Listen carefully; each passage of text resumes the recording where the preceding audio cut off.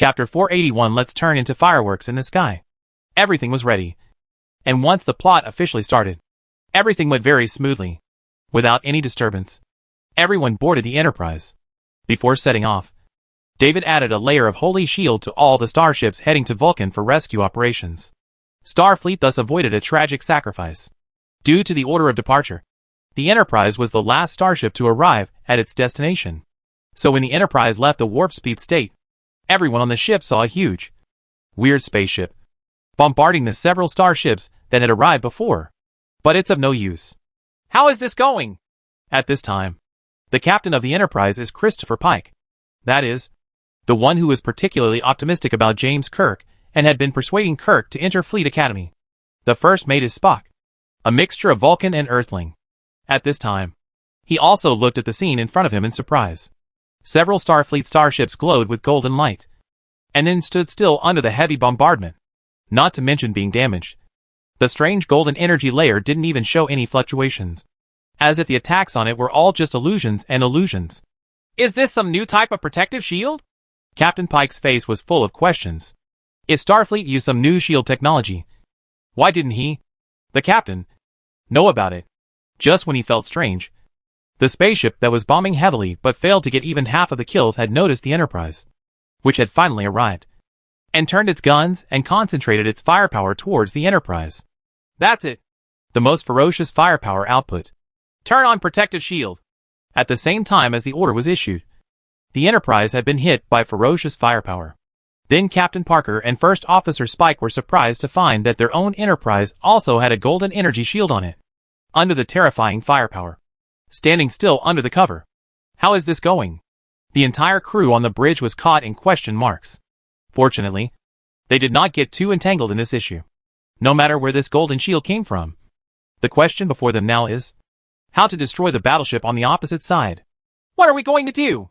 When Captain Pike commanded the Enterprise and launched a counterattack with other starships, David and his small group also quietly got together, because Tony Stark tampered a little bit.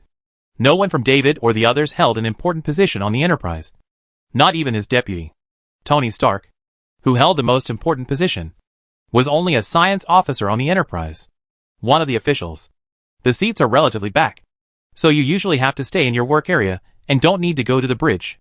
Among this group of people, the only one who will be brought to the bridge is James Kirk, the reincarnation of Edkin. However, he does not have a fixed position on the bridge. He is just a person that Captain Pike keeps with him for extra care. Whatever. Just find a reason to slip out. Several people got together and decided what to do next. Tony and Bruce went to the Romulan mining ship to snatch the red matter. The ship opposite that ambushed the Starfleet, destroyed several starships, killed thousands of starship crews, and was the culprit of the destruction of Vulcan, was actually just a mining ship. The other party is so powerful simply because it is an advanced spacecraft from more than 120 years later. This is also the reason why Tony Stark and Bruce Wayne go there together. Otherwise it is just a matter of grabbing a piece of red matter, which either one of the two people can do alone. Two people go together to facilitate the division of labor, while seizing the red matter. They can also take advantage of the opportunity to get their hands on various technologies on the ship. No problem. Bruce nodded. During the conversation, he was also changing his equipment, which was still very in line with his personal characteristics. The black and black looked like a personal giant bat. Tony put on his new steel armor.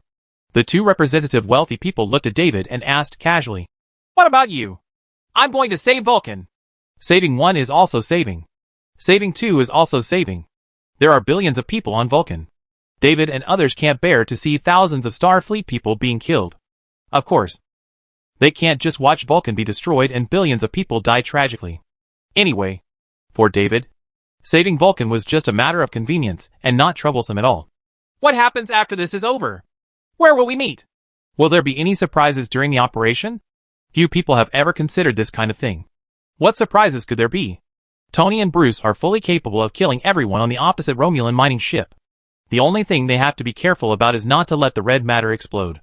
Let's meet directly on Vulcan, then return to Winter City from Vulcan. Is there a problem? David looked at Edkin. The relationship between other people and this world was not close. There was nothing to discuss when leaving. However, Edkin had established complete interpersonal relationships. David was not sure whether he would come back often. Thoughts on taking a look? No problem. Edkin hesitated for 2 seconds, and then quickly strengthened his belief. Even if I disappear suddenly, it will not affect my coming back in the future. The worst case scenario is that a mysterious alien came to the Enterprise and abducted him. In a way, what he said was not a lie. That's it. Let's go! While talking, not only Tony and Bruce had changed their equipment, but Edkin and James, who had been silent, also put on Blizzard-powered armor. David also put on the Blizzard power armor, but it was an improved version specially made by Tony when he was traveling in space in the Marvel Universe. 1 white, 2 black, and 3 Blizzard-powered armors looked like a standard mini-boss configuration with 2 miscellaneous soldiers. But just as Tony had complained, David had already opened the portal to the Romulan mining ship. He gently waved his hand and thrown Tony into the portal, blocking all his words before he could speak. Went back. Hey. The sound of protest reached the ears across the portal, but no one paid attention. Bruce and David nodded and jumped into the portal. Then the golden portal closed, completely blocking all kinds of greetings from Tony. Let's go too. Open a portal again. This time the target is Vulcan. In order to destroy Vulcan, the Romulans put a large earth drill on the planet. This was to put red matter into the center of Vulcan to ensure that the red matter could exert its maximum effect and completely swallow up the entire planet. Not even a bit of dregs is left. David's portal happened to be opened on the platform of this earth drilling machine. Bang bang bang. Boom. After neatly eliminating the guards and destroying the ground drill, the 3 people jumped down from the high-altitude ground drill, slowed down with the power armor's thrusters, and landed steadily on the ground of Vulcan. Knights of the Knights of Winter can airborne from orbit, and then activate the thrusters to slow down when they are very close to the ground. James and Edkin did not have this ability. They turned on the thrusters from the moment they jumped off the platform. The landing speed was naturally very slow, but it was better to be safe as long as they did not play any tricks. With the strength of the Blizzard power armor, they don't worry about anything happening to you. After falling to the ground, the 3 of us looked at each other and realized that there was nothing to do. James and Edkin put their Piccolo assault rifles on their shoulders and looked up at the sky. There, Romulan mining ships were still engaged in a fierce air battle with Starfleet. And because of Starfleet's strange shields, Romulan ships could only be beaten unilaterally. By the way, if this continues, what if the Romulan spaceship is destroyed by a starship before Bruce and Tony can grab the red matter? After hearing Edkin's words, David realized that this situation was likely to come true. Even if it wasn't blown up, as long as the spacecraft was severely damaged, who knows what that Nina would do? Going crazy and directly detonating all the red matter. Killing everyone together is not a surprise. Isn't this the favorite trick of the villain boss? In that case, let them calm down for a while. With a gentle wave of his hand, David applied a layer of holy shield to the Romulan spaceship. As a result, all the spaceships in the sky were covered with an unbreakable golden turtle SHL. No matter how many weapons on both sides were hit, no damage occurred. After 10 minutes of fighting like this, both sides seemed to realize that continuing to fire was futile, and stopped firing one after another.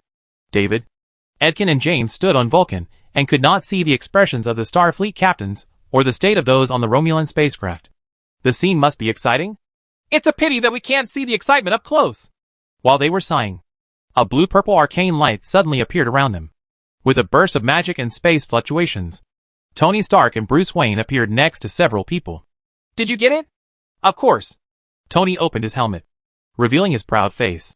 Bruce and I joined forces. How could we fail? Bruce didn't look proud. He just said that David's move to add a shield to the Romulan spacecraft was very timely. If the Starfleet was allowed to continue bombing indiscriminately, the Romulans would jump over the wall and blow themselves up. Since they like to turn into fireworks so much, I'll help them. David raised his hand, pointed his palm at the Romulan spaceship in the sky, and lightly clenched his fist. In space, the holy shield that originally protected them suddenly turned into a death-inducing god. The huge and powerful holy light quickly shrank, squeezing the Romulan spacecraft inside until it exploded. As the holy light dissipated, the Romulan spacecraft turned into a huge, dazzling but not beautiful fireworks. These fireworks are really ugly. Chapter 482 Perfect Disguise. After studying Starship Command for 3 years, I easily acquired a killer weapon like red matter. Although this trip to Star Trek took a long time, it was full of rewards and time was not wasted. After returning to Winter City, Tony and Bruce immediately used the potion prepared in advance to restore their previous appearance. James did not drink the potion again. He was not very old to begin with. After 3 years in Starfleet Academy, his appearance only looked slightly younger than before he drank the potion. There doesn't seem to be much difference. So it's not unrecognizable. Tony and Bruce are different. Everyone is used to the way they were before. Even themselves. Edkin returned to his original state when he returned to Winterfell. James Kirk was only a part of his life. He would not completely become James Kirk just because he was reincarnated. Another person. He was still Edkin. But he had just experienced a rather strange adventure. So you don't have to worry. Kira has become your biological daughter, who has no blood relationship with you. Edkin was speechless. He had never worried about this matter. However, successfully returning to Winter City means that his mission has been successfully completed. All his sins have been paid off. And his daughter will no longer be subject to any restrictions, and will gain true freedom. Although the guilt of his partners will have to be repaid slowly. Without Edkin's share, the time served by others will be reduced a lot. There shouldn't be anything to do with me next. Right. No. I still have something to talk to you about alone. David stopped Edkin, who was about to leave, and asked him to wait a moment while he explained some things to Tony, Bruce, James and others. After Tony and Bruce regained their appearance, they were ready to leave. Tony wants to study red matter. In addition to copying this substance, he also needs to think carefully about how to use this dangerous thing to maximize its function. You'd better not study such a dangerous thing in Winter City. Don't worry. I will study this thing in a specially created small plane. When did you create a small plane? David knew that many mages knew how to create a separate small plane, which was closely connected to the real world, but did not belong to the same world. Such a small world will have various characteristics according to the needs of the mages, such as different time flow rates, more abundant arcane energy, etc. The mage conducts research in it, which can effectively avoid unexpected emergencies and run away directly, cutting off the connection between the small world and the real world, and not hurting himself even if it explodes. However, it seems that Tony has only learned magic knowledge for a short time, and he is actually able to achieve this level? Seemingly seeing through David's doubts, Tony didn't want to pretend to be a big boss, so he explained simply, Gianna and Steve helped me do it. Oh. David understood after saying this, and he could even guess how Tony persuaded the two people to help. You don't want me to accidentally blow up Winter City while doing research, right? After making sure there would be no accidents, David let Tony do whatever he wanted. As for what kind of space battleships should be built in Winter City, or who will make it, just leave this matter to the Cybertron Technology Research Center. He had previous experience in helping Megatron build an aerospace carrier, and there was no shortage of technical data on space battleships in Cybertron technology. David also obtained Macross battleship data from LAI, coupled with the information collected from the Marvel Universe, the Kryptonian spacecraft, and the technical knowledge stored inside, and the technical information from the Star Trek world. Winter City has accumulated a considerable amount of technology. What they have to do is to effectively use these technologies to design a space battleship that is in line with the current situation of Winter City and is powerful enough.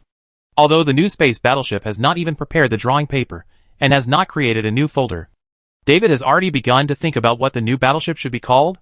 Civilized level? Brinia? Cybertron? Earth? Stars? Gemini? Sirius? Andromeda? Multiverse level? Azeroth? Marvel number? Tomb Raider? Several thoughts ran through his mind. And after watching Tony, Bruce, and James leave one after another, David decided to deal with Edkin's matter first. The mission has ended successfully, and your sentence has also ended. David informed Eva by the way, asking her to handle all the relevant procedures. What are your plans next? Edkin was not surprised that David stopped him and asked these questions. He had learned Interstellar Command and happened to be the starship captain currently lacking in Winter City. As a king, David could not just watch him leave.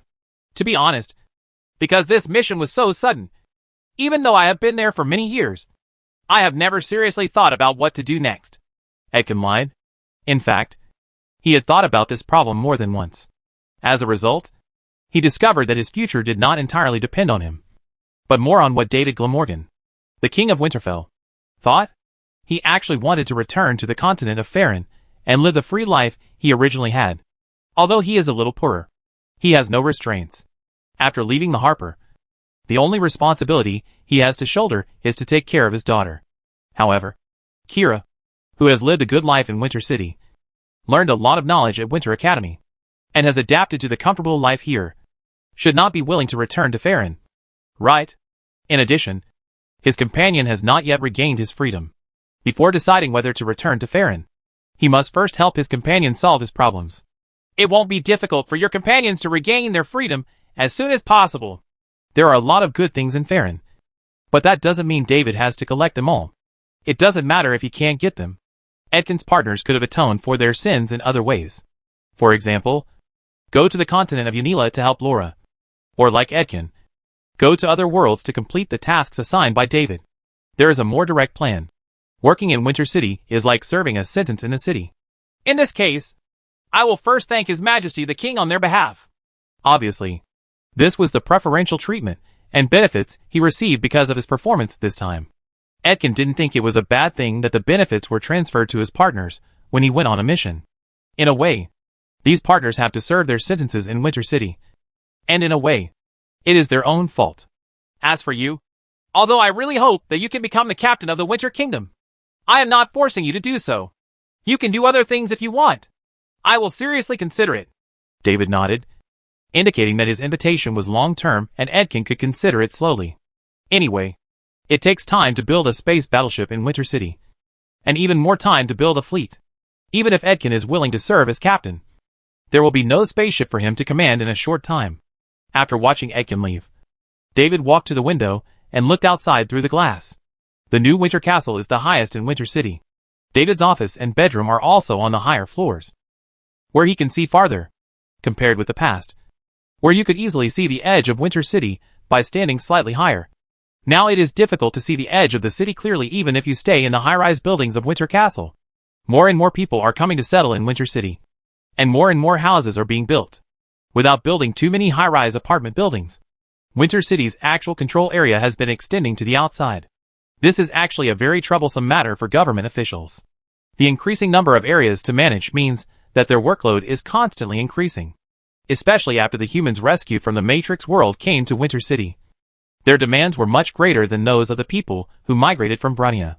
After ensuring the basic necessities of life, these people can always come up with some new tricks, which makes the officials of Winter City stunned. Some of the requests that seemed weird to the officials were reported directly to David. Regarding this situation, David was not prepared to personally participate, but asked his officials to find a solution on their own. As there are more and more people like this, and the lives of the residents of Winter City are getting better and better, there will be more and more similar situations in the future. Government officials must learn how to deal with various problems as soon as possible. Otherwise, they will be those who are not qualified will be the first batch of employees to be eliminated. From the birth of Winter City to the present, the number of officials has been increasing and has been insufficient for a long time. Being an official of Winter City is equivalent to getting an iron rice bowl, and some officials have become slack because of this. In addition to college graduates, can we recruit new people from the private sector? Winter City has always recruited officials from the private sector, but originally it was to fill the hiring gap. This time, David hopes to recruit a new group of people to replace those officials who have failed to perform up to standard or have simply failed. Newly recruited people may not necessarily be more capable than old employees, but firing a group of people who perform poorly can have some stimulating effects. Just do it as you think of it, and just as you were about to talk to Weatherby about it, the door of the office suddenly opened, and then a little golden head poked in. It's weird again. Seeing Sophia's weird look, David waved her to come in directly, but he vaguely felt that something was different about Sophia. Just as he was about to think carefully, Sophia closed the office door and rushed in front of her. She threw herself into her arms and flicked her lips with her tongue. So enthusiastic? Have you decided which world to go to? Give yourself a taste of the sweetness first before making any demands? It's not necessary at all. Right? As long as Sophia asks. David will not refuse at all. After being surprised for 2 seconds, David suddenly realized something was wrong. The thing in his arms was not Sophia. Chapter 483 The rapid development of the entertainment industry begins. RC, the Hermit Warrior, rushed forward. She was not fighting alone. The mental framework obtained from the Macross world, coupled with Cybertron's own technology, gave RC the ability to mentally link. It's just that her mental link is different from Professor. In layman's terms, RC's spiritual connection with others is similar to finding a driver for herself. So unless the relationship is particularly good, she will not spiritually connect with others. It was Sophia who was controlling Arcee's body at this time, which is why David noticed something was wrong, but didn't immediately realize that the Sophia in front of him was not the real Sophia. However, this method could only hide David for a moment, and David soon discovered his true identity. However, Arcee seemed to have no intention of giving up, and instead became more proactive. Sophia? Not me. Understood. Since it was Arcee's own idea, David had no need to be polite. Seeing Arcee return to her familiar appearance, David stopped pretending to be a gentleman and appreciated Arcee's appearance from a first-person perspective, riding a rocking horse in high spirits. As for David's feelings, furnace, pump, vice, ordinary people couldn't bear it. Especially Arcee, who could mentally connect with David and share her perception. Fortunately, David is not an ordinary person. Even if he transforms into Zhao Zilong every day, he is still lively and energetic without any discomfort. If an ordinary human met Arcee, it would be time for the Winter Kingdom to consider who would inherit the throne. However, since Arcee has taken over the main firepower, Eva said that she is much more relaxed every day now, and she no longer has to be sore and unable to get out of bed from time to time, delaying her work. Helen, Sophia and Laura all agreed. The women had different personalities and hobbies, but everyone could always reach a consensus on the fact that David was a beast. Ignoring the complaints of several people, David returned to the office and continued working. After having a close relationship, Arcee's job was also transferred from the Cybertron Legion to one of the personal assistants to His Majesty the King of the Winter Kingdom. And Eva helped David with various matters together. The stalls in Winter City are getting bigger and bigger, and there are more and more things to do. Eva is already too busy on her own and needs someone to share her pressure. Not just in life. Sophia's naughty act was just a decision made by several people together. And after Arcee and Eva helped David handle things, and David began to ask whether be Swan to eliminate and rectify the officials of Winter City. The matters that required him to make decisions personally became more and more important. David only needs to sit in Winter Castle and watch Winter City develop rapidly. Time goes by like this day by day. Human beings from the Matrix world come to Winter City one after another, after knowing that the world they live in is actually virtual. Most people want to leave the virtual world and go to the real world. Some of them had the idea of returning to the virtual world after seeing the cruelty of the real world. Winter City did not reject this and directly put these people into a new type of nutrition cabin to allow them to return to the virtual world. Spend the rest of your life in the world. This group of people are mainly those who have relatively good family backgrounds in the virtual world and have lived a comfortable life since childhood. But in general, more people are awakening and returning to the real world. This group includes all aspects and all strata of society.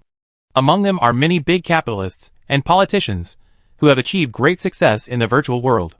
These people are very confident in their abilities and believe that they can still succeed in another environment. After arriving in Winter City, these people were also the most active group, and they did not cause trouble as David had previously worried. These people adapted quickly to the laws and environment of Winter City. The new batch of grassroots officials recruited. Most of them are from this group. Of course, even if the group is large, they are not all outstanding talents. There is no shortage of people who like to cause trouble. Then, they experience for themselves what the national conditions of Winter City are. There is no nonsense at all. They will arrest them directly. If they dare to resist, they will immediately suppress them with force. Elizabeth Swan and her men kindly taught these newcomers what a feudal dynasty was, and what a dictatorship was. The huge gap in military force ensures that these people cannot make too big a splash. The most important point is that everyone is profit-seeking. No normal person would make this mistake again when they realize that there is no real benefit to be gained from this kind of thing. Therefore, after experiencing several small ups and downs, the interior of Winter City has once again returned to calm. And the continuous influx of such a large population has put the development of Winter City on the fast track again. Also because of the influx of a large population, various demands have increased sharply. More and more factories have opened in the Winter City industrial zone, and jobs have begun to increase. There are also emerging industries that pop up from time to time and attract many people to join them, such as the increasingly rich entertainment industry.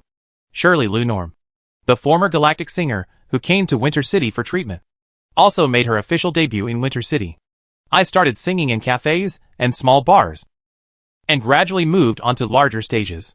The newly built large theater was originally used to perform various plays choreographed by minstrels. But the first performance turned out to be Shirley Liu's personal concert. It can only be said that things in the world are often unpredictable. Shirley Liu's reemergence was not in David's plan at all. And no one even offered any help. Shirley was completely bored after she recovered, looking for opportunities to sing everywhere, and then relied on her own strength to get back to this position step by step. Although the mere Winter City cannot be compared with the entire galaxy, as long as she can sing to her heart's content, and someone is willing to listen to her singing, she will be happy. Even physical discomfort can be ignored. It doesn't matter what bacterial infection is. The worst possible outcome is death on stage. It's amazing! Originally, Shirley was brought to Winter City to study the vaginal bacteria in her body. Unexpectedly, no results have been achieved in this regard. But it has first stimulated the entertainment industry in Winter City. There are already film and television companies registered in Winter City. And some nobles are investing in cinemas and TV factories. Maybe Winter City will soon form a complete film and television industry. David looked around and saw that the newly built theater was packed with seats. And all the former Thailand nobles from Winter City came to join in the fun, as well as many people from the across world. It would be great if we could attract more people from that world to move to Winter City. There is no shortage of people in Winter City now. Right. Laura did not venture to Yanila Continent today, and chose to watch the first concert held in Winter City with David. In fact, Sophia also came. But she was sitting with her parents. Helen was with her brothers and sisters. Eva said that she had seen Shirley Liu's concert, so she didn't come. That's right. David rubbed his head. He had been a pain in the mouth for so many years. And he had forgotten that there were hundreds of millions of people there waiting to be relocated slowly. He no longer had to worry about population resources. It didn't change all of a sudden. The person who suffered from headaches and oral pain for several years suddenly became uncomfortable without him. What's next? There seems to be nothing left to do. Keep increasing the population, improving infrastructure, and expanding the actual area of Winter City, slowly turning it into the super large city you want. His goal is being achieved step by step. He just needs to wait quietly. Apart from the threat from the Sakan Empire, there was nothing worthy of David's special attention. The Suduramar Empire? New Aelan Federation? Orcs? Eternal Night Empire? It's also just a matter of time. Then what? Heading to the Sea of Stars. The Winter Empire has officially entered the Age of Stars, and all of its goals seem to have been achieved. What's wrong? David suddenly became silent, which made Laura a little uneasy. Why was he suddenly wilting? You won't be squeezed dry by RC. Right? I hope not. I haven't used enough yet. Suddenly there was no direction to go forward, and I was a little confused. Why do you care about all this? Just do whatever you want, as long as you don't do anything heinous or bad. Laura pointed to herself. Just like me. If I want to go on an adventure, I can go out and explore. If I want to stay at home, I can stay at home. If you want to go back and be a strong businesswoman, go and check out the company. In Laura's view, David can live like himself, and he even has more choices. Don't the Sakan people have special teleportation technology that allows people to randomly travel to a certain world?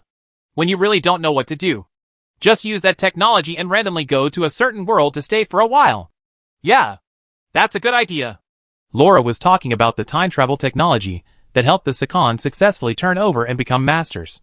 She had also seen a deleted version of this type of equipment on the Devil's Islands before, which could launch demons into a certain world. However, David is not going to use this method to kill time now.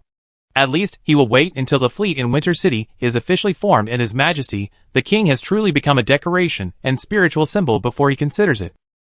After watching a concert, David and Laura walked around the streets for a while, looking at the various changes in Winter City, and recalling the village that had only a few cabins.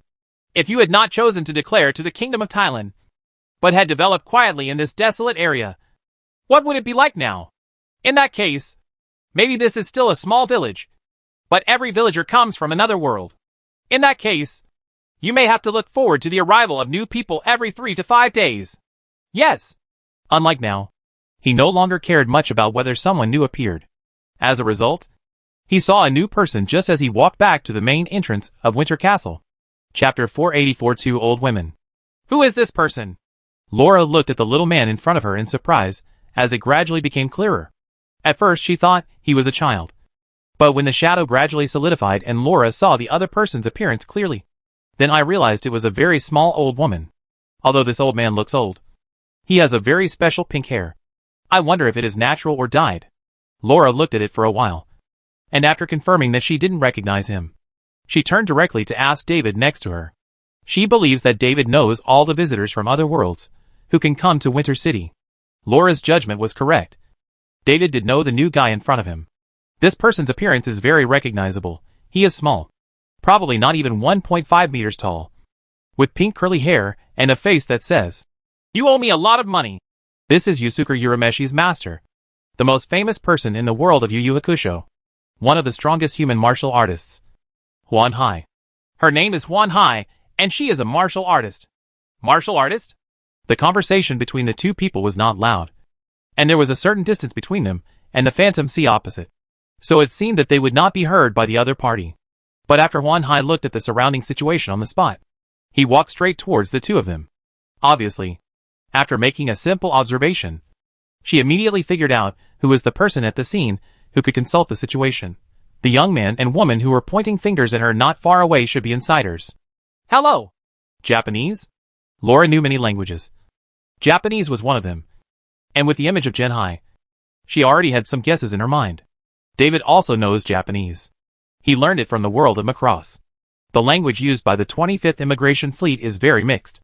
English, Japanese, Chinese, and Jet Lottie are all used. Shirley also used it in the original plot. French. Facing the Phantom Sea, neither David nor Laura had any communication problems. Hello! Welcome to Winter City. This is called Winter City. Huan Hai nodded. His judgment was correct. The man and woman in front of him were indeed insiders. They should be able to answer his doubts. How did I get here? She remembered clearly that she was walking in the mountains. But why did she end up here inexplicably? She didn't feel anything during the whole process. When she realized something was wrong, the person was already standing here. What kind of power could actually send her here silently? She thought it would be some kind of conspiracy trap. But after listening to the introduction of the young man named David opposite, she realized that there was no conspiracy. And she seemed to be the lucky one. Lucky one? Huan Hai is not a little girl of 17 or 18 years old. She doesn't believe everything the other person says. She carefully looked at the young man opposite and was surprised to find that she couldn't see through this person's lies. I wanted to use my spiritual power to see more clearly, but it felt like looking directly at the sun. Immediately realizing that the young man across from him was not as harmless as he appeared on the surface, Huan Hai curiously asked about his identity. I am the king of the Winter Kingdom. David immediately invited Huan Hai to sit in Winter Castle to better understand the situation in Winter City, and used Laura next to him as an example, saying that this person also came from another world, but now most of the time stay in Winter City. Oh! Hearing that there were many visitors from other worlds like her in Winter City, and that many of them had even settled in Winter City, Huan Hai felt that he could inquire in detail. If it's really good, wouldn't I have a good place to retire? Well, it's worth some serious consideration, even if there is still some doubt in my heart. If I want to find out the truth of the matter, I need to continue to conduct in-depth investigation. No matter what, I need to continue to contact the other party. As for the other party's statement that this is not the Earth, Huan Hai believed it immediately. As a psyker, she can clearly feel that the spiritual energy in this world is very abundant, and it is not at the same level as the Earth where she lives. This can never be the Earth. Just as he was about to walk into the huge winter castle, a shadow suddenly appeared next to him. The sudden appearance of the vision made Huan Hai very alert. What kind of monster is this? As a result, David reminded her not to be nervous. This is what visitors from other worlds look like when they appear. Huan Hai unclenched his fists and looked curiously at the shadow not far away. Is this the case when I appeared just now? Yes. But unlike when the Phantom Sea appeared, the Phantom became smaller and gradually solidified. The Phantom in front of him soon showed its extraordinary features, making Laura sigh at the exaggerated girth. Soon, a woman with long light yellow hair, a purple diamond pattern on her forehead, wearing a green coat and black cropped pants appeared in front of several people. The woman who noticed the drastic change in the surrounding situation immediately took a stance and looked warily at David and others standing in front of her. Who are you? Hello. I'm David. Welcome to Winter City. David spread his hands to show that he meant no harm, and roughly told the situation in simple and fast language. Although the woman opposite was still frowning, she no longer assumed a posture of preparing for a fight. She just kept looking around and at the people in front of her with curious eyes. This is Juan Hai. I arrived about 10 minutes earlier than you. David is already very skilled in facing this kind of situation. Taking the initiative to add partners to the other party can better lower the other party's wariness. Sure enough, the woman opposite became a lot more relaxed after hearing that the short old man in front of her also came here suddenly like herself. Hello. My name is Tsunade. After hearing that this was another world, Tsunade said her name happily and got some information from the reactions of several people opposite. This young man named David knew himself. The young woman and the old man had never heard of their own names. David knew that neither Huanhai nor Tsunade had completely let down their guard at this time. But it didn't matter. Everyone was pretty much the same when they first came to Winter City. And it would be fine as they slowly understood the situation. He raised his hand to invite the two of them to enter Winter Castle, and came to a reception room. The newly built Winter Castle has many rooms that can be used to entertain guests, with various layouts. Large, medium and small. However, most of them are still being renovated. And David took the two of them to a smaller one, with fruits, desserts, drinks, and holographic images that could be used to introduce the general situation. David quickly introduced the situation clearly, including how to freely travel between your own world and Winter City, and how to register in Winter City. Register personal information? Yes, for the convenience of management. After David said that only basic information needed to be recorded and personal privacy would not be involved, the two women, both of whom were still young, stopped struggling. However, neither of them accepted the learning device that could directly instill knowledge of Brania. They just expressed that they wanted to walk around the city in person before deciding whether to learn Brania. It sounds normal. After all, neither of them has decided whether to stay here long term, and whether it is necessary to learn Branian is uncertain. In fact, David knew that as a top martial artist who had seen many conspiracies and calculations, and one of the top ninjas in the ninja world, they would not easily let anyone use any suspicious equipment on themselves. They have to use their own eyes to see what is going on. David stood in front of the window and watched the two older women walking out of the Winter Fortress gate and immediately parted ways, walking in different directions, and stopped paying attention. What are the identities of these two people? After enduring it until now, Laura finally asked about the identities of the two newcomers. She could go back to her own world and use the internet to search for information about the two of them. But it was too troublesome. So it would be easier to just ask Davido. A powerful ninja who comes from a world full of ninjas and is good at melee combat and medical ninjutsu, and a top human martial artist who comes from a world full of monsters and knows how to use spiritual power to fight. One is from the anime Naruto, and one is from the anime Yu Yu Hakusho. David told Laura the general information about the two people and the names of their works. That Tsunade is over 50 years old? Laura didn't care about the identities of the two people. She was concerned about Tsunade, who was in her 50s, who actually looked like she was in her 20s. How did you do it? Speaking of the effects of certain ninjutsu, do you need to be so surprised? You won't look old even if you are 500 years old. Strengthening potions, golden apples, and holy light. Laura is no longer an ordinary human. David is not sure how long her lifespan will be, but it will definitely not be less than Turalian. It's not just Laura. Every one of these high-level people in Winter City has a long lifespan. For them, decades are no longer a long time. Maybe it will be hundreds of years in the blink of an eye. It's over. I've never actually seen it before. Thor, God of Thunder, is over 1,500 years old. Laura was speechless. She was always confused by Thor's various behaviors and forgot the fact that this guy was already so old. Realizing that the topic had strayed, Laura turned back to the two newcomers. Will the world of these two newcomers be of any help to Winter City? The world that Genkai lives in is an ordinary Earth on the surface. Powerful monsters live in the demon world, and weak monsters live as low-key as possible to avoid attracting the attention of the spirit world. This means that the world of Genkai is nothing special on the surface. As for the world where Tsunade lives, it is a very unique and not very peaceful world. Several large ninja villages and some small ninja villages. Countless ninjas accompany the Otsutsuki family to perform the classic 8 o'clock family drama. The big country and the ninja villages all became the foil and the laughing stock. I'm really bored. I might as well go over there and have some fun. Chapter 485. Everyone is still just a young man. I don't know what the current situation is in the Naruto world. Based on past experience, Tsunade should not have succeeded the 5th Hokage yet. and it should be quite some time before the plot officially begins. After answering a series of questions raised by Laura, Laura also had a general understanding of the world of Naruto and Yu Yu Hakusho. Sounds like a world full of ninjas wouldn't be very interesting either. A group of ninjas are constantly fighting and killing each other. This is not the world that Laura likes. Although Laura first destroyed the Brotherhood of the Sun, Himihu and her storm guards in her own world, and then destroyed the Holy Trinity organization, Laura actually did not like the life of fighting and killing. She has always been pursuing. They are all about exploration and archaeology, looking for civilizations that have been hidden by history.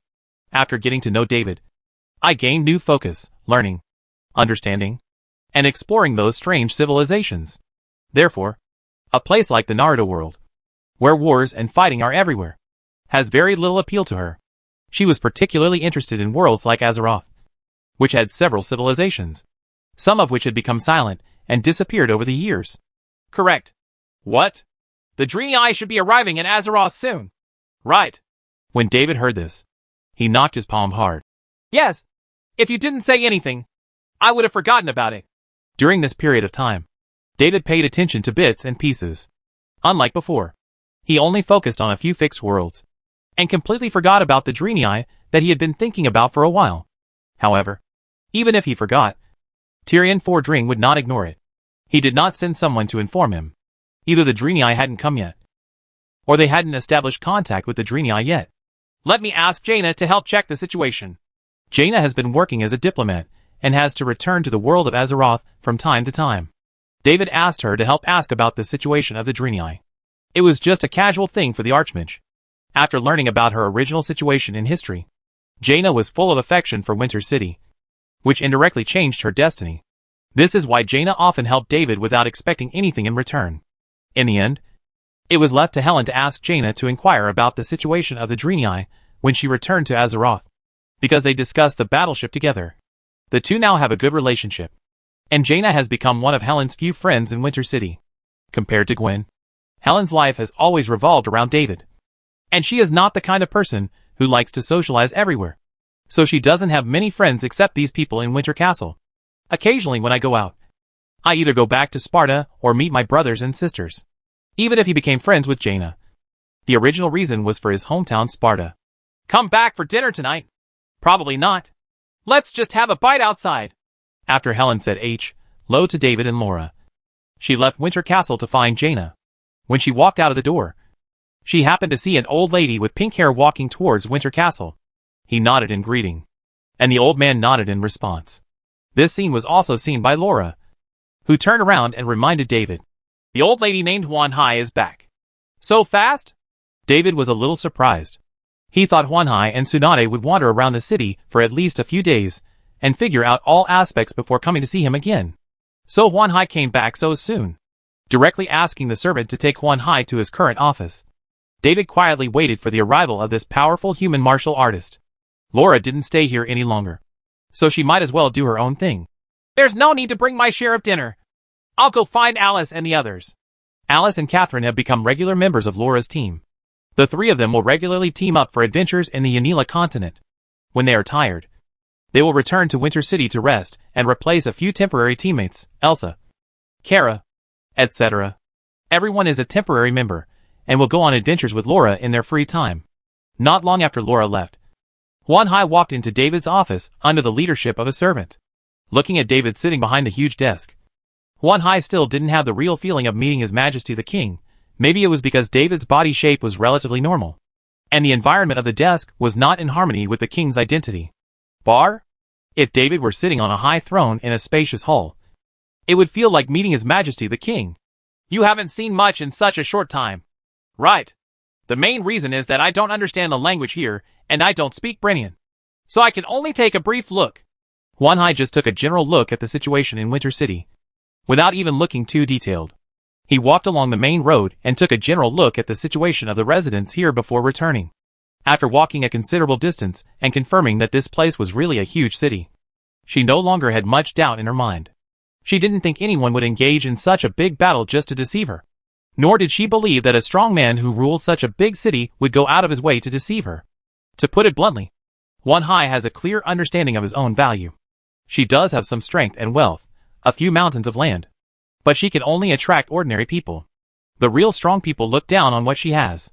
This is a learning device for Brinian Common Language. David placed the sunglasses-shaped learning device he had prepared on the table. I suggest you use it directly here, or find time to go to the Cathedral of the Holy Light to use it. When using new learning equipment, it needs to be supervised by a priest. After briefly talking about this matter, Wanhai showed a strong interest in the so-called Holy Light and priest. By the way, I would like to introduce to Wanhai what Holy Light is, and what is the difference between Holy Light priests and paladins. After understanding this, Wanhai put on his sunglasses and completed the learning of Brinian very quickly in front of David.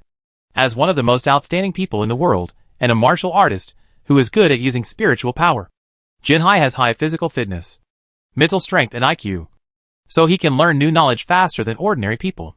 In much less time than ordinary people, Jinhai completed learning Brinian. Next, she only needs to spend some time using Brinian to communicate with the locals, and digest this knowledge as soon as possible, so that she can truly master this language. Wanhai took off his sunglasses and sat in silence for a while, silently thinking about the knowledge he had just instilled. She found that the knowledge was very clear, but it was not so smooth when it came to practical application. This feeling is like recalling some knowledge that is not commonly used. It takes some time to think about it every time you use it. This is not a problem. Use this knowledge more, and this feeling of discomfort will slowly disappear. He lowered his head and looked at the sunglasses. What a magical prop! In addition to language, this prop should be able to instill other knowledge. Right. Theoretically, yes. But everyone's situation is different, and their level of acceptance of knowledge is also different. Sometimes it is not just instilling knowledge into the brain that allows the person to learn new things. David took the sunglasses back in his hand. Ideas like Wanhai had not been mentioned by anyone in Winter City, and they had also been specially tested. The fact is that after instilling advanced academic knowledge into the brain of an ordinary person, it is impossible to cultivate a new scientist. That ordinary person who has been instilled with knowledge, like many ordinary people who read various academic soft articles every day, can occasionally think of certain theories. But what do these theories mean? In other words, it is impossible to apply it in practice or even to come up with new theories. If it is combat knowledge, it also involves physical and muscle memory. Therefore, knowing is one thing, understanding is one thing, and being able to apply what you have learned is another. After explaining these situations one by one, Wanhai nodded to express his understanding. This thing was indeed very convenient, but it was not as powerful as he thought. No wonder Winter City only used this thing to teach newcomers the local language. It's a pity. How? I originally thought that I could pass on my knowledge in this way. Wanhai felt that he was not young anymore. He was over 70. For humans, he had reached the age where he would die at any time. As a martial artist, I feel somewhat regretful that no one has passed on the knowledge and experience I have accumulated through so many years of practice. She originally thought that Winter City had something as powerful as a learning device. She could store her martial arts knowledge, theories, and even the experience accumulated over the years in this device. Judging from the situation in Winter City, sooner or later, you will be able to find an excellent and qualified heir to pass on everything you own. Now it seems that things are not as simple as I thought just now. You're talking about this? Wanhai has not yet confiscated his disciples, which is in line with the convention that when these people come to Winter City, the plot has not yet begun. Actually, there are many ways to increase your lifespan here in Winter City. 70 years old here can only be regarded as the beginning of one's own life. Although David himself is only in his 20s, there are many older people. For example, Bruce is already in his 50s. After strengthening, he became young again. After all, compared with a 1,000-year lifespan, a few decades is really just a little baby. Wanhai was a little surprised. Although she saw many special races in Winter City, in general there were more humans here, and they looked no different from herself. So she never thought about it that way. When David mentioned it, she realized that the strong men in Winter City all had long lifespans. Moreover, according to His Majesty the King in front of her, she can also get these benefits as long as she is willing. So, what's the price for this? Chapter 486, Knowing Too Much. Wanhai believes that if you want to get something, you must pay something. Since there are so many good things here in Winter City, there is no reason to give them to everyone for free. It is a normal operation to exchange them for some things that you can use. Wanhai did not expect that what he had to pay was not something important to human beings such as life. So, and conscience. You only need to do very simple things to get generous rewards from Winter City. Work! Instructor? Huan Hai suspected that he had heard wrongly. After confirming again and again, he realized that he had heard correctly and understood correctly. It was indeed such a simple thing. You said you were a martial artist. Right. During the previous conversation, Huan Hai introduced her identity. She was still somewhat proud of her achievements, and she did not hide the confidence of a strong person. In addition, she believed that her true strength should not be hidden from the king of Winter City in front of her. She was sure that this handsome young man was a very powerful being. Although he seemed to be a human being on the surface, he was an illusion. Hai couldn't understand what the other party was, but this guy was definitely not a human being. There are many people in Winter City who need to learn fighting skills, especially the army in Winter City. Huan Hai is not the kind of martial artist who could only perform. She earned her reputation through fighting. So Huan Hai has rich experience in fighting, including many life and death battles. David didn't care whether Huan Hai passed on the spiritual light wave fist to someone in Winter City. Nor did he want to open up an additional professional system of spiritual power and fighters in Winter City. He only hoped that Huan Hai could accumulate his own life experience. The fighting experience he learned was taught to the soldiers of Winter City. Of course, if anyone in the city was interested in hand-to-hand combat, David would not stop them from asking Huan Hai for advice. If a new martial artist profession that uses spiritual power can be added to Winter City, it would be an unexpected gain. If you feel uncomfortable teaching students in a military camp, you can also choose a place you like in Winter City, and then Winter City will help you build a dojo or martial arts hall. The conditions given by David were quite generous, including the materials for building the house and all expenses paid by Winter City. Huan Hai only had to be responsible for the education, and David allowed Huan Hai to recruit ordinary students and charge tuition fees. But the soldiers said by Winter City to study need to enjoy free teaching, and Winter City can pay subsidies according to the situation.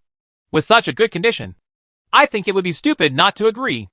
After much thought, Huan Hai couldn't think of any reason to refuse, so he simply agreed.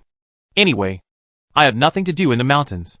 If I come here to teach students, maybe I can find a satisfactory successor? Winter City is so magical, so it stands to reason that there will be more young people with outstanding talents here than there.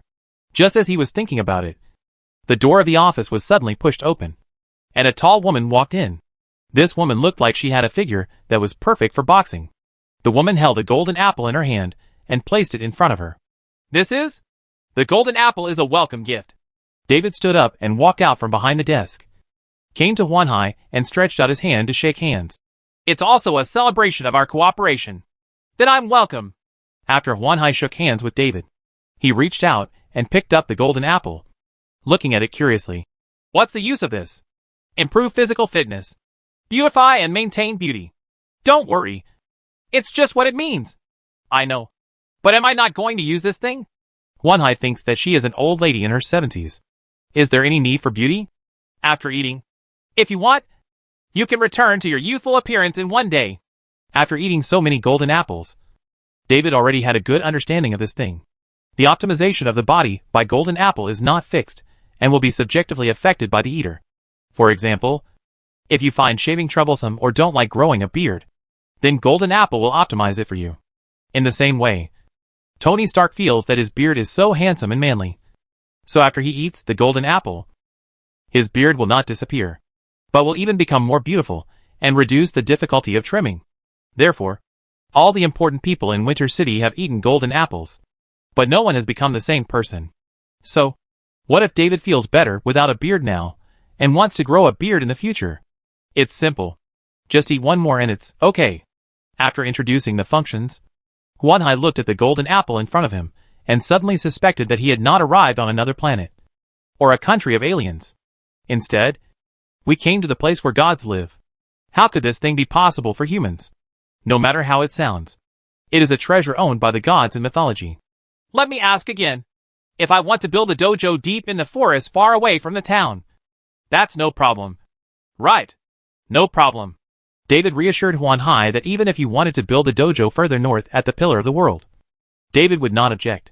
Anyway, he could fly and teleport, and it would not affect him no matter where it was built. The real unlucky ones are the students and soldiers. All things have been discussed, and Huan Hai said that he would go home in the next few days. After making arrangements at home, He would come to Winter City to choose a suitable location. As for the follow-up matters, we will talk about it when the time comes. Watching Huan Hai leave, David suddenly tapped the tabletop of his desk, and the strange fluctuations released directly knocked down a small white thing. Is this a slug? When Eva saw David knocking something down, she turned her head and took a look, then immediately took a step back with disgust on her face. David saw the blue stripes on the white slug, which further confirmed his judgment. He squatted down and said to this inconspicuous little thing, "After hearing so much, Tsunade should be relieved. Ask her if she wants to talk to me in person?" The white slug held his head high, looking like, "I don't know what you're talking about." Then he realized his reaction in the next second, which confirmed the other party's judgment.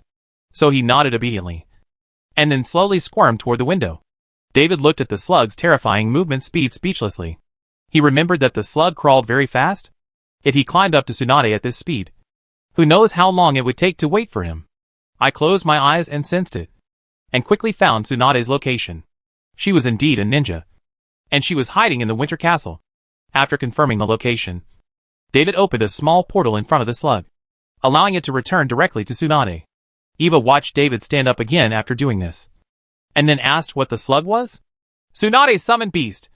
Slug is a very powerful creature. Can it be used for eavesdropping? Slugs can do many things, and eavesdropping is just one of the most inconspicuous things. David introduced Eva to the abilities of slugs, the most powerful of which is its healing ability. Eva was shocked when she heard that the body of a slug is very huge and can split into countless small slugs. When she crawled onto the injured person to treat them, she felt a thrill all over her body. I don't want a slug treating my wounds. As a holy light priest, you don't need to ask others to treat you. Right. After Eva awakened to the holy light, she mainly learned the skills of the priest. After such a long time, she has mastered almost all the skills that the priest should learn. And her holy light energy has also become deeper and deeper as she gets along with David. Theoretically speaking, Eva could do what David had done. First add a layer of shield to herself when she was in trouble, and then she could watch the fun from the side. I've been trying new things lately. What? Free sparring. Eva put on a posture, and she really seemed to mean it. Moreover, she had broad shoulders and long legs, and she was a good figure for an excellent warrior. When Huan Hai's dojo is built, I will also prepare to study. David was curious. Why was Eva suddenly interested in these things? In the past, she was more obsessed with paperwork. As a result, Eva was hesitant and refused to say anything. David made some insinuations for a while before he finally understood. RC's joining indirectly stimulated Eva. She was worried that if her physical fitness and David were getting worse, she might be. Forget. He obviously has a good body. But how can his combat power be so weak? So Eva started working hard to become stronger. David was not prepared to comment on Eva's new hobby. It's a good thing to be willing to exercise. Anyway, there are various methods here. David doesn't have to worry about Eva training herself into a female warrior like King Kong Barbie. The two chatted for a while, and after hearing Slug's report, Tsunade made the decision to talk to David face to face. Eva left the office after pouring hot tea for the two of them. Do you want to learn Brennian first? David looked at Tsunade and directly handed over the sunglasses. Tsunade already knew that this thing was indeed just a language learning device. So she took it directly without resisting, and learned Brennian in a shorter time than Genkai. After completing the study, she was able to have a conversation in Brennian immediately, although she had a slight accent and was not very fluent. But after a brief communication, Tsunade began to speak Brennian better and better. Alright. As expected of Tsunade, as the top doctor in the ninja world, Tsunade has a high IQ and a strong learning ability. It is not surprising that she can master a new language so quickly. But Tsunade wasn't here to show off her learning ability. She cared about another thing. Through the slug, Tsunade discovered that David knew a lot about herself and her world, and even said a lot that even Tsunade didn't know. She wanted to know. How much did David really know? Chapter 487 Winter City's first space battleship. That day, ever since Tsunade asked David how much he knew about the ninja world, she had stayed in Winter City. During this period, he went back to the ninja world and sent back the slugs he had specially summoned before. At the same time, he also brought over his disciple Shizune, who had been accompanying him all these years. Then, Tsunade began to tease Naruto in Winter City. I have read the comics, animations, and theater versions more than once. and even read many analysis articles written by fans to conduct various verifications over and over again. She did not regard herself as an outsider. After confirming the relationship between Winter City and the visitors from another world, Tsunade quickly took out the knowledge and experience she had accumulated over the years, including not only knowledge about ninjas and the chakra system, also includes the medical knowledge she has accumulated over the years. In exchange for various resources in Winter City, it also pays for his own food and accommodation. He is really a crisp and resolute person. Yes. Gwen and Sophia were amazed by Tsunade's style, and they thought this kind of Tsunade was cool. And they also wanted to be such a woman. Work hard. If you want, you can become a cooler person than Tsunade. David flipped through the report in front of him, chatting with Sophia and Gwen while thinking about what to do next. The Holy Kingdom of Gaunt is finished, but the residents and land of the Holy Kingdom of Gaunt are still there. The lords of this country are all fanatical believers, and no one surrendered at all. So they were all wiped out by the Tiran Knights and the Winter Army. It is certain that this group of people will never give up again. The Winter Kingdom is looking for trouble. So, what about the common people? The army could not decide these matters. It was King David who had to decide. According to David's original idea, all the people were moved to the northern plains. But this idea was too natural, let alone whether these people were willing to leave their homeland where they had lived for who knows how many generations. Just to resettle so many people is not a simple matter. In addition, the new residences currently being built in Winter City are all prepared for the ever-increasing number of people in the Matrix world. The addition of a bunch of people will break the current stability of Winter City. The key is that these common people are different from the people in the Matrix world. The Matrix, for those living in modern society, as long as they have a place to live and a well-paying job, their basic needs are met. Unlike most people on the Brunia continent, a large part of the reason why these people are unwilling to leave their hometown is because they are unwilling to give up the fields that belong to them. Currently, it is still necessary to send officials to take charge of the management of various regions. Send governors to various places? Sophia knew that David wanted to abolish the enfeoffment system, so it was impossible for him to appoint new lords and enfeoff these places, considering that those areas are too far away from Winter City. The local chief officials definitely need a certain degree of autonomy. After much deliberation, it seems that the governor has become the most suitable choice. David actually didn't think about this. With the technology currently possessed by Winter City, it was only on one planet, so it wouldn't be too far away to ask His Majesty the King for instructions. Whether it is flying or teleportation, traffic problems can be solved. In addition, the communication satellite newly manufactured by the Winter Alchemy Workshop will be launched soon. At that time, Winter City's communications could not only easily cover the entire planet, but could even ensure smooth communications in the surrounding star field. There is also the newly built multiverse signal transmission device inside Winter City, which can already ensure real-time communication between Winter City and several worlds that have established stable connections. It should be like this to establish several provinces and arrange for governors to be responsible for the general direction of government affairs. David did not need to consider the specific details. He conveyed his order to Weatherby Swan. Weatherby, the Minister of State of the Winter Kingdom, would approve David's order and then promulgate it. However, in order to ensure the safety and stability of various provinces, the Winter Army had to expand again. This is inevitable. The territory is getting larger and larger, and the areas under control are increasing. The number of soldiers in the army must continue to increase. Otherwise, even the most basic local defense and stability maintenance cannot be achieved, let alone long-term rule of law and order. Fortunately, the treatment of the Winter Army is famously good, and all the benefits are very attractive, especially the various magical powers, which make many people who wake up from the virtual world very greedy. At present, ordinary people in Winter City want to come into contact with the mysterious power of Winter City through several channels. Becoming an official of Winter City will provide you with various benefits, including the relative freedom to learn various mysterious powers. Join the Winter Army. Even if you just join the Winter Army and become an ordinary soldier, there will be specialized instructors who will guide the soldiers to practice some kind of mysterious power. If you show talent in this area, you may even join the most powerful Winter Knights and Tyrant Knights in Winter City. Even if you are not talented enough to join the 2 Ace Knights, it is still a good choice to join the Spartan Heavy Infantry. At least the weapons, equipment, and benefits of the Spartan Heavy Infantry are on par with the 2 Ace Knights. The third option is to join the Holy Light Cathedral and become a priest apprentice. The last one is similar to the third one, join the Winter Alchemy Workshop, and become an alchemy apprentice. For many ordinary people, becoming an official in Winter City is a very difficult thing. Whether they are Holy Light Priest apprentices or alchemist apprentices, they have very high requirements for qualifications and talents.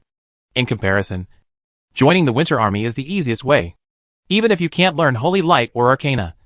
As long as you can become a formal soldier, you can still get the opportunity to use strengthening potions. One injection of medicine can make you strong, healthy, and live a long life. This is what many people dream of. Therefore, after people from the Matrix world came to Winter City and figured out some of the internal situations in Winter City, there was no shortage of people who signed up to join the army. This is still only liberating a part of the people at a time. If all those people are released in one go, the gate of the Winter City military camp may be broken open by these guys. So David didn't need to worry about recruiting troops at all. Except for the previous period, the Winter military camp was always the busiest place in Winter City. Move on to the next report. David was surprised to find that this report was actually sent by Tony Stark. Then he noticed that this application report was submitted jointly by Tony and the Cybertron Research Center. And he immediately understood there was a high probability that it was from Cybertron. When the Scientific Research Center submitted the report, Tony also signed his name. Otherwise, given Tony Stark's character, he would not write any report at all. If anything happened, he would come directly to David himself. Even so, it was not an easy thing to get Tony's signature. It must be a very important research project before he would be willing to put his name on it. When he opened it, David suddenly realized it turned out to be the design plan for Winter City's first space battleship. And David, the king, needed to finalize it himself. After reading the report carefully, David found that it not only introduced various plans, but even detailed data. David could read these data on his desk and watch the holographic images to learn about these space battleships. Make the final decision. David directly displayed the holographic images of several warships and sat on a chair to compare these warships carefully. The data has no meaning anymore, because these battleships have been modified by Winter City engineers in various ways, and many technologies unique to Winter City have been added to them. It can be said that although the initial design drawings of these battleships came from different sources, after modification, they have all become the characteristic battleships of Winter City. It's just that the appearance has not been significantly modified, and it still maintains its original taste. For example, this disc-shaped main body is designed with a cylindrical auxiliary ship connected to the two cylindrical engine rooms at the rear, in addition to being larger than the original Enterprise, with stronger shields and structures, and more powerful firepower. This is the Enterprise starship in appearance. If you choose this option, it would be very suitable for Edkin to command. Maybe some strange aura buff will be triggered? In addition to the starship designs from the Star Trek world, there are also battleship designs taken from across. To David's surprise, there were quite a few choices, including various models of frigates and cruisers. And even the most important design plan of Macross Battle was obtained. Did LAI help get it? Or did Natasha and the others get it? No matter how it was obtained, this kind of multi-purpose space battleship that can transform and combine the functions of an aircraft carrier and a battleship seems to be the most suitable for Winter City's needs. Especially the fact that it can transform is very suitable for the needs of the Cybertronians. In David's opinion, Megatron's aerospace carrier body can be upgraded again in the future. The new body will then be Marculos of this level. At that time, Megatron will be able to exert more powerful combat effectiveness. At that time, Megatron will be bigger than Big Mac.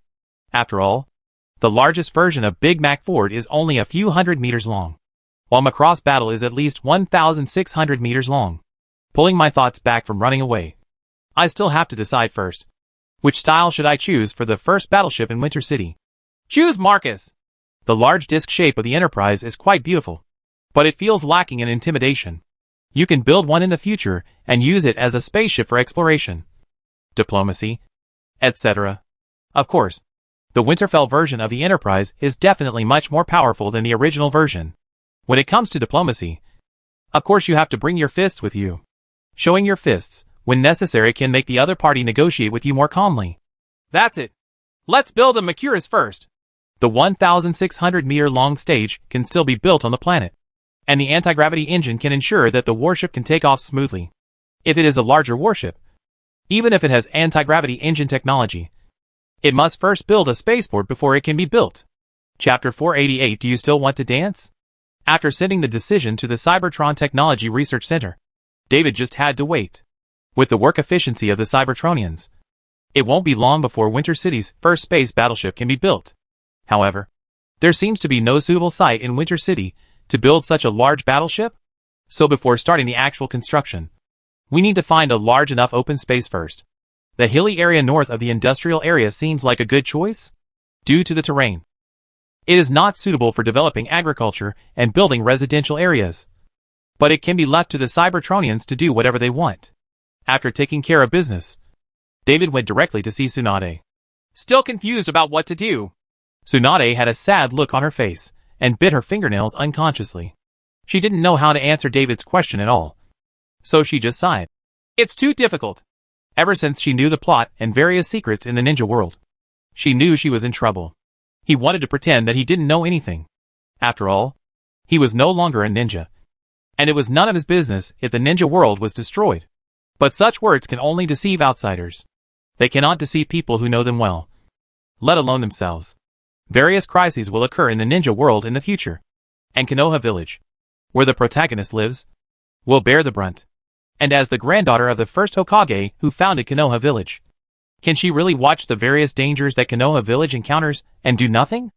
Obviously not. Tsunade flipped through all the related works, fearing that she would miss any details. Wasn't it just to be able to change everything? As a result, the more I watched, the more headache and irritability I got. As many fans have complained, outsiders have no way to interfere with the mess caused by the Otsutsuki family. It's not that an upright official can't intervene in household affairs, but this family, even if they are just reincarnations, are so powerful that ordinary ninjas don't even have the chance to stand in front of this family, let alone interfere. As a Sannin of Konoha, Tsunade originally felt that even if she was not as powerful as the first and second generations, she was still at the top of the ninja world. But compared with this family, there seems to be no difference between her and the children in the ninja school. What to do? The simplest way is to follow the plot. Uzumaki Naruto will take care of everything anyway. Tsunade only needs to provide Uzumaki Naruto with a better growth environment, and then the matter will naturally be solved. But is this the best way to respond? Isn't it? Tsunade still didn't know how to answer David's rhetorical question. Judging from the results, Naruto did a pretty good job. At least the losses to the entire ninja world were very small. Various crises were perfectly solved. Not many famous people in the ninja world died at all. It can definitely be called a happy ending. But Tsunade just wasn't willing to give in. Are you kidding me?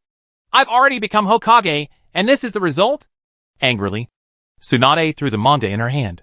Tsunade was quite dissatisfied with her original self. Pain invaded Konoha Village and blew up most of the entire village. But he couldn't stop the opponent. If Naruto hadn't told Pain that he was mentally retarded and resurrected the Konoha people he killed, this battle would have been impossible. The Leaf Village has been crippled, and that Danzo is simply the most rubbish guy in the world. He can be involved in all kinds of bad things. Such a guy should have died long ago. Considering that she was likely to go back to being Hokage, she began to seriously think about how to get rid of this guy and his forces first. In addition, in the subsequent Ninja World War, he and several Kage teamed up, but they were just a little help. He was not killed on the spot thanks to his being a medical ninja and having a few life-saving means. It can be seen from this that her current strength is simply not enough. No matter what she wants to do, improving her strength is a must. What made him even more unhappy was the disciple he had accepted. What kind of new Sannin? It's just a matter of making up the numbers. Although she also understood that those two were reincarnations of cheaters, and one cheat was better than the other. Later, even the Immortal of Six Paths personally came forward to cheat these two. Haruno Sakura, who was born as a commoner and had no bloodline, had to rely on herself. As a little girl, it's pretty good to have that kind of achievement. But she just wasn't happy. Isn't it just cheating? Who doesn't? Now that I've come to Winter City, isn't this a problem? During this time, Tsunade was not just reading comics to catch up on the plot. During her free time, Shizune and Shizune were often outside helping her find out about Winter City and David. The result is quite gratifying. Or it could be said that David did not hide his situation at all, and he could get a lot of information just by asking around in Winter City. Even if Tsunade thinks the information about ordinary people is inaccurate, she can directly ask Eva, Helen, Gwen, Sophia and RC, the people closest to David. Thinking of this, Tsunade glanced at David with a scumbag look, and sent Shizen away directly, asking her to find a place to stay, and not to stay here. After sending Shizen away, Tsunade asked David seriously, "What methods are there in Winter City to make people stronger? Or to be more precise, what abilities can Tsunade learn?" Like Genkai, Tsunade is not a little girl who doesn't understand the world. From the beginning, she showed the knowledge she has mastered, and it can be seen that she knows the rules of the world very well. Golden apples, strengthening potions, holy light, elements, arcana. David first took out a golden apple and a tube of potion, and then opened his palms. Holy light, elements, and arcane energy flashed and appeared in the palms of his hands. Even shadow, evil, death. The style of the painting changed, and the purple-black shadow energy, the green evil flames, and the pale mist symbolizing death made Tsunade in front of her unable to help but duck back. She didn't know what these forces meant, but the intuition she had developed over the years allowed her to realize how dangerous these forces were. Didn't it say that His Majesty the King of Winter City is the Lord of Holy Light? Isn't the holy light a bright and warm force? What's going on with the shadow? Evil energy and death? What Tsunade felt from these energies was chaos and destruction. It was not just enough in any way, but more like the power used by an evil villain.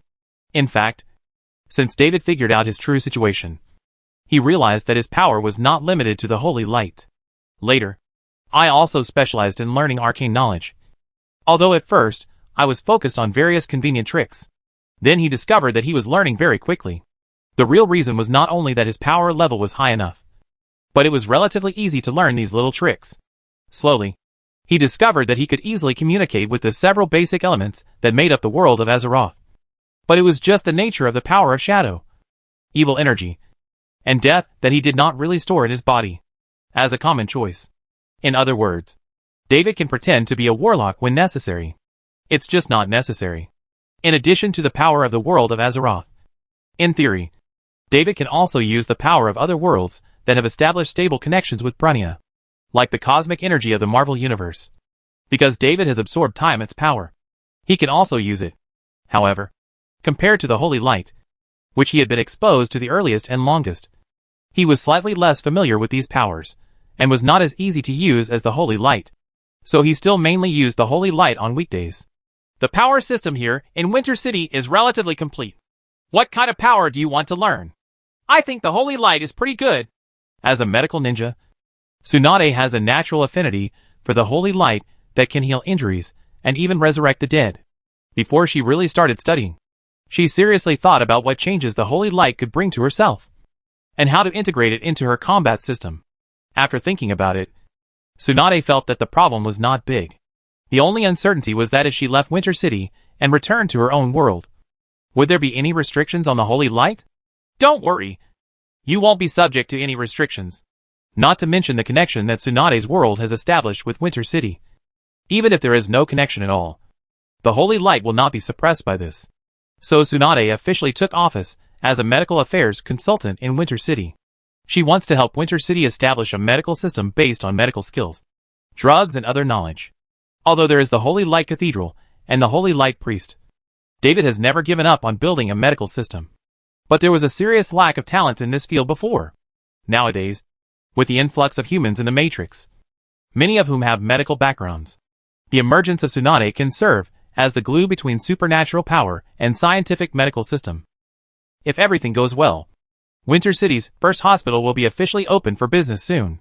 Considering the existence of the Holy Light, the medical institutions in Winter City will probably not be as busy as hospitals in reality. So building one first will be enough. In the future, it will be decided based on the situation whether to continue to increase the number of hospitals or to allow hospitals to appropriately transform. After discussing the method and content of the cooperation, David directly handed the golden apple and the strengthening potion to Tsunade, and introduced to her how to use it. Tsunade possesses chakra, which can provide the energy needed to strengthen the potion. Considering that chakra is a power extracted from the body and spirit, David doesn't know whether this power can help the strengthening potion to perfectly strengthen the body. It should be possible, right? After all, it is also a kind of energy. Anyway, let Tsunade use it first. And if that doesn't work, let her use the enhanced chamber. After using the strengthening potion, Tsunade's physical fitness will be greatly increased, which also means that her chakra amount will be greatly increased, and her strength will naturally skyrocket. Once you learn the Holy Light, you won't be able to compete in the Ninja World War. Right. What's more, after Tsunade establishes a foothold in Winter City, she will also obtain the Winter City Limited special move, Calling Friends. Maybe I can go to that world and see with my own eyes whether Uchiha Madara is still in the mood to dance. Chapter 489 Discovering the Patrol Fleet of the Sakan Empire. The construction work of the hospital and Huanhai's dojo began soon. After all, in addition to the digging tigers, there were also craftsmen from Azeroth in Winter City. These craftsmen are no longer the original poor class. They came to Winter City to settle early. They either own shops and become landlords, or they own farmland and become landlords. They don't even need to take care of the fields and shops themselves. There are many people lining up to work for them in Winter City. Although some craftsmen gave up their original crafts and lived a comfortable life. But there are also many craftsmen who hope to pass on their skills and will take on odd jobs from time to time to ensure that their skills will not deteriorate. For example, the interior decoration work of Winter Castle is basically contracted by this group of people. While I enjoy it, I can also teach the disciples so that they can have some practical work experience. They will not be embarrassed if they go out to take on the work themselves in the future. While Winter Castle was still being renovated internally, these people took over new work from David, building the first hospital in Winter Castle and building a dojo for the Phantom Sea. The hospital is located on the southeast side of Winter Castle, not too far from the Cathedral of Holy Light. It can barely be regarded as a direct neighbor diagonally across the street. There used to be some shops here, but they were all moved away after negotiation. The project is relatively large, so David is not in a rush and will build it slowly. Huanhai's dojo was much more convenient to build, because Huanhai liked purity. She chose to build a dojo in the Winter Forest in the north, which is the northernmost place in the entire Winter City, although an additional section of the road needs to be built further north. This kind of work is very simple for the digger, and it will not even delay the construction of the first space battleship. The construction of the dojo was even simpler. After the diggers cleared an open space, all the work of building houses was handed over to human craftsmen. The final plan was a huge courtyard, with a vestibule at the front and a front for entertaining guests. Hall. Going inside is the atrium and playground, with warehouses and indoor dojo on both sides. Students eat, practice, and study here. There is also a separate courtyard nearby that serves as a dormitory for students, making it convenient for students to live here during long-term cultivation. The innermost part is Huanhai's residence and the back garden. The layout of the back garden is completely built according to Huanhai's requirements to ensure that it meets her preferences. Looking at the workers working hard and enthusiastically, Huanhai's eyes kept scanning over these people. These people are good prospects. After questioning, I learned that these craftsmen were all from Azeroth. The humans in that world were considered descendants of Titan creations, so it was normal for them to have extraordinary physical qualities. However, these craftsmen who came to settle in Winter City are people who want to live a quiet life and don't like fighting. So they have no interest in learning fighting skills or anything like that. Those who are interested have already joined the Winter Legion and will not wait for Huanhai to pick them up. The population of Winter City will continue to increase, and sooner or later we will find outstanding successors. I hope so. Although after eating the golden apple, her physical fitness returned to its peak state and her lifespan was extended, she still wanted to find a successor. I'm slowly looking for it here in Winter City, and I can also try to recruit it in my own world. By the way, did you keep your appearance like this after eating the golden apple? Huanhai still looks like a little old lady. No change from when she first came here. Is it possible that Huanhai has become accustomed to the appearance of an old lady? This was completely inconsistent with David's guess. Did he think Huanhai would be happy to return to his youthful appearance? Look at Tsunade, who is 20 years younger than her. She looks like a young man in her 20s all day long, and she always firmly believes that she is not an old lady. After arriving in Winter City, her thoughts finally turned into reality. No, I have indeed changed back to what I was when I was young. My current appearance is just a disguise. Is this necessary? There are more and more long-lived people in Winter City, and even Addis has returned to the appearance of a middle-aged man. Bruce and Tony maintain their middle-aged appearance to avoid causing trouble in their own world. What is the Fantasy Sea map? She lives in the mountains far away from the city, and she doesn't see many outsiders on weekdays. Even people within her circle have only heard of Huanhai's name and have never seen her in person. That's true. Huan Hai touched her chin. She usually didn't see many people, and no one knew her at all. She wouldn't have any trouble turning back to her youth. Even if you really have to deal with something, just temporarily change your appearance. But I'm afraid I won't be able to control the students with this look. Right. After removing the disguise, Jinhai returned to his youthful appearance. David was stunned for a moment, looking at the young girl who was less than 1.5 meters tall, according to some analysis. Huan Hai's height was less than 1.3 meters tall, and very pink. She really didn't have much power as a teacher with this look. It doesn't matter. Just strike harder. David thought for a while, and felt that this problem was not difficult to solve. Especially for students from the army. It doesn't matter if they are killed. Huan Hai looked like, are you serious? What does it mean that it doesn't matter if you beat him to death? Although we know that holy light is a magical power that can resurrect the dead, we can't use it casually. Right? As a result, Tsunade, who came to see the construction of the dojo, explained to this old-timer. Soldiers in Winter City, after completing recruit training and officially becoming winter soldiers, will go to the Resurrection Stone to mark it. Those who are imprinted by the Resurrection Stone will be resurrected by the stone even if they die. Is there such a magical thing? Huan Hai was very surprised. There were more and more things in Winter City that exceeded her imagination. In fact, when Tsunade first learned about these things, her face was full of disbelief. After walking around the city again and seeing more magical things, she reluctantly accepted these facts. So, don't show mercy. David is also planning to arrange for several priests to be permanently stationed here in the dojo. Huan Hai should be able to use his hands freely. As long as Huan Hai teaches a few guys hard, the reputation will spread and the deterrent effect will naturally be there. It sounds very interesting. I almost want to work part-time here. She could bully anyone and still get paid. So Tsunade thought she could become a teacher. Anyway, the hospital can't be finished in a short while. And I don't have much to do in the ninja world recently. I happen to be avoiding debts. So it's better not to go back recently. You make your own decisions about this kind of thing. After the dojo is established, David will not be involved in the specific operations. How to teach students is also something that Jinhai, as the master of the dojo, has to consider. He only looks at the results. The soldier sent can learn things here, according to David's idea.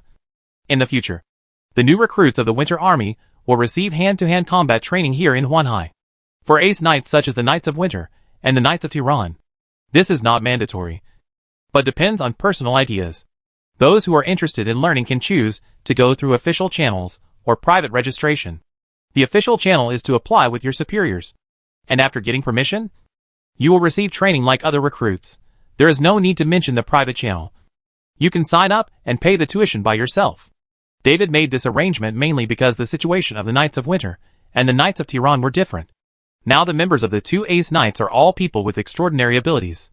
The new recruits are still ordinary people, and they may not necessarily be able to learn the holy light or the arcane. Now that they have a spiritual power option, the probability of becoming elites in the future will be greater. As for whether people who have mastered holy light and arcana can learn spiritual power, David doesn't know. Let them experiment by themselves. Maybe they will come up with some unexpected surprises? Just as David was thinking, the communicator suddenly rang. With a thought, the communication was connected, and David raised his left hand to hold a virtual image with Megatron on it. Leader, have you found your target? Megatron came to him all the time to report important matters. This guy didn't like to chat with a leader when nothing happened. David's latest mission to the Decepticons is to find the specific location of the Sarkhan Empire's patrol fleet. Yes, leader. Soundwave has found the specific location of the Sarkhan fleet and roughly determined the specific route of the patrol fleet. Soundwave is currently tracking the opponent from a safe distance. Send me the specific data and let Soundwave continue tracking. After giving the order, David praised the Decepticons' ability. Well done, Megatron. Winter City's second space battleship will be Cybertron, and it will be your new body. This is the duty of my subordinates. Although Megatron said this, anyone could see that the Decepticon leader was very happy. In addition to proving the Decepticons' ability in front of David, he also got the reward he wanted most, a more powerful body. The space battleship of Winter City has been finalized. Its shape is the same as the Macross battleship. It can transform into a huge human form, and is so powerful that it can be used as the lead ship of the eco-ship to drag the eco-ship of the entire immigration fleet. It is an interstellar immigrant, has a powerful Baraton cannon as its main gun, and can also carry a large number of VF fighters. It is a very powerful multifunctional battleship, and the modified version of the Markulos battleship by the Winter City Demon has more powerful power, defensive shields, hull structure and materials than the original version. If he could make it his new body, Megatron would become the most powerful Cybertronian warrior. The name Cybertron also made Megatron have special feelings. He believed that only he was worthy of a battleship with this name. Optimus Prime should just stay on the ground. As for why it's not the first one, the first battleship has been named Brainiac. In addition to being the first space battleship, it will also be the flagship of the Winter Kingdom Space Fleet. However, neither the Brainiac nor the Cybertron should be able to catch up with this battle. Chapter 490 Winter City prepares to launch a sneak attack. In this battle, the patrol fleet of the Saucan Empire must be completely wiped out to give Winter City a longer period of peaceful development. David originally wanted to discuss specific matters in the conference room, but as more and more people wanted to attend the meeting, he finally had to go to the main hall of Winter Castle for the meeting. Sitting on the high throne, you can clearly see everyone in the entire hall. Since the Cybertronian body shape was taken into consideration in the early stages of construction, the new main hall is tall and wide, and Megatron can move in and out of the main hall freely. At this time, the life-size holographic images of Megatron and Soundwave were standing in front of David's throne, standing on the left and right like two patron saints. If someone who didn't know the situation in Winter City walked in at this time, they would definitely regard these two steel giants as the guardians of His Majesty the King of Winter Kingdom. In fact, Soundwave is a top intelligence officer and staff officer. This time he proved his ability very well. It only took a short time to find the specific location of the patrol fleet through the information collected on the lunar outpost. During this period, he also found several other Sarkin Empire outposts, as well as colonial planets officially occupied by the Sarkin Empire. The locations of these planets were recorded. If the Winter Empire needs to develop into the universe in the future, these planets will be its a good goal. At present, Gareth Stanton has not returned to Winter City. The highest-ranking military officer in the city is Floyd, the deputy leader of the Winter Knights. But there should be nothing to do with the Winter Knights in this battle. Therefore, he just came to watch the fun. Chief Minister of State Weatherby Swan and Chief of Police Elizabeth Swan also arrived. These two were present to observe and determine whether the kingdom's combat plan would have any impact on the country.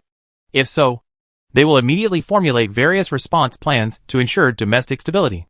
Others with consultant titles, such as Steve Rogers, Tony Stark, and Bruce Wayne, were all present. Even Tsunade and Genkai, who had nothing to do with each other but wanted to see them, also came with them. In addition to the etiquette officers Elias, Helen, Sophia and others standing behind the throne, as well as a group of pilots who were actually coming to attend the combat meeting. Many people quickly stood in the hall. When the people were almost here, David did not sit on the throne, but stood in front of the throne, nodded to Soundwave next to him, indicating that it was time to start.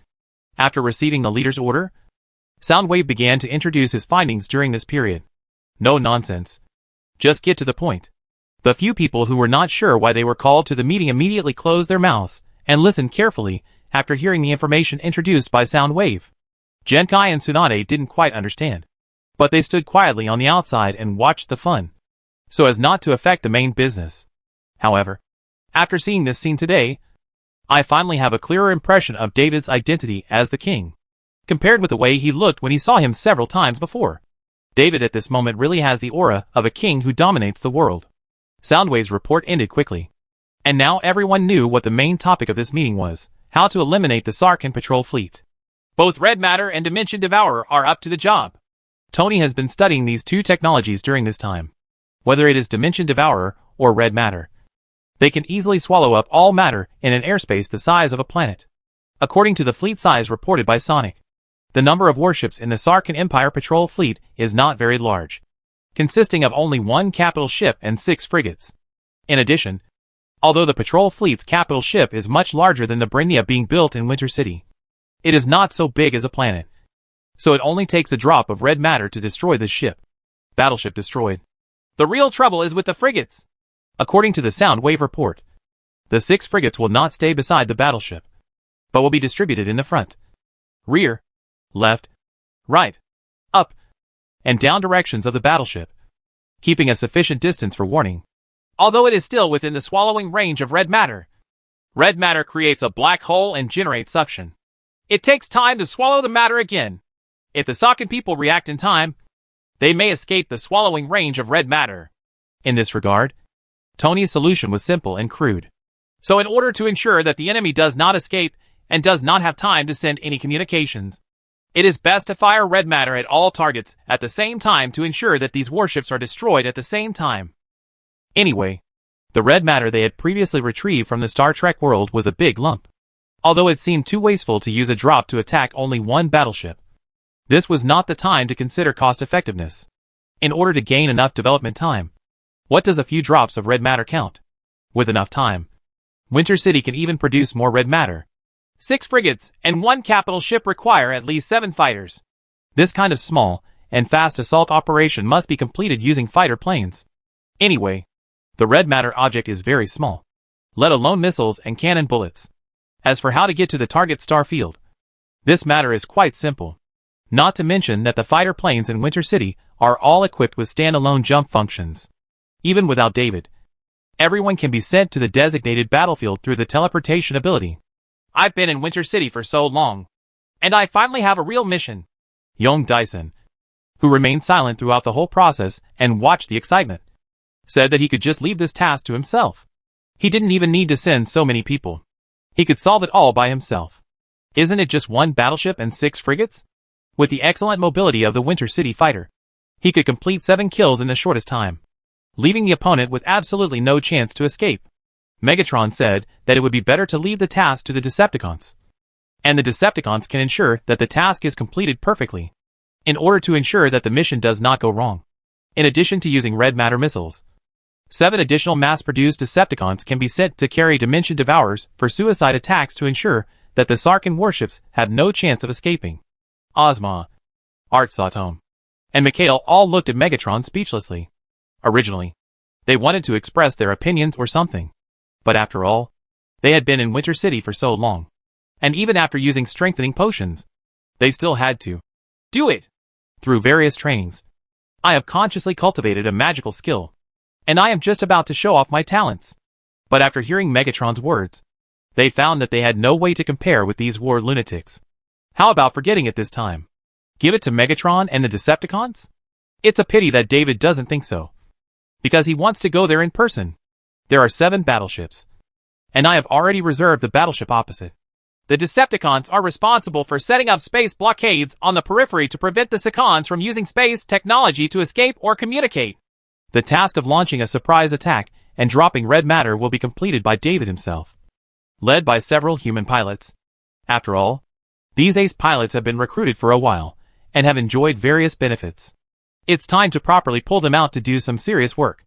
Your Majesty, are you ready to take action personally? Of course. It's time to take out my Cybertronian body that can transform into Durandal for a walk. I don't know if it will rust if I don't use it. This battleship of the patrol fleet belongs to me. You can choose one of the remaining ones. Young Dyson was very speechless. The remaining 6 frigates were all the same. There was no difference at all. In this case, there is no need to fight. Let others choose first. But looking around, he found that there didn't seem to be enough pilots present. There are 4 people in total including Ozma, Art, Michael, and myself, counting His Majesty the King. There are only 5 people. Are there still 2 people missing? Before he had time to say that he could be responsible for a few more targets, David appointed RC to join the assault team. 1 more to go. I'll go. Bruce, who everyone thought was coming to watch the fun, suddenly stood up. Just in time to test my new equipment in actual combat. New equipment? David looked at Bruce curiously. He knew that Batman is also a superhero with strong hands-on ability. He didn't know what Bruce Wayne had tinkered with this time. Is it a new type of bat fighter? Right, Bruce admitted happily. Anyway, this thing can't be hidden all the time without taking it out. It was created just for use. At the rate of technological development in Winter City, if it is not used this time, it will most likely become obsolete in the future. Because Bruce took the initiative to ask for help, Kara on the side shook her hand in displeasure. Damn it! You're a step too slow! Clarice, who simply came to watch the fun, looked at Kara speechlessly and asked in a low voice. When did you learn to fly a fighter plane? You don't need to be able to fly a fighter plane. I can fly directly next to the battleship and throw the red matter over. In the same way, the Kryptonian team led by Zod also has this ability. But he stands quietly aside. When His Majesty the King needs his own strength, he will naturally speak up. He does not have to rush to compete with several pilots for combat opportunities. Compared to this easy sneak attack, he prefers to accept more difficult storming missions. For example, when attacking the colonial planet of the Sarkin Empire, or even the capital Sarkin planet, there should be an opportunity for you and your subordinates to show your value. That's it. Let's go back and prepare. We will set off early tomorrow morning and try to return to Winter City before dinner to celebrate the victory.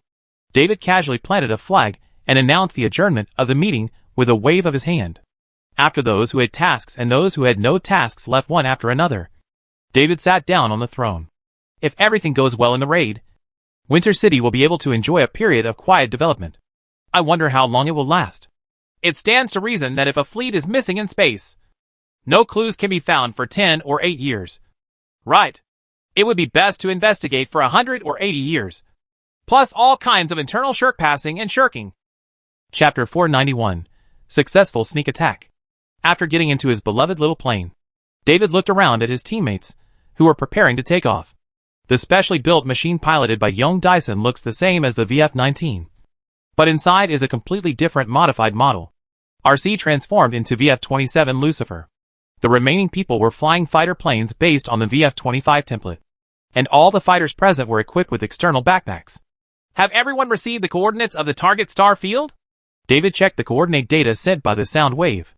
According to the intelligence, the Sarkin patrol fleet will arrive in the coordinate star field in about 6 hours.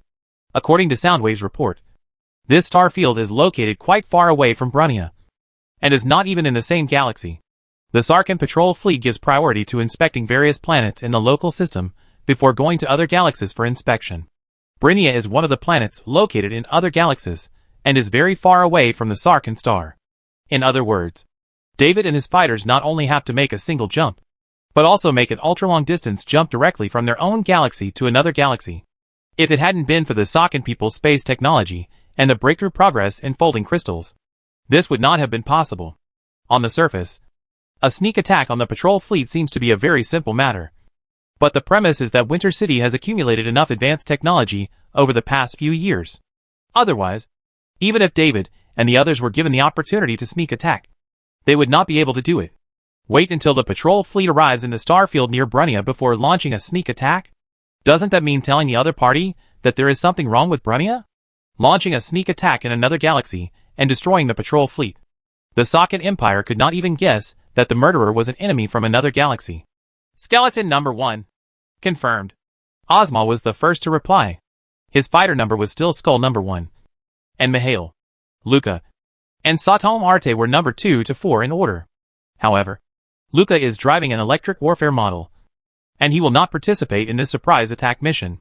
Young Dyson does not have a fixed number. He will form temporary formations according to combat needs, and give a temporary number. This time he uses Giant Wolf 3. Giant Wolf number 1 is, of course, David Glamorgan, the King of Winterfell. The emblem of the Glamorgan family is the Giant Wolf. And everyone agrees that the Northern Giant Wolf is the symbol of Winterfell, together with Bruce Wayne, who was temporarily given the codename of Bat-One, flying a special fighter plane painted in black and looking like a big bat. The entire assault team was fully prepared. Set off! All David needed was a thought. The engine of the fighter jet started, and it took just a blink of an eye from standstill to taking off. Before anyone could realize what was going on, His Majesty the King was already in the sky. Fighters took off one after another, and several small Cybertron spacecraft took off, carrying equipment responsible for blocking the star field and several Decepticons. The small spaceships used by the Decepticons have relatively low requirements for sealing and life support systems, and are much simpler to build. If Winter City wanted to, they could build a lot of them in a short time. But it was not necessary. As the fighter planes and small spacecraft all took off, the formation adjusted its direction and rushed straight towards the sky.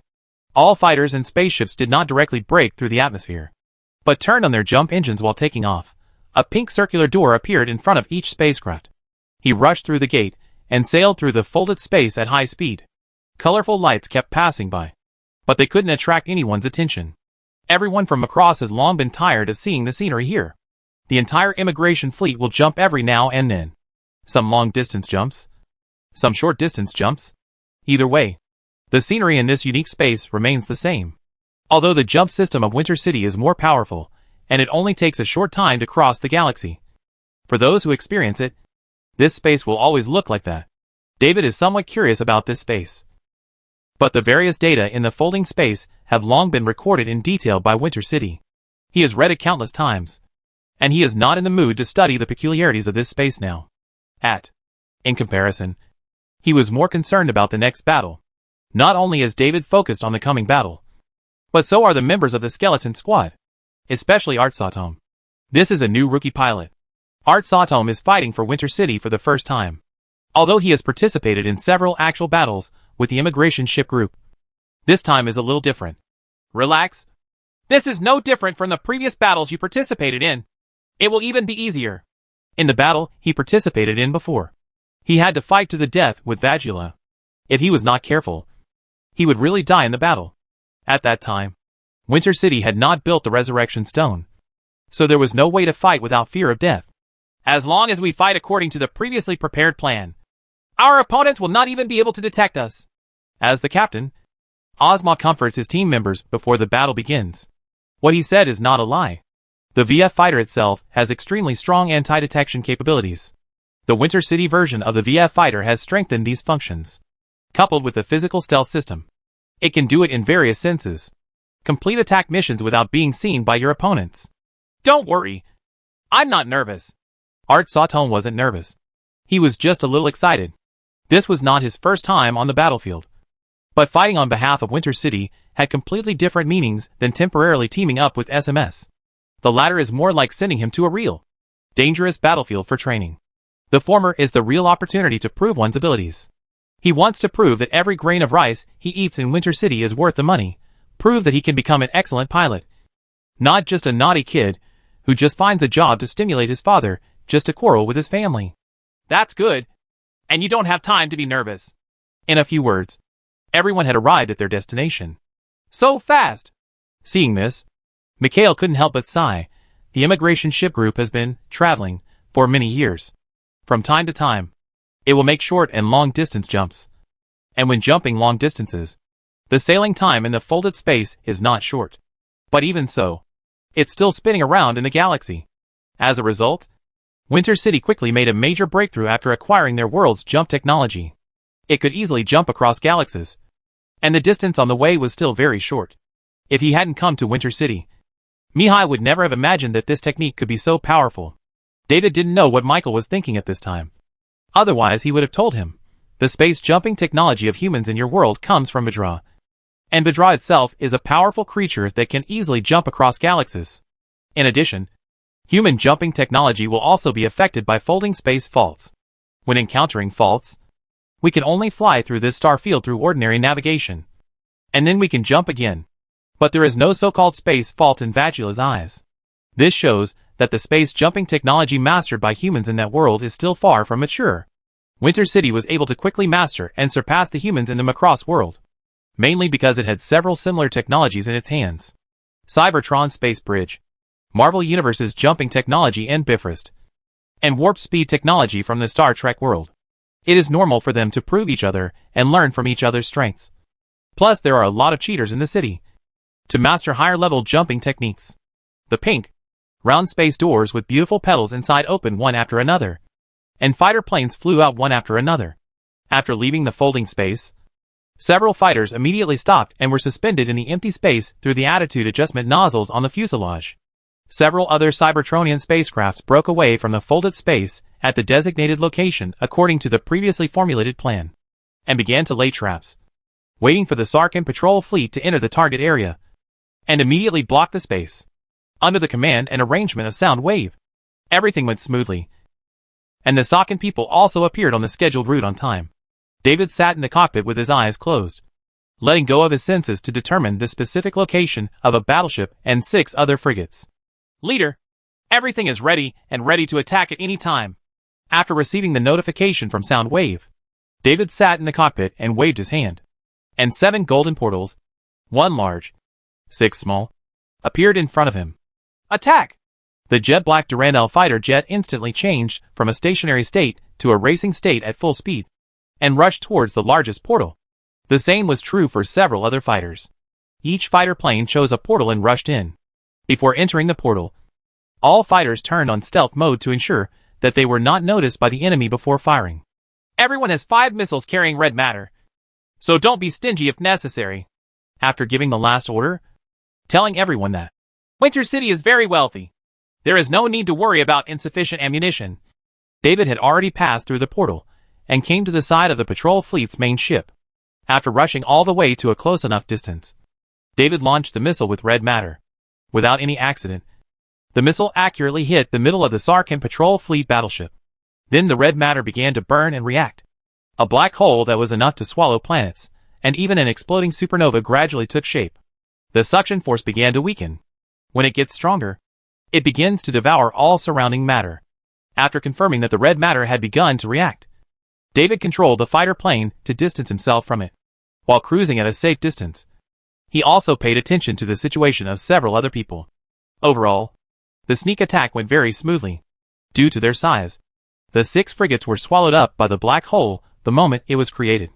Only my side was a little slower, and I waited a few more seconds. It was these few seconds that gave some Sarkhan people a chance to escape. Is this thing a Gundam? Chapter 492 The Chosen Sun. A particularly familiar white and blue humanoid machine flew out from the destroying Sarkhan warship with energy wings spread out on its back. Based on David's relatively poor knowledge of Gundam, he made his own judgment. This should be the Strike Freedom Gundam.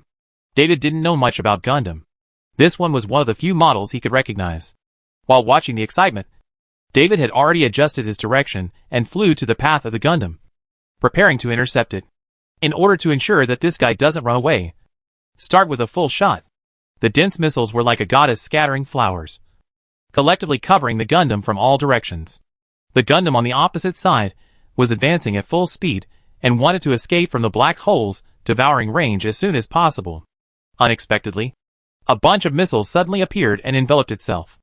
In the middle, humph, just a missile. Boom, boom, boom. A series of explosions directly destroyed the Gundam's energy armor and shield. Before the Gundam pilot could react, the red substance in one of the missiles had ignited, creating another missile on the Gundam's body. Black hole. Finish. Call it a day. Although this Gundam is quite handsome, David has no intention of capturing the enemy alive. If you are really interested, I can build a few of them after I return to Winter City. The combat mission this time was to completely eliminate the patrol fleet and ensure that no accidents occurred. So David didn't even think about fighting or competing with the opponent. He didn't even bother to ask the opponent's identity, and just sent the opponent on his way with a shot of red matter. By the way, a small device was destroyed with a cannon. The driver's reaction cannot be said to be unpleasant, and his operation cannot be said to be incorrect. The small device emitted by the explosion fire also had physical invisibility and anti-detection devices. If David hadn't noticed the spatial fluctuations emitted by the device, it would have been difficult for him to detect it. Unfortunately, when this small device wanted to start a space jump, the fluctuation at that moment exposed its existence, and it was destroyed neatly by David. Looking at the device that had become fragments, David did not continue to add a red substance. The black hole that swallowed up the Gundam was expanding. It would swallow up the fragments of the device in a few seconds. He didn't need to waste another drop. Red matter. Once again, they distanced themselves, retreated to a safe area, and quietly waited for the 2 temporary black holes to disappear. He flew a fighter plane to search and reconnoiter this area for a long time, and then prepared to evacuate after making sure that nothing was missing. Each aircraft reports the situation. Skeleton 1. Mission accomplished. Skeleton 2. Mission accomplished. Skull number 4. Compared to David, there was a bit of an episode here, while the others were so smooth that they were a bit boring. Retreat. Several fighter planes flew away into the distance until they left the blocked area and entered the folded space to return to Winter City. The Decepticons did not leave and still maintained the blockade of this star field. After receiving the data message from David, Soundwave carefully screened the entire area to ensure that no fish would slip through the net. At this point, even if someone escapes, the message they bring back is, a group of strange silicon-based life forms attack their fleet. And then the Sarkhans will search for silicon-based life forms throughout the universe. I just don't know if there is a silicon-based civilization like the Cybertronians in this world. If anything, I can only say sorry in advance. After the long folding space, David and others successfully returned to Winter City, and everyone landed one after another at the Air Force Base, which was not yet large. What an easy mission! Art Sawtome came out of the fighter plane and touched her own fighter plane with a look of reluctance. Such a good fighter plane! But there are not many opportunities to participate in real battles. Ozma didn't say anything on the sidelines. The young man still yearned for fighting. But an old bird like him no longer looked forward to it too much. Because every time you go to war, it means that you or your comrades may not be able to come back. However, after joining Winter City, the situation is different. After all, everyone can be resurrected. There will be opportunities in the future. Mikhail saw more clearly. After today, the relationship between the Winter Kingdom and the Socket Empire has become very clear. There will definitely only be one left of the two countries. The war is inevitable. As a pilot in Winter City, I will definitely be on the front line in the future. His Majesty the King was able to learn strengthening potions and all kinds of mysterious powers at will. He threw down so many chips not just to let them perform a flight show in Winter City. As lifespan becomes longer, it becomes even more impossible to avoid war. So just wait for that day to come with peace of mind. Turning around and looking around, RC turned into a sports car and stopped next to His Majesty after circling for a while. When Michael saw this, he wanted to whistle. Although he held it back forcibly, he still couldn't help but mutter to Ozma and Sawtome Art beside him. It would be great if our fighter planes could be so convenient. Ozma was not prepared to comment. It seemed inappropriate to comment on this matter. Sawtome didn't know how to comment. He didn't follow Mikhail's thinking at all. And he didn't understand what there was to envy in this. Isn't it just a car? Can't Michael afford a car? At this time, David, after sitting in RC's car, received a communication from Soundwave. Several more hidden recording and communication devices were found, and they had been cleaned up. Well done. We will withdraw to Winter City in batches. Soundwave, please work harder and monitor us for a while. It would be my pleasure. Leader. The communication was hung up, and David grinned. These Sakans were much more cunning than expected, and they had many backup methods. If the Decepticons were not left as backup, the opponent's main fleet would have stopped in a month. Brinia is on track. The McLaren sports car was about to start when Bruce suddenly stopped in front. After opening the passenger door and letting Bruce sit in, the car started and drove out of the military camp quickly. David looked at Bruce. This guy probably wasn't just here to ride in the car. Right? Is something wrong? The mother box has been a little weird lately. Oh, you think so? I suspect that Steppenwolf has located Earth. It's finally here. The abnormal movement of the mother box means that the plot of Justice League is about to begin. David can make a good judgment on which version of the DC Universe he is connected to. Although, no matter which version it is, the subsequent plot has already gone astray. But it does not prevent David from seeing the excitement up close. David looked at Bruce next to him and realized that he probably didn't come to him for such a trivial matter. Is there anything else? Well, the main thing is to find some helpers to deal with Steppenwolf. Other than that, Bruce looked at David seriously. If possible, I think it's better for you not to take action. It turned out that this was the reason why Bruce came to see him specifically. David's head was full of questions, and he didn't understand why he didn't let him take action. You are very measured in your actions. Right? It won't cause any harm to the Earth. The main reason is that the various sound and light effects when you do it are too eye-catching. Oh, I see. David understood. It was mainly the holy light's fault. As soon as he took action, the sky was filled with golden light, and bird feathers were flying everywhere. If he showed off a few more pairs of big wings, the Earth would probably be in chaos again. Especially those so-called fanatical believers who might do some weird things. It is said that the last time he pretended to be an angel in the DC Universe and asked RC to conduct a global live broadcast, the impact caused lasted for a long time and has not completely dissipated until now. If I were to do this again, the heat that had finally dropped would rise again, and a lot of weird organizations would appear again. Steve has been relatively free recently. You can ask him for help. David thought for a while and agreed to Bruce's request. You can negotiate with Tony yourself. I'm not sure whether he is interested. The rest, like the Winter Soldier, Crossbones, Taskmaster, etc., can all be sent to help. If necessary, the Knights of Winter can also lend it to Bruce. No matter which version it is, Steppenwolf will invade the Earth with a large number of Demonoids. Someone has to clean up these miscellaneous soldiers. And the Knights of Winter can also have one more opportunity to increase their actual combat experience. After all, we can't leave all the miscellaneous soldiers to Batman alone to clean up like in the movie. The strongest Batman in film history killed all the monsters by himself. I will bring back the detailed video. Then it's settled. The car stopped at the entrance of Winter Castle. Bruce got out of the car and left on foot. After David got out of the car, he waited for Arcee to transform. Somewhat surprisingly, Arcee changed her look again. Is this Moon Love? David was very curious. How many actresses' appearance data did Arcee record? I have stored the data of most of the Earth's female stars. With my current fire intensity, I can easily record multiple templates. Oh! David's eyes lit up.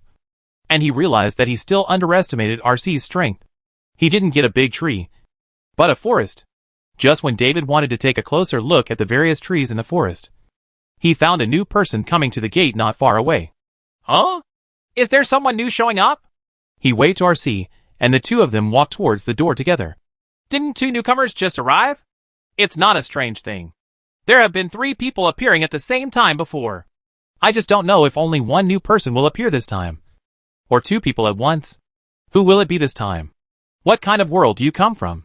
Movie? Game? Cartoon? As David and Arcee approached the door, the answer gradually became apparent. The figure becomes clearly visible. A young man. He has short blonde hair with a separate braid on the right side. He is wearing a set of black and brown clothes and a short metal rod stuck around his waist. With this outfit and this face, David already knew the man's identity. Hey, isn't this Darth Vader? Chapter 493, The First Dead Person in Winter City. Anakin Skywalker. Darth Vader. Darth Vader. Blackadder. Sir Alex. The Chosen One. Akamori Man. This guy has a lot of names. But the one in front of David is just a Jedi apprentice named Anakin Skywalker.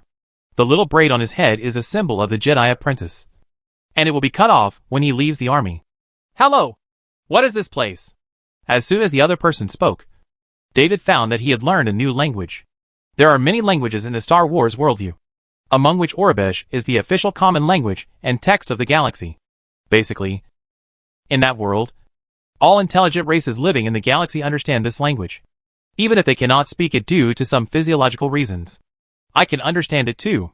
At this time, Anakin Skywalker was speaking Aurebesh, and currently only David in Winter City can understand this language. Thanking Laura once again for the reward she gave him back then, David decided to reward Laura tonight with the reward code name, Rush A. Welcome to Winter City. Skillful greetings and introductions, and a few words, already allowed the young Jedi apprentice opposite to figure out the current situation. Regarding such a miraculous situation, Anakin acted very calmly. Or in other words, he didn't believe David's words at all. Is this a joke? Or is it some kind of test? A test? Anakin suspected that Obi-Wan had secretly arranged a test for himself. Perhaps he was testing his resistance to hypnosis and control? Or the ability to cope with emergencies? However, another world or something. Isn't this setting a bit too exaggerated?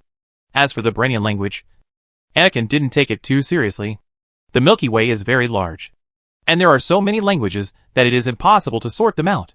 No one knows how many strange languages exist in any corner. What I said are all facts, including the ways to get there and back. You can try it yourself. I will. Anakin looked at David in front of him and decided to try the methods the other party mentioned before drawing a conclusion. But he still asked casually, if these are true, can I bring someone with me? Can. David knew that at this time, Anakin had only one good relationship with Obi-Wan, who was his mentor and also played the role of father and brother. Apart from that, he only had a close relationship with Padme Amidala. Get the Queen a little closer. I wonder if Anakin saw Amidala again at this time. Are the two people in a confirmed relationship? Watching Anakin turn and leave, David was not in a hurry to leave. Instead, he stood at the gate with Arcee, waiting expectantly for the next person to appear. Will anyone else come? I don't know. Let's wait and see. Although most of the time they appeared in pairs, there were some instances where they appeared alone. So David didn't feel disappointed when he didn't see anyone new after waiting for a while. Maybe it appeared before, but we missed it. It's not impossible. Even if a strange person does appear, he will be targeted by the intelligence department soon. We will know when the time comes. Return to Winterfort to rest. Today we successfully eliminated the Sarkhan patrol fleet. So you can relax for a while. The mood was so good. Time flew by. And a few days passed quickly. The Decepticons, who were left to ambush and deal with the aftermath in that Starfield, have returned to Winter City one after another. With the smooth return of Soundwave, it is basically certain that the threat of the patrol fleet has been initially lifted. However, Soundwave quickly left Winter City after returning. As the most powerful intelligence officer in Winter City, Soundwave believes that the biggest threat to Winter City currently comes from the Sarkhan Empire. The Winter Kingdom currently does not know much about the situation of the Sarkhan Empire, and can only deal with it passively in many cases. This is not a good phenomenon. Winter City should take the initiative to obtain more information about the Sarkhan Empire, and then formulate targeted combat strategies. As an intelligence officer and staff officer, Soundwave's suggestion was very reasonable. David directly approved this specialized operation. Soundwave would lead a group of Decepticons to the galaxy where the Sarkhan Star is located to conduct a more detailed investigation of the Sarkhan people. Investigate and collect more data to help Winter City formulate a combat plan against the Sarkhans. With the launch of Winter City's first satellite and the lunar outpost already in the sky, everything on the planet Brunia is completely open to Winter City. In addition to the Winter Intelligence Department, after adding a large number of widows, the available manpower has become very abundant, and it has become easier to obtain intelligence in and around the Winter Kingdom. In this case, Soundwave can only help Megatron if he stays in Winter City. It is better to let him out and let him do the work he is good at. How's the situation over there? Everything went very well, and we even started to have residents of Zion join us. David has always been paying attention to the world of the Matrix, and Trinity and Morpheus will take turns reporting to David from time to time. To be honest, Trinity had strong doubts about her life when she learned that her fate was just a scene in a drama designed by the Machine Empire. She had a weird feeling that even she wasn't real. For this reason, she had to focus all her attention on work, so that she could live a more real life. At least now, she is really saving humanity all over the world. But because of this, she had great resistance to the fact that she would fall in love with the Savior, and she clearly rejected Constantine's advances. At the current rate, it may take many years to completely save the humans in the Matrix. This speed will not always be fixed. As Winter City continues to expand, and the Matrix world environment is gradually repaired, the number of humans liberated at one time will continue to increase. In other words, the further back, the faster the rescue will be. But even so, without more than 10 years of continuous efforts, it still cannot be completely completed. It's only been more than 10 years, and it passed quickly. As for those who happened to pass away during this period, I can only say that it was fate, and there is no need to force it. In addition, Zion has sent a representative and wants to talk to you. Not C.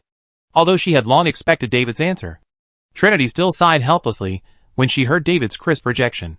Winter City has already made its attitude clear. Our conditions have been clearly stated, and it's up to you whether you want to accept them or not. There are only two options: accepting to become a resident of Winter City and refusing to become a resident of Winter City. There are no other options, and no room for negotiation. To put it more bluntly, Zion is not qualified to negotiate with Winter City. Even if Zion just wants to step up, David is too lazy to give it to him. What is your identity? Ask me to pass the steps to you. Are you worthy? To David it was just a matter of a few words. But he didn't want to open the door. Otherwise, would it be annoying if one person makes a request today and another person makes a request tomorrow? I asked some more about the situation in the camp. Although there are no engineering and construction experts like Digger among the Autobots, the Autobots' hands-on skills are not bad either. Under the leadership of Optimus Prime, the Liberator camp has been built into a small town with increasingly complete facilities. Many humans who have awakened from the virtual world directly stay in that town and feel that it is quite comfortable here. Well, you don't have to go to Winter City. I didn't expect that the development there would be quite good, David wondered. When the space transmission technology in his hand becomes more mature, can a stable channel be established between the two worlds? By then, the communication between the two cities will become simpler and more direct. Just like David's Winter City and Arendelle on the Yanila continent, the two places will almost become one city. There are currently many residents in Winter City from Arendelle, and there are also many people from Winter City who used to do business in Arendelle. It is said that the residents of Arendelle have proposed to Elsa that Arendelle can be modernized and transformed into a convenient city like Winter City. For this reason, Arendelle even sent two groups of people, Arendelle from the continent of Yanila and Arendelle from the other world, to Winter City to learn advanced knowledge. And only after they have accomplished what they have learned, they can go back and build a beautiful new city. Home. After chatting with Trinity for a few more words, the report ended. By the way, you are not in a hurry to go back this time. Why don't you stay in Winter City for a few days and treat it as a holiday? Anticipating that the workaholic Trinity would refuse, David added another sentence. Relax appropriately. Can make you feel truly alive. Thank you for your concern. Your Majesty. I will. After Trinity left, David thought about what to do next. Before I could think of a result, I suddenly felt the resurrection stone in the military camp activated. Huh? Someone died? The holy light of the resurrection stone was infused by David. When the resurrection stone activates the holy light for resurrection, David will feel it. This situation surprised him a little. He couldn't understand who would die suddenly. Is he someone who took risks on the Yanila continent? Because of Laura's suggestion, her friends were all registered on the resurrection stone. In theory, these people are also the most dangerous ones. After all, Laura's companions are not very strong. And who knows what adventure ghosts on the Yanila continent will encounter. After using the teleportation ability to check, I found that the actual result was completely different from what I thought. It was not one of Laura's friends who died, but Michael Brown in the Macross world. Seeing the handsome guy with blonde hair and glasses wearing coarse cloth clothes, trousers and cloth shoes standing next to the resurrection stone, David smiled and said low to the elite sniper. Congratulations! You have become the first person to die in Winter City since it was built. It's not just soldiers. Since the establishment of Winter City, there has not been a natural death so far. Michael Brown is the veritable first person. Chapter 494. Another person wants to give the princess to David. Mikhail didn't want the title of number one at all. But unfortunately, he already had it, and couldn't get rid of it even if he wanted to. What happened? Oops! Mikhail finally recovered from the state of death. His smart brain resumed operation. And he immediately remembered that his partners and friends were still in great danger. In a few words, he explained to David what was happening in the 25th Immigration Fleet. Not only did Michael want to return to his own world immediately, he was also preparing to borrow some weapons and equipment from the winter military camp. It's just the equipment. Don't you need any extra help? May I? Of course. It's just a matter of course. Anyway, the Knights of Winter are idle when they are idle. Letting them go out for appropriate activities will help to consume the excessive energy of this group of knights. In addition, encountering various troubles in each world allows the Winter Knight to accumulate rich combat experience in facing various environments and enemies. It is definitely easier to improve actual combat power than squatting and practicing in the military camp. If possible, David hopes that the Knights of Winter will travel to more worlds. There is no need to go to the Westeros continent often. The opportunity is left to ordinary winter soldiers. If it is not possible, sending a small group of Spartan heavy infantry there can also solve the problems in that world. On the other hand, the Macross world, DC Universe, Marvel Universe and other worlds should be explored more. Thinking of this, David began to think seriously about sending people to destroy the Empire of the Rising Sun in Eva's world. Currently, Winter City has a serious excess of combat power, even with ordinary soldiers. It is only a matter of time before Winter City unifies Brainium. The Ace troops never go to the battlefield and can only be used as symbolic mascots, which does not do any good to the troops themselves. Although training alone can maintain basic combat power, without experiencing real battles and experiencing the experience of blood and fire, one will always be short of energy. After being sent to Eva's world, there was no shortage of tough battles to be fought. The Empire of the Rising Sun was still strong, and with the Resurrection Stone, David didn't have to worry about his ace troops being too small, difficult to train, or feeling distressed if one of them died. Now, death might spur the gang to continue growing. Watching Michael go to borrow equipment, David casually sent a message to Floyd, asking him to mobilize 2 teams of Winter Knights to prepare to follow Michael to the 25th Immigration Ship Group. Although Michael did not introduce the situation in detail, David had already remembered this part of the plot. Michael's death not only meant that a large number of Vajra attacked the immigrant ship convoy, causing huge damage to the ship convoy, making the entire immigrant ship convoy the resources became tight. And next they had to launch a forceful attack on the planet where Vagula lived. Given the state of the immigration fleet at that time, if the planet could not be captured, the entire fleet would not have the energy to continue sailing in the desolate universe. In addition to the external enemy Vagula, there is also a rebellion within the convoy. Leon Mishima, the chief assistant to the president. I wonder if Ozma has made any arrangements in advance. Just as he thought about Ozma, David saw the captain of the skeleton team appearing in the military camp. Ozma was slightly surprised, but immediately realized that it would save him trouble. He didn't have to make a special trip to Winterhold. Let me guess. Borrowing troops? Yes. Ozma was still wondering how David knew the purpose of his visit. Has anyone been here before and told David about the situation there? Because the immigration ship is currently in chaos. Ozma has not yet contacted the other team members, and is currently with his ex-girlfriend Kathy Glass. I'll give you 2 squads of Winter Knights. This. What? Not enough? No. It's too many. Ozma thought it would be good to be able to borrow a 5-person combat team. Unexpectedly, His Majesty the King was so generous. He opened his mouth and saw 2 standard teams, 20 people. 20 Winter Knights. There is no one in the immigrant fleet who can compete with them. Even a group of Vidra cannot take advantage of them when they first encounter the Winter Knights. And the person he wanted to deal with was not Vagula. It's better to have too much than not enough.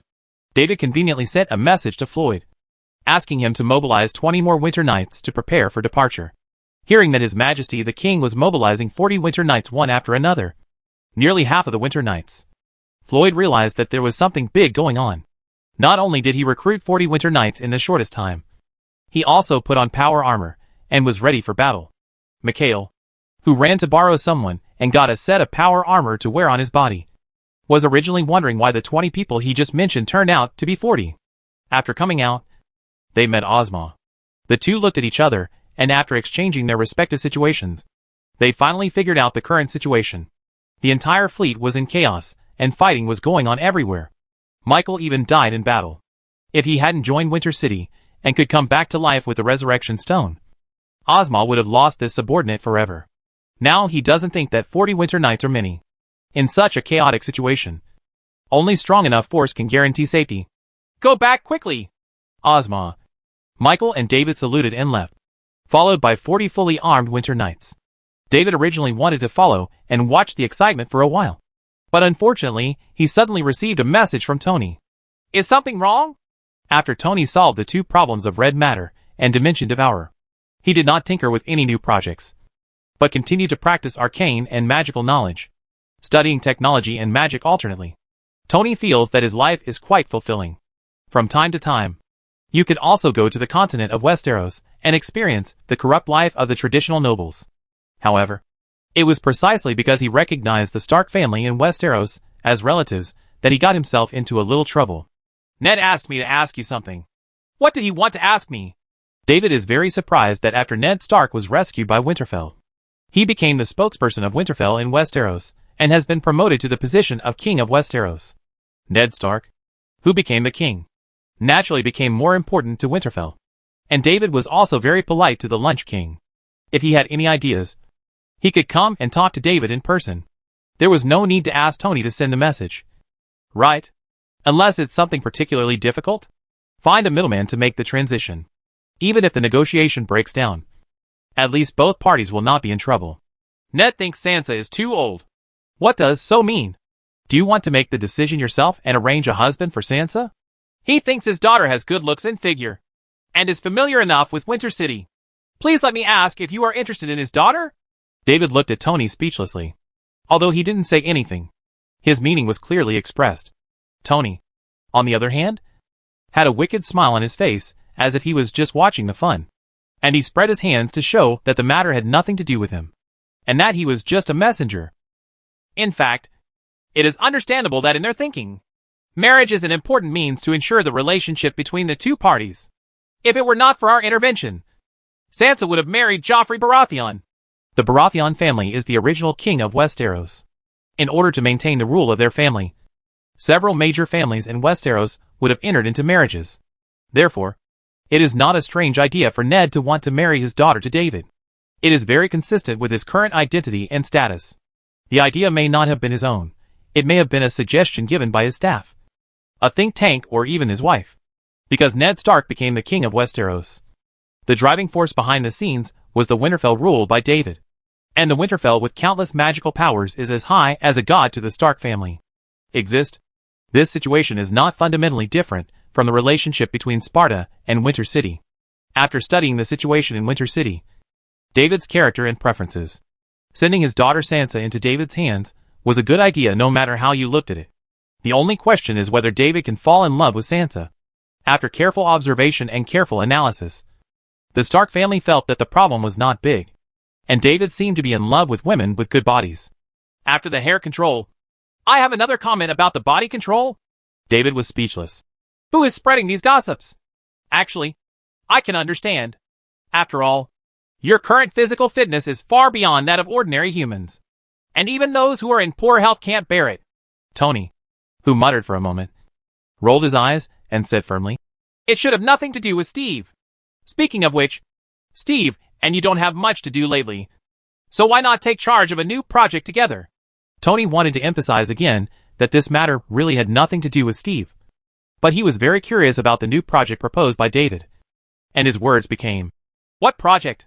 Establish a fixed channel or transmission facility so that the world that has established a stable connection with Winter City can allow people to travel back and forth freely. As David's golden finger continues to upgrade, many people can freely travel between Winter City and their own world. But relatively speaking, they are still subject to various restrictions.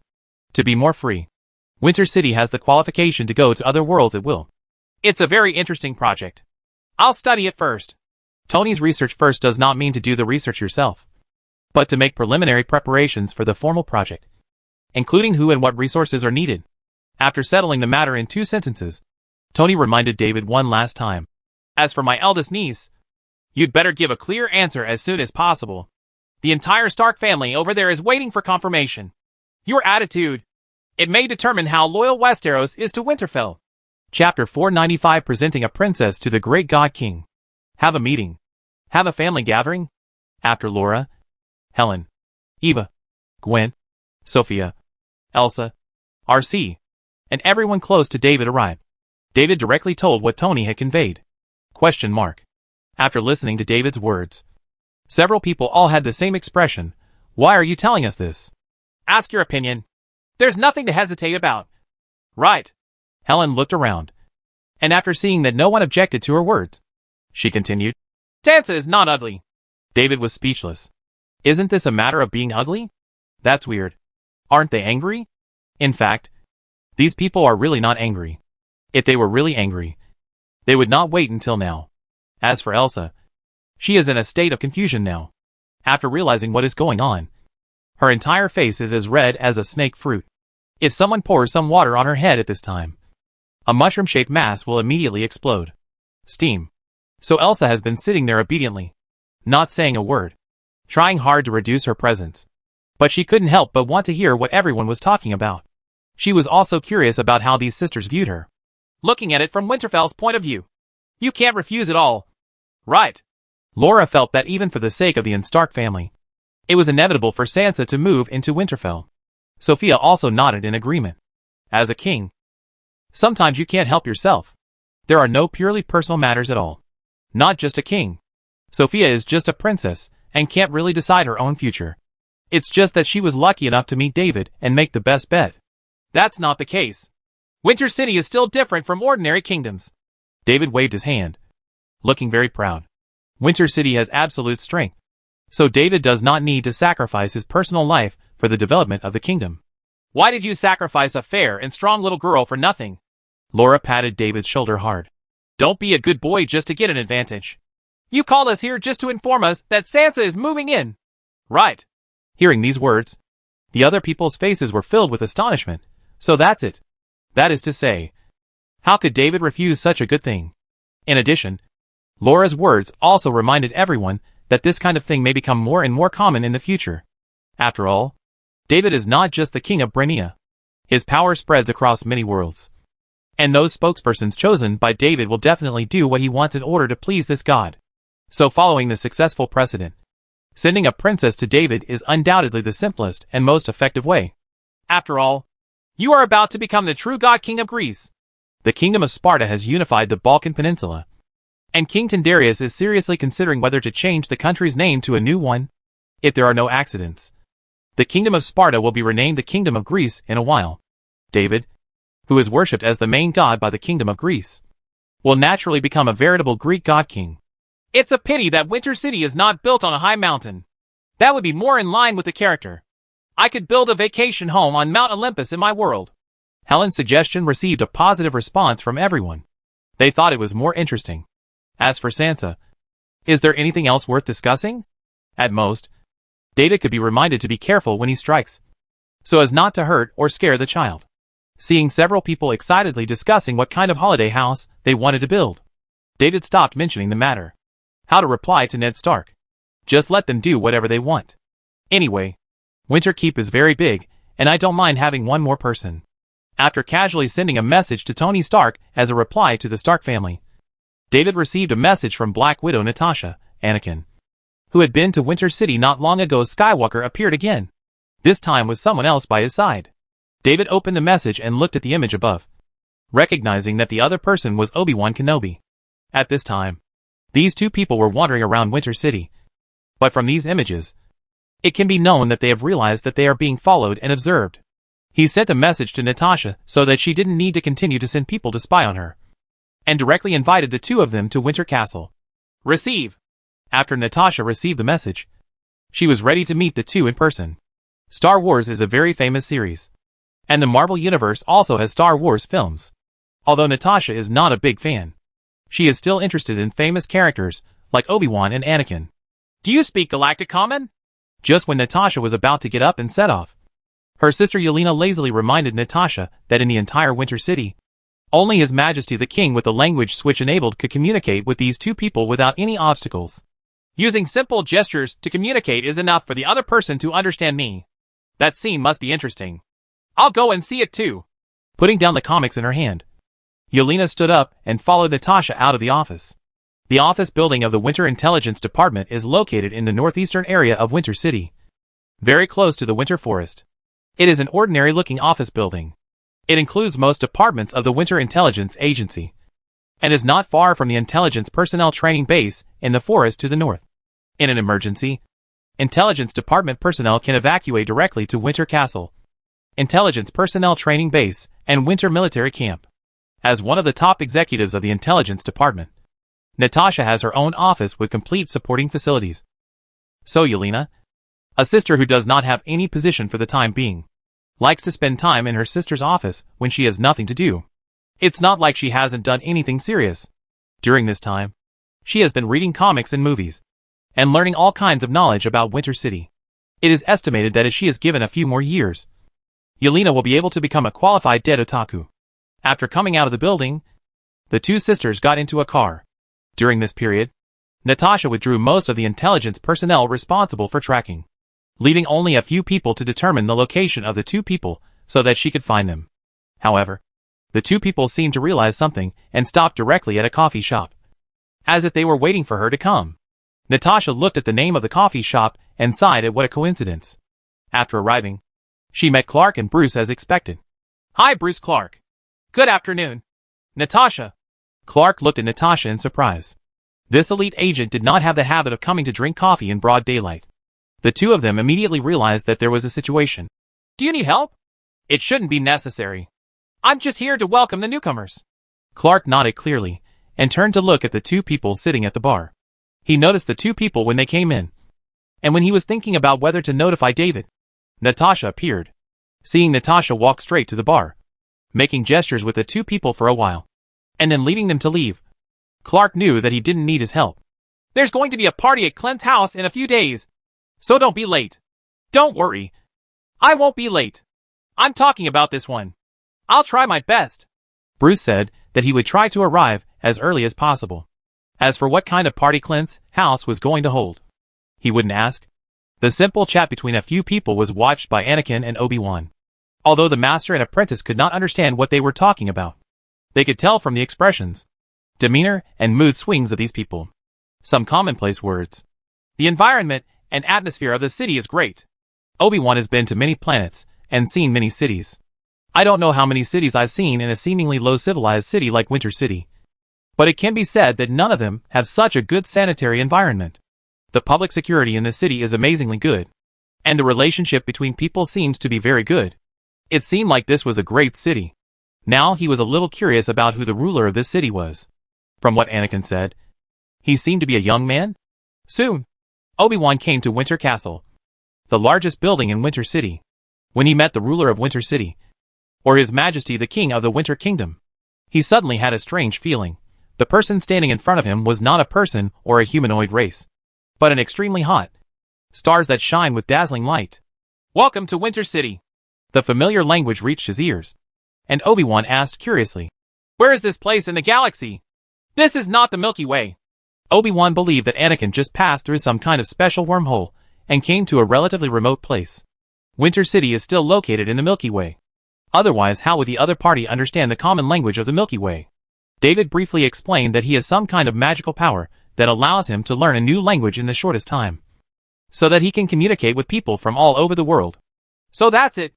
Later, David placed 2 learning devices in front of Obi-Wan and Anakin and told them that as long as they used these devices, they could learn Brynion in a short time.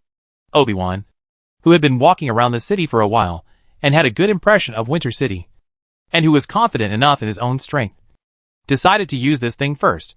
Even if 2 people are not using it at the same time, they still need to maintain the necessary vigilance. David could feel that Anakin's body was exuding vague fluctuations, although his hand was not touching the hilt of the sword at his waist. As long as he sensed the slightest sign that something was wrong, as long as a thought arose, the lightsaber on his waist will fly accurately to Anakin's hand, making it easier for the Jedi apprentice to kill him. However, he soon no longer had to be vigilant. Obi-Wan completed learning the new language in the blink of an eye. This stuff is really good. Chapter 496 Father-in-Law arrives. As a Jedi Master, Obi-Wan's mental strength and intelligence are high enough, and his endurance is naturally strong. Knowledge such as Brynion common language is not only transmitted quickly, but also unpacked and learned quickly. When Anakin was learning, Obi-Wan could converse with David in the local language fluently after a few simple attempts at pronunciation. Awesome! From this point, we can also see how strong this person is. After all, there are not many people in Winter City who can quickly complete the transmission and master it quickly. Even among Kryptonians with super brains, only the best ones can master a new language so quickly. After Obi-Wan, Anakin also showed his talent. He also learned the Brynion common language in a short time, and then began to use this newly learned language to talk to everyone. Without the language barrier, the master and apprentice wanted to go out for a walk again and get to know Winter City more intuitively. However, before leaving, the 2 of them had a good chat with David for a while and gained a more detailed understanding of Winter City. Anakin only listened to David's general introduction at first, and knew that Winter City was very magical, and it seemed that there were many people like him from all over the world who would suddenly appear. But at that time, he thought it was a test or some kind of test, and he didn't take these things too seriously. At this point, when I realized that all of this was true, I realized how miraculous this was. At the same time, he finally knew that Winter City was not as backward as it seemed on the surface. Winter City possessed very advanced technology, and could easily perform ultra-long distance space jumps. How far is this super long distance? Can travel across galaxies. Obi-Wan and Anakin looked at each other. They had huge doubts about what David told them. Is Winter City actually so advanced? It doesn't look like it, but the other party seems to have no need to brag. Maybe go and see for yourself? According to David's description, there should be something he wants to see over there in the winter military camp. There is an area specifically open to people to visit, such as the space fighter planes used in Winter City. Anyone in Winter City can be seen. If it's really that powerful, maybe I'll buy a small spaceship.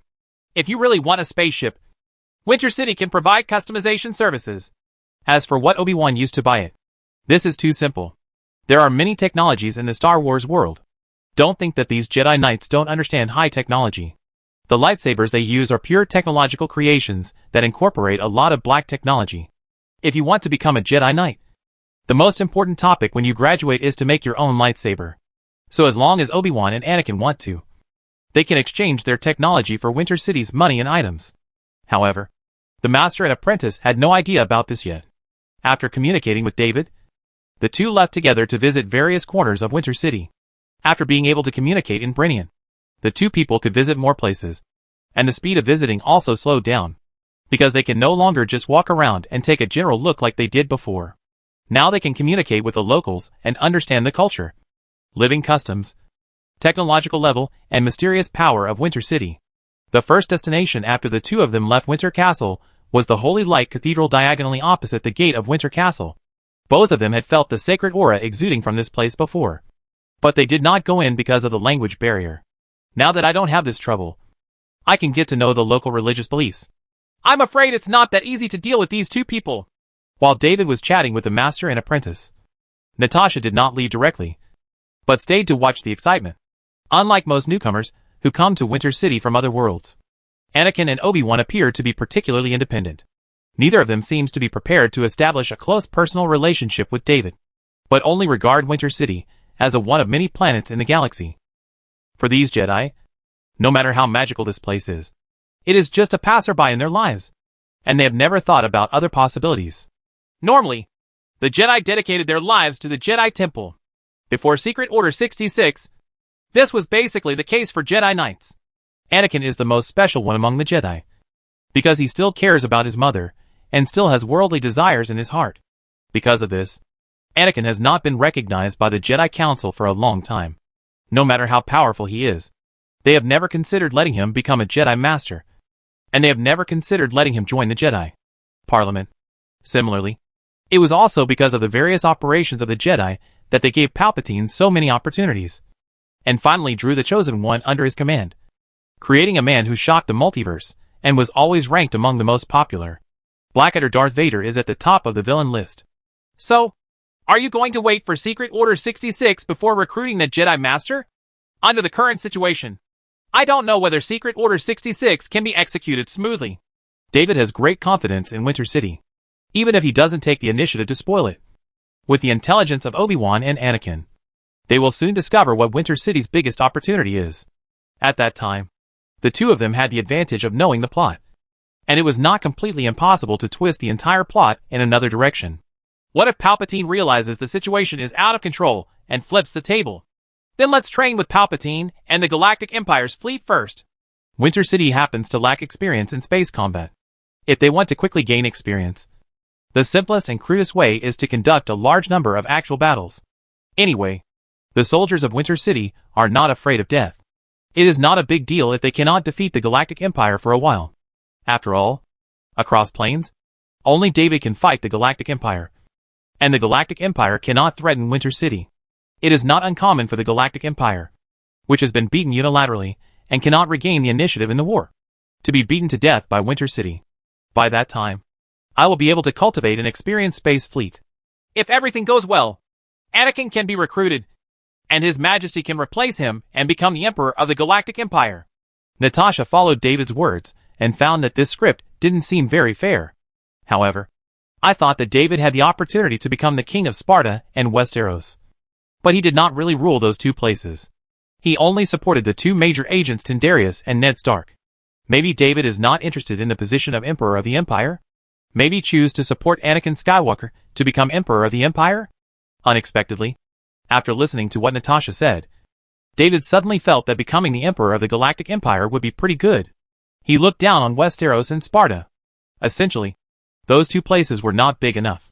The Milky Way was much bigger in comparison, which was enough to arouse David's interest. Sounds good. Do you have a detailed plan? Natasha was speechless. She had a detailed plan. She just said a few words casually, but she didn't expect David to take it seriously. What to do? Do you want to discuss it with others? Everyone worked together to formulate a plan to successfully enthrone His Majesty the King as Emperor of the Galactic Empire.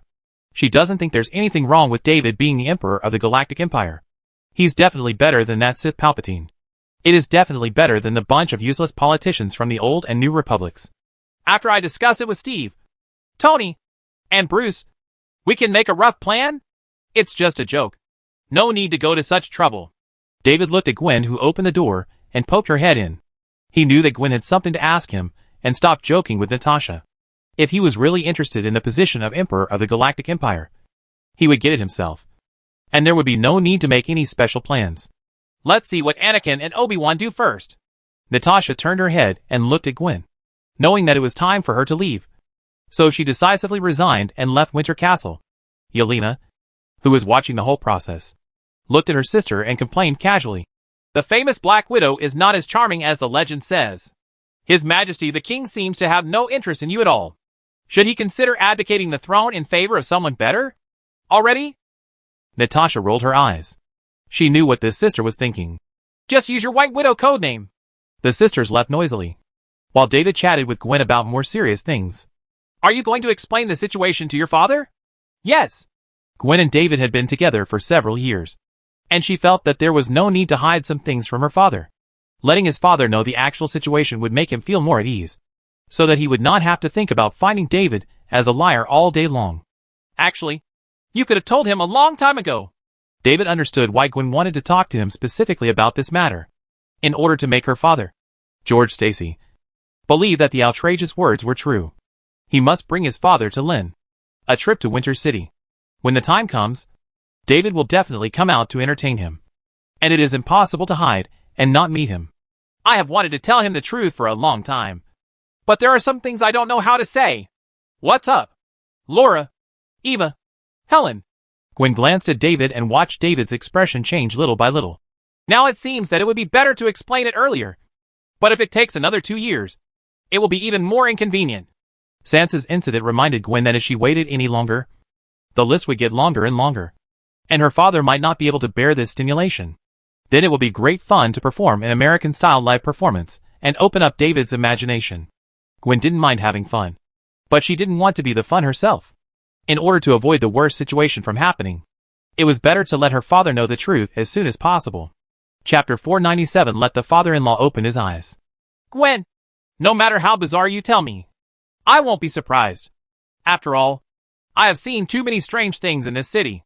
Men and women wearing tights and swinging like spiders. A madman who wears strange armor and rides on a flying skateboard to throw bombs everywhere. After an hour, I've never seen this situation before. George Stacy stood on the streets of Winter City, looking at the people wearing strange costumes walking through the antique city, and seriously doubted whether she was dreaming.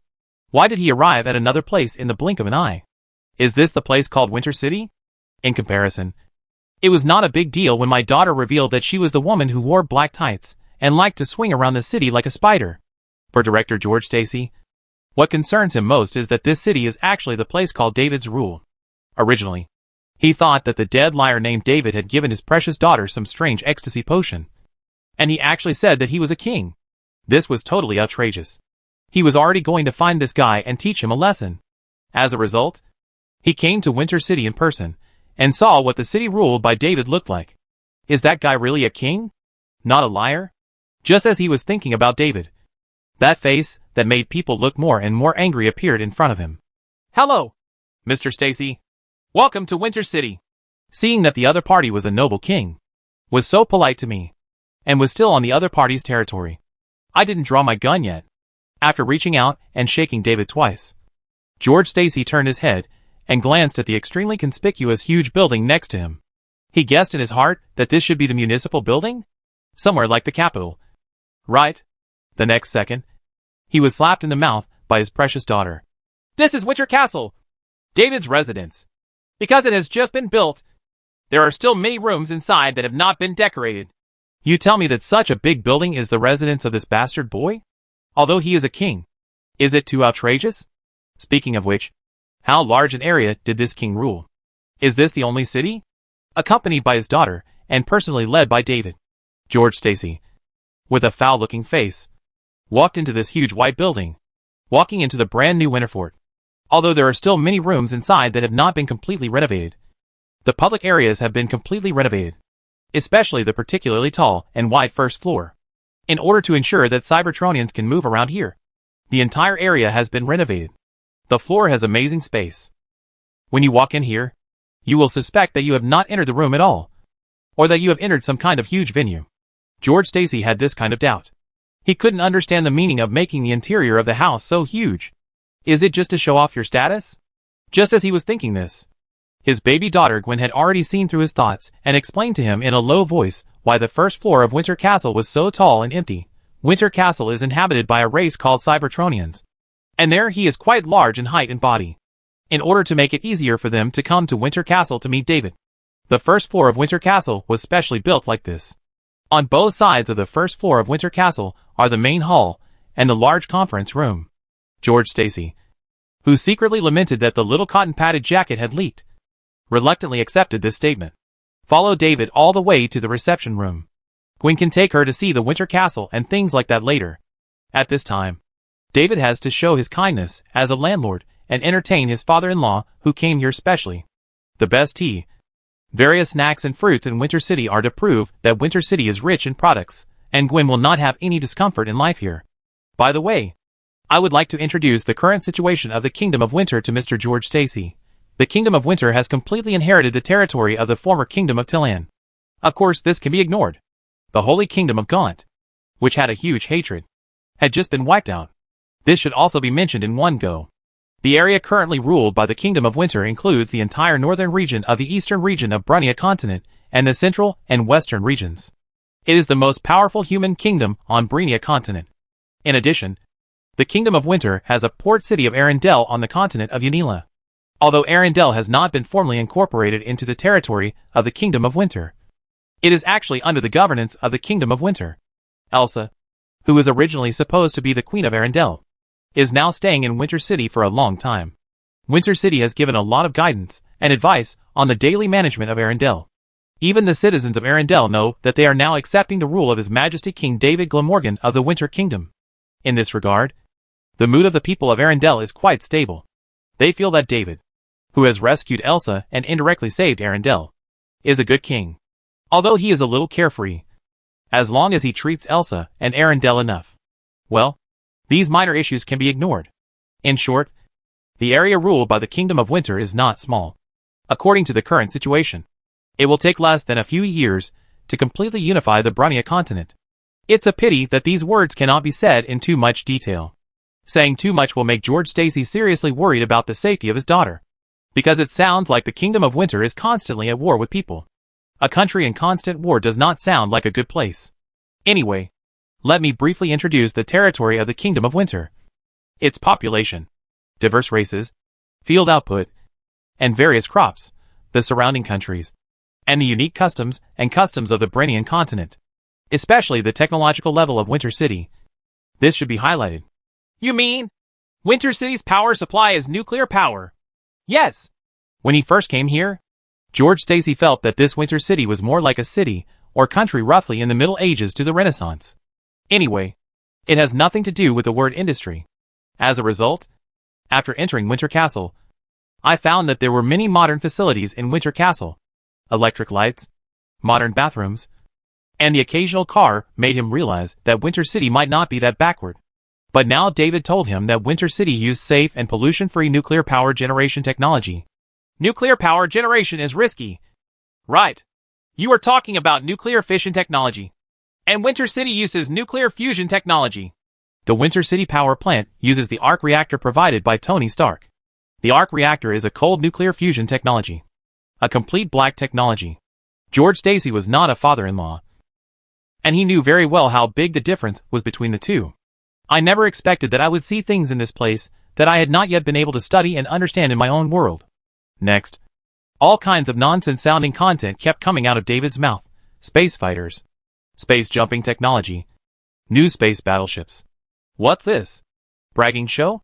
Just when George Stacy began to become suspicious again, David began to arrange for him to visit various places in Winterfell. There are a lot of powerful equipment placed in the winter military camp, but you can't go because it's suspected of showing off your muscles. Therefore, the most suitable place to visit was the battleship construction factory. After the hard work of the diggers, enough space has been cleared in the hilly and mountainous area northwest of Winter City.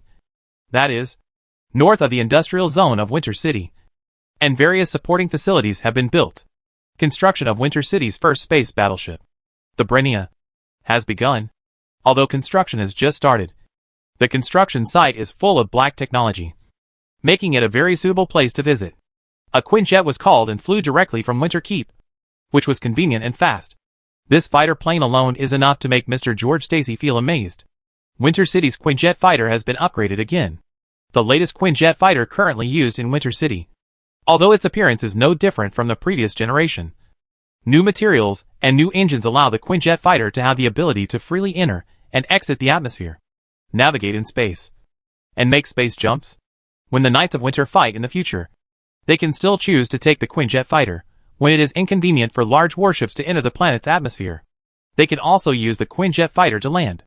After carefully looking at this sci-fi looking and even more sci-fi sounding aircraft, George Stacy became much calmer after seeing the construction site for building a large space battleship with his own eyes. Even when he met the legendary Cybertronians, he acted very calmly. Seeing too many outrageous things at once has increased my resistance a bit. However, he still asked David curiously, "How big is this battleship?" "The length is about 1,600 meters. How could something so huge fly off the planet?" "The battleship is equipped with an anti-gravity engine, which can easily escape the planet's gravity. Not only is it easy to break away from the planet's gravity, there won't even be any obvious bumps, and it will be very smooth when taking off. Taking off to space on the Brainiac battleship is even more comfortable than leaving the atmosphere on a VF or Quinjet." Hearing this, George Stacy looked at the young man next to him, who still didn't like him. At this time, he had to admit that his precious daughter's vision was quite reliable. This young man whom he had once regarded as a liar was indeed an outstanding man. No wonder he could charm his daughter. At this point, he had nothing to object to, and looked at David with a little more approval. Gwen, who had been by the side without speaking for a long time, had already seen through the tricks David was playing. After talking so much, he only showed how successful his career was, without revealing anything about his private life. Mr. George Stacy was also confused by David's series of operations, and completely forgot to ask about David's personal situation. He even forgot to ask about the most critical family members. Chapter 498 Little Hose. George Stacy looked at the construction site for a while. In addition to the space battleship that could not even be seen in prototype, he also carefully looked at the busy workers around him. He found that although these workers also spoke Brainian, which he did not understand, many of them also spoke English. This phenomenon made him feel very strange. So he asked his daughter why so many people in Winter City spoke English.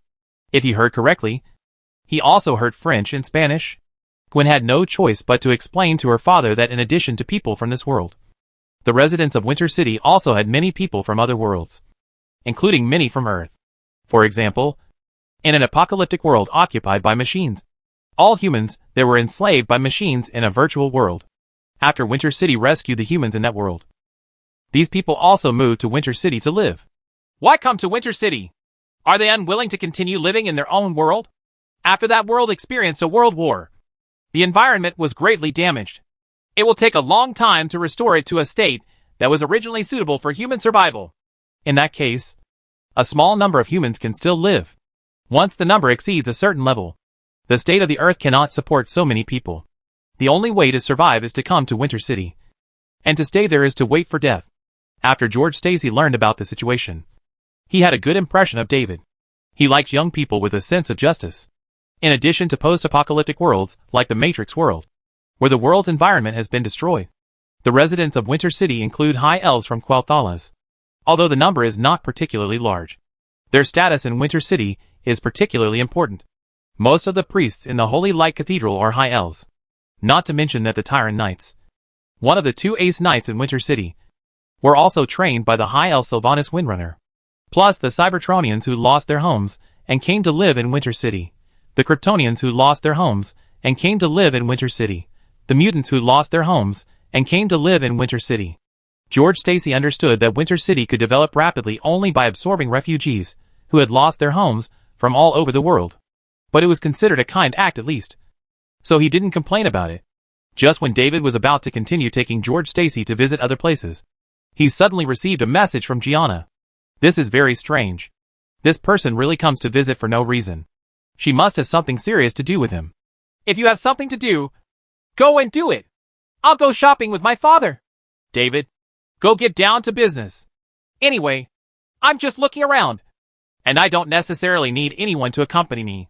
Because his perception had changed a lot. George Stacy's tone and expression became softer when speaking to David. A lot. In his heart, he thought that it was enough for him to have Gwen accompany him around. David was a majestic king, and he must have a lot of things to deal with. It was a great honor to spare so much time to greet him. In that case, I'll take my leave first. David and Gwen asked some more things, such as not forgetting to take a few golden apples to her father and take them back to the family. He opened the portal and left directly, leaving the Quinjet for the use of the father and daughter. George Stacy blinked, looked at the closed golden light door in front of him, and asked his daughter curiously, "Is this space technology?" No. This is the ability to teleport. Should it be considered a superpower? David's teleportation ability was obtained from Clarice, and it should indeed be classified as a superpower. It's just that David usually presents himself as a holy light spellcaster. When he performs similar methods, everyone will always treat him as a teleportation spell. George Stacy suddenly realized that there were still many things he didn't understand about Winter City. But before asking about these things, he should have a good talk with his daughter about other things. How does David usually treat you? Huh? Very good. Gwen felt that David was good in every way. But sometimes he was too enthusiastic and couldn't bear it. From time to time, he had to feel pain and happiness. That's good. George Stacy looked at his daughter. He believed that a young man with David's status would definitely have many women who wanted to get along with him. And his daughter's love life would probably be full of thorns. But he wasn't going to say too much. It was better for her mother to talk to her about this topic. For now, it's enough as long as Gwen is happy. George Stacy continued to visit Winter City with Gwen. This time he was curious about the mysterious power of Winter City. So after leaving the battleship construction site, he flew back to Winter Castle and then went to the Cathedral of the Holy Light. At this time, David met Jaina in Winterfort. I asked the regent when I returned to Azeroth. At that time, he said that he had discovered traces of the Draenei and was making simple contact with them. Oh! It turns out that there is news about the Draenei. No wonder Jaina is looking for her. As for why Fording didn't inform him when there was news about the Draenei, the main reason is that Fording, as the regent, is too busy. Although Kalia Menethil became the queen, the burden of governing the kingdom of Lordaeron fell entirely on Fordring and others, because Kalia did not know how to govern the country, and she had not really learned this knowledge. It is definitely too late to learn now, which is why Fording became the regent. Not only because Fording turned the tide and saved the kingdom of Lordaeron. Therefore, the work of finding and determining whether the Draenei have arrived in Azeroth is left to trusted people to handle. It takes time to make contact after getting the news. Fording's original intention was to wait until he had established a basic relationship with the Draenei before introducing the Draenei to David in Winter City, so that both parties could directly start discussing the possibility of the Draenei moving into Winter City. As a result, the work efficiency of the subordinates was really worrying. In fact, the key factor was that the subordinates could not make decisions on the spot, and could only ask for instructions back and forth. In addition, the place where the Draenei landed was too far away, and was not near the Eastern Kingdom at all. At this time, they were on Blue Island, not far from the Night Elves' hometown, located on the northwest side of the Kalimdor continent. That is to say, I caught up with Jaina to come over to inquire about the situation, and helped a little bit by the way, which speeded up the communication process between the two parties. Otherwise, I don't know how much time it would have taken. At that time, the Draenei who had completely stabilized in Blumist Island were not necessarily willing to move to Winter City. After all, in the eyes of these Draenei, Azeroth is a good new home. Although it still faces threats from dark forces, it has found many trustworthy allies. Because of David's intervention, things changed. At present, the leader of the Draenei, Prophet Velan, has received an invitation from Winter City. He is very curious about David, who is in another world but knows his own clan, and agrees to visit Winter City in person. So, Velan is coming to Winter City? Yes. Of course, it wasn't David who agreed, and Jaina immediately returned to Azeroth to bring Velan over. As the leader of the Draenei, Velan has to make various arrangements before leaving his people, such as where the Draenei should go if he never comes back. When will the prophet arrive? If it's the fastest, it will be a week later. If it's slower, we can't tell. Prophet Velan's status among the Draenei is too special. With his status, he can't just go wherever he wants. There are too many involved. A lot of time must be spent on various preparations. Oh, then there's no need to worry. Anyway, he wasn't coming right away, and David didn't plan to arrange any special meeting ceremony for Viren. Draenei are welcome in Winterfell, but not required. David wants the Draenei. But if Velan doesn't want the Draenei to join Winter City, but wants to draw a separate territory in the Winter Kingdom as the new home of the Draenei, David can't. I agree that it's not like the Draenei have never done similar things before. They are very familiar with the thing about doves and magpie nests. The Draenei he wants are Draenei who are members of Winter City, not just Draenei who are simply in Winter City. If Viren can't accept it, he won't force it. Let's just make friends and get acquainted. Winter City still welcomes Draenei people to come and sneak through the door. Anyway, there will always be a few Draenei left in Winter City. And there will still be Draenei in Winter City. It's just that the population growth rate has slowed down. And there may be some Draenei.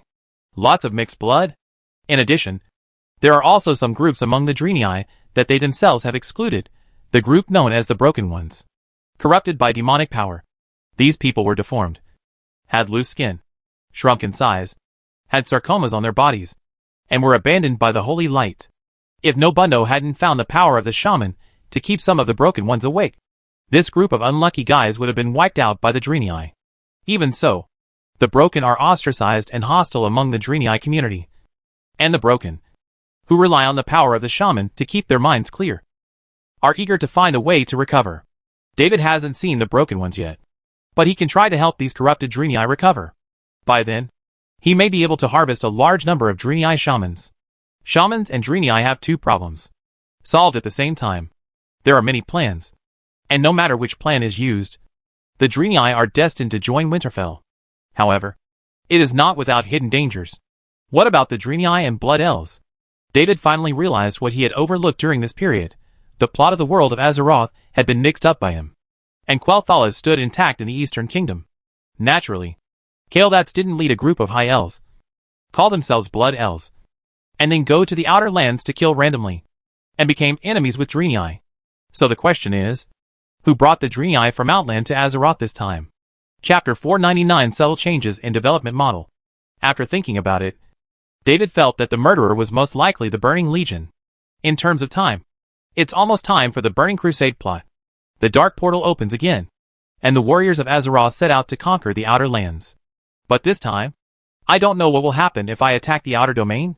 Will the new Orc tribe led by Thrall reach cooperation with the Alliance? In addition, because he has affected so many things, is Illidan still imprisoned?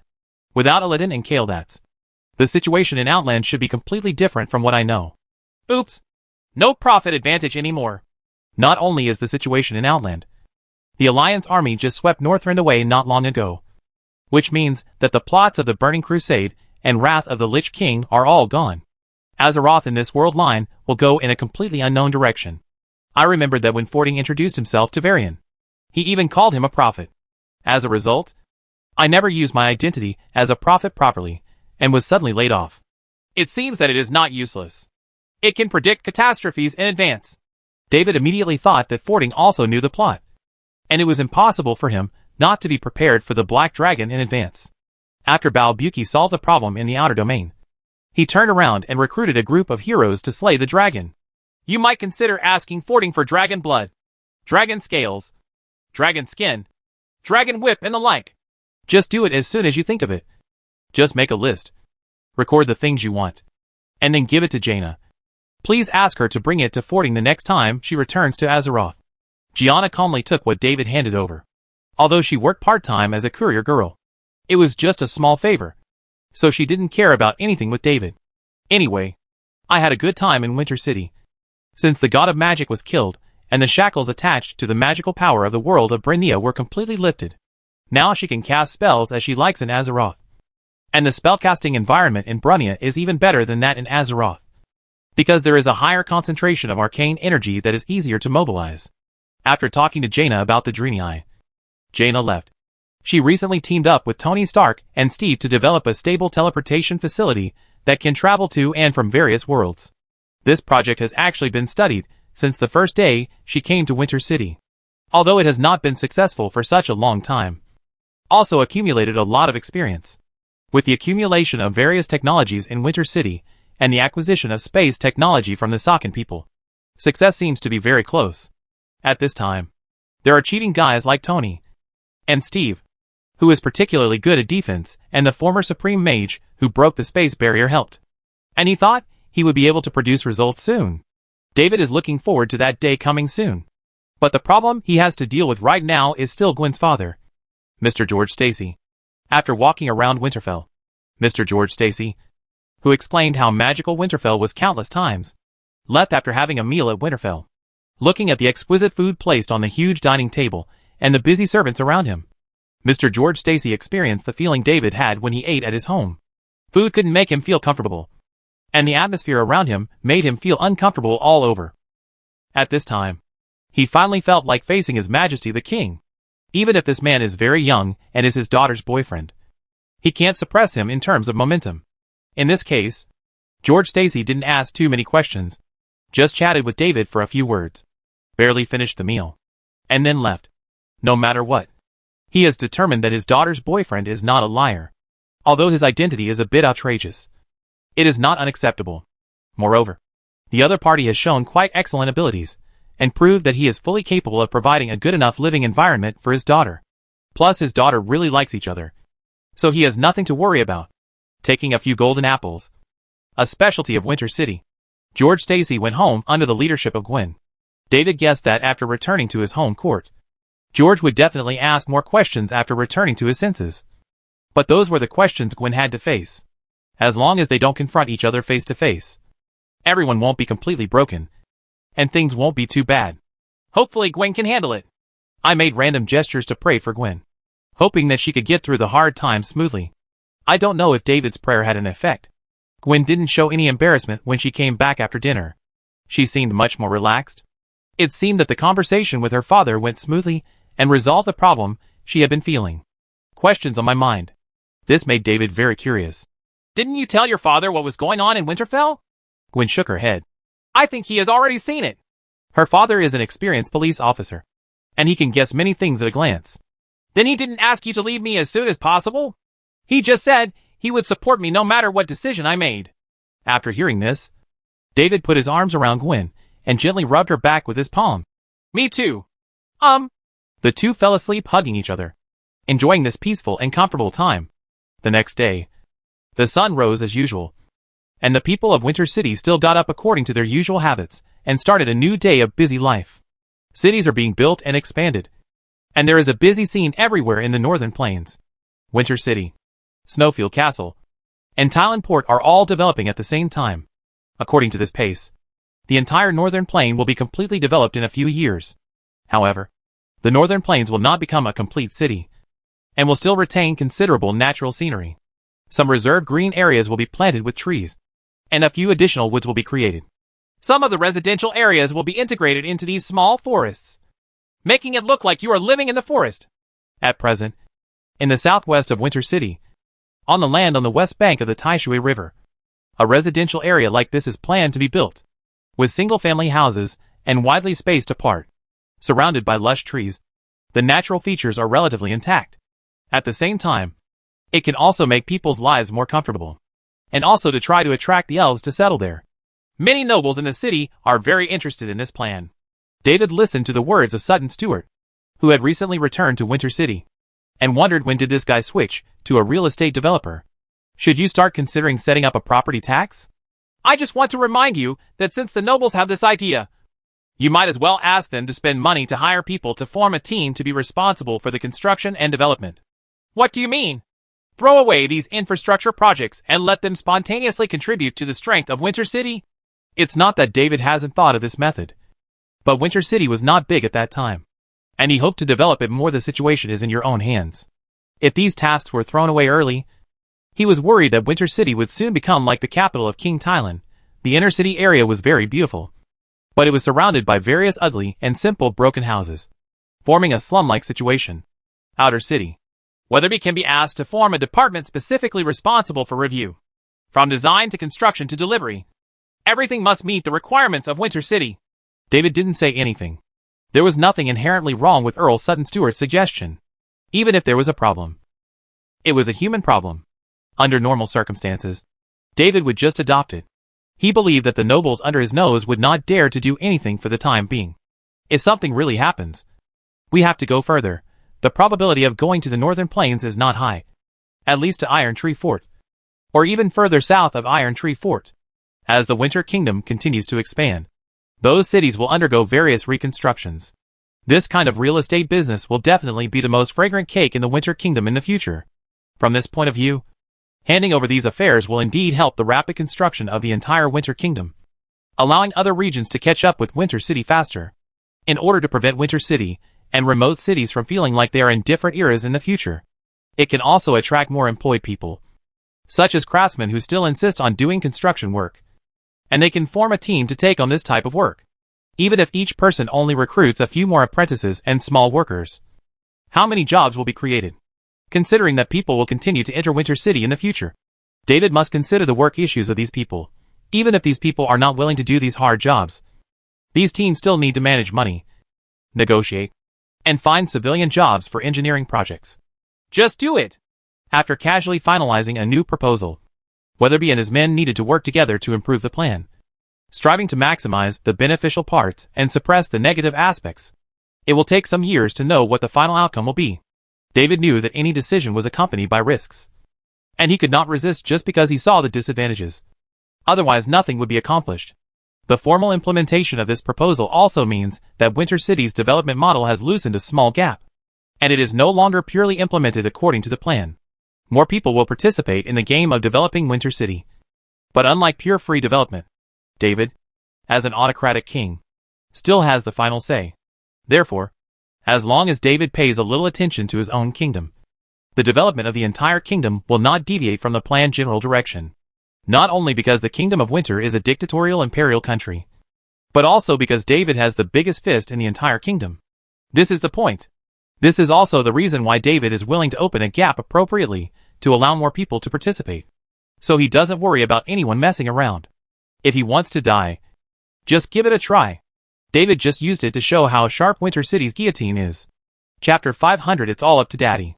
The new proposal brought a new atmosphere, and the nobles showed surprising enthusiasm after discovering that His Majesty the King was willing to let them eat meat. In just 3 days, several engineering teams were assembled, basically led by craftsmen from Azeroth, plus apprentices trained in the past few years, as well as temporarily recruited workers. Subsequently, various design drafts for the new residential area hit the government department in charge of Weatherby like snowflakes. At this time, Weatherby was still discussing various details of the new proposal with his staff. Not to mention that the new review department had been established. There was not even a draft. As a result, all these design drawings were suppressed. The nobles expressed their dissatisfaction indirectly through various channels, to which Weatherby responded with a smile. I know you are anxious, but don't be anxious yet. Winter City just decided to select officials not long ago. The current officials are not enough. It is not an easy task to establish a new department. If everything goes well, there will be a draft by the end of the month, and the concrete construction will be completed to the official start of construction. At least it'll be a month or two later. Therefore, it is better to take advantage of this period of time to do a few more designs. Maybe there will be some advantages when the time comes for review. There will always be one draft that passes the test, and there is no need to revise and review it over and over again. The nobles thought it made sense, so they stopped rushing and waited for the review department to start work, and immediately drowned it out with several plans. The actions of the nobles are truly amazing. Normally, those with poor mobility have long been eliminated. On this continent, the knowledge and wealth of the nobles are far superior to ordinary people. They can judge the development trend of Winter City early, and their rich family wealth and various connections can ensure their smooth entry as soon as possible, even if the family heirs are relatively poor in knowledge and ability. Nobles with rich family backgrounds can recruit outstanding talents from average or even poor family backgrounds to assist them. Winter City has been continuously replenishing its population during this period. These people from the Matrix world come from all walks of life in various industries, including many elites, including those in real estate-related industries. After these people came to Winter City and adapted for a period of time, they were either actively or passively absorbed into the family by the nobles, made suggestions for the nobles, and finally found their own way out. The nobles once again used their own advantages. Correct. David glanced at Sutton Stewart. As the deputy captain and real commander of the Tyrant Knights, he suddenly ran back to Winter City, which left David quite speechless. But Sutton didn't care at all. He just wanted to resign. After the temple was over, he felt that his mission had been completed, and there was no point in continuing to stay in the Tyrant Knights. Currently, the Tyrant Knights are entirely under the command of Sylvanas. She has become the de facto leader of the Tyrant Knights, and is waiting to receive awards and official promotions after returning to Winter City. David, who knew what he said was useless, did not continue to dwell on Sutton's guilt for running away from the battlefield. This man might be eager to pursue it himself, so that he could be relieved of all his positions. As for the title, Relying on his previous achievements and his status as Sophia's uncle, David would not lose all his titles no matter what.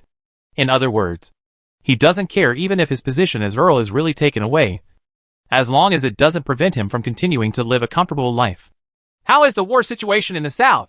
Did the New Ellen Federation and Sotorama Empire have no reaction to the destruction of the Holy Kingdom of Gunter and the Temple?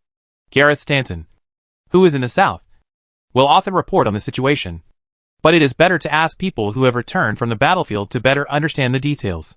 The New Ellen Federation is still the same as before. No matter what happens, they will be in chaos for a while. Anyway, when I came back, those guys had not made any response. In the view of Earl Sutton Stewart, if David wanted to, he could order the Winter Army and the Tyrant Knights to invade the territory of the New Ellen Federation. With the terrifying combat power of the Tyrant Knights, it only takes 1 or 2 battles for the so-called New Ellen Federation to collapse and split into a large number of small countries again. At that time, the Winter Kingdom can use various methods such as persuading surrender, alienation, and division to completely eliminate this force. However, the problem facing the Winter Kingdom is very straightforward. The land of the Holy Kingdom of Gunter needs time to be digested, and there is no spare power to continue to occupy more places in a short period of time. Even if the New Ellen Federation is defeated and collapsed, it will be difficult for the Winter Kingdom to directly occupy that area. Instead, why waste ammunition and energy? It would be better to withdraw the army and rest for a while, and then attack the New Ellen Federation after the land of the Holy Kingdom of Gunter is digested. The remaining forces above are cleaned up, and the people there truly return to their hearts. Although this will miss the best opportunity to attack, the huge strength gap between the Winter Kingdom and the New Ellen Federation means that Winter City does not need to care about this advantage at all. Anyhow, whenever, how to spell, the outcome is already determined. The New Ellen Federation will be completely wiped out. As for the Sotoruma Empire, based on the results of the investigation, they have no energy to pay attention to us. The Suduramar Empire is already in chaos. Orcs are rampaging in the southeast of this old empire. At the same time, the long coastline has become the most troublesome problem for this empire. How long do you think they can last? I have no idea. Sutton said that he did not know much about the military strength of the Sotoruma Empire over the years. This old empire has always been a target that various forces did not dare to easily provoke due to its vast territory and strong military strength. Paper data. Even in its most reckless period, the Thailand Kingdom tried its best to avoid conflict with the Sotorama Empire, so the two countries almost never really fought against each other. But considering the technology mastered by those orcs and the power of evil energy, at this point, Sutton suddenly remembered that David seemed to have taken care of the guys hiding behind the scenes. The orcs have lost their biggest trump card. No wonder the Sotoruma Empire was just a little chaotic and wasn't directly wiped out by the orcs. According to Winter City's understanding of the orcs, once the orcs encounter a situation where progress is not going smoothly, they can magically improve their technological level and master more powerful evil energy. Under normal circumstances, the Sotoruma Empire would definitely not be able to resist such a cheating gameplay. But if the strength of the orcs stays at the level seen in Tiran Port and does not improve again, the Sotorama Empire will not be unable to fight with them. Coupled with the destruction of the temple and the fall of the god of magic, the use of magic is no longer restricted. The mages of the Sotoruma Empire can exert stronger combat power. In this case, the orcs may not necessarily win. Interesting. David began to seriously consider launching several high-altitude detection devices to stay over the Sotoruma Empire to record the entire battle between this old empire and the orcs. That scene is definitely much more exciting than many war movies. After chatting with Sutton for a while, the Earl said that he just wanted to enjoy life and did not want to hold any position. So David followed his wishes and let him go. Who else are you going to see next? Ed Stark is waiting for you in the reception room. Eva winked at David. The King of Westeros was obviously talking to David about Sansa. Tony Stark did a good job of conveying information to both parties. According to the information obtained from previous communication, Ed Stark believed that David was not exclusive about his daughter Sansa, and there was a possibility of going further. So, this time he came to Winter Castle in person. After walking into the reception room and saying hello to Eddard Stark, also known as Ned, who had become the king, the two parties took their seats one after another. Although everyone is a king on the surface, Ed Stark will not regard David as an ordinary king. There is no comparison between ruling a group of backward and ignorant ordinary people and ruling a country like Winter City. In the eyes of Ed Stark, David is not much different from a true god. The more you understand David's experience, the more obvious this feeling becomes, especially when you know that David can easily resurrect the dead. Therefore, Ed Stark's tone and words were quite respectful. Those who knew him knew that he was a king, while those who did not know him thought he was an ordinary knight under David. Even the most important topic, giving her daughter to David, was all about letting Sansa stay in Winterfell and serve David. What to get married? What wife? That's not even mentioned in a single sentence. Laura, Helen, Eva, Gwen, Sophia, and so many others have not received the title. Why can my daughter get it first? In terms of background, these people are no worse than Sansa, and their contributions to Winter City are far greater. Therefore, the most correct choice is not to worry about those unrealistic things. As long as Sansa can stay in Winterfell and become the link between Winterfell and Westeros, it will be of huge benefit to the Stark family. For specific circumstances, refer directly to the Kingdom of Sparta. The ready-made examples are there, and easy to see. What did Sansa think? Sansa admires you, Your Majesty. Although it was for the sake of the family, and even for the whole of Westeros, Ed Stark still asked his daughter's opinion. In general, Sansa has no objection to this, because in her eyes, David is a young, handsome, and very powerful hero. Ever since she learned about the situation in Winter City, she was filled with admiration for David. But she never thought that one day she would have the opportunity to live in Winter Castle. When the opportunity was presented to her, Sansa blushed and said, "It's all up to Daddy." Although these are not Sansa's original words, this is what they mean when translated into Brennian. Chapter 501, Delivered to the Door and Found at the Door. After a simple exchange, Eddard Stark knew what he should do: send Sansa to Winterfort in a short while, and then let the two young people cultivate their relationship on their own. He was not involved in how to cultivate them specifically. Sansa knew what to do. David looked at Ed Stark with a relaxed smile on his face, and swallowed back all the words he wanted to say. Say what? Tell him that even if he doesn't give away his daughter, David will continue to support the Stark family in ruling Westeros? Not only because Ed Stark and Tony are unrelated blood brothers. The key reason is that Ed Stark's character is guaranteed. Such a person rarely plays tricks behind his back. Even if his advisors and family members give him similar suggestions, he will refuse to adopt them because of his high moral standards. It can be said that Ed Stark is the most suitable choice for Winter City. In comparison, the Little Devil, Littlefinger, and Dragon Mother are not suitable to be the spokesperson of Winter City. It's not that these people are not smart enough, but that their vision and knowledge limit their abilities. They can't see more benefits and risks in Westeros. They can only see the benefits that are right in front of them. When the time comes, as soon as his subordinates encourage him and he grits his teeth, he will most likely do something that will annoy David. In comparison, Ed Stark is better. As long as David doesn't cheat him, the patriarch of the Stark family will not cause trouble. Now that Sansa has been sent to Winterfell, the two parties have established a closer relationship. The probability of the Stark family causing trouble has been reduced to a minimum. Westeros will become another stable country after the Kingdom of Sparta. Resource World. Soon, Sansa arrived at Winterhold. The companions only sent her to Eva, then said goodbye and left. Here, Sansa will start a new life without her own family to take care of her.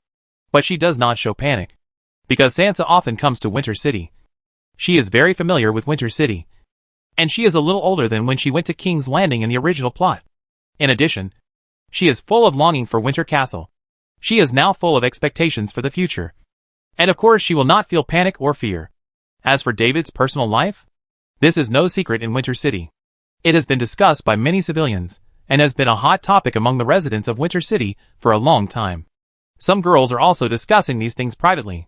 Since His Majesty the King is young, handsome and capable, of course, he will be favored by women.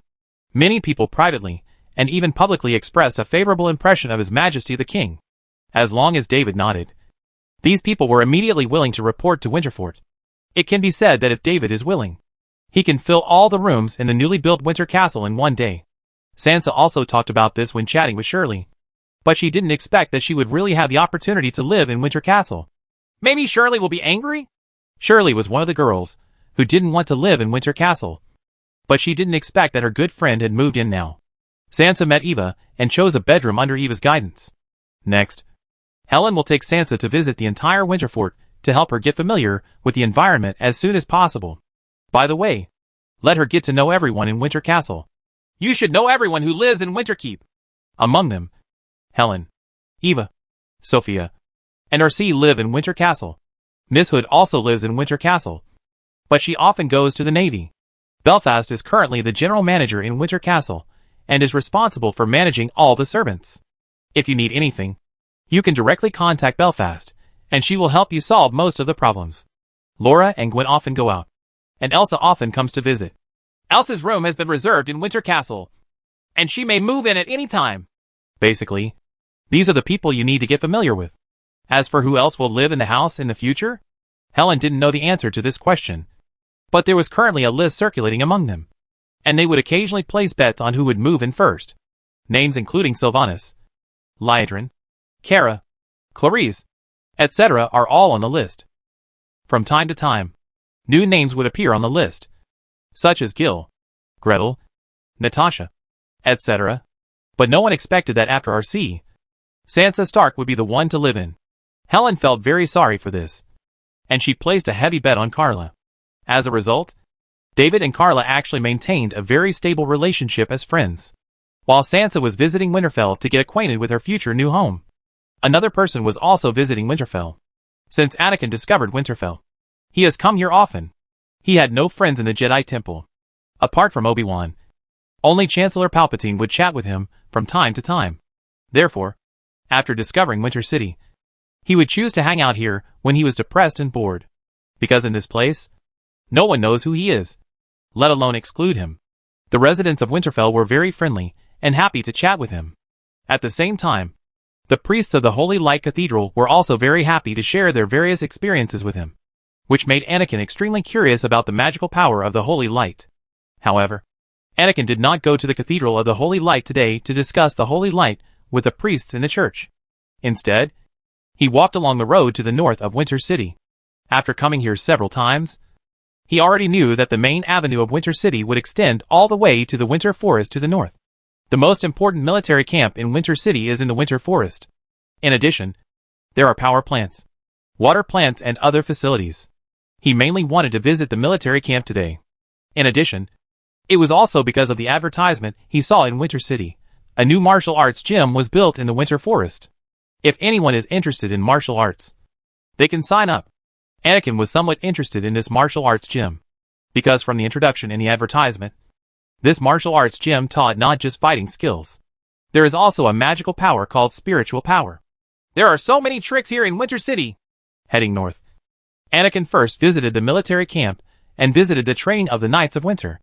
Anakin felt a headache for these knights, who wore heavy power armor, and were good at using holy light to fight. He suspected that the Jedi Knights would only be massacred when they encountered the fully armed Winter Knights. If Winter City is really in the Milky Way, and King David wants to unify the Milky Way, what will the Jedi Temple do to maintain peace in the Milky Way when facing such a powerful Winter army? After visiting the Knights of Winter, Anakin's image of the invincible Jedi Knight in his heart was greatly impacted. After learning about the development and evolution history of Winter City, he had feelings for the Jedi Temple, which always followed old rules. More questions. Can such a Jedi Temple really solve all the problems that occur in the galaxy? After all, who can be sure that there is no force similar to Winter City in the vast galaxy? After coming out of the military camp, Anakin walked towards the martial arts gym.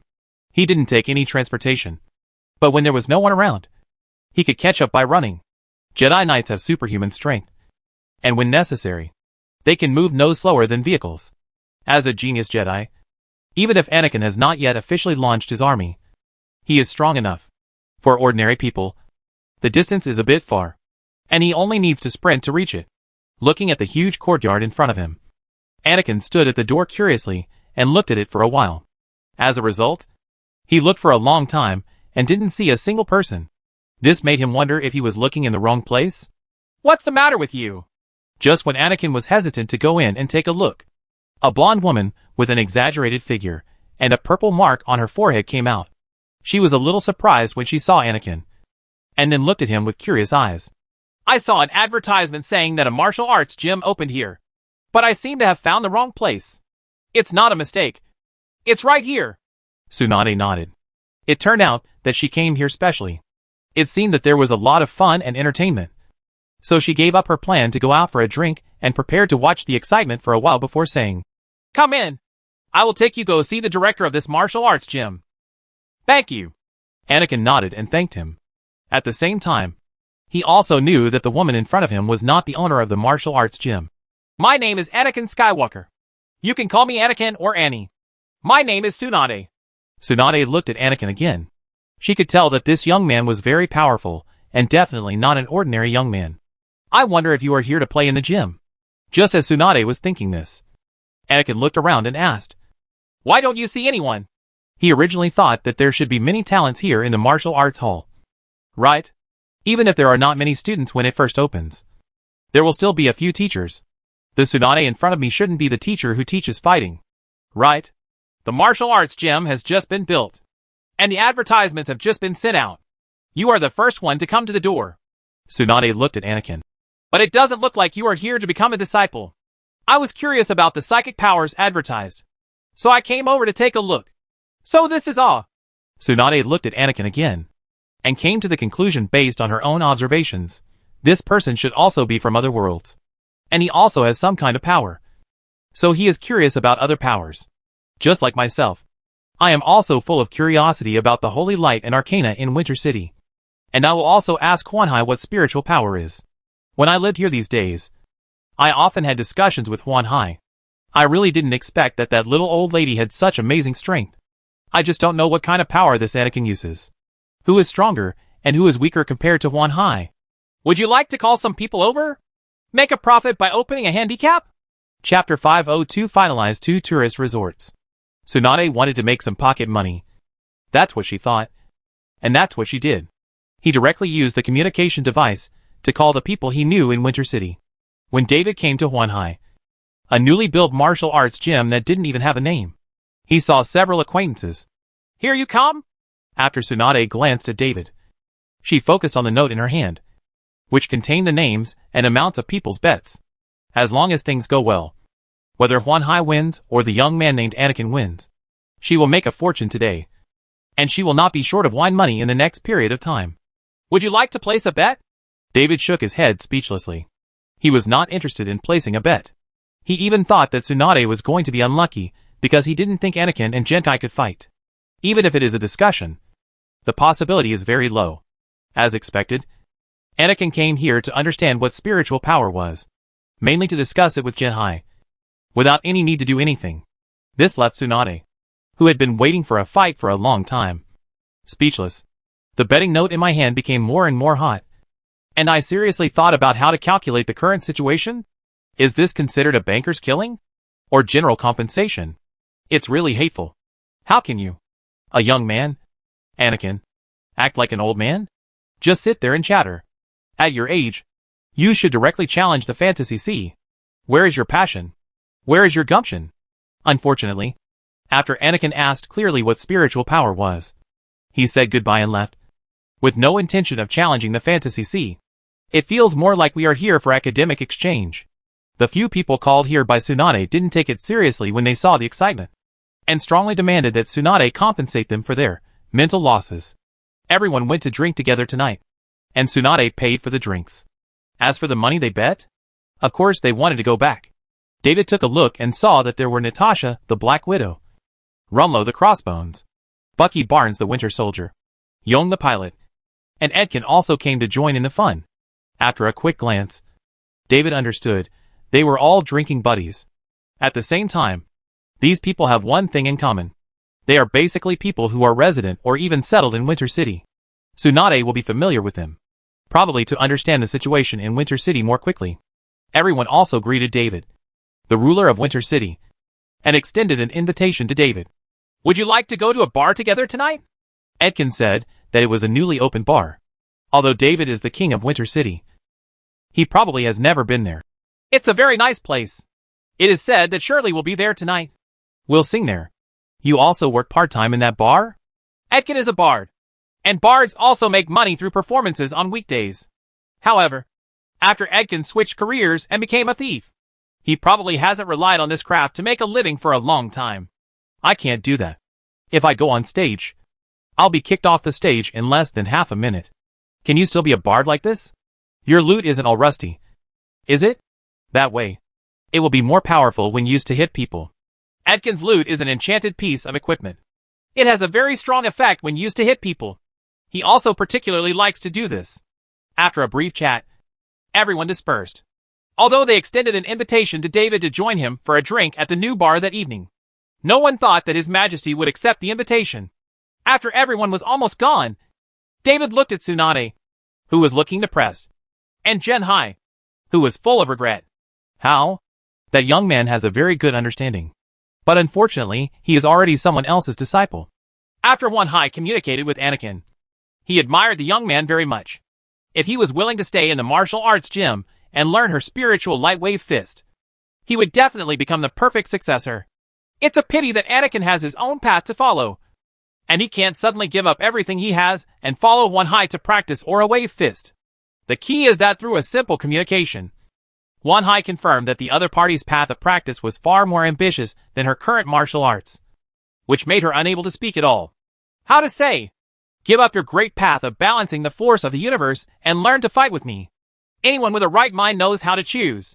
I suddenly discovered that it is not easy to find a suitable successor in Winter City. Huan Hai realized that things like spiritual power and martial arts seem to have no obvious advantages here in Winter City. In the future, even if there are outstanding talents who have not yet started practicing, their first choice will not be to become the successor of the spiritual lightwave kin. It seems that I still have to place my hope in my own world. Speaking of this topic, David realized that it would be interesting to see Urameshi Yusuke step by step becoming Genkai's disciple, growing stronger under Genkai's teachings, and finally winning the Dark Martial Arts Tournament. If you want to recruit disciples in your world, remember to inform me? How? I'll go over and see the excitement. Huan Hai glanced at David standing next to him. Could it be that His Majesty the King was very idle? Don't you need to deal with national affairs? In fact, there really isn't anything big to deal with recently. The official selection and elimination system that David had previously ordered, as well as the liberalization of real estate development and the establishment of a review department, etc., required Winter City's government affairs department to be busy for a long time. In terms of military affairs, the war with the Holy Kingdom of God has come to an end, and it is not convenient to continue sending troops in a short period of time. Soldiers in the army are away from home for a long time, which can easily cause psychological and spiritual problems. Now that the war is almost over, it is time to bring the soldiers back. As for the garrison work in the newly occupied areas, soldiers from Winter City who have not been dispatched before can be sent over to replace the current garrison soldiers. None of these things required David to worry about, so there really wasn't much for him to do. Spend the whole day either playing with Laura and Gwen, or with Helen and Eva.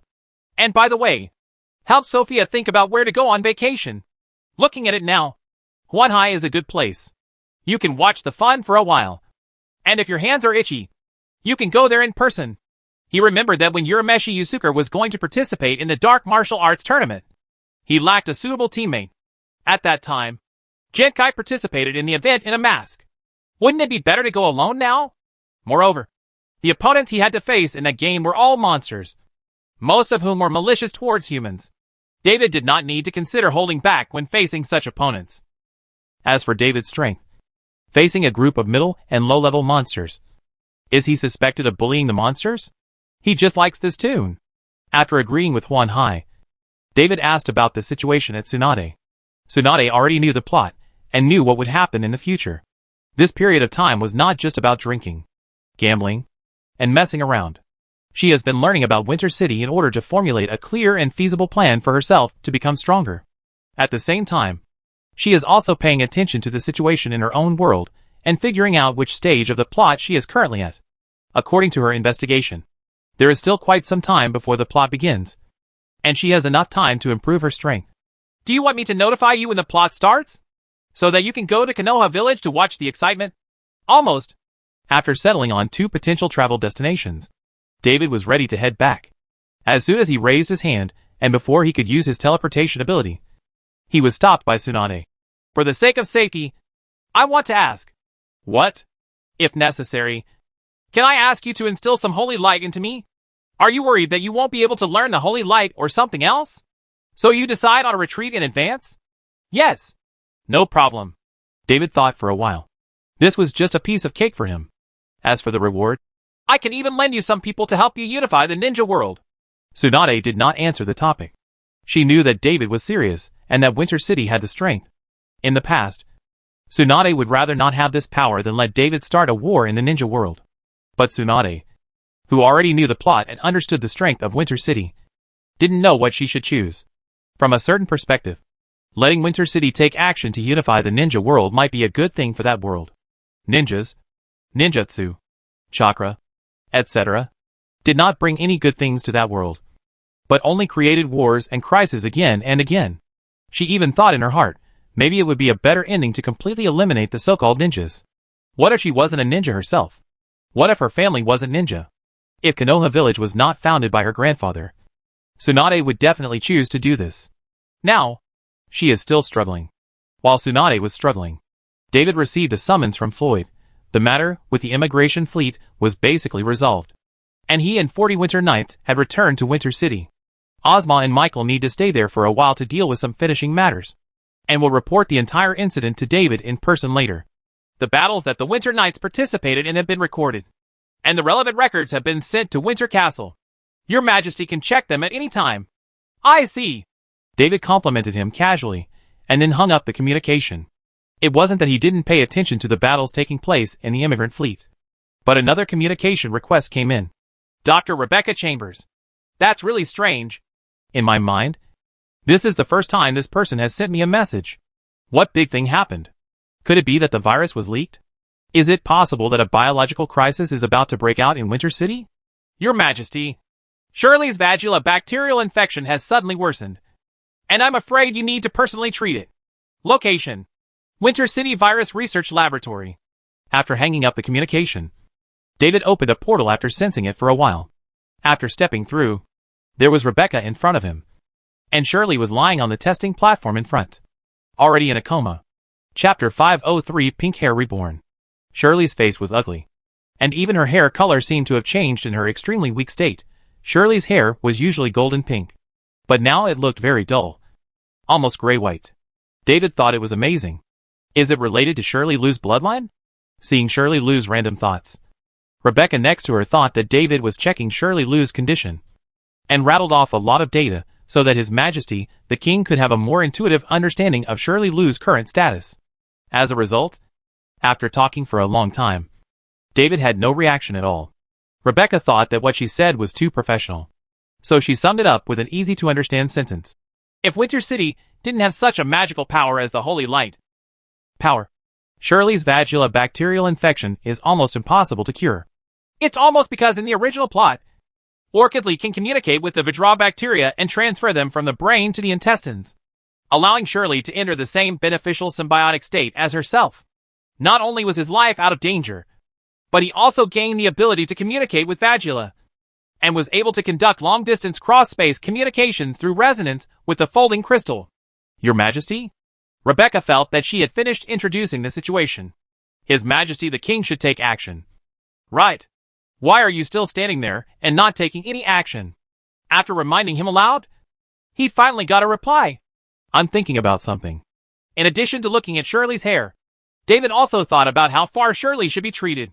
To a certain extent, Shirley, who can perfectly coexist with the Vajira bacteria, is a terrifying existence that can be called the Queen of the Insects.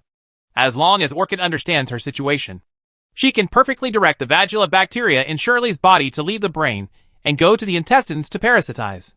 In that way, S.H. Lila can also communicate with Vajira. When Winter City raises a group of Vajira, it will be equivalent to a group of extremely powerful creatures that can fight in space and in the atmospheric environment. Weapon. If he wanted to do this, David would not be able to completely cure Shirley and remove all the Vajra bacteria from her body. Instead, he would focus on control and ensure that Shirley could survive until the Orchid awakened. However, David felt that this approach was too utilitarian, and no matter how many benefits there were, he still felt a little resistant in his heart. So after hesitating for a few seconds, he made a decision. Shirley Lu is just a girl who wants to sing, and is not even 18 years old. There are combat weapons and so on. Doesn't Winter City have better ones? Do you have to plot against a little girl? Raising her hand to release the holy light. The powerful holy light cleansed Cherila's body thoroughly. The Vajra bacteria in her body were completely cleaned, leaving no trace left. The powerful, the holy light also healed her weak body in an instant. From the perspective of Rebecca, Tsunade and Jinkai who followed, the golden light in front of them flashed away.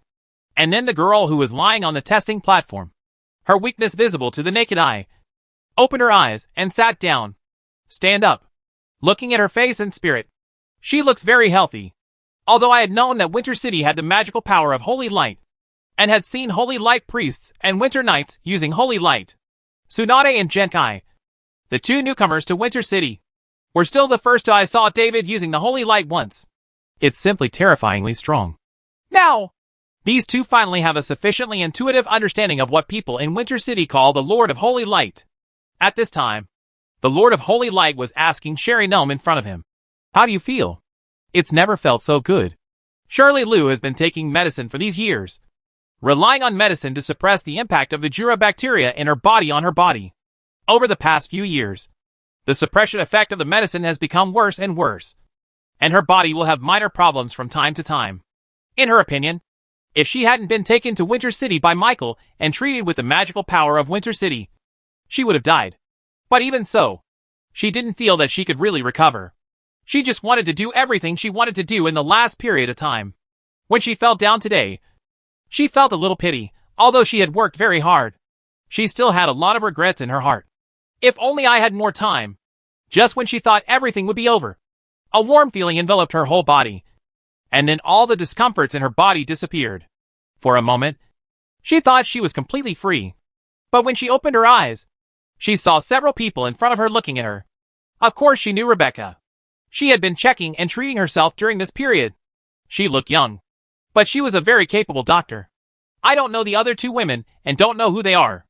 As for that man, she had met him several times and knew that he was the ruler of Winter City and the king of Winter Kingdom. She currently lives in the other party's territory, but she has never had contact with him. This is the first time she has had a face-to-face and close conversation like today. The Wajla bacteria in your body have been completely eliminated. You don't have to worry about your body having any problems in the future. The prerequisite is that you don't contract other diseases. Shirley Lu was a little surprised. She had received several holy light treatments and thought that the magical holy light could only make her body better. There was still nothing she could do against the Vajula bacteria in her body. As the bacteria gradually make their way into the brain, she will eventually die. Didn't you expect that one day he would be completely cured? Real? Real. I wanted to ask more questions, but I was afraid that my behavior was not polite enough to make the other party dissatisfied. Fortunately, Rebecca appeared in time and pressed Shirley back to the testing platform. Lie down. I'm going to do it again. Meticulous inspection. David watched Rebecca aim various instruments at Shirley Lu. Said H. Low to the former Star's medical soldier, and prepared to leave. You guys get busy first. I'm leaving. New. Rebecca, who was busy with her work, didn't care about the king or not. She didn't even raise her head. She responded casually and waved her hands twice, saying goodbye to His Majesty the King. David didn't care and turned around to leave the laboratory. Rebecca originally went to Winter City to establish a medical laboratory in order to solve the biochemical virus. Although the laboratory was built and some results were produced, new virus variants were constantly emerging in the world of Resident Evil, and various forces were constantly causing trouble in secret, which made her angry and helpless.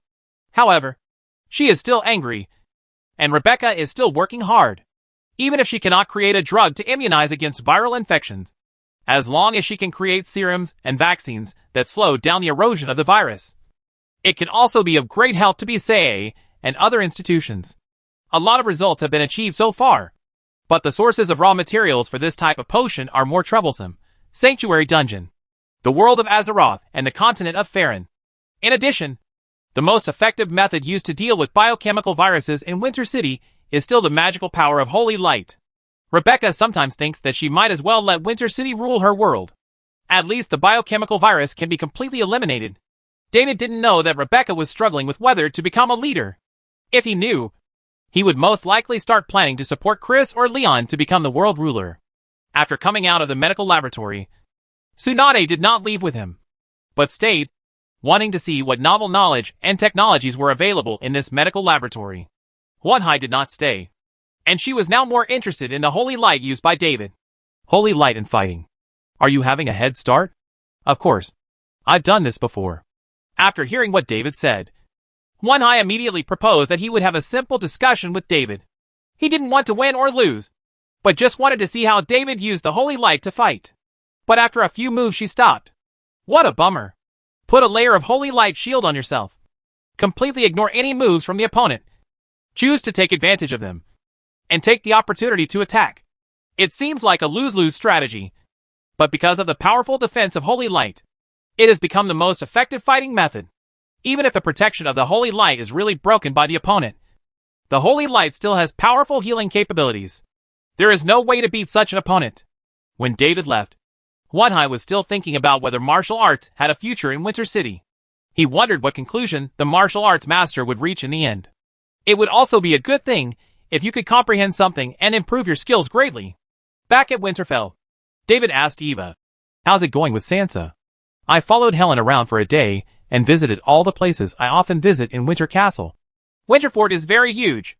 If you walk around slowly, you really can't finish it in one day.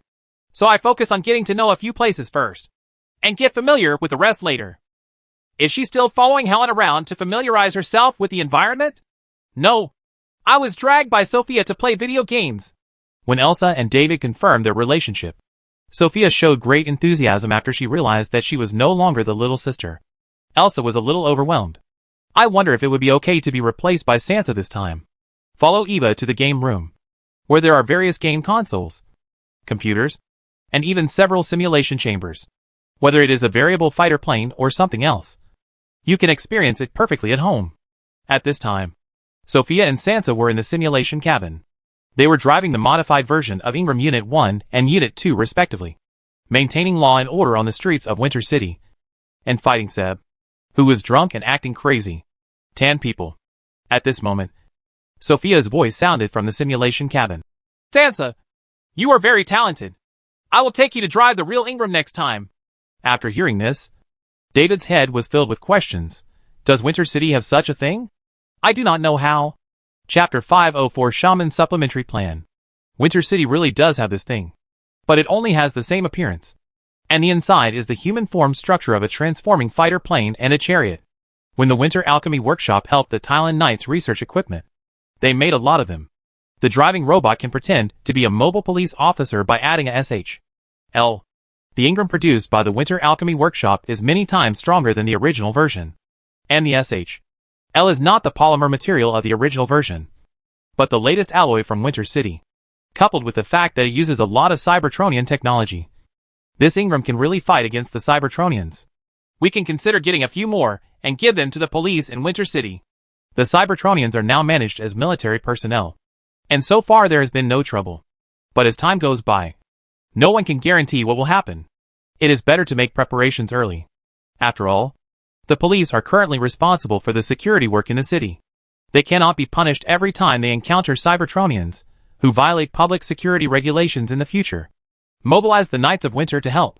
Even though Roadblock is currently working in the police department, there will always be times when he is too busy alone. Thinking of roadblocks, David felt that this kind of police robot could also choose a deformable design. The police car and robot forms were very suitable.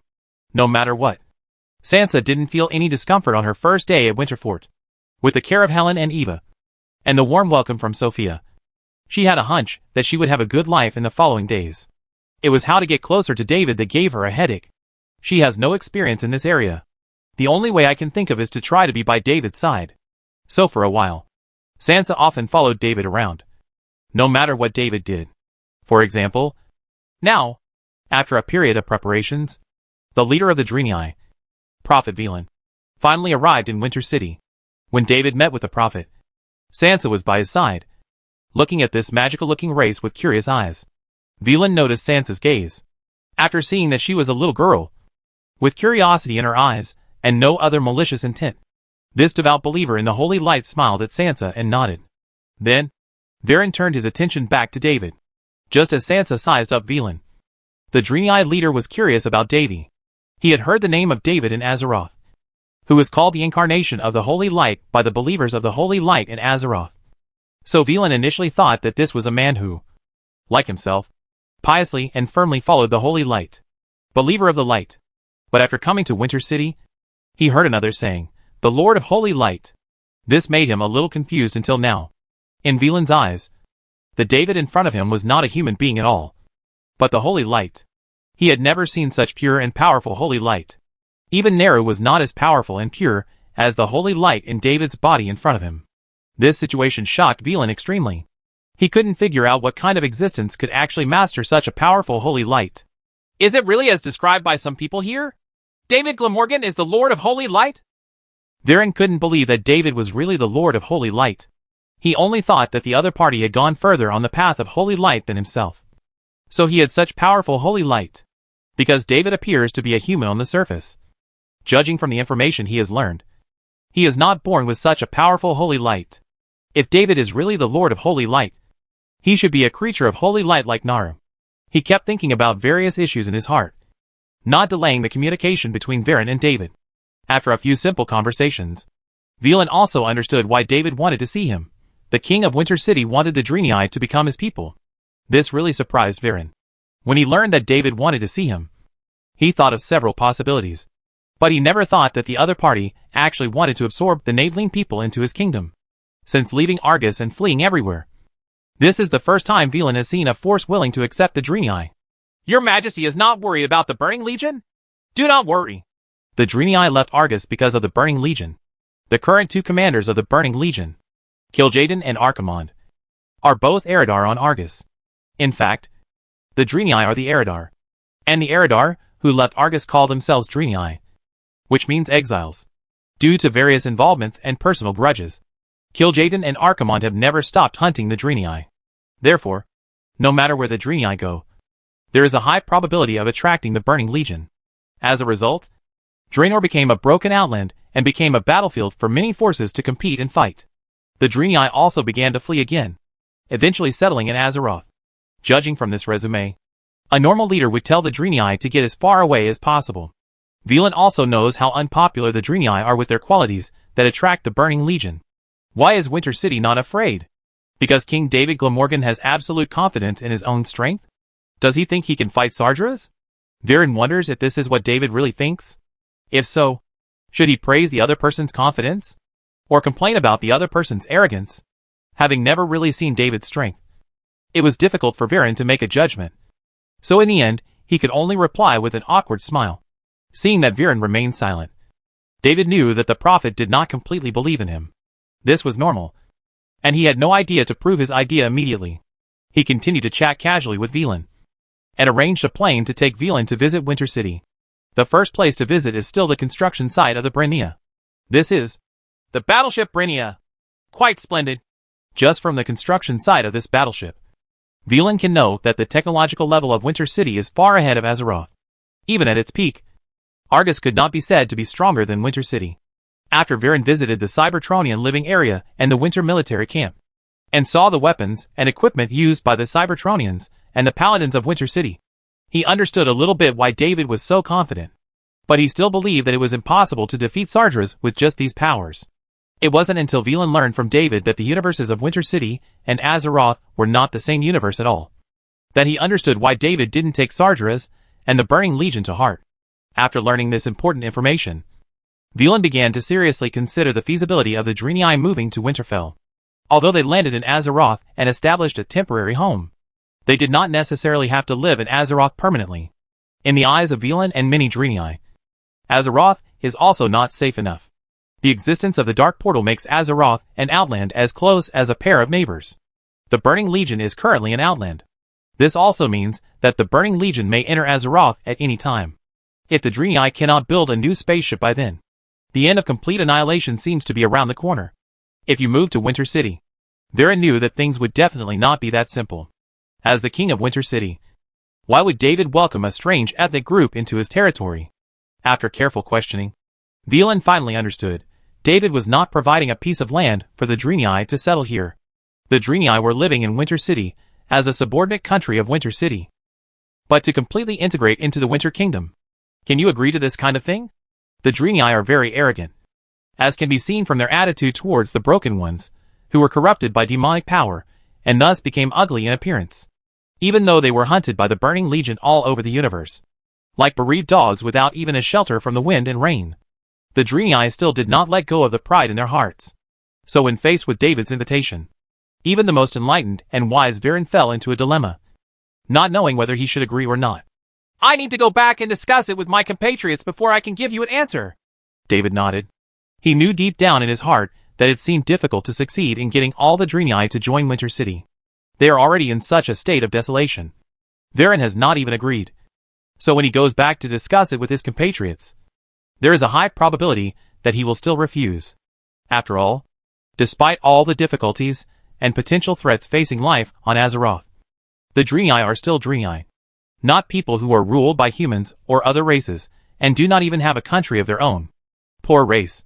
Perhaps knowing that continuing this topic would not be of any benefit to both parties, Viren directly changed the topic to other aspects. For example, what is the difference between the faith in the Holy Light here in Winter City and the faith in the Holy Light among the Dreenii? Speaking of this, David mentioned the broken group among the Dreenii. Since we can't catch all the Dreenii in one fell swoop, we'll try to recruit as many people as we can. David said that he could try to treat the broken ones and recover their bodies that had been corrupted and affected by demonic power. He was not worried that Vilen was deliberately concealing his kindness and not telling the broken ones about the help coming from Winterfell. This prophet is still very upright. When most Dreenii resisted and rejected the broken ones, Vilen was one of the few who sympathized with and supported the broken ones and still regarded them as compatriots. So when he heard that David was willing to help the broken ones with their treatment, he would definitely pass on the news. Of course, Viren can definitely guess that if these broken ones are really cured in Winter City, then some of them will definitely be willing to stay. Winter City is destined to become the new home of some Dreenii people. He was just curious. Why did David have to recruit the Dreenii? There are too few shamans in Winter City. Chapter 505: The Joining of an Elite Shaman. If David said that there were too few paladins or priests in Winter City, Vilen would understand. What's the matter with too few shamans? As the broken proved the value of shamanism, more and more healthy Dreenii chose to become shamans. But shamans did not exist among the Dreenii for a long time, and their number was not very large. The vast majority of Dreenii still believe in the Holy Light. Now, someone is inviting the Dreenii in order to recruit more shamans. What is this operation? I think I saw an orc in Winter City. According to the Dreenii people's knowledge, shamanism was originally a belief of the orcs. Don't the orcs here in Winter City have shamans? David had no choice but to explain. The orcs in Winter City and the orcs encountered by the Dreenii were not the same thing, and there was no shamanic belief or inheritance in their tribe. Wei Luan suddenly realized that this was the case. As for why Winter City wanted to recruit shamans, he would not ask in detail, prepared to go back and convey the goodwill of David, the king of Winterfell, to his fellow broken ones, and then let things develop on their own. Vilen feels that it is not a bad thing for the Dreenii people that some Dreenii people have settled in Winter City. If something goes wrong in Azeroth, at least the Dreenii have a way out. So after staying in Winter City for a few days and getting to know more about this country, Vilen said goodbye and left. According to him, if everything goes well, the first group of broken ones will leave mysterious Blue Island and come to Winter City within half a month. In order to facilitate the trip, David prepared a pass for Vilen. In this way, the Dreenii do not need to cross the ocean to Lordaeron first, and then Fordring arranges for someone to take them to Winter City. Instead, they come directly from Bloomist Island. The efficiency will be much faster, which can also be regarded as a symbol of the establishment of formal relations between Winter City and the Dreenii. At the same time, Delaney will definitely send an additional diplomat to Winterfell. I wonder who it will be. To be precise, David didn't know who it would be. His knowledge of the Delaney group was limited to a few people. Prophet Vilen, as the leader of the Dreenii, he certainly cannot stay in Winterfell.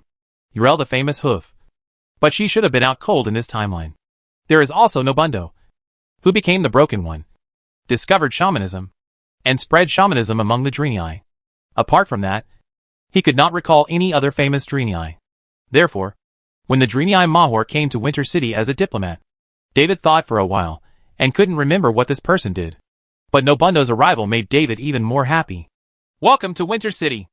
After welcoming this group of Dreenii, Maher and several Dreenii will go to the accommodation that has been arranged for them. There will be the Dreenii Diplomatic Embassy in Winterfell. It's not far from Gianna's residence. The 10 Breakers led by Nobundo will have other arrangements. David did not rush to treat these broken ones. And Nobundo did not rush to ask how Winter City planned to treat them. After the two parties met, they had a tacit understanding and did not rush to discuss the matter. As if Nobundo and his group of broken ones were simply visiting Winter City, learning Brainian common language and visiting around the Winter City. Nobundo would even go to forests, farmland, riverside and other places to have conversations with elemental spirits, so as to gain a more comprehensive understanding of this city, and even this city, world. Through direct dialogue with the elemental spirits, Nobundo learned some remarkable things. Information that even the Prophet Velan didn't know was revealed to him. David, the leader of Winter City, is actually the planet Brainia. After learning this, Nobundo was a little more confident that he and others would be cured and restored to their original appearance. At the same time, he was less eager to have a conversation with the Titan. He guessed that David had not discussed this issue with them until now, and there must be some deep meaning behind it. You previously hoped to recruit a large number of shamans. Now that the Draenei have arrived, why don't you seem to be in a hurry? Due to the unique appearance of the Draenei, everyone knows that a new race has arrived in Winter City.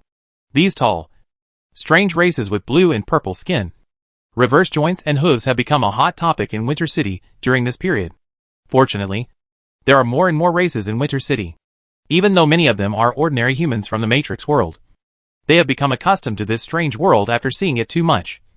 So everyone has normal discussions without much difference. Good words or, in other words, a small number of bad topics were only discussed in private and did not spread. But also because the Draenei are a hot topic at the moment. Even Helen, a person who usually doesn't care much about other things, has paid attention to it.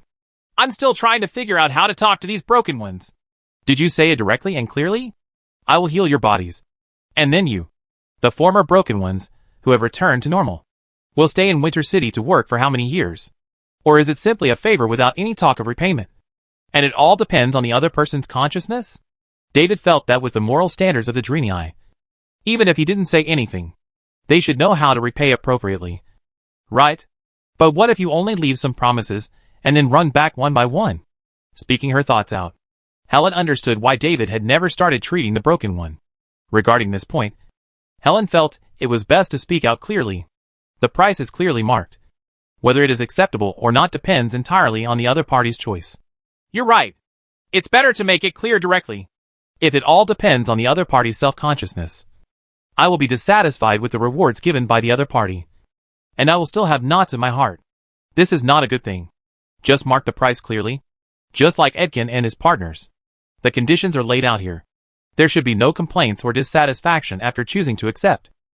Even if this method is used, there is a certain possibility that the Draenei people will not be able to truly return to their hearts, and they may all leave once the agreed period of time is up. But at least it will buy enough development time for Winter City, and fill the gap during this period. Not to mention decades. As long as these Draenei shamans stay in Winter City for a few years or more, Winter City will be able to cultivate a large number of shamans. When all the Draenei are gone, Winter City will have gotten what it wants. And it won't feel like a pity.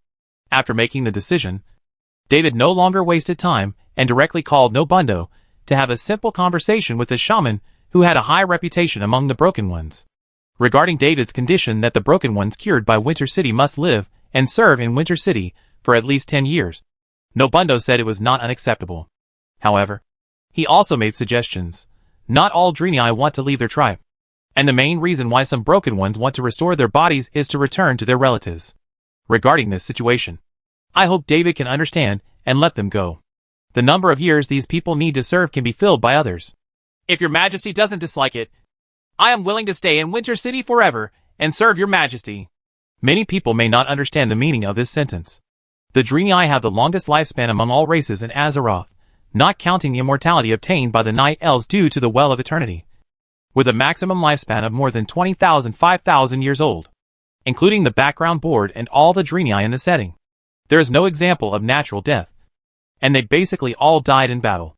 Nobundo's words are equivalent to taking all the costs that his compatriots have to pay on himself, so that the fellow Broken Ones who have been treated can freely choose to stay or leave. David looked at Nobundo in front of him, nodded and agreed to the other party's request. For such a heroic figure who is willing to sacrifice himself and help others, David admires him very much from the bottom of his heart. Even if the rest of the Draenei had to leave Winterfell and only Nobundo remained, David would not feel at a loss. That's it. So, when? Now! The place where David met Nobundo was the main hall of Winter Castle. After David got up from the throne, he continued to stand on the steps and looked at Nobundo below the steps. Then he released the holy light and covered Nobundo completely. People are enveloped in it. The broken ones became the thin, compared to normal Draenei, and ugly appearance they are now because of the corruption of demonic power. In addition to clearing away the demonic power that has penetrated deep into their souls, they also need to their bodies return to their original state of health. To achieve these two conditions at the same time, a very powerful holy light is needed, especially if the demonic power that penetrates deep into the soul cannot be completely eliminated. Even if the body is restored to health, it will still become what it is now due to the continuous corruption of the demonic power. If you want to use the holy light to clear away the demonic power that penetrates into your soul, not even Veling can do it. But this is not difficult for David at all. His power of holy light has already reached another level, especially as his strength continues to increase and he begins to come into contact with more powers. He has a deeper understanding of death, souls, etc. Once you understand more and more, and even have a little dabbling in demonic power, you can naturally cure the broken ones easily. So after just a few seconds of holy light, Nobundo the broken no longer existed. Standing in front of David was Nobundo, who had returned to being a Draenei. The tall body that had regained its strength was torn apart by the clothes on his body. He didn't know how long he had missed this powerful body. But this day finally arrived. Even the holy light, which could no longer be sensed at the beginning, can be sensed again. It seemed that with just one thought, he could become a believer in the holy light again. However, Nobundo quickly regained his composure. He did not return to the embrace of the holy light, but continued to stick to the shamanic way. And immediately, he knelt down on one knee and swore allegiance to David. Chapter 506, Eat. Eat. Eat. Eat. Eat. Nobundo's allegiance is a good beginning, not the end. After the broken ones recovered, although they did not immediately swear allegiance like Nobundo, they still remained grateful to Winter City and David. After learning about Nobundo's sacrifice, some of the broken ones also expressed their willingness to stay.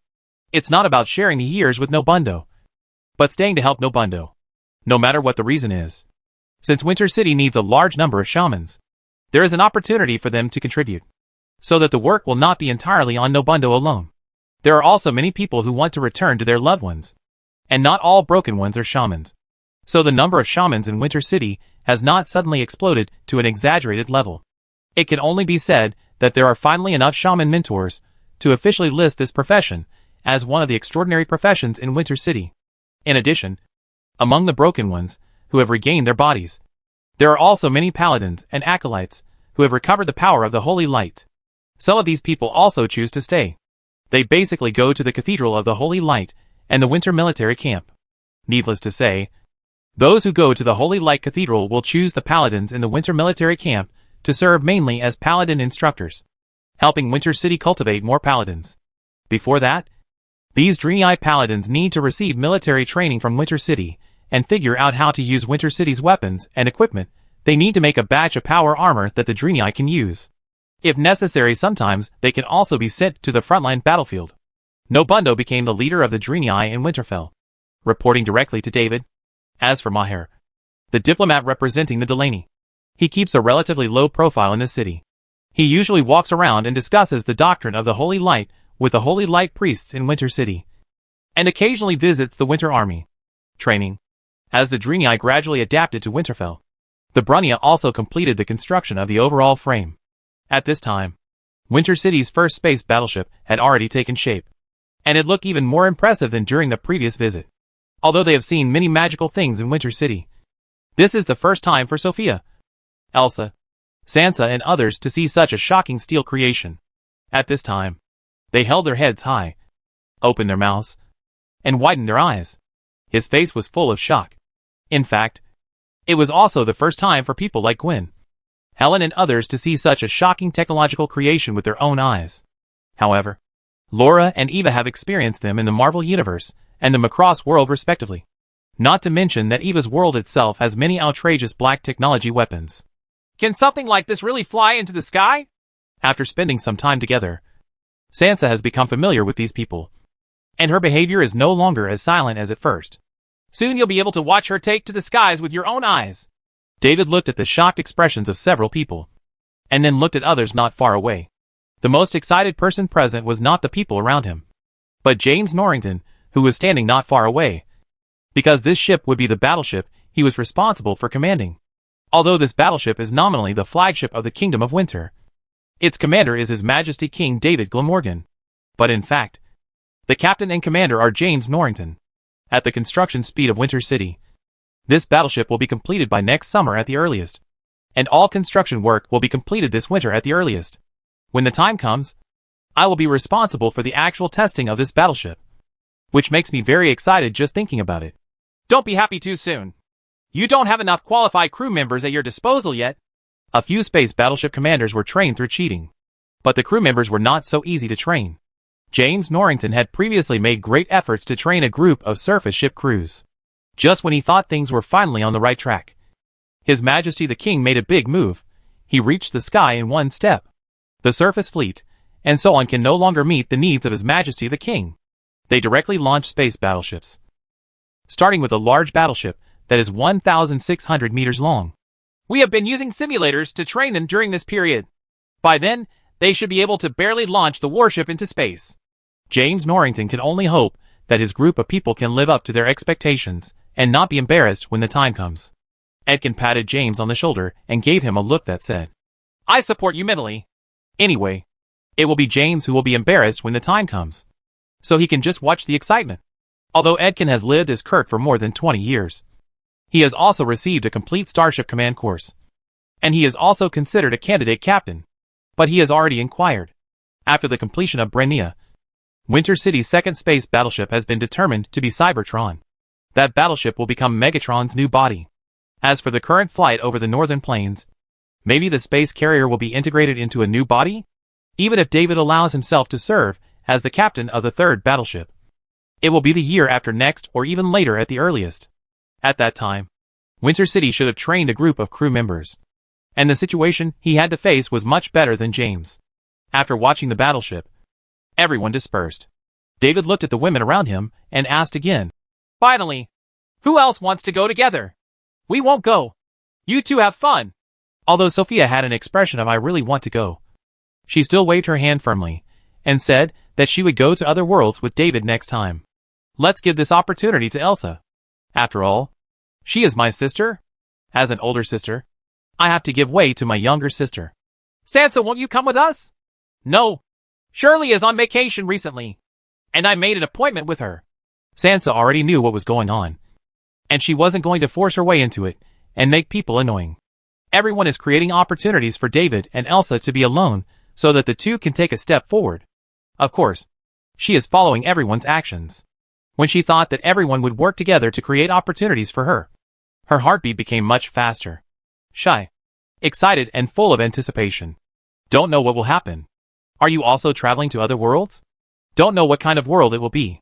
Sansa is looking forward to what kind of world she will go to. Elsa asked directly. The world of Jinhai looks similar to an ordinary modern city on the surface. Elsa, who has lived in Winter Castle for so long and has learned a lot of knowledge, knows that the so-called modern city probably refers to the period from the end of the 20th century to the beginning of the 21st century on Earth. Taking Elsa with you there will not only allow you to watch the excitement up close, but also allow Elsa to personally experience what modern urban life is like. Although the infrastructure of Winter City is very advanced, the living environment is still very different. Take Elsa to experience it in action, and watch Yusuke Urameshi fight monsters, or David fight monsters himself.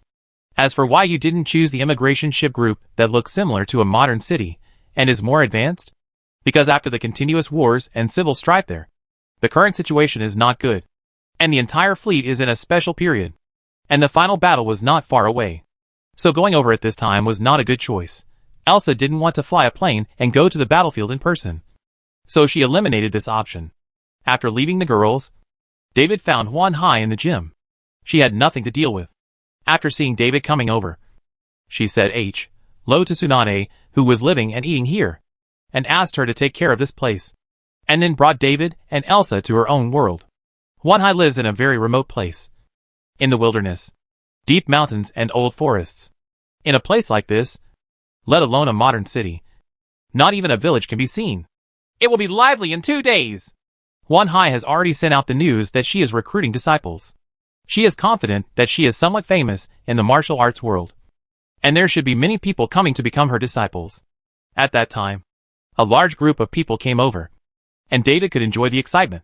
As a famous figure in the martial arts world, Huan Hai knows very well what kind of peeves most of the young people in the circle have, and it is not easy to make these people obey them honestly. If you have anything you want to buy or want to shop around, you can go there during these few days and come back when the official assessment day comes. Then let's do it. David felt that staying in the deep mountains and forests was not interesting, so he might as well go out to play with Elsa first. Just as he was about to leave, he remembered that he didn't have the money here, so he turned around and asked Huan Hai for it. Huan Hai looked at David speechlessly, never expecting that the majestic leader of a country would actually ask him for money. Although she also knew that David could not have the currency of this world, it still felt a bit strange. See you in a few days. David didn't have any special feeling. He knew that Huan Hai was not short of money, so he had no need to be polite. After bringing enough cash, he and Elsa first left the mountains and forests and headed straight for Tokyo. Tokyo during this period was considered one of the most advanced metropolises in the world, and all kinds of advanced and fashionable things could be purchased. David took Elsa around to shop, buy, eat, and drink. Spending money is like running water. However, where the two spent the most money was on accommodation, food and drinks, and their purchases were mainly for various novel souvenirs. Both of them looked down upon expensive fashionable clothes and advanced electronic equipment. After all, in their eyes, these things were too backward. After buying a few sets of clothes that were easy to change, the two of them began to focus on having fun, especially the amusement park. It was Elsa's favorite. She went there for several days in a row, and it wasn't until the time was almost up that she prepared to leave with a look of reluctance. It doesn't matter. When we return to Winter City, we will build a bigger and more beautiful amusement park. Elsa was extremely moved when she heard these words, and then she was moved by the rod so much that she couldn't go anymore. Chapter 507 Disciple Selection Meeting. Although she heard a lot from Laura, Eva, Helen, and Sophia, Elsa finally understood many things after experiencing it herself. Is this kind of thing so tiring? No wonder everyone looked like they wished they could join earlier. Elsa's back and legs were weak every day, and she doubted whether she could survive this period of time. Fortunately, David would stop in time, while Elsa was moved again. She also felt deeply that her physical fitness was really poor, and she had to find a way to become stronger. However, even if they want to do something, they have to wait until they return to Winter City to implement it. After playing in Tokyo for a few days, the two of them saw that it was almost time and returned to Genkai's home again. Because they have a clear destination, the two of them don't have to travel across mountains and rivers. They only need David to open the portal, and the two of them can easily return to Huan Hai's home in the deep mountains and old forests. Different from the last time he came out, there was a sign at the gate of Huan Hai's house today, Huan Hai Disciple Selection Conference. It was indeed bizarre to recruit a disciple and hold a selection meeting. Elsa and David looked at each other, knowing that there would be a lot of fun to watch next. Walking in, a large number of people with different looks and various clothes gathered in the courtyard. David and Elsa looked around and walked forward. David quickly found the protagonist of this world, Urameshi Yusuke, in the crowd. At the same time, we also saw the important supporting role Kuwahara Kazuma. They all have very distinctive looks and are easy to find. David did not go up to talk to the two people, but held Elsa's hand and walked forward to the corridor outside the house, and sat down directly on it. The slightly familiar behavior of the two people attracted the attention of some people, but after seeing that they were two young people with thin bodies, they withdrew their eyes. Compared with some of the people with outrageous figures, David the figure is really too ordinary. Not to mention the slender Elsa. At this moment, Huan Hai opened the door and walked out of the room, standing on the corridor facing everyone in the courtyard. She noticed David and Elsa sitting nearby and ignored them. Anyway, these two people are here to watch the fun, so they can do whatever they want. David noticed that Huan Hai did not put on any disguise and faced everyone with a young attitude. It seems that she is not going to continue pretending. Anyway, she usually doesn't interact with too many people. People who really know her will be surprised and just casually explain that she ate some kind of special treasure, and they will get over it without going into details. There are still people you don't know. Who cares what they think? With the appearance of Huan Hai, Everyone in the courtyard was talking non-stop. Some discussed Genkai's appearance. Some discussed Genkai's age. And some suspected that this was not Genkai, but just a disciple of Genkai. It has everything to say. And the excitement is even greater than the original plot. There were many doubts among them, especially after Huanhai made it clear that he was Huanhai himself, and not a disciple or junior. Some people immediately wanted to rush up and teach this nonsense girl a lesson. A look! There was no need to shout and release spiritual waves to knock people away like in the original plot. Huanhai, who had returned to her peak state, just stared at two strong men who were several times bigger than her, and sent them flying away. The big man drew a beautiful arc in the air and landed accurately outside the courtyard wall. Huanhai didn't hit hard. These two people were thick-skinned and wouldn't be hurt if they fell. But they would definitely not be allowed to continue to participate in this election meeting. No one doubts my identity anymore. Right. Huanhai, who perfectly demonstrated her power, shocked the audience. The effect was very good. The next selection test should go smoothly. David also understood at this time why Huanhai chose to appear in this appearance. She just wanted to lure a few chickens out and kill them for everyone to see. In the original plot, the two idiots waited until the end of the first round of testing to express their dissatisfaction, because they felt that the first round of testing was actually a drawing, which was really outrageous. Thinking that he was being tricked, he wanted to take action against Huanhai. Now, when they see the young Huanhai, they feel that they have been tricked, and the time to take action is earlier. Of course, the results make no difference. Now for the first round of testing. Draw lots! Huanhai looked at everyone and said something that shocked everyone. Draw lots? Are you kidding? What kind of test is this?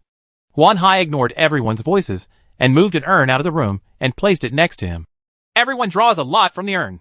The one who draws the red paper will pass, and the white paper will be eliminated. After hearing such an outrageous test, everyone's discussion became louder, but no one expressed dissatisfaction. Huanhai had just proven his strength, glaring two strong men away with just one look. Coupled with the prestige accumulated over the years, even the young appearance in front of him was thought by everyone to be a virtuous practitioner and a master of magical skills. Rejuvenated, when such a master accepts disciples, forget about drawing lots. Just follow the instructions honestly, and that's it. If you are lucky enough to become a disciple of Huanhai, you might be able to become a world-famous master and become immortal and youthful forever. Thinking about it, I'm a little excited. A group of people lined up to draw lots, and the scene was quite spectacular. At this time, someone had noticed that the two young people, David and Elsa, had no intention of getting up and queuing up. They just sat there and watched the fun. Some people wonder, do they want to smoke at last? Are you worried that all the red lots will be drawn? Some people reacted quickly and realized that these two people might not be here to become apprentices. Elsa and David didn't pay attention to these glances. She was discussing with David in a low voice whether the lottery test was a bit outrageous. The paper inside is all specially made, and those who meet the qualifications will get the red paper. So that's it. Only then did Elsa realize that the so-called drawing of lots was not about gambling on luck, but about testing the qualifications of these people. Those who are not qualified enough will get a blank sheet of paper. And naturally they are not qualified to learn the spiritual lightwave fist. If your qualifications meet the standard, the paper in the sign will automatically turn red, and you can participate in the next test. While the two were chatting, everyone had already finished drawing lots. Many people got the red paper, and important characters like Yusuke Urameshi and Kazuma Kuwabara naturally passed the test smoothly. Although the other people who failed to draw the red paper were frustrated and depressed. No one expressed their dissatisfaction to Huanhai and left here obediently. Huanhai stood there and looked at the remaining people, indicating that those who drew the red paper could participate in the second round of testing. After speaking, he led everyone to a room next to him. Seeing this, David took Elsa with him to follow. When he passed by the urn filled with lottery papers, he took 2 paper lottery tickets and said, "Do you want to test your spiritual aptitude? That's fine." Elsa took one and opened it to find a piece of red paper inside. David also opened the one in his hand, and it was undoubtedly red. As for what spiritual power is, there is no detailed and clear explanation in the original work. David speculates that it is related to the body and soul, and is a power derived from oneself. It is similar to the chi that often appears in anime and games, but is slightly different. It is also based on the human body itself. So individuals with strong physical fitness and soul will definitely not have weak spiritual power fluctuations. Elsa was born with powerful magical power.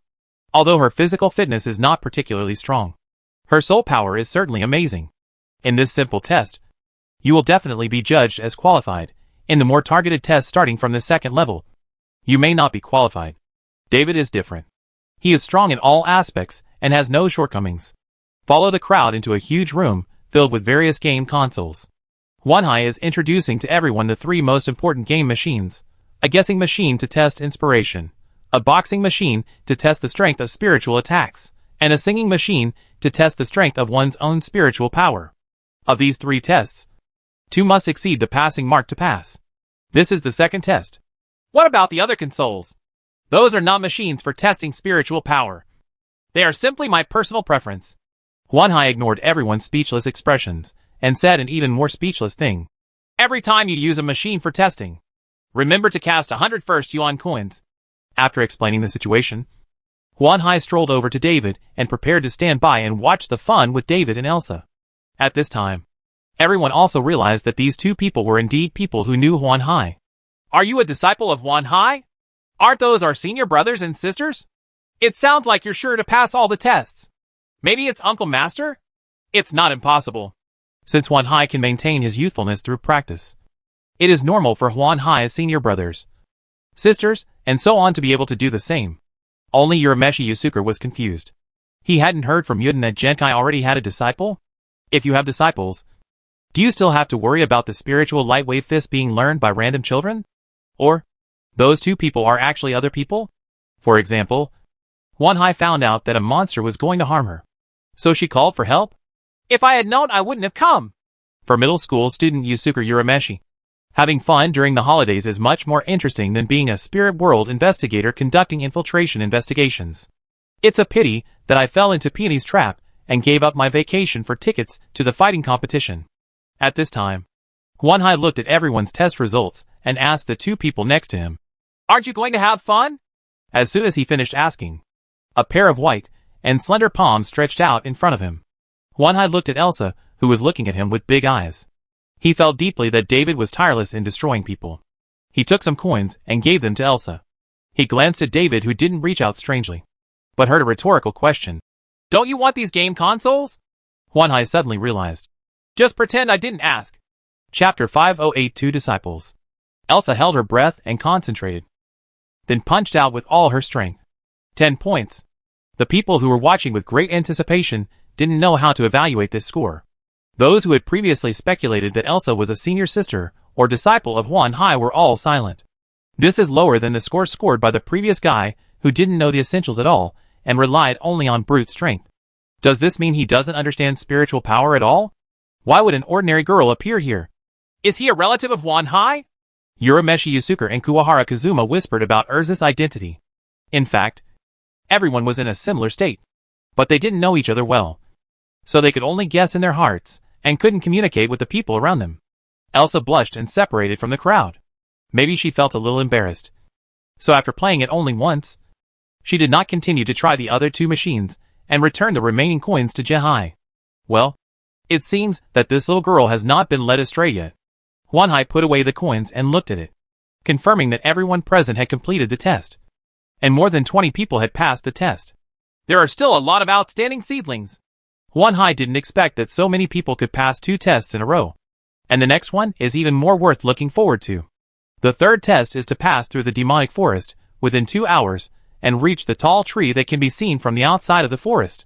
After David and Elsa watched the Fantasy Sea explain the rules, they rushed into the forest and disappeared.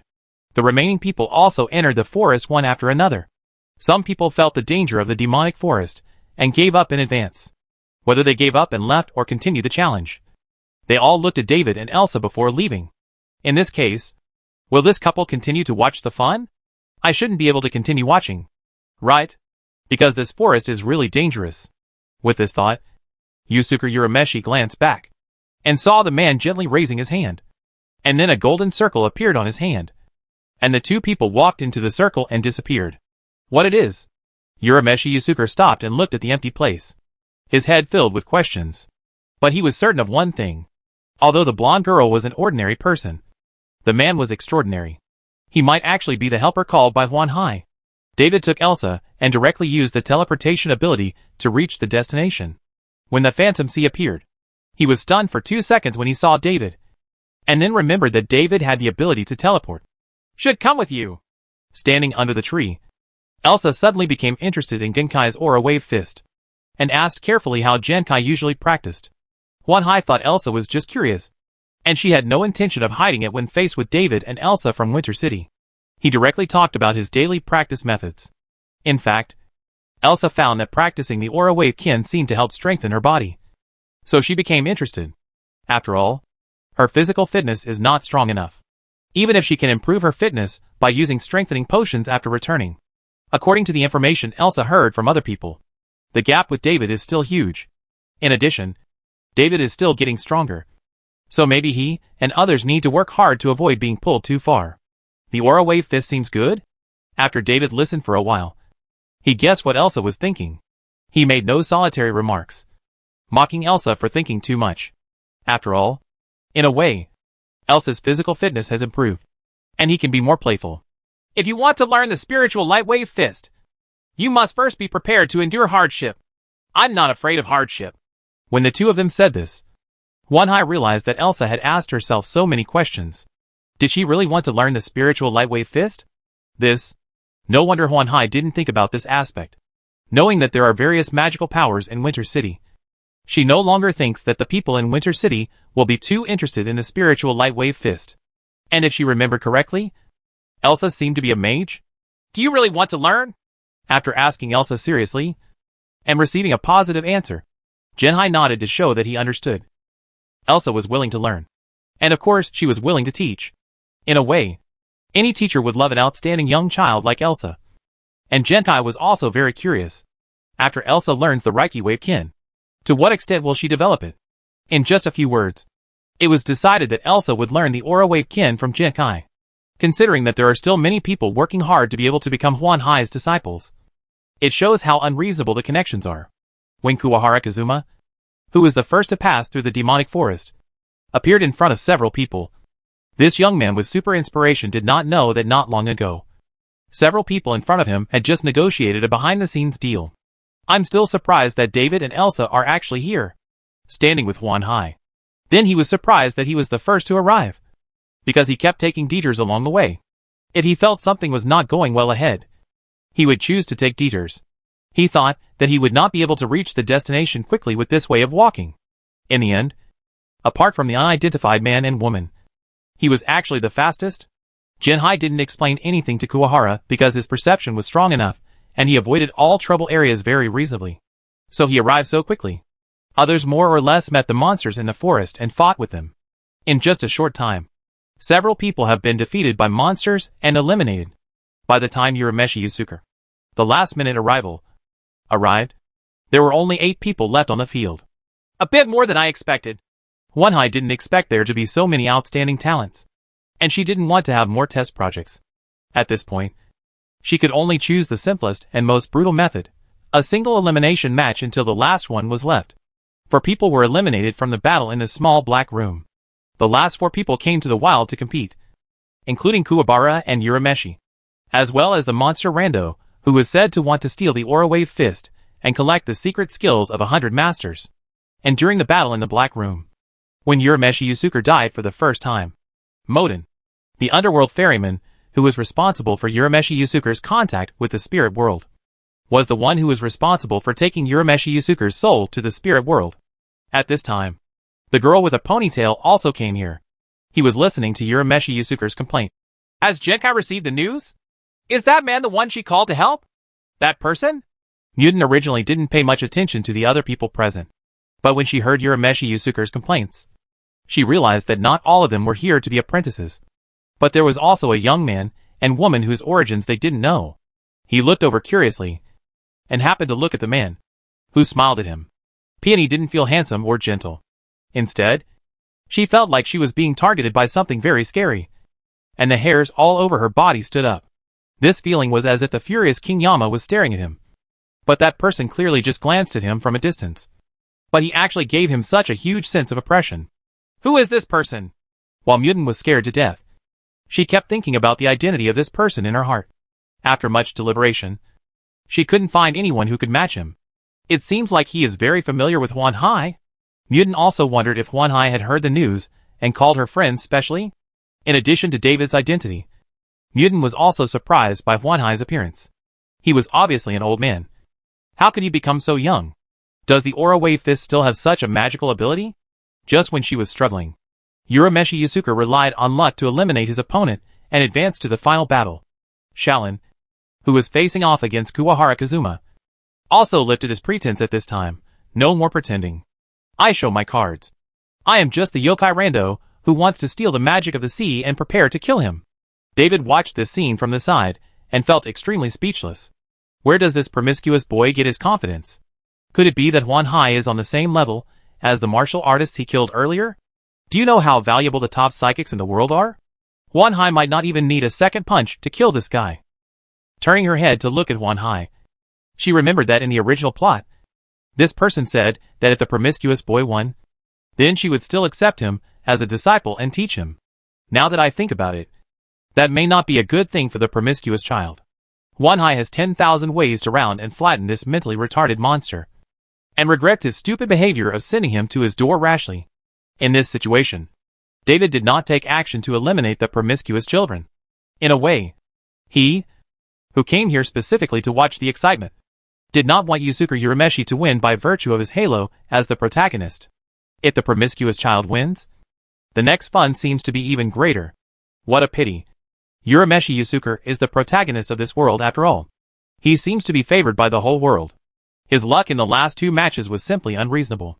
First, he accidentally fell into a swamp, causing Kazamaru's explosive homing shuriken to hit him, and he was eliminated. Then, because he fell into the water and had water plants stuffed in his ears, the spell cast by the troubled boy was rebounded, making himself smaller by the spell, completely ruining the good situation. Yusuke Urameshi defeated all his competitors in such a muddle-headed manner and became the final winner. He's so lucky! Elsa, who was watching the whole process, was lamenting Urameshi Yusuke's luck. What? Strength? Sorry. Urameshi Yusuke does have strength, but not much. In fact, Urameshi Yusuke's strength began to improve rapidly only after he became a disciple of Jinkai and received systematic instruction. Next, you will accept my training together. Jinkai looked at Urameshi Yusuke and Urza, and a lot of outrageous training plans came to his mind. She wasn't worried about making any mistakes during practice. Anyway, with David here, there weren't many opportunities like this. Taking advantage of the opportunity of using David's power for free, it should be possible to cultivate an excellent successor. Chapter 509 Large-Scale Interdimensional Teleportation Equipment. Urameshi Yusuke originally thought that his mission was successfully completed. Although it took some time, there was still some time during the vacation, and he would not delay his return to play. As a result, I heard the bad news the next second, because he successfully defeated all competitors. Urameshi Yusuke officially became Genkai's disciple. During the next period of time, he will stay here to receive Genkai's teachings and learn the Aura Wave Fist. Even if Urameshi Yusuke said that he was just here to catch monsters, it would be of no use, and he could only stay obediently. Only then did Urameshi Yusuke know that the blonde girl next to him was called Urza, and she was going to be trained with him. Since you already have a disciple, why do you want me to stay as a disciple? She is not considered my disciple. She is just here to learn. Urameshi Yusuke couldn't hear the difference. He only knew that his vacation was gone. In the period that followed, Urza and Yusuke Urameshi received Genkai's teachings on the Aura Wave Kin, starting from the most basic aspects.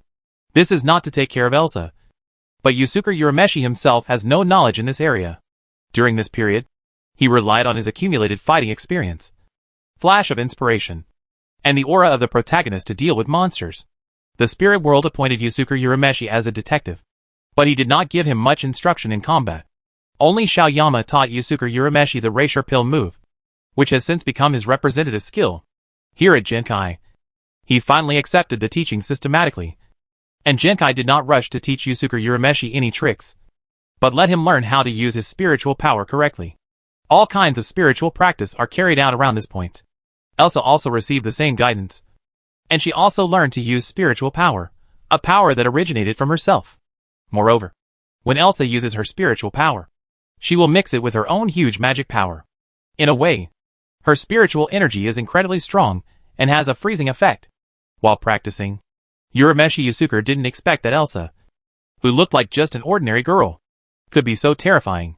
When Elsa's spiritual power was released, Urameshi Yusuke had a terrible feeling that even his own soul was frozen, because there was such a terrible reference beside him. Urameshi Yusuke didn't complain even once during the training. Maybe you think it's too embarrassing to keep complaining about hard work next to girls, right? So no matter how hard the training was, he gritted his teeth and persevered, which made Hwanhai's preparations in vain. David didn't need to help with treatment at all. Half a month later, Urameshi Yusuke completed the basic part of training, and also learned some new tricks, such as aura shot. Plus, he had to go back to school. So Urameshi Yusuke said goodbye and left. David thought about it carefully. In the next period of time, Xiaoyama issued missions to Urameshi Yusuke one after another, making the spirit world detective very busy. But there wasn't much fun, and there was no need for me to chase around a middle school student. As for Elsa's training, she learns much faster than Urameshi Yusuke. But she learns various boxing techniques and postures simply to exercise her body, and is not prepared to fight with others.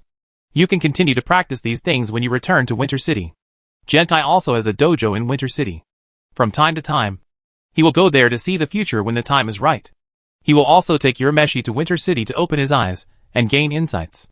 Oh, by the way, Hwanhai thought of the plot he had finished studying during this period and knew what would happen next. When Yusuke goes to participate in the Dark Martial Arts Association, do I need to inform you? Before that, you can take him to Winter City for special training. Genhai nodded to show that she understood. When she brought Yusuke Urameshi over, David would naturally know where the plot was going. As for whether he wants to come over and watch the fun, it depends on David's thoughts at the time. Is it particularly boring? There's nothing serious to deal with. However, David believes that the chances of him encountering something serious are low. After returning to Winter City, I asked Eva about her situation during this time. Everything is fine in Winterfell. Not much has changed since before David left. It's just that the Brindia is a little closer to completion.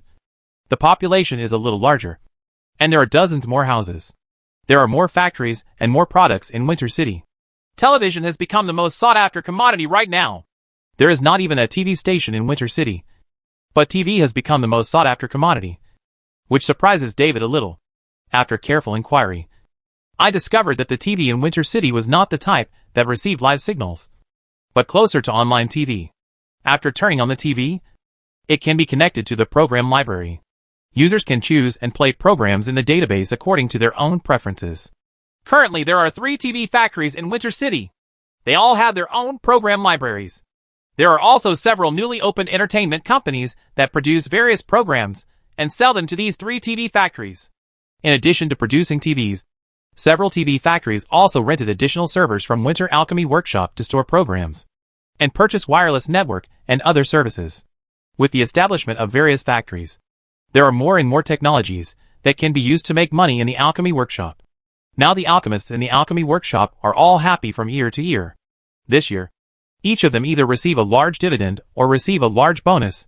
Most apprentices and newly promoted alchemists do not receive bonuses. David scratched his cheek, not knowing what this development model would look like in the future. But there was no need for him to intervene in such daily and recreational matters and let them develop according to the model he knew. Just let them struggle first. David wants to see what will happen. VIP? VIP&P? Advanced on demand? Free broadcast package? I don't know if these things will be found. Currently, Shirley Liu is the hottest and busiest star in Winter City. In addition to more and more newly opened stores asking her to perform live, several TV manufacturers are also constantly asking her to shoot music videos and then put them on in our own program library. We can attract more people to buy our products. David didn't even expect that within a month of going out to play, Winter City's entertainment industry would be booming. It can only be said that the residents of Winter City are more thirsty for entertainment than he expected. This situation is not caused by the influx of a large number of humans from the Matrix, because Winter City really has spare money, and those who are willing to spend more are the earliest residents of Winter City. Speaking of Shirley Liu, what's the situation with the immigration fleet now? Ozma has sent a detailed report. David directly activated the holographic screen on his desk and found the report stored in it. After opening it, he had a detailed understanding of the current situation of the 25th Immigration Ship Group. Currently, the 25th Immigration Fleet is under resource control, and the entire fleet is heading towards Vagula's home planet. After this jump voyage, the 25th Immigration Fleet will try to occupy that habitable planet as much as possible. Although the intervention of Winter City exposed the conspiracy of that guy Mishima. But the fact that the immigrant fleet was severely damaged by Vagula has not changed. Even if the president is not dead, he can't think of any other way to solve the crisis. With the current state of the fleet, even if they ask the unification government for help, they will not be able to survive until the rescue arrives. Therefore, there is only one path before the 25th Immigration Fleet: thwart the conspiracy of the Galaxy Fleet, defeat Vajura, and occupy the habitable planet. It's a pity. If the Brindia can be completed, we can still join in the fun.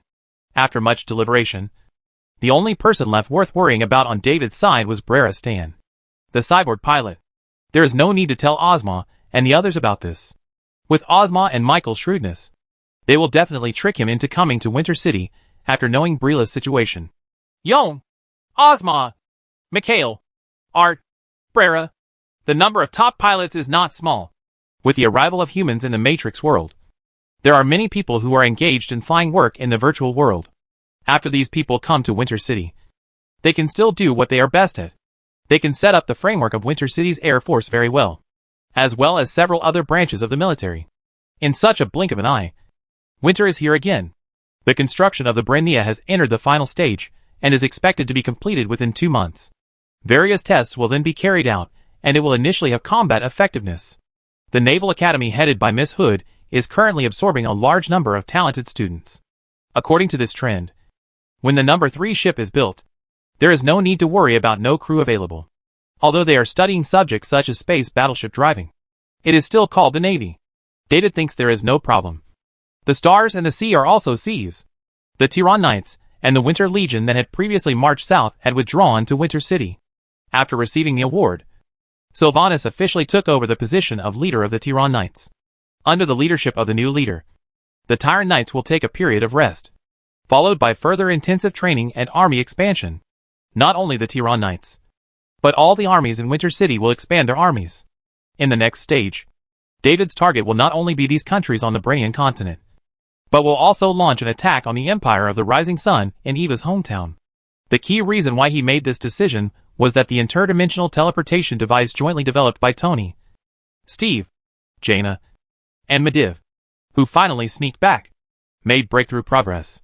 According to the conclusions after the current test, Winter City already has the ability to project large quantities of troops across planes. In the future, there will not only be a war against the Empire of the Rising Sun, but also against the Burning Legion. Winter City can also participate. It's a pity that the war against Steppenwolf and the Galaxy Fleet didn't catch up. However, calculating the time, if Darkseid invades the Earth in the future, Winter City will be able to fight it with all its strength. He has already determined that the one he is connected to is in the edited version of the DCU. Darkseid will inevitably invade the Earth because the anti-life equation is on the Earth. Chapter 510, The Most Familiar Stranger. Although it is certain that Darkseid will definitely come, David has no idea when he will come. After all, it is a universe that died young, and he only knows a few fragments of the future of that world. Superman Clark was controlled by the anti-life equation and became Darkseid's lackey. Superheroes and villains suffered heavy casualties. The few remaining people hugged each other for warmth, and the whole world was desolate. The only thing that is certain now is that with the support of Winter City, that world will not move towards that future. And Eva's world, because things in Winter City were getting on track one after another, Eva became more and more leisurely. So she decided to personally lead the army back to her own world to destroy the Empire of the Rising Sun. David learned from Laura that Eva made this decision because of some stimulation. The establishment of Winter City was thanks to Laura's all-around funding. In the early days, Laura helped purchase all the food and supplies for Winter City Village. Behind Helen is the Kingdom of Sparta, which has been officially renamed the Kingdom of Greece, and is expanding its territory in the northern Mediterranean. Sophia directly gave the entire Tiran kingdom to David as a dowry. Next came Elsa and Sansa, and behind them was either Arendelle or Westeros. It seemed that Eva could only act cute next to David and do some chores. As a former Allied liaison officer and the internal affairs manager of Winter City for a long time, Eva actually has a bit of arrogance in her heart. Isn't it just a world? Who doesn't? I'll call you back right now. David knew that Eva wanted to personally lead the troops to fight against the Empire of the Rising Sun. But it was for this reason that he felt a bit dumbfounded. Did she forget that there was Gwen in Winterhold? Gwen did not allow Winter City to have a country, or even a continent, as a subordinate country. And she did not see her struggling with these things. However, David did not dissuade Eva. Idle time was idle. And it was a good thing for Eva to have something she could work hard on for a long time. Unexpectedly, Eva's actions stimulated everyone's competitive spirit. Helen felt that her father's advancement was too slow, and was ready to personally take action and lead the Winter City army to quickly occupy the entire Europe. Elsa did not rush back to Arendelle and talk about unifying the Unila continent. She continued to practice every day, hoping that her physical fitness could improve quickly. Perhaps because it was fun to watch Elsa practice. Anna also joined in. Compared with Elsa, Anna seems to have endless energy. She also knows some boxing and sword skills. And she is more interested in Aura Wave Fist than Elsa. The main reason is that practicing the spiritual Light Wave Fist can master spiritual power, which can be regarded as a special power. Anna felt that it would be a good choice to practice the same power as her sister, before. Only her sister had magic power. And she did not. Now my sister has spiritual power. And she also has spiritual power. So that's how we call them sisters? In this case, all the women became busy. After Laura came back and stayed for a few days to take a few liters of holy light from David, she took her friends to the continent of Unila again. The Umbrella Mages had already been wiped out by her. But she wanted to see what other weird things there were on this continent. Plus RC went to the west of the continent to inspect the Eternal Night Empire. And David suddenly became empty, leaving only Sophia.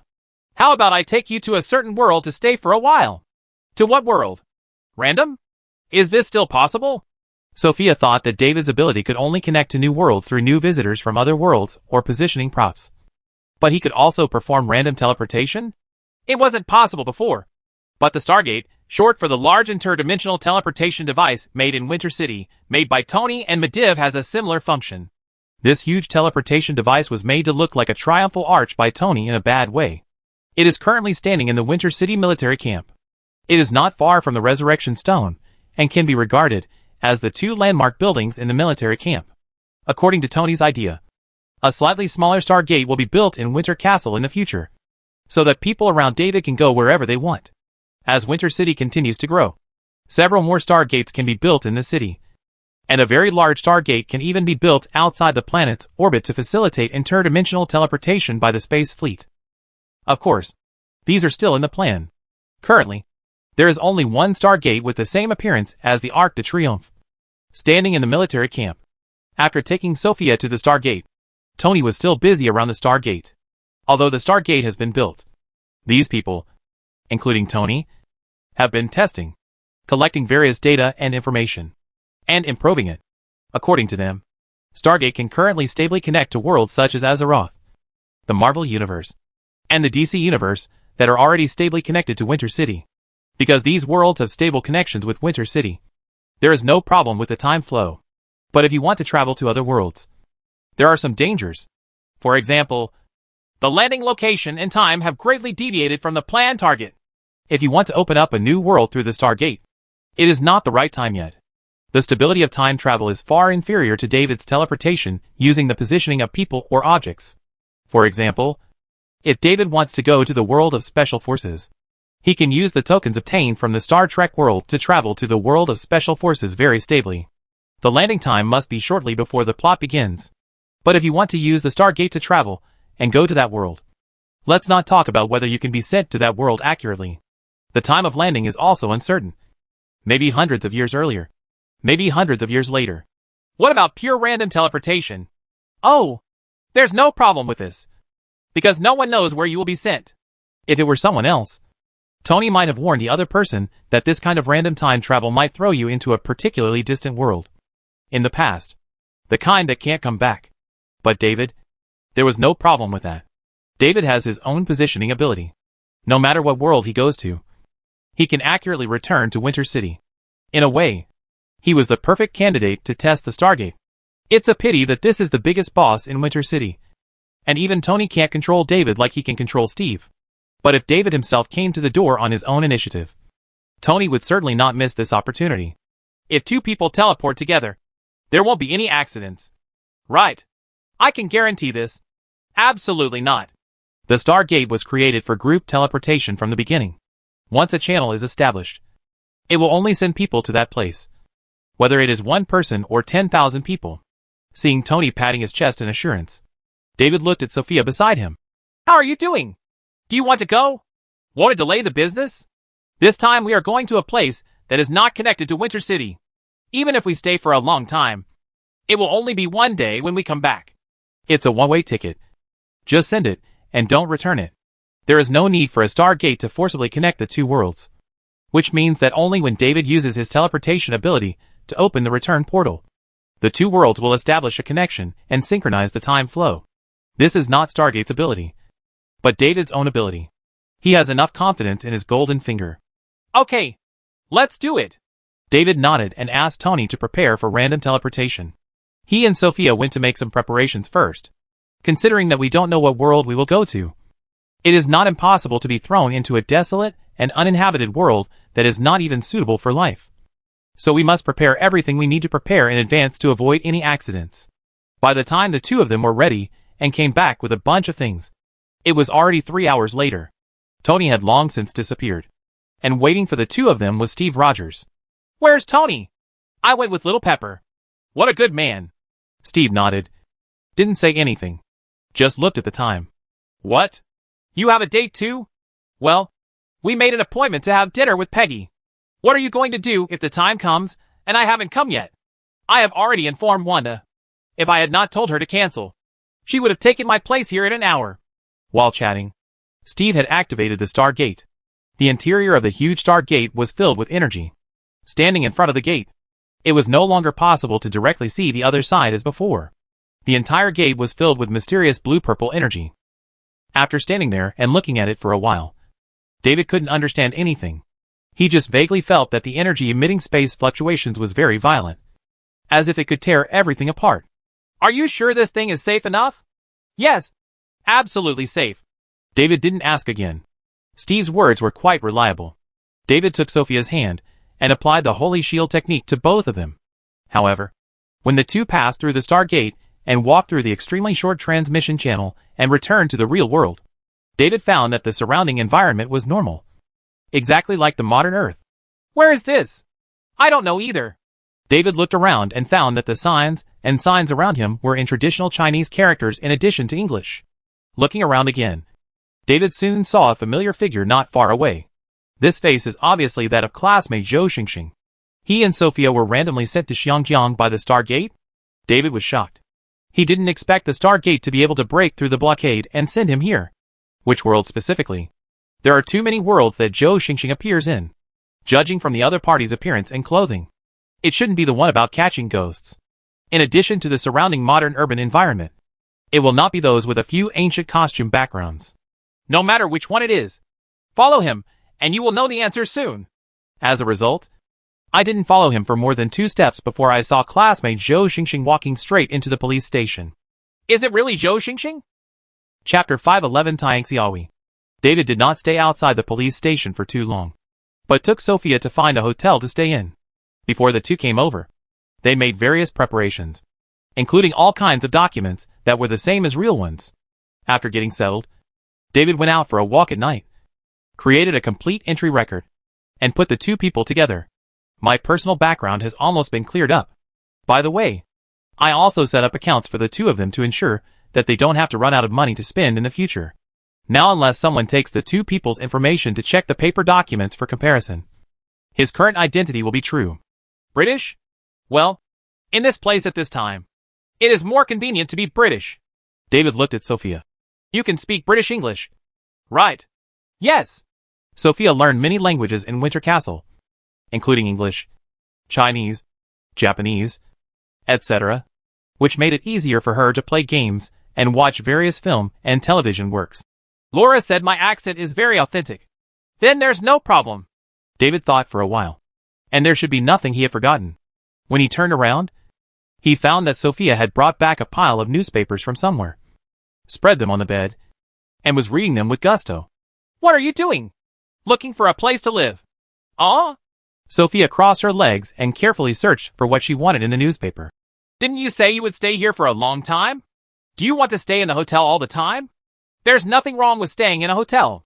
David is now used to being served by others. When he lives in a hotel, someone will clean up the room and have someone cook whatever he wants. It's very convenient. If you're looking for a place to live, you'll have to do your own work. Considering that Sophia is a little princess who has never even seen what a kitchen looks like, her task may not be easy. Walking to sit next to Sophia, Sophia naturally fell into David's arms. She continued to hold the newspaper in her hand and pointed out to David. There are many apartments for rent. How big should we rent one? You want to rent an apartment? Yes. The neighborhood is so lively. Sophia said that she had never experienced such a life. It should be very interesting. Okay.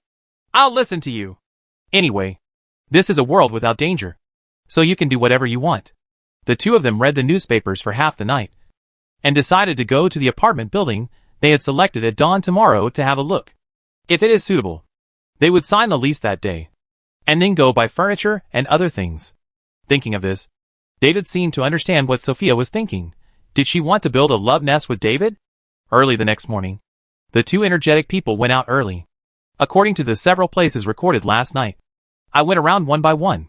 As a result, Sophia was not very satisfied with the first few places. Some buildings were relatively old, but the corridor environment was not very good.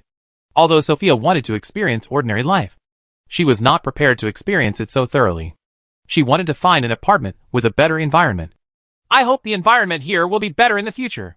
In fact, as long as you ask a local person, such as a taxi driver or something, you can eliminate most of the options that are not suitable for the environment. But neither of them wanted to do that. Running around looking for a house was equally fun. So why bother playing the abridged version?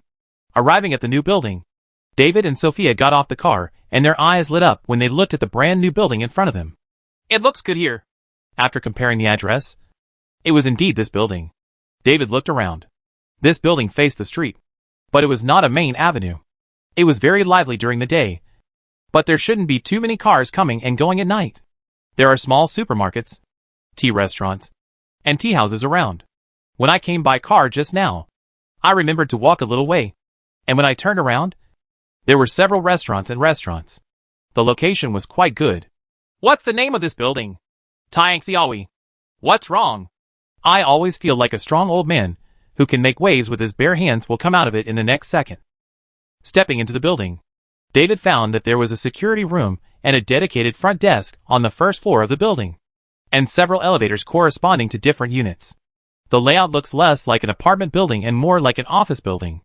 As soon as the two came in, a security guard immediately came up to say, "Hello. What can I do for you two? I saw an advertisement for a house for rent here, so I came to take a look." The security guard immediately understood after hearing this, and greeted David with a smile. "I'm here to see the house. Let me tell you, our building is definitely the best in Hong Kong. If you can't even look at the houses here, well, you can't find a better apartment in Xiangjiang." Balabala, Jilagwala. While the security guard kept talking, he returned to the front desk, picked up the phone, greeted a woman named Ms. Wang, and informed her that someone was coming to see the house. Okay. The security guard nodded and said a few words, hung up the phone, and came back to say hello to David. "The owner of the building is not here. He won't be back for a while. Miss Wang asked me to take you to see the house first. Then I'll trouble you." Polite. The security guard looked at David, and then at Sophia, who looked like a standard foreign girl next to him. He seemed to want to ask something, but finally suppressed his words. "There are many vacant houses in the building. What kind of house do you want to rent?" "The space should be spacious enough for two people to live in. Are there any taboos on the floor?" While asking, David led the two of them into the elevator. David noticed that there were no numbers 4, 13, and 14 on the elevator buttons. This is obviously a 20-story building, but the elevator button is marked to the 23rd floor. There is no taboo.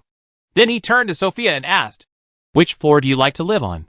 "Between 7 and 15 floors. If it's too low or too high, you'll feel uncomfortable. It's better to choose one that's neither high nor low." "We'll start looking at it from the 7th floor." David nodded and agreed to the security guard's suggestion. At the same time, he was also a little curious. Since this building called Taengxiaowi is very good, why are there so many empty houses? The security guard told him that the building was delivered some time ago. After the interior renovation, it started recruiting tenants last month. So there are still many vacant houses. Don't worry. We have just started recruiting tenants. If you two came 2 months later, there might not be any room available. So that's it. While chatting and looking at the houses, Sophia finally fell in love with a room on the 11th floor. According to the security guard named Zhang, this is the largest apartment in the building, covering 1,500 square feet, and has been simply decorated. As long as you buy some furniture and appliances, you can move in immediately. Of course, if you are not satisfied with the current decoration, you can also find someone to redecorate it yourself. But in that case, the decoration plan must be discussed with the owner, and a separate decoration agreement must be signed. I'm not going to find anyone to redecorate it again. David looked at it and was generally satisfied. Just when David wanted to ask when the landlord would be back, a message came from the security guard's intercom, asking which floor he was on. I'm in the largest room on the 11th floor with 2 guests. Then he told David, my boss, Miss Wang, is back. You can just talk to Miss Wang next. Thanks a lot. David shook hands with the security guard and said goodbye, handing him a few pieces of paper. The security guard, surnamed Zhang, did not expect to have an unexpected gain. He smiled and waited until the landlord, Miss Wang, said hello and left. Only then did David meet the landlord of this building, and he immediately realized that things were not simple. Hello. I am Wang Jinjin, the landlord of Tianxiaohui. Hello. I'm David, and this is Sophia. Wang Jinjin looked at the 2 people in front of her with a smile. The man was young and handsome, and the woman was young and beautiful. However, it was obvious that these 2 were not locals. I wonder what they came to Xiangjiang for. Suppressing the question, Wang Jinjin smiled and introduced the situation of the house to the 2 of them. After all, she was the landlord. The security guard could only bring David to take a look without introducing any details. At this time, David had a clearer understanding of the house. The rent of this house is really expensive. Fortunately, he is not short of money. He has a lot of gold and silver jewelry in his storage space. Even if the money is not enough, he is still an alchemist and can make gold at any time. He can easily do it. Money matters. Even if the shady returns are lower than the market price, it doesn't matter. After all, to David, it is really just a stone, which can be picked up anytime and anywhere. After happily signing the lease and having the priority to renew the lease, David happily paid the entire year's rent. It was the first time for Wang Jinjin to see such cheerful tenants, and she welcomed the 2 new tenants with a smile. By the way, I also live on the 11th floor, in the middle unit. There are 3 units in this building, but they are not completely independent. You can go through the stairwell. If you need anything, you can go to 211A to find me. David's room is 111A. There are 2 rooms on each floor of the same unit. 111B next to it is currently vacant. According to Wang Jinjin, there are currently only 3 households on the 11th floor that are inhabited. In addition to David and Wang Jinjin herself, Wang Jinjin's neighbors, namely 211B, are her friends. She is at school now. I will introduce you to her later. School? She's a teacher. Oh. David thought it was the exorcist, who wore a miniskirt even on snowy days. After chatting for a while, Wang Jinjin gave David another business card and introduced him as a furniture seller. David could buy most of the furniture he wanted from this person. She said he introduced her, and he could get a good deal. Fold. After doing this, Wang Jinjin left. David and Sophia stayed in the room for a while, studying how to decorate the house and what to buy. At this moment, Wang Jinjin came back with a woman. This is David, and that is Sophia. They just signed the lease today. Then he pointed to the short-haired woman next to him and introduced them. This is Miss Hu is also here to see the house. Maybe you can be a neighbor. Chapter 512, A Comprehensive World. Hello.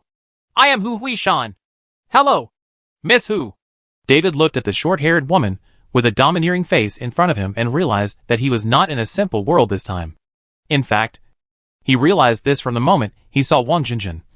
And the appearance of Hu Huishan further confirmed this. After a brief greeting, Wang Jinjin took Hu Huishan to visit the empty rooms, while David continued to discuss with Sophia what furniture to buy. During this period, Sophia asked David in a low voice, Have you fallen in love with that Miss Hu? What? David waved his hand. Don't talk nonsense. It's just a little unexpected. Why are you surprised? This world may be much larger and more complex than I thought before. Sophia didn't understand much. The main contents of her current tutoring are English movies and various games. To be more precise, they are commercial movies produced by Hollywood. Considering that the people who appeared in his own territory were mainly concentrated in this area, David did not put forward any opinions. So Hong Kong movies and other things have been ignored. The result happened suddenly, and David didn't know how to describe the current situation. However, he is now full of interest in this world. Who else will he meet? How big is this world? After confirming the furniture they wanted to buy with Sophia, the two returned to the hotel to rest for a night. The next day, they contacted the furniture seller based on the business card given by Wang Jinjin. As Wang Jinjin said, David could buy all the furniture he needed from this person, and he really gave them a discount. After spending half a day buying furniture and daily necessities, David and Sophia spent some time placing these things in the designated positions, and then carried out general cleaning of the new home together. For a moment, David really felt like he was building a love nest with his wife hand in hand. With his physical strength, he certainly wouldn't feel tired from such a small amount of work. And Sophia was much stronger than she looked. The two of them tidied up the room while laughing and joking. When the work was over, Wang Jinjin happened to come over. "Have you finished cleaning up?" She seemed very surprised. After learning that David had ordered furniture and all was delivered today, she rushed over in a hurry, thinking she could recommend a housekeeping cleaning company to David. What a pity. It seems that this business card cannot be sent out. However, the fact that David and Sophia were so diligent also made Wang Jinjin feel a little fond of them. After all, as a landlord, she definitely doesn't like the kind of dirty residents who don't like to clean up. Now it seems that she doesn't have to worry about hiring someone to clean up and renovate when the two of them stop renting. "By the way, this is my friend Hemin, who teaches at Edinburgh Middle School." Wang Jinjin came here not only to give David a business card for a housekeeping cleaning company, but also to introduce her neighbors. "This is a friend who just moved here. David and Sophia, come over here." "Hello, Miss He. My name is David Glamorgan. Just call me David." Looking at teacher He in front of him, David realized that in this big world, many relationships and settings may be different from what he originally thought. For example, he would have never imagined that teacher He and skipped to school would actually be a colleague of Wang Jinjin in a deadly date. In addition to being the landlord of Tangxiaowi, Wang Jinjin is also a teacher. "To express my welcome, let me treat you to dinner."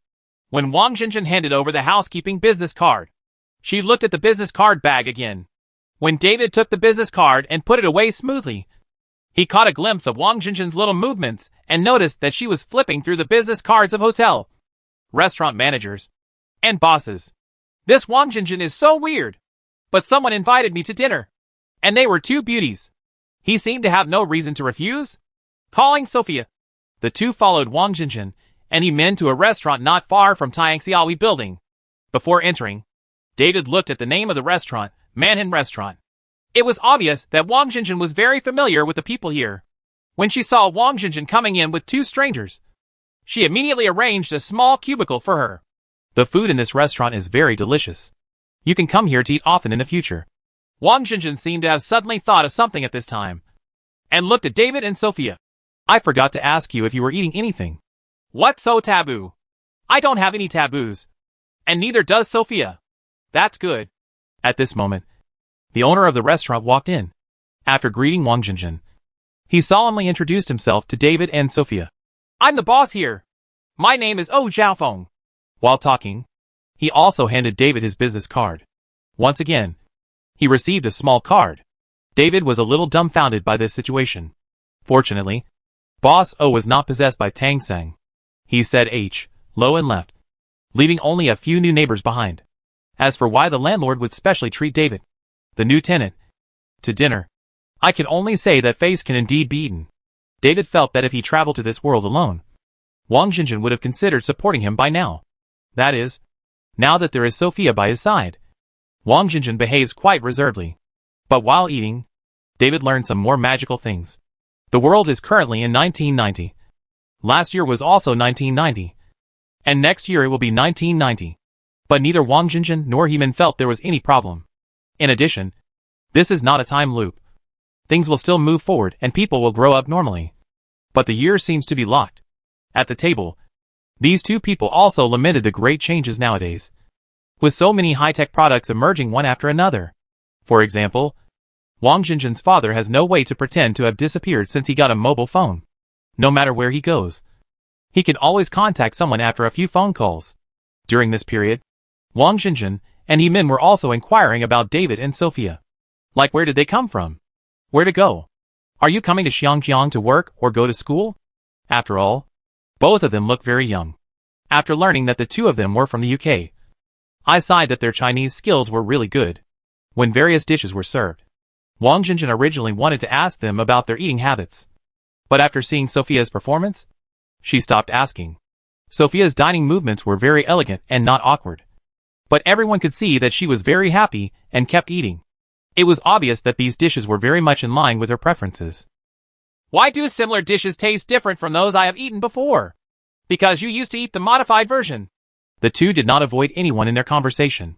Wang Jinjin and Yimin thought they were talking about modified Chinese food in Europe and the United States.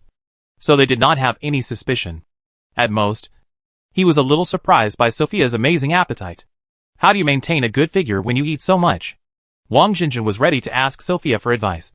And even Yimin had similar thoughts. The guests and hosts had a great meal. After the meal, the four of them walked around nearby.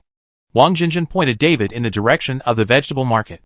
By the way, the basement of the building is being renovated. A bar will be open there soon. From now on, you will have an extra place to relax at night. In addition, Wang Jinjin also reminded David that the room next door to him has been rented out by Miss Hu, who may make some noise in the next few days due to cleaning up the house. It doesn't matter. David didn't think it could be too noisy, unless Ms. Hu wanted to drastically change the structure of the house. This might be too low. As a result, it turned out that David was wrong. Ms. Hu was quite noisy when she was tidying up the room. It wasn't that Ms. Hu herself was noisy, or that she hired a construction team to make major changes to the room, but that the people who came to help her clean up the room were too noisy. Sophia turned off the TV helplessly. Although she didn't particularly like the program, she still felt a little uncomfortable when the sound of the TV was blocked by the noise while watching TV. What does Miss Hu do? Why did she call so many girls to help her clean up the house? If you want to know anything, you can definitely ask David. It is even more reliable than asking him himself. Sure enough, David immediately gave a clear answer. The instructor of Overlord Flower. What is the Overlord Flower? An armed police force similar to SWAT. Bawangwa was established to match the Flying Tigers.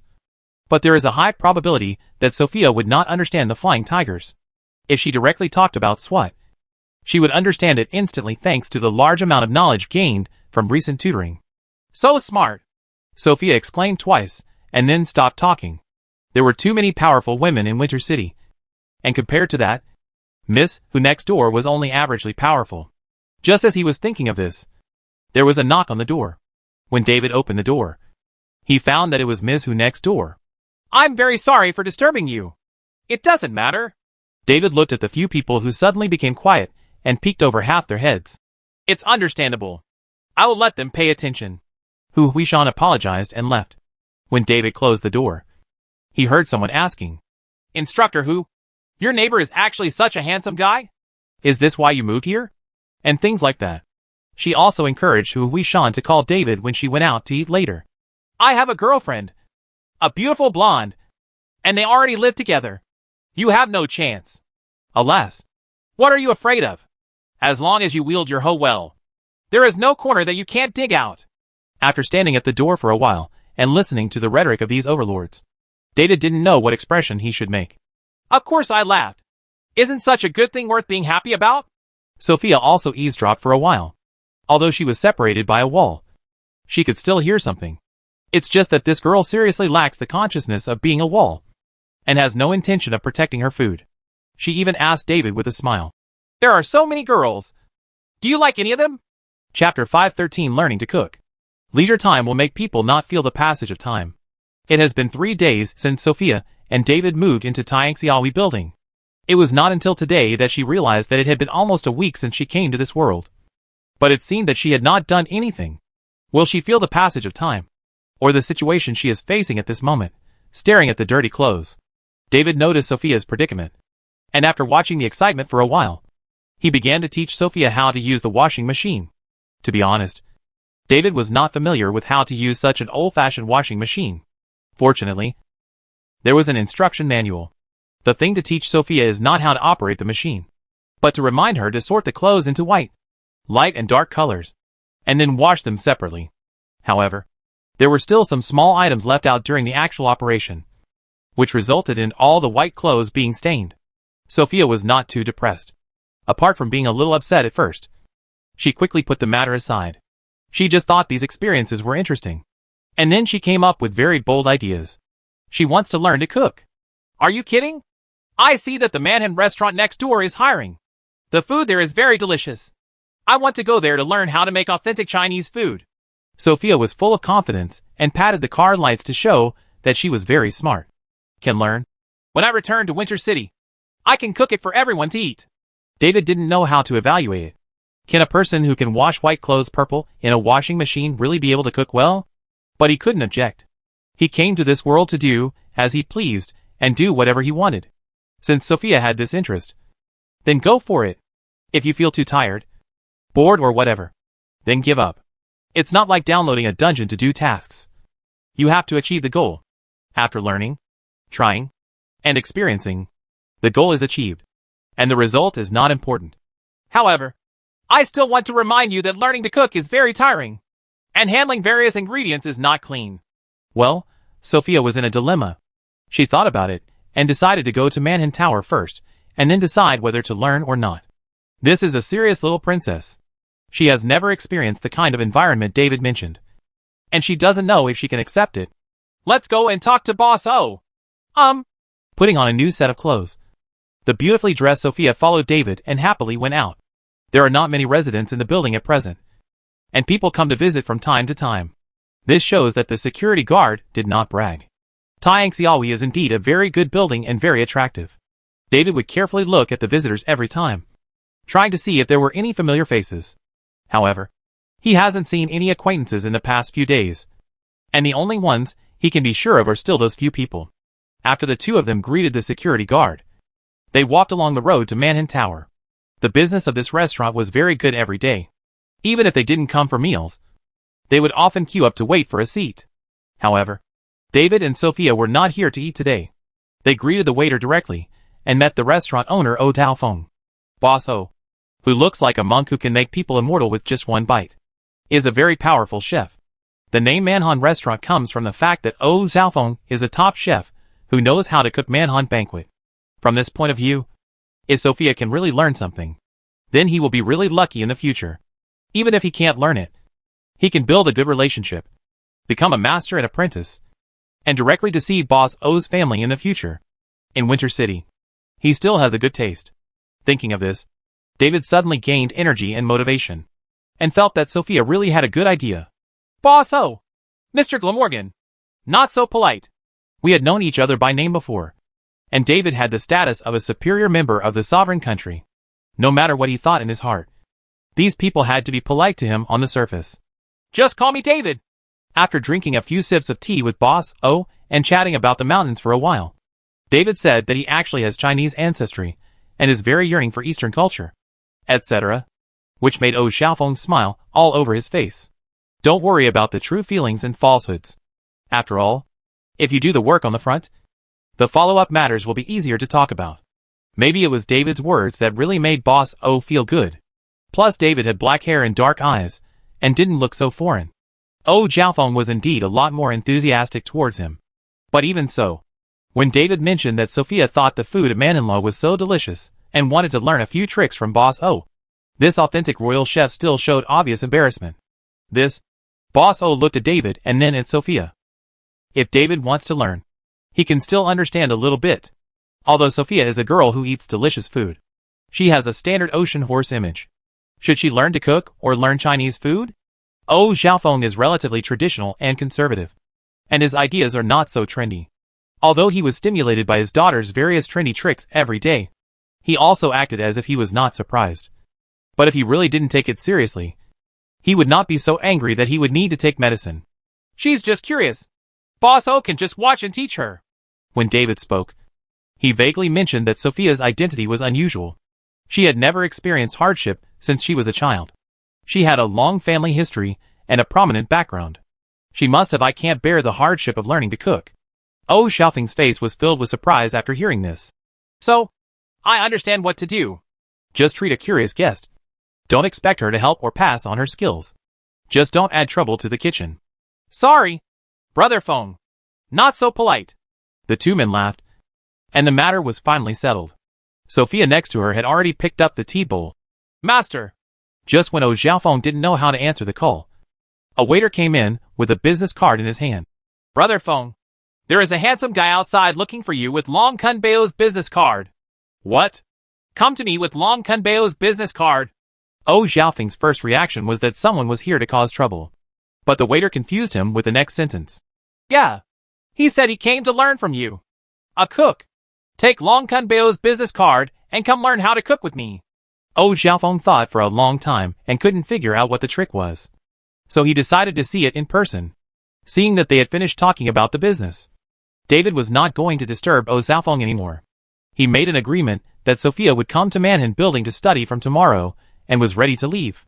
However, before going out, he still glanced at Xiaofeng and saw a handsome guy talking happily to Boss O. Who is that person? Fine. Sophia instantly understood that he was not the protagonist, but also an important supporting character. Looking at that man's young and handsome appearance, he most likely was the protagonist. Then I won't have fun watching it next. Yes. Zhao Gangsheng was introduced to Manhanla by Xiaofeng's rival Long Kunbeo to learn cooking. Xiaofeng will definitely treat him well next. Sophia, who also came to learn cooking, can watch the fun at close range. This is much more enjoyable than 3 Dimex. And she is truly immersed in the scene. David felt that he could come to Manhan Tower every day and just drink more tea and eat some snacks. He would have fun watching and have something to eat. What a wonderful day. It's still early. Wouldn't it be too boring to go back directly? How about walking around? Okay, let's go to the market and see what kind of food there is. After Sophia expressed her desire to learn to cook, she always wanted to demonstrate it herself, even if she couldn't even fry an egg now. In the end, the two of them did not buy groceries, but found a night market and went shopping and eating together. When they returned to the apartment, it was already completely dark. Unexpectedly, the two met He-Min, who had just returned, at the door of the building. When David saw her, he was saying goodbye to her boyfriend, who was driving. David glanced at it, and it seemed that he was the boyfriend of the leader of the anti-gangster group. He didn't know where the plot was going. Did Zhou Xingxing enter Edinburgh Secondary School? I mean, did you go on a date? Was that your boyfriend just now? Yes. Sophia is enthusiastic and pretty. She is already familiar with He-Min and Wang Jinjin. However, Hu Huishan has rarely seen her since she moved here. She seems to be very busy with work. You two went shopping? Yeah. We found a night market nearby. There are a lot of snacks there. He-Min was already convinced by Sophia. He didn't expect that such a beautiful girl could be a huge foodie. What was even more annoying was that Sophia was so good at eating and still had an enviable figure. Sophia didn't feel there was anything wrong with her situation at all. After talking about the various snacks she had just tried, she also mentioned that she was going to Manhanla to learn cooking. Are you going to Manhanla to learn how to cook? Yes. He-Min was really shocked this time. It seems that this is not something that ordinary people can learn. Right? She and Xiaofeng had the same idea. Maybe Sophia was just curious, so she couldn't refuse directly and just agreed.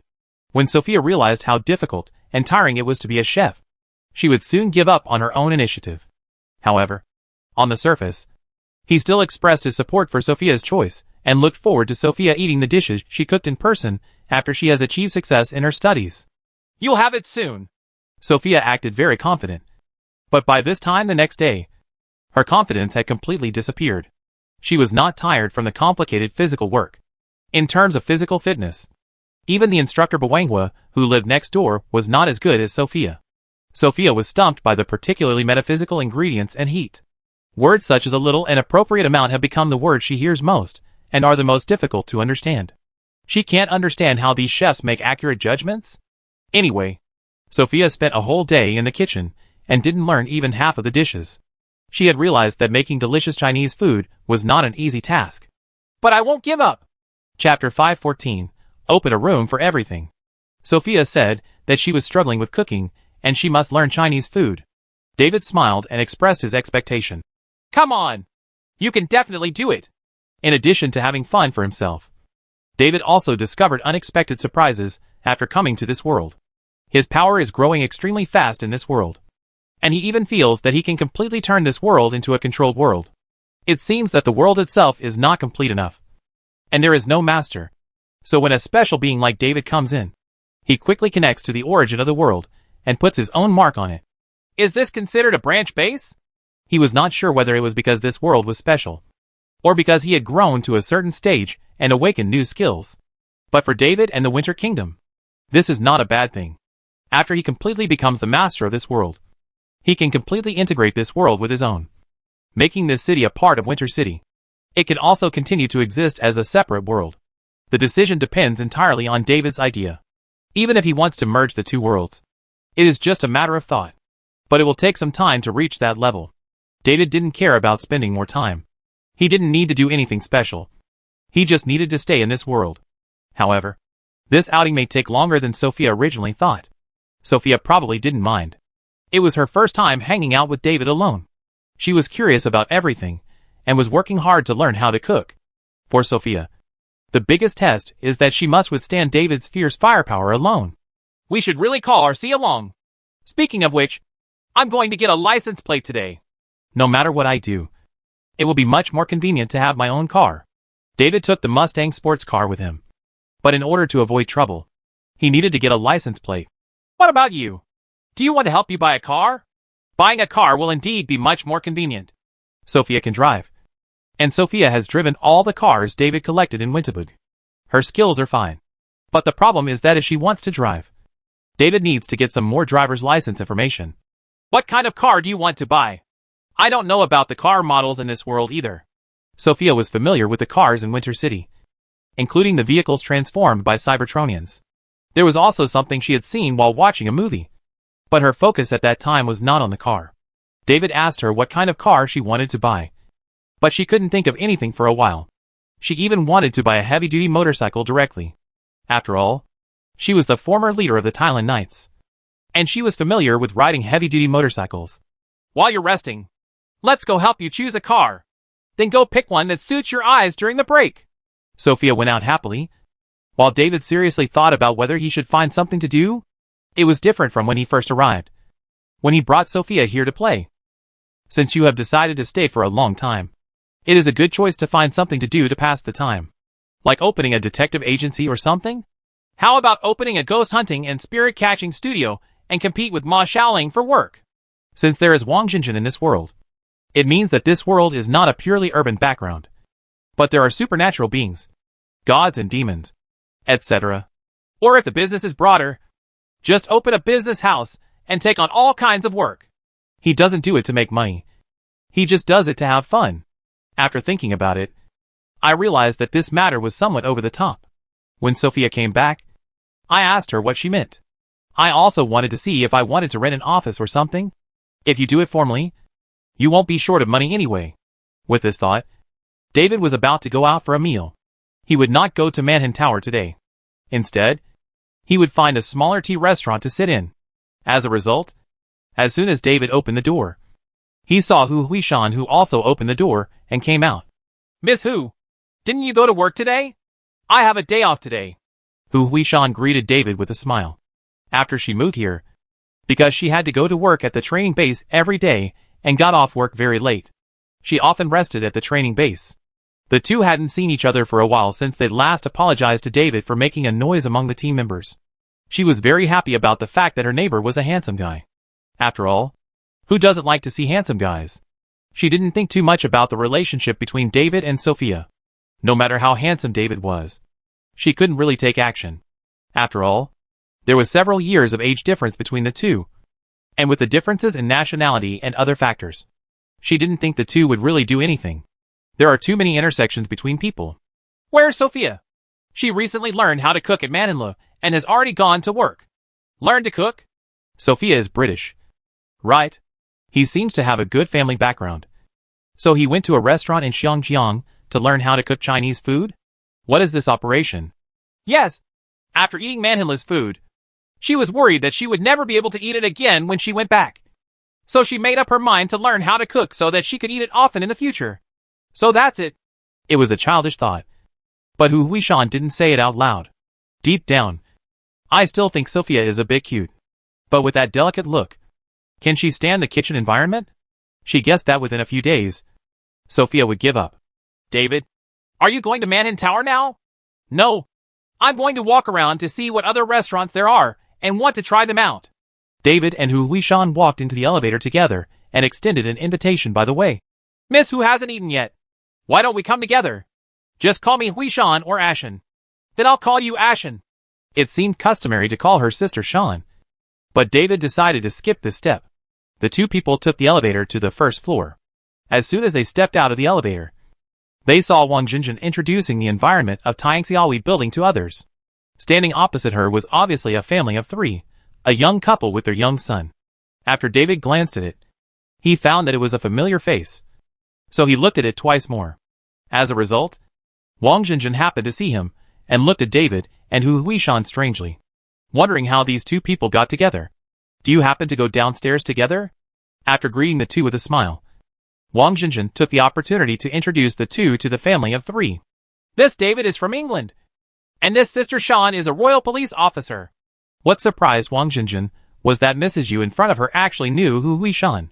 I know you. Superintendent Hu from Bawanghua. Mrs. Yu said that she was actually a police officer, but she was doing clerical work. She was very upset about Hu Huishan, a strong woman who reached the level of superintendent and led a team of female special police officers. Admire. I didn't expect you to live here. I just moved here too.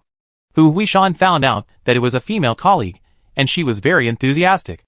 After chatting for a while, she found out that the family of three had already viewed several houses and were most satisfied with this place. The only regret was that the house here was only for rent and not for sale. Mrs. Yu, I would rather buy a house of my own. I wonder if Mrs. Yu will change her mind after meeting Hu Huishan here. After a brief exchange of greetings, Mr. Yu and his family continued to visit the apartment building. David and Hu Huishan walked to the street and found a tea restaurant nearby. Biography? David looked around. This block was located diagonally behind the building where they lived. It was surrounded by some old buildings and various small shops that looked very lively. I saw several tea restaurants along the way, but David finally chose this one. Hu Huishan didn't have any objections, but she was curious why David chose this company. This name looks very ordinary. I walked in and looked around. It was indeed a very ordinary tea restaurant, the kind that can be seen everywhere in Xiangjiang. Why did you choose this company? I wanted to walk around a little longer, but I felt embarrassed when I thought about people starving. Hu Huishan smiled, but she didn't expect this young man to be quite caring. I ordered a dish of rice and milk tea, and watched David order a barbecued pork rice, and strangely asked for a poached egg. I don't know where he heard the way of eating it. By the way, Sophia is learning cooking at Manhanlu. What are you going to do? She has always been curious. What on earth are David and Sophia here to do? Maybe it's a professional habit. When I encounter something that seems suspicious, I always want to get to the bottom of it. If Hu Huishan had asked him this question before today, he would have just said that he was out for fun, traveling around the world and gaining knowledge. Now, he has a new answer. I want to open a small company similar to a detective agency. Ashen, do you think you can start one? You want to be a private detective? It's more like a service company, basically taking on any job. David described his idea, and finally said the name he had already decided on. How about calling it Wanchuwu? Sounds very interesting. The kind of studio David described is in line with Hu Huishan's impression of him, a young man with a good family background who comes out to have fun.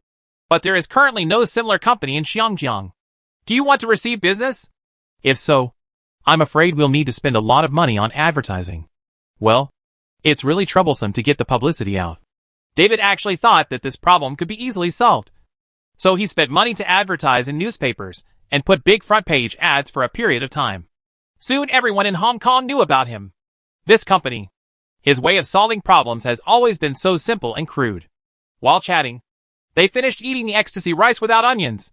Hu Huishan wanted to buy some daily necessities. David said that he was free and could help carry things. Just think of it as the first commission after the establishment of Wanchuwu. Does your company even accept small business like this? That's why it's called the House of Everything. Carrying a lot of daily necessities, they returned to the apartment building. After spending more than half a day together, David and Hu Huishan became a lot more familiar. Even more familiar than Iman and Wang Jinjin. After all, David and those two had never been alone together. I have never entered the homes of those two people. Chapter 515 Elite Center. Sorry, I haven't had time to clean up yet. Hu Huishan had never thought about inviting anyone to be a guest, let alone a man. In addition, she had just moved here and was busy with work recently. Many things had not been packed, and even some of the luggage was still packed and left there. But what David was holding and carrying were all the things she bought. So she couldn't keep him out. Right. So I could only apologize awkwardly while quickly packing up my things. The most important thing was to throw the dirty clothes into the washing machine. It made you laugh. It's okay. After all, you are very busy at work. David had never noticed when watching movies before that Hu Huishan was actually a police superintendent. It is rare to see female superintendents in this era. It can even be said that female police officers who can reach the level of superintendent have basically reached the top. At this time, there is no female police officer in the entire police force who can be promoted to a higher level. Now that I think about it, this is only reasonable. After all, the Bawangwa that Hu Huishan is responsible for is the special police department that competes with the Flying Tigers. As the head of such a department, Hu Huishan's level will definitely not be low. Seeing Hu Huishan quickly hiding some private clothes before coming over to take over the various things David was carrying, David took a look at the room. Compared to the one I rented, this house is much smaller. Probably less than 1,000 feet. But if Hu Huishan only lived there by herself, it would be spacious enough. Thanks to your help today, I bought all the things I needed to buy at once. If Hu Huishan went to buy it herself, she might have to make more trips or have someone deliver it to her door. Now we have David, a free mover, who can do it all in one go without any extra labor costs. What to drink? Tea? Coffee? Drink? Is there any soda? Is Coke okay? Can. Hu Huishan took out a can of Coke from the refrigerator and handed it to David, while she took a bottle of soda water. While Hu Huishan was drinking water and thinking about how to reasonably ask David to leave, David didn't even finish the Coke and took the initiative. He said goodbye and left. This situation actually made Hu Huishan a little embarrassed, as she seemed to be thinking too much and being sentimental. With a young and beautiful girl like Sophia following David, how could he fall in love with an old woman like himself? So what I originally wanted to say turned out to be a ploy. Sit down and rest for a while.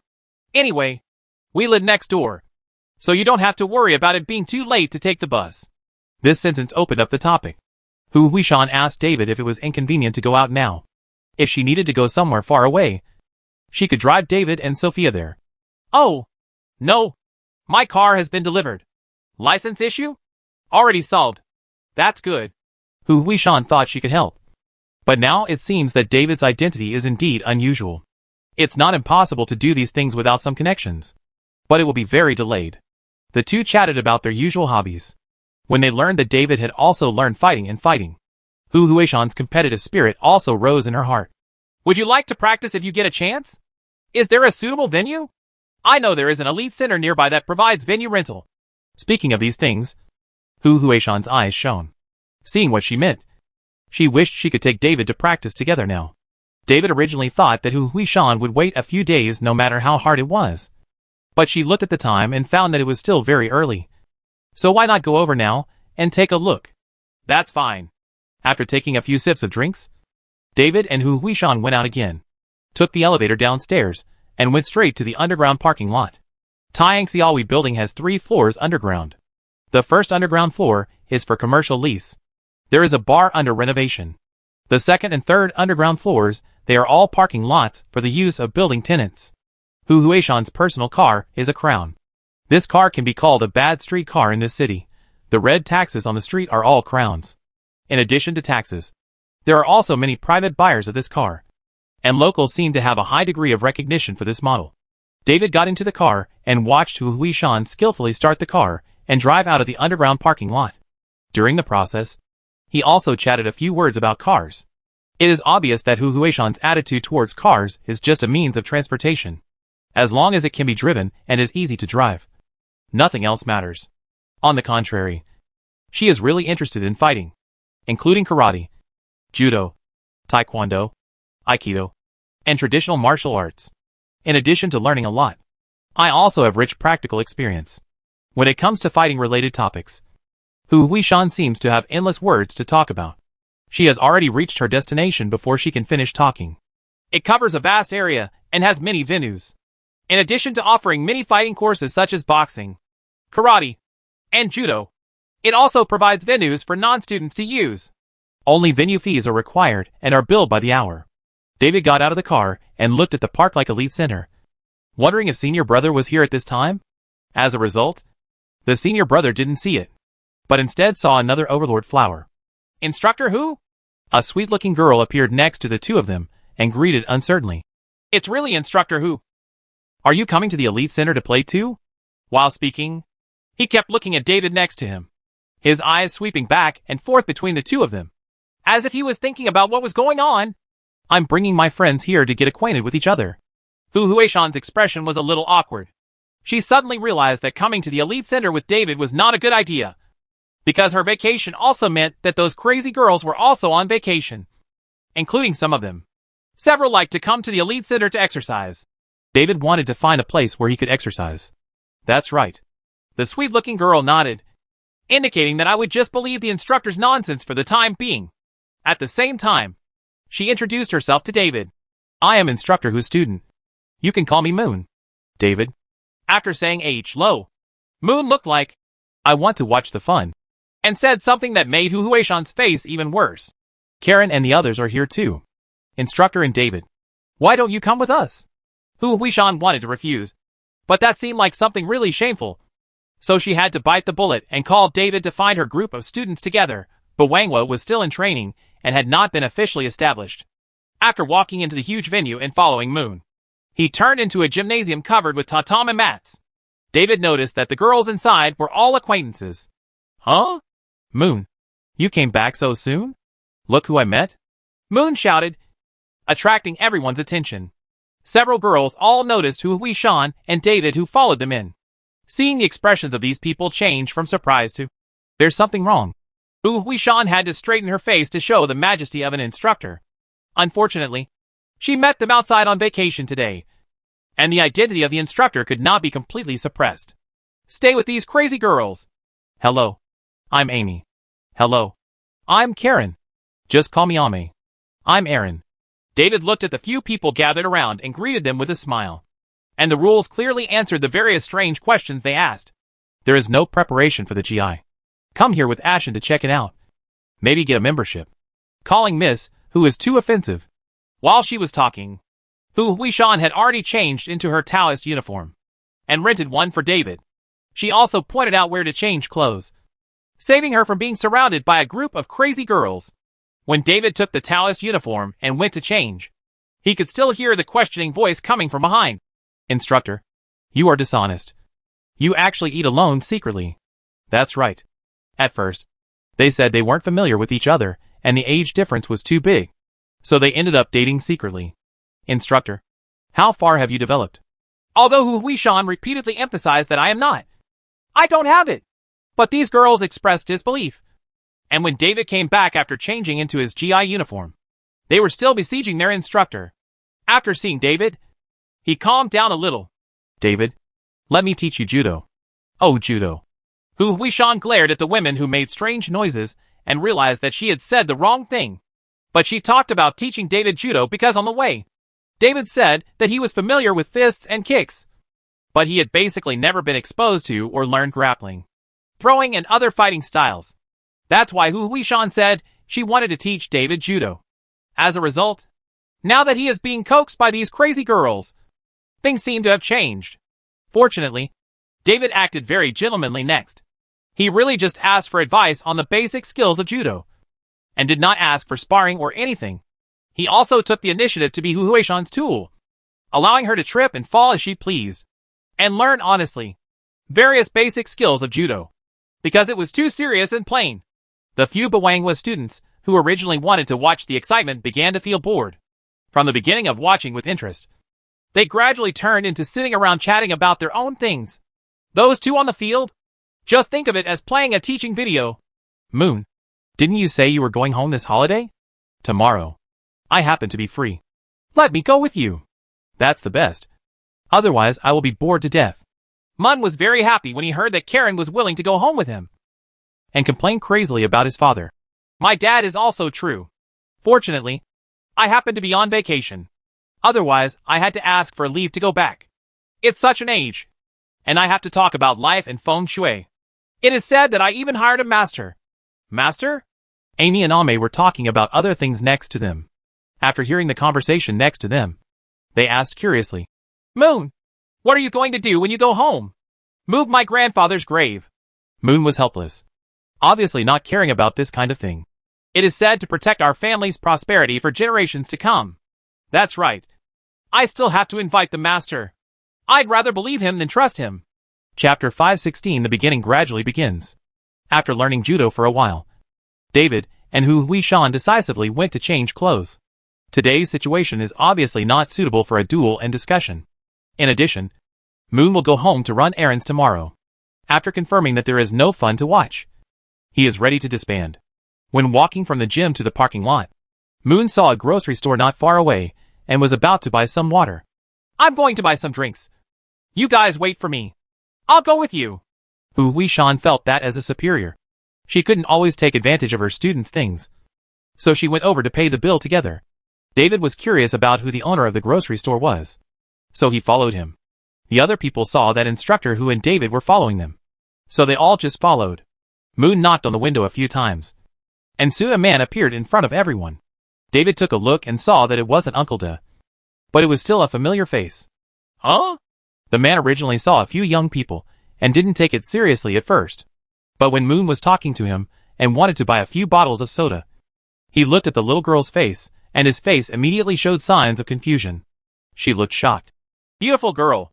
Has something happened in your family recently? Moon was confused, having no idea what the grocery store owner was talking about. No. So has anything big happened in your family recently? Why do you ask? As a police officer, Moon was still very vigilant. He looked at this strange man with suspicious eyes, wondering if this guy was a fugitive. I see that your hall is dark and covered with dark clouds, and there seems to be a faint trace of blood. The little girl is afraid that she will encounter some danger recently. Hearing this, Moon's face did turn dark, but he was angry. I'm here to buy soda, not a fortune teller. This is a grocery store, not a fortune teller. Right. I'm a poor Taoist named Zhong Fabai who never tells people's fortunes. I just happened to meet you. I can't bear to see you die in your prime. As soon as these words came out, the few people who were watching the excitement also looked dissatisfied. Why did this grocery store owner open and close his mouth to curse people? Hu Huishan even revealed her identity as a police officer and warned the grocery store owner that it was best not to talk nonsense. However, Zhong Fabai, who was opposite him, did not care about the identity of these policemen at all. Instead, he looked at Mun seriously, and finally he suddenly said, Have any of the elders in your family moved their burial place recently? Originally, Moon couldn't stop seeing the other party, so he picked up the banknotes and was ready to leave. But the other party suddenly mentioned the matter of moving the grave, and replied casually, My grandfather will move the grave tomorrow. You want to move? You haven't moved yet? Zhong Fa's white brows knitted together. He felt very strange and suspected that he might have seen something wrong. He was about to say something else when he turned his head and saw David beside him. After taking another closer look, his face changed drastically, and he quickly took out a few cans of soda and stuffed them into Hu Huishan's hands in front of him. It's an old man. I made a mistake. Girl, you are very lucky. No trouble can trouble you. After saying that, he closed the window and couldn't come out. Oh, you haven't collected the money yet. Just treat these soda drinks as a gift from me. Several people looked at each other and muttered the word, weird. Although they had said a lot of weird things before, they just picked up a few cans of soda to drink, so they didn't care too much about these things. However, David noticed that Zhong Fabai suddenly changed his words after taking a look at him. The Taoist priest had obviously noticed something. Did he see through his true identity? Impossible? Maybe. Like always, looking at yourself is like looking directly into a ball of light? Does this Taoist priest think that with him by his side, Moon will be fine no matter what trouble he encounters? Interesting. David was still talking about how he should encounter more drama and see the excitement up close. So when he heard that Moon's grandfather was moving his grave and she was going home, He began to wonder how he could follow him to watch the fun. After all, this is not a good thing. Under normal circumstances, if the other party does not invite him, there seems to be no reason for him to go with him. But if you think about it carefully, do you think you are a British person now? Doing weird things doesn't seem to be a big deal? Moon said that his family had invited a master to preside over the relocation of the tomb. He expressed that he was very curious about what the so-called master was like, and he went to see it. It was not surprising at all. David said this as they walked to the parking lot with a drink. Although Moon felt it was a bit strange, he didn't take it too seriously. David was interested and just wanted to go together tomorrow. Hu Huishan, on the other hand, looked at David with suspicion, and then looked at Moon. Could this guy have fallen in love with Moon? Just as he was thinking this, David suddenly turned around and asked Hu Huishan, Ashen, do you want to go with us? You will have rest tomorrow. Right. Ah. This. In a hurry. Hu Huishan suddenly didn't know how to answer. She just felt that she was too inappropriate. She always suspected David, and seemed to have ulterior motives. Yes. Instructor Hu, do you want to come with us? All right. Moon suddenly discovered that this matter was not so boring anymore. Instructor Hu, Karen and David were accompanying him home. With more people, he could always find something to do to relieve his boredom. And he could also have fun with Karen. Well, perfect. After leaving the elite center, David wondered if Amy and the others would change their minds and follow them tomorrow. At this time, he and Hu Huishan were heading back to the apartment in a car. After looking at the time, Hu Huishan expressed that she wanted to treat David to dinner as a thank you for David's help today. Just go to Manhattan Tower. It's just in time to take Sophia home. Can. Parking the car in the underground parking lot of the apartment, the two of them walked to Manhattan Building. It was hard to find a seat during dinner time, but the two of them were lucky. They met Wang Jinjin and her old classmates coming for dinner, and they had just waited for a seat. What are you?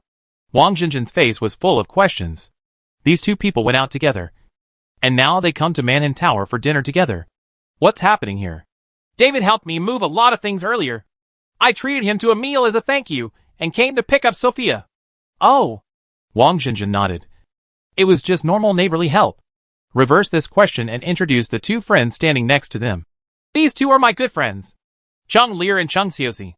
According to Wang Jinjin, her family and Chung Lear's family are family friends, and they have known each other since they were very young.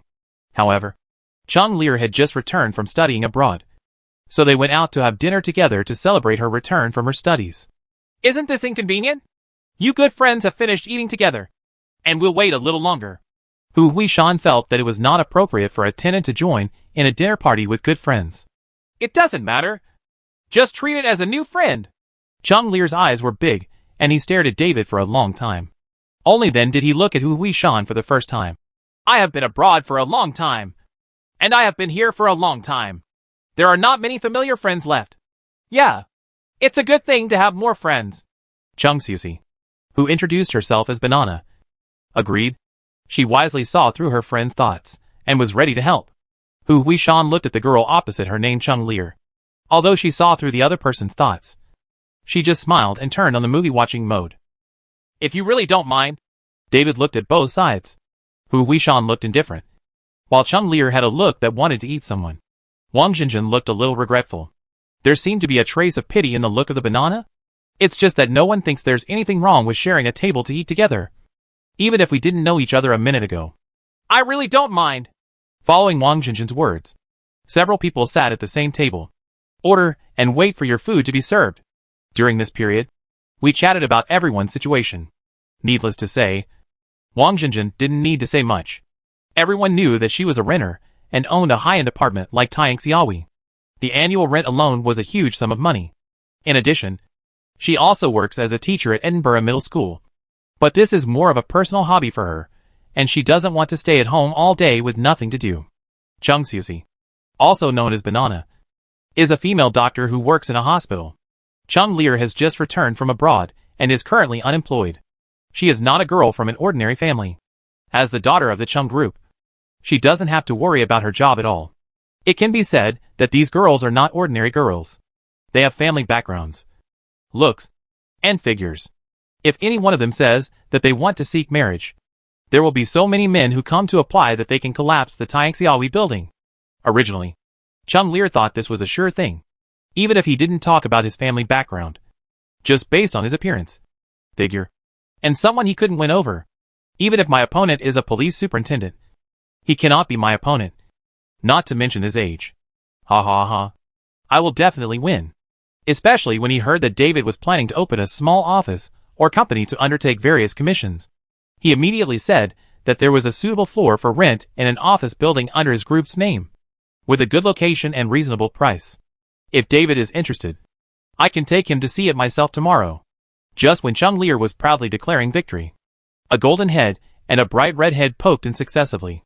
Jiawei, Sophia, come in and sit together.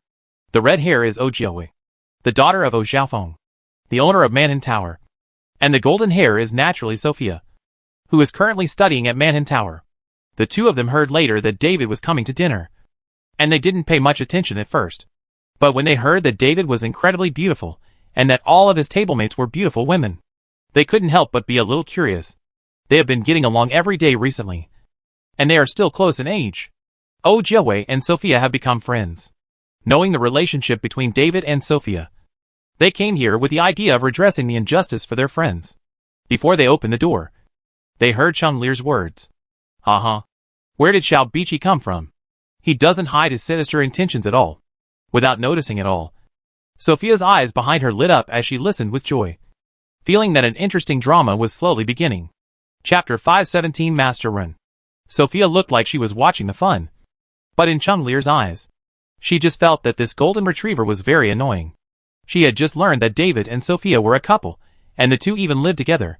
No wonder. She had noticed before that Wang Jinjin seemed to be interested in David, but did not take any actual action. It turned out that there was a stumbling block. Judging from the actual situation, this golden retriever named Sophia is more threatening than the female superintendent. She is young, beautiful, and in good shape. It can be seen from her speech and behavior that she has a good family background. Some small habits make Chung Lear suspect that Sophia is from a noble family. But Chung Lear is not ready to back down. She believes that with her own conditions, there is no corner that cannot be broken. The main reason is that it is rare to see a high-quality man like David. If you just give up without doing anything, you will definitely regret it in the future. In order to leave no regrets, she was prepared to use her full strength. He expressed again that he was very interested in the firm David mentioned and wanted to invest in and run it together. He asked David to discuss the specific details in detail tomorrow. I have an appointment with someone to go out tomorrow. Let's talk about it when we get back. You want to go out? David, where are you going to play tomorrow? Chung Lear's original intention was to find a reason to be with David. Only after spending time together for a long time did she have a chance to succeed. It doesn't matter what she does specifically. If David wants to go out for fun, she can come with him. I'm going to a friend's house to do a little favor. David didn't tell the truth, mainly because his elders were relocating the graves, and he went to watch the fun.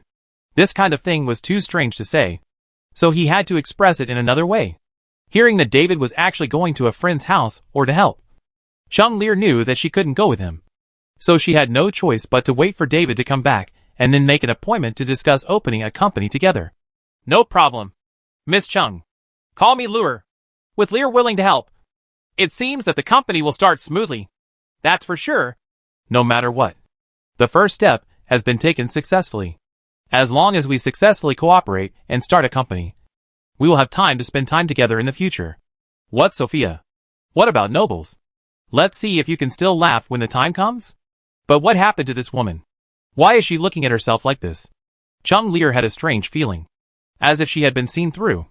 Doesn't this Sophia have any special hobbies? The atmosphere became weirder and weirder as the meal progressed. And Hu Weishan, who was in theater mode, was confused. Can't Sophia see what's happening now?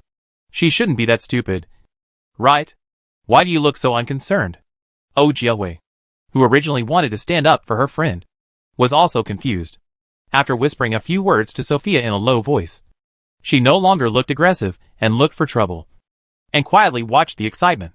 After the meal, several people left each other's contact information. Chung Lear and Chung Xiuxi left their mobile phone numbers, and David left his phone number. Seeing this situation, Chung Lear found that she had another direction to work on. If you want to open a company, David, you need to prepare a mobile phone. I will buy one when the company starts up. After dinner, It was already dark. Chung Lear needed to go home early. The driver had already parked the Rolls-Royce at the entrance of Mansion Building. Looking at Chung Lear's posture, you could tell what her family background was. Chung Suzy left in Chung Lear's car. David, Sophia, Hu Huishan and Wang Jinjin said goodbye to Oh Jiawei and prepared to walk back to the apartment building. During this period, Sophia told David that she finally understood how to operate the appropriate amount. After 2 days, she would learn 2 more dishes and practice them at home. David was a little skeptical about this. But looking at the situation, he definitely couldn't escape. He dragged Hu Huishan and Wang Jinjin into the water, who were snickering next to him. It's not enough to have only one judge. When the time comes, please invite Shan and Jinjin to join us. Evaluate. Of course. Talking and laughing, they walked back to their residence. When they arrived at the door of the house, David asked Hu Huishan again, "What time will we leave tomorrow? Maybe we should start early to avoid traffic jams during the morning rush hour and delaying time." Hu Huishan said that she had written down David's phone number and could call David to wake up tomorrow morning. "I live next door. Just knock on the door when you leave. I can get up." "Okay. See you tomorrow morning." After opening the door to go home, Sophia waited until David sat on the sofa, then threw herself into David's arms. "Anyway, David is very strong and cannot be broken. Are you going?" "I won't go." Sophia is now focused on learning to cook and doesn't want to worry about other things for the time being. This way you have a chance. If he always stayed by David's side, except for Chung Lear, everyone else would probably keep a distance from David, and there would be no fun in it. She also wanted to know who would be the first victim. After living in Winterfort for a while, Sophia also started writing small notes. The one currently at the top of the list is Hu Huishan, because it seems that David has a good impression of the female superintendent. The second one is Chung Lear, who has been rising up through the ranks.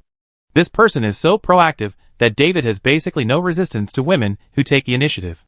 In addition, this guy has good looks and a good figure. With a little effort, he will definitely be able to win over David. Wang Jinjin, who was originally ranked at the top, has been falling all the way.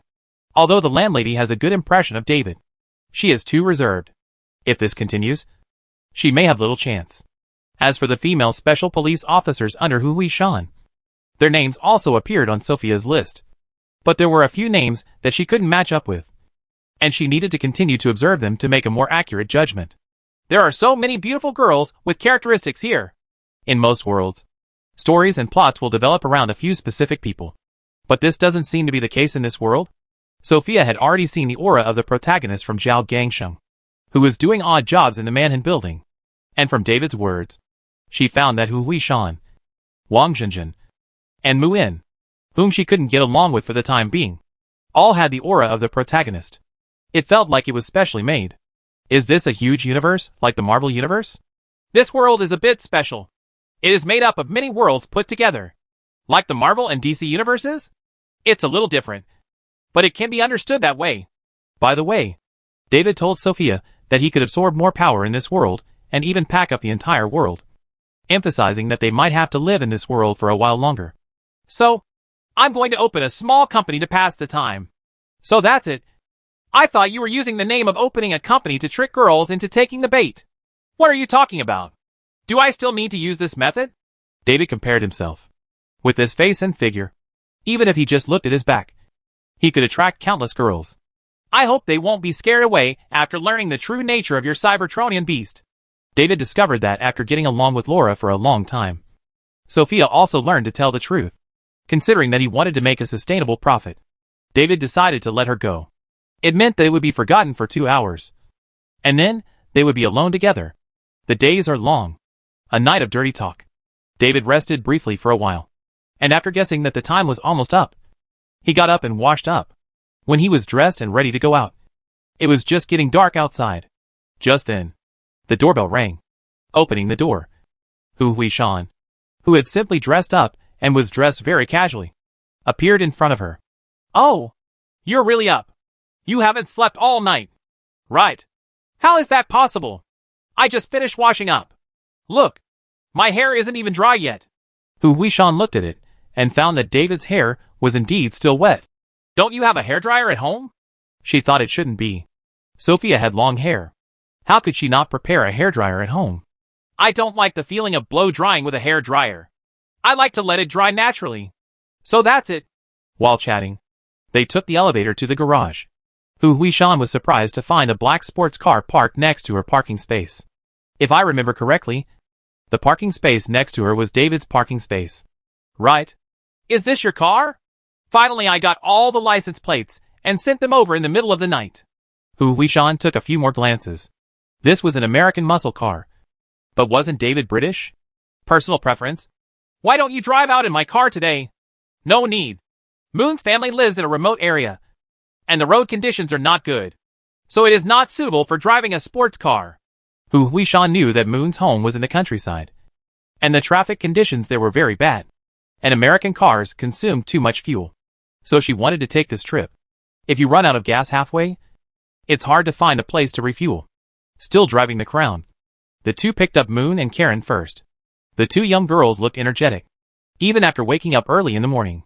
They chatted non-stop after getting in the car, mainly asking David all kinds of weird questions. However, the questions they asked were more measured, and they did not make sexual jokes about David and instructor Hu in person. So there was no embarrassment on the way, and we quickly arrived at our destination, Rinjia village, while chatting. The Moon family is considered a prosperous family in the local area. They own fields and several workshops and factories. They are considered to be relatively powerful figures in Rinjia village and the surrounding areas. So Mr. Ren had the money to send his daughter to a good school. But he didn't expect that after his daughter finished her studies, he didn't come back to help develop the family business. Instead, he became a policeman. This made Mr. Ren very depressed. But Mr. Ren was quite open-minded. He did not object to his daughter's choice, nor did he force his daughter to do things he didn't like. Instead, he supported her. He also did not have the patriarchal mentality of most people in the village. He doted on his daughter extremely, and welcomed the friends and colleagues his daughter brought back with great enthusiasm. However, as a father, Master Ren secretly asked his daughter, "Ting, tell me the truth. Is that handsome boy your boyfriend?" Chapter 518, Corpse Transformation.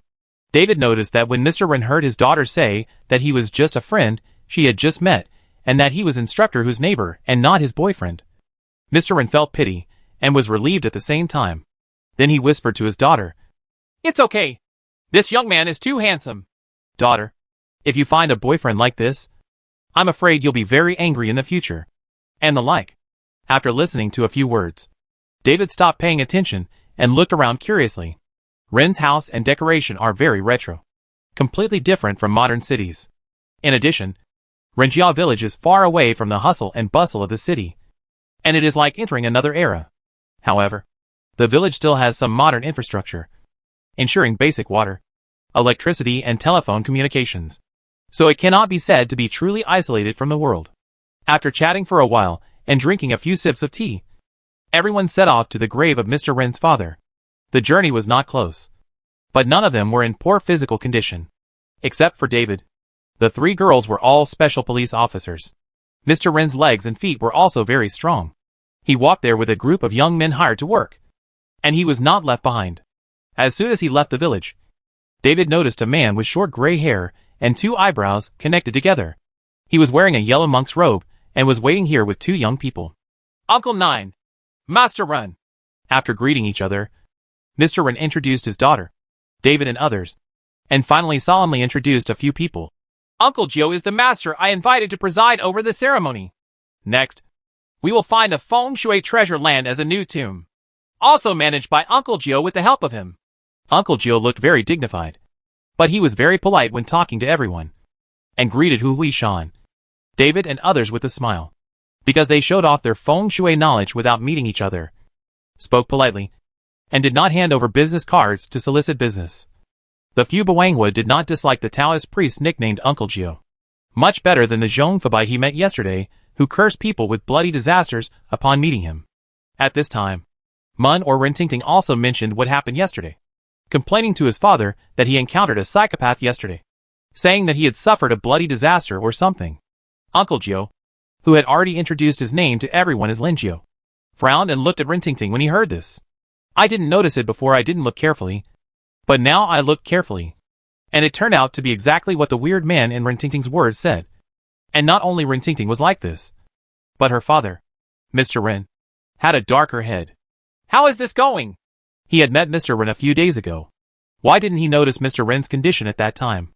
An ominous premonition arose in my heart, and I felt that today's work might not be that simple, and something might happen. Walking to his two apprentices, these two unsatisfactory things only looked at Master Ren's daughter and her daughter's friends. My eyes are about to pop out. He scolded a few words in a low voice, asking the two of them to be more alert today and not just look at girls. After giving the instructions, I happened to hear Rintinting say the last sentence. That weirdo said that I might encounter disaster, then turned around and suddenly said that I can turn disaster into good luck. It's really inexplicable. Hearing this, Linjio was confused and couldn't figure out why the colleague suddenly changed his words. Is he a liar who just deceives people? Are you frightened by the identity of these people as police officers? Don't want any extra trouble? You can't be seeing something weird, right? With various thoughts running through my head, I soon reached my destination. After seeing the grave of Mrs. Ren, Linjio temporarily put aside all kinds of problems and prepared to get down to business first. At worst, I can walk around with Mr. Ren more in the next few days. If I encounter any trouble, he will be able to take action in time. Worships were paid, tombstones were removed, and coffins were dug out. After a set of procedures, Linjio had already discovered something was wrong. After asking Master Ren, I learned that this tomb was taken from a feng shui master and was manipulated by that feng shui master. Therefore, in the past 20 years, the Ren family's business has been getting worse and worse. They are buried in a feng shui treasure land. Mr. Ren not only failed to bless future generations, but actually harmed them. Fortunately, that person has some conscience and lets you move your grave in 20 years. It will only harm you for half your life, not your whole life. And it will harm you for 1 generation, but not for 18 generations. However, when the coffin was dug out and opened for inspection, Linjio discovered something was wrong.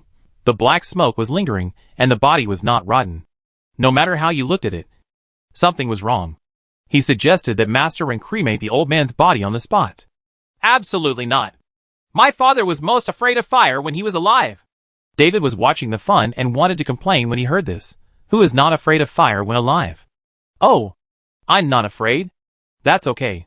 No matter how Linjio tried to persuade him, Master Ren refused to agree to the cremation. In desperation, Linjio had no choice but to have the coffin carried to Yizhuang for temporary storage until a suitable grave was found before burying it. David watched around for a long time. After hearing about Yizhuang, he curiously asked Hu Huishan next to him. Is there still Yizhuang now?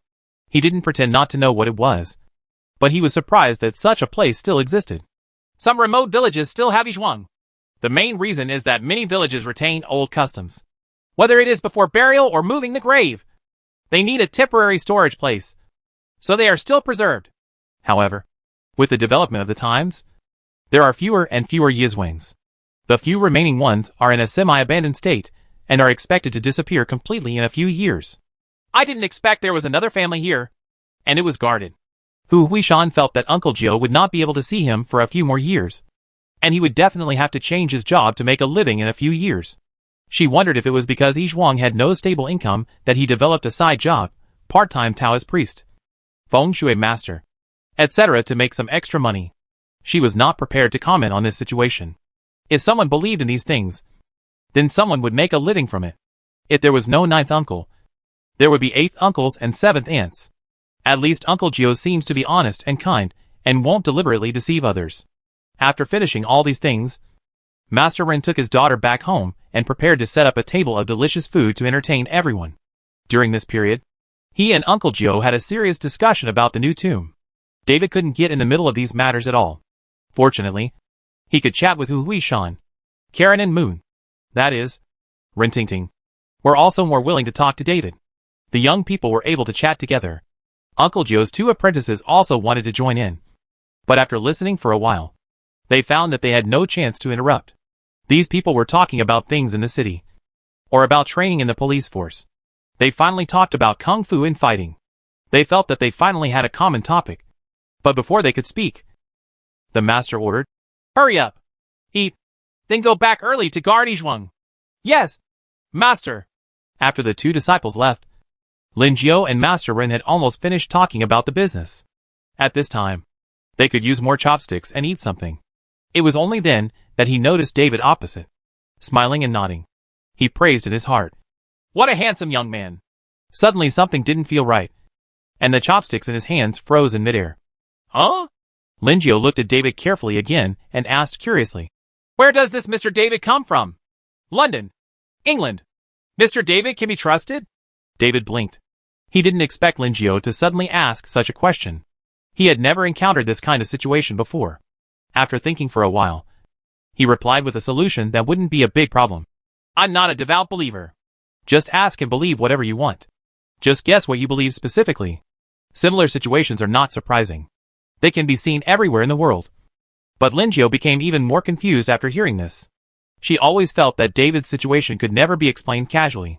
Could it be that this young man named David is some great power from the West who descended to Earth, or was reincarnated? However, he could tell that several young people did not believe in these things. If he asked such questions, he would not get any results. At the same time, he suddenly understood why Rintinting had previously said that she had met a weirdo, and said she would be in bloody disaster. But suddenly changed her story, and said that she could turn disaster into good luck. Presumably that colleague also saw the situation of this young man. With such a young man who is comparable to the human-sized Sun Jinhua by his side, no evil spirits can get close to him, and he will naturally be able to turn evil into good luck. Just as he was thinking this, the two apprentices who had just been sent back by him suddenly ran back noisily. Master! It's not good! What happened? Lingio knew something big must have happened when he looked at the expressions of the two apprentices. I didn't even bother to finish the meal. So I put down my chopsticks and immediately asked for details. When I heard the result, Mrs. Ren's coffin exploded into pieces, and the body disappeared. I immediately felt my scalp numb, knowing that this time something serious was going on. When he lifted the coffin, he was just worried that something might happen. There is no need to worry now. Something unexpected happened, and it was worse than he expected. Reconnecting with what Rintinting said before, I still don't understand what's going on. He should stop being a Taoist priest and change his career as soon as possible. Master Ren! Something happened! When Mr. Ren heard that something happened, he kept paying attention here. When he heard that it was related to his father, he immediately became anxious. Who did it? This, Lingio looked at the young people next to him who were talking about calling the police, and explained bravely. Maybe it's Mrs. Ren. Huh? Mr. Ren was stunned. What does it have to do with his father? What do you mean? Just when Lingio was ready to explain. Mr. Ren, your father had taken the Feng Shui treasure land by force. The Feng Shui master had a grudge and secretly turned your father's body into a zombie. That Feng Shui master had no conscience at all. Not only did he want to harm the Ren family for 20 years, but he also wanted to wipe out any descendants of the Ren family. It's just that ordinary people most likely don't believe these words. At this moment, David, who had been silent until now, suddenly said, Old Mrs. Ren's body has changed. Right. Lingio was stunned and looked at David in surprise. How did Mr. David know? David raised his hand and pointed. The person over there is jumping all the way. Isn't it old Master Ren? Chapter 519. One shot, and the ashes will be blown away by you. A zombie wearing an official uniform of the Qin dynasty, with an astonishing momentum, went straight up and down, with his arms straight forward and his knees not bent, but with a jumping power far beyond ordinary people. He jumped towards the crowd. Such a strange scene made everyone gasp in fright. David was different. He took a sip of rice rolls. By the way, looked left and right to observe everyone's reactions. Everyone looked in disbelief. Hu Huishan was the calmest. When she came to her senses, her first reaction was, someone is pretending to be a ghost. She immediately wanted to rush forward and knock down the guy who was pretending to be the body of Mr. Ren. Before she could move, Lingio had already rushed forward. At the same time, he also ordered his apprentice to take Master Ren and Rintinting away quickly. This zombie was coming for these two people. In addition, let the two idiot apprentices go back and get everything from him. Otherwise, he will not be able to deal with the zombies with his bare hands. Deep down in his heart, he complained wildly that the two apprentices were unreliable. They knew that something was wrong, and they came to notify him. But they didn't know to bring his things with him. What's the use of notifying him? Let him conquer demons with his fists and kicks? His magic power is not that strong. He, Lingio, has been walking around the world for so long, and he has never defeated demons and demons for decades. He relies on being careful and well prepared. And he has never fought such an unprepared battle today. But if the apprentice doesn't give his strength, the master can't do anything about it. In this situation, he can only bite the bullet. I hope I can buy some time until Master Ren and Rintinting run away, so that today's disaster can be avoided. As long as he survives this battle, he brings all the magic weapons and is fully prepared to conquer the demons. He will not be afraid of the zombies no matter how powerful they are. He jumped up and kicked hard, hitting Mr. Ren on the chest. But Mr. Ren, who was kicked from the front, was fine and continued to jump forward firmly. Linjiao, who kicked someone, flew back and hit the dining table directly. After the crashing sound, the place was in a mess. The two apprentices were originally trying to persuade Master Ren to run away, but when they saw their master flying back without holding on to a single move, they quickly ran to help the master up. "Master, are you okay?" "I'm fine." Linjiao stood up and glanced at the two idiot apprentices. "Why are you still here? Take Master Ren away quickly." Master Ren was stunned by the frightened people just now. He didn't even listen to a word of what Uncle Joe's two disciples said to him. Only then did he finally come back to his senses. He looked at his biological father, who was getting closer and closer, and had already jumped to the door in horror. "Uncle Ninth, what is going on?" "That Feng Shui master used the grave to transform the old man's corpse into a zombie. Now this zombie is here to take the lives of you and your daughter." Linjiao explained the situation clearly in the shortest sentences, making Master Ren realize how critical the situation was, and quickly ran away with his daughter. As a result, Master Ren not only did not run away, but instead chased Linjiao and asked, "What should we do? Uncle Joe, you have a profound knowledge. Is there anything you can do?" When Linjiao was grabbed by Master Ren, two of his disciples had already rushed to stop the zombies. Otherwise, if they had just been here tugging and fussing, the zombies would have been killed in front of Master Ren. At this time, the policewomen, who had originally suspected that they were playing tricks, began to realize that something was wrong. Even if someone is really pretending to be a ghost, it is impossible for them to have such outrageous fighting power. After getting rid of Master Ren's entanglement, Linjiao solemnly shouted, "Take your daughter and run away!" before rushing forward again. If it doesn't work, his disciple Qiu Sheng will be beaten to death. Although the two apprentices failed to live up to expectations, couldn't walk when they saw beautiful girls, and got into trouble every day, it broke his heart as a master. But as a master, he couldn't watch his apprentice die. He rushed forward again, using various punches and kicks. But every blow seemed to hit a steel plate. Without the magic weapon, he couldn't break the zombie's defense at all. "Go and get the magic weapon quickly." His literary talent and kung fu were average, but he had many clever ideas. Although he fought with zombies for a long time, he never had a face-to-face encounter with the zombies. He always sneaked up on Qiu Sheng while the zombies were chasing him. At this time, he did not suffer any injuries, and his legs and feet were flexible and suitable for running back to retrieve things. Just when Kai was dodging there, preparing to find an opportunity to go around the zombie and run back to Yizhuang, the zombie suddenly turned its head and poked him. Kai was so frightened that he turned around and ran away, heading directly towards the direction where David and the others were standing. "Ting ting!" Master Ren was still hesitating at the side, not knowing whether he should listen to Uncle Joe. But when he saw the zombie heading towards his daughter, he immediately became anxious. But just as he stretched out his hand to tell his daughter to run away, his eyes suddenly blurred, as if something flew out. "What just happened?" Master Ren could not see clearly, but Linjiao could see clearly. He was startled when he saw the zombie heading towards Tingting. He turned around and was about to catch up, but in the next second a large black shadow flew towards him. If he hadn't been able to dodge quickly, he would have been hit by the zombie. After stabilizing his body, he looked around and saw that the young man named David had just withdrawn his fist. Rintingting, Karen and Hu Huishan all looked at David beside them with wide eyes. "Wow! Are you so strong?" Just now, Linjiao, Qiu Sheng, and Wen Kai were fighting against zombies. They all saw it clearly. From the punches and kicks of several people, they knew that this could not be an act. The sound of Qiu Sheng and Uncle Joe's fists and kicks hitting the zombie also proved that these two people were really risking their lives. But hitting the zombie and tickling it couldn't move the monster at all. As for not running or going up to help just now, it was mainly because a few people were skeptical at first and wanted to see what was going on. When it became clear that it was not an act, the zombies happened to rush over. The women were already in position and ready to take action. Unexpectedly, They were knocked away by David with one punch. A layman watching the fun, Lingio, an expert, saw more. There was a fire on the zombie, and under the burning of the flames, the corpse energy on the zombie began to weaken. The sun is really hot? It seems unlikely. 80% of it is some Western method? No matter what it is, it would be nice to be able to help at this time. He jumped to the side of the zombie, and while the corpse energy of the zombie was greatly reduced by the flames, he immediately rushed forward and dealt a blow. This time it wasn't just fists and kicks. He used the hand seals and the chicken blood that Qiu Sheng found. At least he was able to break the zombie's defense. And the beating made Old Man Ren scream in agony. David watched with great joy.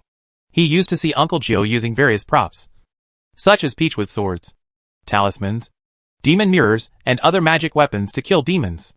After all, ordinary fists and kicks had no effect on these things. It turns out that Uncle Joe was not completely incompetent when he was barehanded. This hand seal was much smoother than Ma Xiaoling's.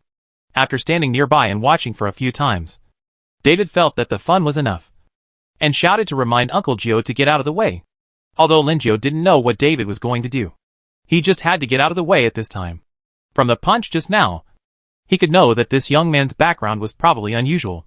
Just as he stepped aside, before he had time to turn around and look at the situation, he heard a bang sound, and then the zombie transformed by Old Man Ren exploded into fragments on the ground, with golden flames burning on each fragment. In the blink of an eye, in a short time, the entire body was burned to ashes, and not a single bit was left. As for the corpse energy, it had completely dissipated when it exploded. Turning around, he saw David holding a revolver. He turned the gun twice gracefully, and was about to put it back in his arms, but was grabbed by Hu Huishan. "Why do you have a gun? This is a guy who eats. Of course, he has to take it with him." David didn't struggle hard. Otherwise, how could Hu Huishan catch him? Rintingting and Karen didn't wonder why David had a gun in his hand. They just wondered what kind of gun it was. Is it so powerful? Lingio came over at some point, stared at it carefully, and quickly came to a professional conclusion. "If I am not mistaken, is this a magic weapon? This gun is called Holy Light Hunter. And the bullets fired will have holy light attached to them." Holy light. Oh, that is a kind of positive and warm power. It can be used to destroy dark evil creatures and treat injuries and illnesses. These words were not only meant for Lingio, but also for Hu Huishan. Hearing that it was a magic weapon, Hu Huishan also let go of her hand. So magical? Lingio was not the only one who felt the magic. Two of his disciples also came up. Wen Kai, who was supposed to go back to get the magic weapon, saw that the zombies were shot to ashes. Naturally, they would not make another trip and stay. He came down and looked at the pistol curiously. If the master hadn't been by his side, he would have already taken advantage of it. When David saw that the explanation was clear, he stuffed it back into his arms. But the people were very close and could see clearly. The pistol was not inserted into the holster and simply disappeared. Lingio guessed that it was a spell similar to mustard seed sumeru, and sighed that it was really convenient. If he had similar means, how could he worry about encountering unexpected events like today? Rintingting and Karen stared wide-eyed, wondering what kind of magic David had done, and hid the gun somewhere else. If it weren't for the public gaze, these two girls would have taken off David's clothes. At this time, Master Ren also calmed down. There is no longer a threat to his life. What he cares about now is another thing. Uncle Joe, look at my father's body. Now there is no trace left. What should I do? Take some of the old man's relics and build a tomb. But there is also good news. If we find a normal tomb, without the evil hands of the Feng Shui master, the Ren family's business should become normal in the future, and future generations will not have to worry about sudden disasters. Master Ren was very happy after hearing Lingio's words. In any case, this time his Ren family was a blessing in disguise. In comparison, what does the fact that his biological father's body was crushed to ashes count? Chapter 520 Negative Energy Full of Darkness. Master Ren happily called for someone to clean up. Fortunately, although the beating was fierce, the damage to the house was not serious, and only a dining table was smashed. Get a new one and prepare a new table of dishes. Master Ren would like to thank Uncle Joe, his master and apprentice, and David for their generous help in helping his family survive such a great disaster. Although everyone has almost eaten, they have just exercised vigorously, actually only Master and disciple Lingio, and suffered a fright. At this time, Everyone does not want to disperse and rest. They sit together to eat, drink, and chat to waste time. It used to be good too. So, everyone sat back at the newly set table and started eating and drinking again. However, this time David became the focus of the table. Not only did Master Ren ask David with a smile on his face, "Where is this young man from? Are you coming to Xiangjiang for tourism or work? What do you do at home? Who else is there at home?" Hu Huishan also asked David, "What kind of company do you open? Is it preparing to do this kind of business?" She also asked David whether he brought any other weapons besides guns. Ren Tingting and Karen were also asking. In addition to being curious about what weird magic weapons David had, they were also curious about David's fighting prowess. Judging from the fact that he could knock away the motionless zombie that Uncle Gio had beaten for a long time with one punch, his fighting ability should be very strong. In this case, David was simply giving in to them when he was at the elite center? No, I really don't understand judo. When the women heard this, they all had expressions of "I understand." Karen thinks that David is not only handsome, but also considerate and knows how to take care of others, which is really good. It's a pity that instructor who got there first. But it seems that I haven't really succeeded yet. Do you want to grab it? Ren Tingting thought more. She remembered what the weird Taoist priest said yesterday. She understood why she first said that she was going to encounter a disaster. And there would be a bloody disaster. And then suddenly changed her story and said that she could turn disaster into good luck. It was obviously changed after meeting David. Mouth. Well, if you say that, the grocery store owner is really a capable person. Do you want to go there again sometime? This time. Ask that person about marriage. Hu Huishan saw the eyes of the two girls rolling around, looking like they were thinking about something bad. She already guessed something in her heart, and immediately mentioned a few words about Sophia. Asked David if he was going to run a new company with Sophia. Sophia may come to help occasionally. As for whether the new company will only do ghost hunting and other businesses, I didn't lie to you before. I just want to open a master house that can handle all kinds of business. You can accept missions such as catching ghosts and eliminating monsters. You can also accept missions such as finding cats and dogs. Of course, what specific job will you take? It's all up to David to decide. If he finds it interesting, he'll accept it. If he finds it boring, he won't accept it. No matter how high the reward offered by the other party is, it won't matter. Are you going to start a company? Where are you going to open it? What exactly do they do? Huh? In this case, if our Overlord Flower needs anything in the future, can we ask you for help? The two girls chatted non-stop, making this meal extremely lively. The other two young men next to them were eating rice with their heads down. But they were not happy at all. Even if the table was full of delicious food and they could eat whatever they wanted, they still felt very depressed. You're so handsome. Are you? Can you be a meal? Wensai's muttering was not loud, but Xiao Sheng could still hear it. He stabbed Wenkai smoothly. He is so handsome that he can be used as food. Believe it or not, as long as he opens his mouth, Miss Ren will immediately agree to marry him. At that time, all the property of the Ren family is his. The property is enough to last a lifetime. What kind of man is he who eats soft food? Wenkai grunted and stuffed another piece of plain chicken into his mouth. If you have the ability to go out and start a career on your own, didn't you hear? They are about to start a company. Xiao Sheng felt that the gap between the two sides was too big and there was no way to compare. Not to mention appearance. The other party is already the boss of the company, and he and Wenkai have to rely on the master to support him. The gap is really big. It's just a business. I can do it too. After Wenkai said this, he stopped mumbling and continued eating. He didn't know that the whispers between him and Xiao Sheng were clearly heard by David and his master. Lin Jiu hoped that being stimulated by David, his two apprentices would be able to make some progress. As long as they mastered the things he taught to a moderate degree, he could let his two apprentices go out to take on light odd jobs. We don't expect the two of them to be able to solve the problem of slaying demons and catching monsters alone. There can't be any more problems with things like looking at feng shui and finding tombs. Right. As long as the two apprentices pay a little attention, I can introduce the connections I have made over the years to my apprentices.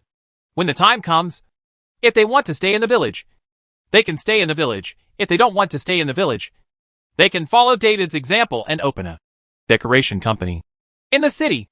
At least they can ensure that they have enough food and clothing for the rest of their lives.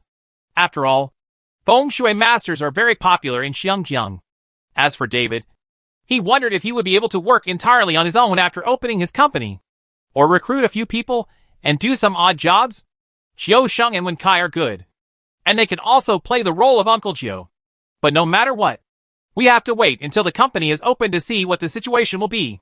If you hire someone first, but after the company opens, you can't even get a job looking for cats. Isn't this person hired in vain? It's also a joke. He just wants to see the joke, not become the joke himself. After eating and answering a bunch of questions, although it was already late, David did not stay overnight in Rinjiakan and took Hu Huishan's car back to Taixiaohui building. Ren Tingting and Karen failed to come back together. Ren Tingting was kept one extra night by her father. Karen had promised before that she would stay with her good friend. Parking the car in the parking lot, Hu Huishan suddenly felt unreal. Just a trip to the countryside, and my world view was reshaped. It was nothing before. When I returned home and looked at the various vehicles and modern facilities around me downstairs, I suddenly felt a huge sense of unreality. If she hadn't been sure that she was extremely awake, she would have doubted whether she was dreaming, or maybe she had been drugged and everything she had seen before was just an illusion. I didn't expect that I would encounter such a bizarre thing when I went to Moon's house. There are many things in this world that are beyond ordinary people's imagination, and you will become accustomed to them in the future. When the time comes to ask you for help, the charge shouldn't be too expensive. If Ashen asks me for help, I will definitely give you a big discount. The two got on the elevator chatting, and then said goodbye at the door. Sophia looked at David, who had just entered the door. You are back so early? Is it very early?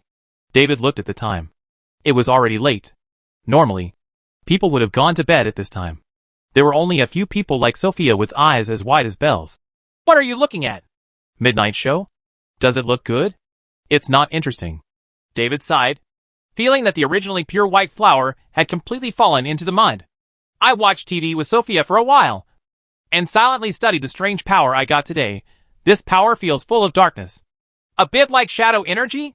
Originally, he didn't pay much attention to the negative energy, but he discovered some unexpected benefits. It could perfectly cover his own holy light.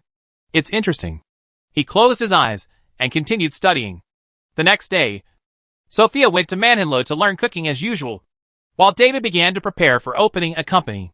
Just when he was about to call Chung Lear, the other party called him first. Morning tea? Yeah.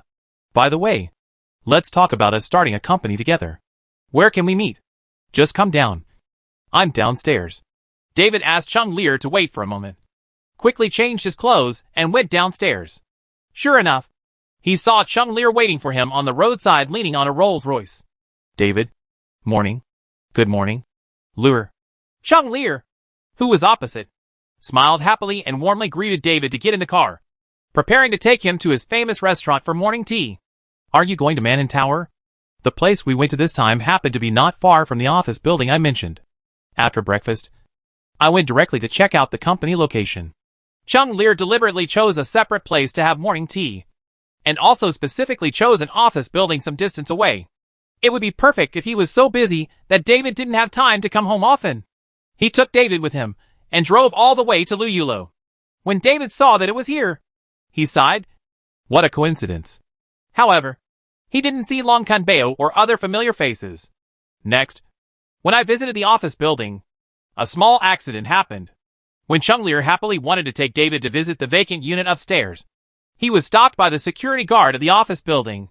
Ms. Chung, it's not convenient to visit those floors now. What happened? Ahem. Those floors are going to be cleaned. I'm afraid we won't be able to visit until the cleaning company is finished. This isn't a problem. Is it? It's just a little messy. I just took my friends to have a look. But the security guard always looked embarrassed. Fortunately, management personnel came to the rescue. Miss Chung. The polite middle-aged man in a suit and glasses pulled Chung Lear aside and explained in a low voice. Those floors had not been very clean lately. What do you mean? Chung Lear realized that something seemed wrong. This so-called uncleanness might not be as simple as he thought. It's just not clean. The gentle middle-aged man didn't know how to explain it. Not to mention that the other party didn't necessarily believe it. How about, Miss Chung, bring your friends here tomorrow? The cleaning company said that those floors can be taken care of today. Cleaning up so fast? Can it be done in one day? That's not too dirty. Right?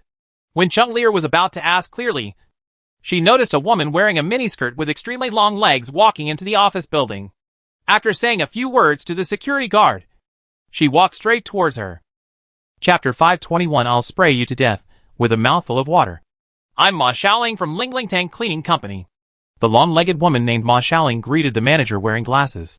Are you Manager Li? We've talked on the phone before. Hello, Miss Ma. Manager Li smiled and said hello to Ma Xiaoling. The person to solve the problem finally came. But he still had to appease the big boss's daughter. Please wait a moment. I will explain to this Miss Chung after the situation is under control. I will take you up. Okay. Ma Xiaoling looked at Chung Lure strangely. And when she saw that she was a young, beautiful and fashionable woman, and there was no dark clouds over her, she withdrew her gaze. Then he looked around again, wanting to see the situation of everyone in this office building, which might be helpful for the next work. So she quickly looked at David, a very handsome and sunny young man. But to the heirs of the Ma family, these are just clouds. Ma Xiaoling withdrew her gaze and continued to look at the others. She felt some dark aura in some people. She guessed that these people all worked in this building, so they were tainted with some gloomy aura. She didn't know that after she looked away so quickly, it actually made David a little happy. The concealing effect of this strange power is really good. It seems that in the eyes of some sensible people, I no longer look like a big ball of light. He knew enough about his situation that many strongmen felt like he was just a big ball of holy light when they faced him, which made him very unhappy. How can you pretend to be a pig and eat the tiger? In my situation, if I were the protagonist of a novel, how much less pretentious would I have to do? How can the author still fill it with water? Unexpectedly, he found a solution in this strange world. This strange energy, which is similar to shadow energy, or closer to a mixture of shadow, evil energy and death, not only conceals his own strength, but after David's research, there seems to be more to it. Using this energy as the basis, David found that he could absorb more shadow, evil energy and death power. Not only would it not conflict with the holy light and arcane energy in his body, but it would also create a strange symbiosis. David estimated that if he continues to learn and absorb some of the natural power that represents life, he will have the 6 basic elements of the Azeroth world in his body. I don't know what will happen to me at that time. As for where this energy comes from, this is the reward you get when you kill Mr. Run. If possible, can you accept more ghost hunting and demon killing commissions in the future? After all this time, Chung Lear finally figured out what was going on with the so-called uncleanness of the office building. Is the building actually haunted? And he is still a pervert. It is said that several women working in this building have been harassed because there were so many victims. People were panicking. As an office building manager, Manager Li specifically contacted a professional cleaning company to deal with the haunting incidents in the office building. Chung Lear initially suspected that Manager Li was talking nonsense to try to excuse him. But it didn't look like this. And he didn't dare to use such outrageous words to fool himself unless he didn't want to do it anymore. Because the reason is so outrageous. It appears to be extremely real. Really haunted? Yes. Manager Li looked bitter. He didn't want to encounter this kind of thing. However, it had already happened. Fortunately, someone introduced him to professionals. Otherwise he really didn't know what to do. There are many feng shui masters and Taoist priests in Xiangjiang. But who knows which ones? Is there any real material? Who are the charlatans who have no real ability? Fortunately, I found someone who was really capable. Although I lost a lot of money, at least I could solve the problem. If he hired a liar, the money would be wasted and the building would still be haunted. And the subsequent problems would be enough to cost him his job. Chung Lear looked at Ma Xiaoling next to her. So this person is actually here to exorcise ghosts? So young and still dressed so fashionably. Is this a Taoist priest who can exorcise ghosts? No matter how you look at it, it doesn't look like it. However, this matter has little to do with her, since the building is haunted and not suitable for visiting. It will be the same if she comes again tomorrow. David, why don't we go back first? Actually, I'm very curious about how Miss Ma exorcises ghosts. David looked at Ma Xiaoling. I wonder if Miss Ma would mind if we watch from the side. Mind! Of course Ma Xiaoling minded. She was worried about hurting innocent passersby, and worried that these laymen would affect her ghost hunting. But it's useless for Ma Xiaoling to mind. After Chung Lear heard about the ghost, she didn't want to stay here anymore. She even considered opening a business in another office building, even if it was successfully cleaned up. She didn't want to open a business in a building that had been haunted. I always feel like this is very unlucky. Anyway, there are several buildings under the name of Chung Group, all of which are in good locations. I chose this one just because it is the farthest from Tianxiaohui Building. Changing it would have no effect. It would just be closer to Tianxiaohui Building. But after hearing that David wanted to watch the excitement, Chung Lear also decided to stay. She also felt a little curious. What do ghosts look like? What does real exorcism look like? It's not a bad idea to take advantage of this opportunity to gain some experience. In other words, she always had a little doubt in her heart. Maybe she could still expose the money scamming trick of Ma Xiaoling? However, as the elevator ascended and got closer and closer to the legendary haunted floor, Chung Lear felt increasingly unsure, and her fear of ghosts made her retreat. Otherwise, we'd better not disturb Miss Ma. David saw that Chung Lear was a little scared and comforted her. It doesn't matter. Ghosts are actually very fragile. There is nothing to be afraid of. He didn't dare to stare when he saw a ghost, for fear that one look would purify the ghost. Ma Xiaoling glanced at David and felt that David was just bragging. It doesn't matter that I, a descendant of the Ma family, say ghosts are weak. How can you, an ordinary person, have the confidence? But looking at the situation between him and Chung Lear, maybe he doesn't want to appear too cowardly in front of the person he likes. Right? I hope he can be so tough soon. Ding. When the elevator arrived at the floor, Manager Li briefly introduced the general situation to Ma Xiaoling. There were originally several companies here on the 9th floor, but after strange things started to happen, most of them were moved out one after another and moved to other floors. Later, the scope of the haunting became larger and larger, and weird things happened on the upper and lower floors. By this time, the 9th floor was basically empty. The only two remaining companies decided to give their employees a holiday at the suggestion of Manager Li. Wait for the experts invited to solve the problem, and then resume work. So, it's on the 9th floor? Has anyone been killed here before? It is said that a young man who works here suddenly fell ill while working overtime because there were no colleagues around. He was already dead when he was found. I see. Ma Xiaoling guessed that this young man had no partner and was filled with resentment when he died, and eventually became a pervert and stayed in the world. He took out a pair of glasses from the tool bag and put them on, then took out a short stick. It looked a bit like a swinging stick. David could tell at a glance that this short stick, like her glasses, was a specially made magic weapon.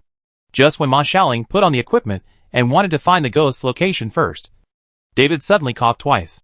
Miss Ma. The guy with the squinted face over there. Is he the guy you're looking for?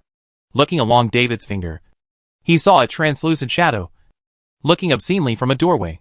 While I was surprised to find the target so quickly, I was also surprised that David could actually see ghosts.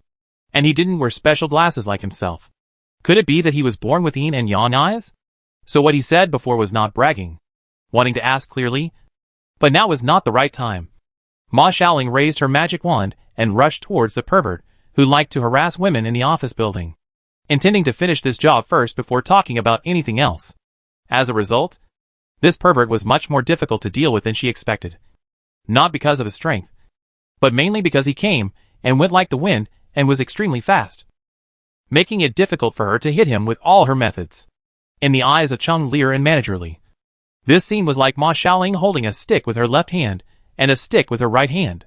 Occasionally she took out a sprayer and sprayed it randomly into the open space. She muttered something without knowing what nonsense she was talking about. No matter how you look at it, it looks like you just ran away from Qinshan. Is this what is called exorcism and ghost hunting? Are you really not trying to make money? What did David just see? Could it be dazzling? While Ma Xiaoling was fighting the evil ghost, David took out a bottle of water. This is the bottled water he keeps in the storage space, which is one of the standing supplies. Because Chung Lear and Manager Li were speechless, watching Ma Xiaoling and Master Ma fight the invisible evil ghost. No one noticed David's movements. David would suddenly take out a bottle of water, noticing that the evil spirit was approaching them. To be more precise, he came here for Chung Lear. This guy's resentment was so strong that ghost exorcists even came to visit him. He still only had eyes for women. David admired him immensely. David took a sip of water and held it in his mouth for a few seconds. When the evil ghost dodged Ma Xiaoling's attack and rushed straight towards Chung Lear, he gently held Chung Lear behind him with his left hand. Then spray hard. Phew! The water infused with holy light was sprinkled all over his head and face, and the evil ghost was unprepared to be showered on his head and face. Ah! The evil ghost who was hit by the clear water let out a shrill scream. The originally normal floor suddenly became much darker, and the surrounding glass windows were also shaken by the strange scream. Many cracks were made. What shocked Chung Lear and Manager Lee was that a translucent figure suddenly appeared in front of the empty space, covering his face with his hands and screaming miserably. Before the two of them understood what they were shouting, David sprayed another mouthful of water, completely purifying the pervert into a ball of white smoke. Chapter 522 The Evil Outlaw Glamorgan. The white smoke dissipated, the dark atmosphere disappeared, and the sunshine became as bright as before. But Chung Lear and Manager Lee felt cold all over. Manager Lee wanted to grab something, but when he looked to the side, he saw that the eldest lady had already gotten into David's arms. It seemed inappropriate to get in again. In fact, he wanted to get into Master Ma's arms, but he was afraid of being beaten, so he could only stay here. Fortunately, although he was frightened by the scene just now, his legs could still hold up, and he could stand here firmly. Chung Lear couldn't stand it anymore. Her legs were so weak that she shrank into David's arms. She looked like she was possessed by a koala. No one could pull her out of David's arms. She is now relatively lucky that she touched up her makeup before leaving Liulu. This is the one you used. Ma Xiaoling walked around to make sure that the ghost had been eliminated by David before walking back. Then she stared at the water bottle in David's hand, suspecting that it contained the so-called holy water. Do ordinary people carry a bottle of holy water with them? This guy named David is not here to compete with him for business. Right? Just like now. He obviously took the job. But in the end, the evil ghost was eliminated by David. How should this matter be settled? Should the money be given to yourself or to David? The specific calculation has nothing to do with David. Let Ma Xiaoling discuss it slowly with Manager Lee. David took Chung Lear down in the elevator and walked out of the office building. Only then did Chung Lear recover a little. Her weak legs could finally support her to stand and walk normally. Maybe she felt enough warmth in David's arms, and David easily eliminated the evil ghost. She suddenly felt that there was nothing to be afraid of. Just like David said, ghosts are actually very fragile. So, you actually want to open a ghost-catching and exorcism company? The water you sprayed out just now is holy water. Right. David smiled and did not explain. He did not tell Chung Lear that what she took in her hand and looked at was just ordinary water. It had to be something that had been sucked into her mouth. David, who felt something was wrong, put the matter aside and asked Chung Lear if he wanted to go back and rest. Chung Lear handed the water bottle back to David, saying that he was no longer afraid after leaving the office building and did not need to go back to rest. It's still early. Why don't we look at other places? Now she has made the decision to change the building to open her company. No matter what. She wasn't going to open a business in a haunted place. It was too scary. That's fine. David checked the time. It was just after 1 o'clock in the afternoon. If he went home at this time, he would still have to find other things to kill time. It would be better to confirm the company address early, so that he could be busy with other things. Especially after killing another evil ghost just now. The strange negative energy in his body has increased. In this way, he can extract more shadow, evil energy and death energy. It feels like it won't be long before he can perfectly play the roles of Death Knight, Warlock, Necromancer, and other professions in addition to his role as Holy Light Priest. Although he is not ready to jump from the light side of order to the dark side of chaos, it is quite interesting to occasionally use it to fool and scare people. After truly mastering the shadow energy, can I enslave demons as pets? If we change the direction, can these spells be used on evil spirits and zombies? Although he despises these methods, if someone uses similar methods to deal with him, he can retaliate in kind, which will relieve his anger more than destroying the opponent's puppet with a spit. After sitting in the car and looking around other office buildings, David asked Chung Lear in advance, "Are there any office buildings closer to Tangxiaoyi?" He was not stupid. He could see what Chung Lear was planning, and was not prepared to follow the opponent's routine. Anyway, the initiative is in his own hands. At worst, he can just find an office alone. If that doesn't work, you can just work in Tangxiaoyi. Anyway, it's just a place to talk to people. Chung Lear also thought of this, and knew that her plan had failed. But she would not give up the opportunity to partner with David. So she took David to an office building very close to Tangxiaoyi. It's only 3 streets away from David's residence, so you can walk to work when you have free time. However, Chung Lear still suggested that David buy a car. Taking on various entrusted companies, he would definitely have to travel everywhere, and it would be more convenient to have a car. If you don't have a car, how about we look at it together tomorrow? I have a car. It just arrived. David's answer made Chung Lir a little disappointed. But David said in the next second that it would be a good idea to go see the car tomorrow. Sophia wants to buy a car for transportation. She has a day off tomorrow, so she can go see it. Look. Continuing to visit, David quickly selected a place on the 3A floor. It was said that the 3A floor was actually the 4th floor, even if the name was changed. The rental situation on this floor was still much worse than other floors. The floors are low. After David looked at it, he chose a spot in the corner. The space here is large enough. Not only can it be converted into an office, but it can also be divided into lounges, secretary rooms, reception rooms, and other areas. And it also has a separate bathroom. The whole area is next to the windows and gets plenty of light. After seeing it, David was very satisfied with the location and decided on this place on the spot. Aren't you going to look at other floors anymore? It's not necessary. It's just fine here. The person in charge of the building, Manager Chen, was called to come and draw up the contract directly. Although the final signing and bill payment had not yet been made, the company to be opened had not even been officially registered. But with Chung Lir here, the company is actually open for business. Chung Lir said that all the miscellaneous procedures will be left to her. She can even be responsible for the decoration of the company. David can just come to work directly in a few days.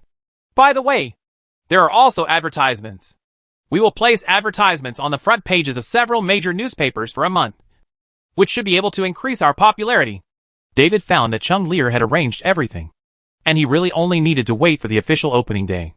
On the day of the official opening, do you want to arrange for someone to cut the ribbon? I can tell Dad and ask him to come. No need for this. They walked out of the office building while chatting. I don't know what time it started. Chung Lir has been holding David's arm. Now that the two of them are walking on the street, anyone with long eyes will regard them as a couple. However, Chung Lir knew that she had not succeeded yet and needed to continue working hard. We can't let David go home at this time. Otherwise all our efforts will be wasted. And we have to work harder. He held his arms tighter and asked David if there was anything interesting nearby. There is a night market nearby. There are a lot of snacks there. And Sophia especially likes to eat and stroll around. But before he could say this, he was interrupted by Chung Lir. Then let's go to the night market. I've been abroad for a long time, and I almost forgot about my hometown. What does the snack on the side taste like? He turned around and told the driver to find a place to kill his time. I will call him when I need it. Then he continued to hold David's arm and walk toward the night market together. As a result, as soon as I took a few steps out, I accidentally bumped into the exorcist Ma Xiaoling I had met today. In addition, I also met Wang Jinjin. Huh? Is it you? Fun? Ma Xiaoling and Wang Jinjin were both surprised. But they were surprised about different things. The long-legged Ma family member was complaining to his good friend about the unlucky thing he had encountered today. The business he had negotiated was almost snatched away. It took a lot of effort to get the reward. But the next second the real owner appeared in front of him. Wang Jinjin was surprised that Chung Lir actually launched an offensive. She seemed to be glued to David. David doesn't know how to keep distance from other women. Are you worthy of Sophia? I thought he was a gentle and good man.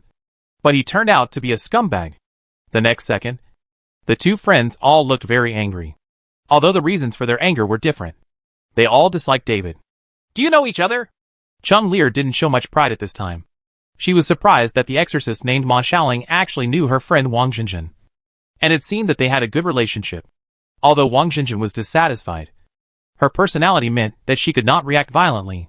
Apart from her ugly face, she still talked to a few people in a gentle voice, and introduced her good friends to Chung Lir and David. Ma Xiaoling. Speaking of which, although Chung Lir and Wang Jinjin are family friends, after all, Chung Lir has been abroad for many years, and has not seen each other for a long time. So her best friend is actually Ma Xiaoling. She even told Ma Xiaoling that she liked a tenant, but that tenant had a girlfriend. Ma Xiaoling also remembered this matter, and found an opportunity to quietly ask Wang Jinjin. The tenant you mentioned to me before is not him. Right. Wang Jinjin blushed and nodded. This expression made Ma Xiaoling frown. Seeing her friend's reaction, Ma Xiaoling realized that something was wrong. She looked at David again, and wondered what was so good about this man. Isn't it just a bit handsome? The world is so big, so handsome guys are not the best. Ma Xiaoling admits that it is quite rare to be as handsome as David. But it's not like Jinjin and the one named Chung Lir are so obsessed with each other. Right? If she remembered correctly, this guy named David had a British girlfriend? In other words, even though he had a girlfriend, he was still hooking up with Jinjin and Jinjin's childhood friend Chang Lear. Scumbag. What Ma Xiaoling couldn't understand the most was that Jinjin and that Chang Lear, knowing that he had a girlfriend, still behaved like this. Could it be? Ma Xiaoling's eyes became sharp. She suspected that this man named David Glamorgan had secretly used some evil method to confuse Jinjin and Chang Lear. As a descendant of the Ma family, she absolutely cannot sit back and watch something like this happen. Not to mention that the person who was murdered was her best friend. Humph. I want to see what tricks you used. By the way, I have to find an opportunity later to check Jinjin's body secretly. Well, her residence also needs to be checked. Chapter 523 Attack in the Parking Lot. After visiting the night market and seeing that it was getting late, David sent Chang Lear to the driver and watched her leave in the car before returning to the apartment building with Wang Jinjin. Ma Xiaoling didn't leave. She was looking at David with vigilant eyes and separated David from Wang Jinjin. She had been in this state all night, and David no longer found it strange. Although I don't know what Ma Xiaoling thinks of herself, but I guess it's not a good thing. He didn't deliberately move closer to make them feel uncomfortable. He didn't even take the same elevator with the two of them when they went upstairs, and they separated in the lobby. Jinjin! Good night. Good night.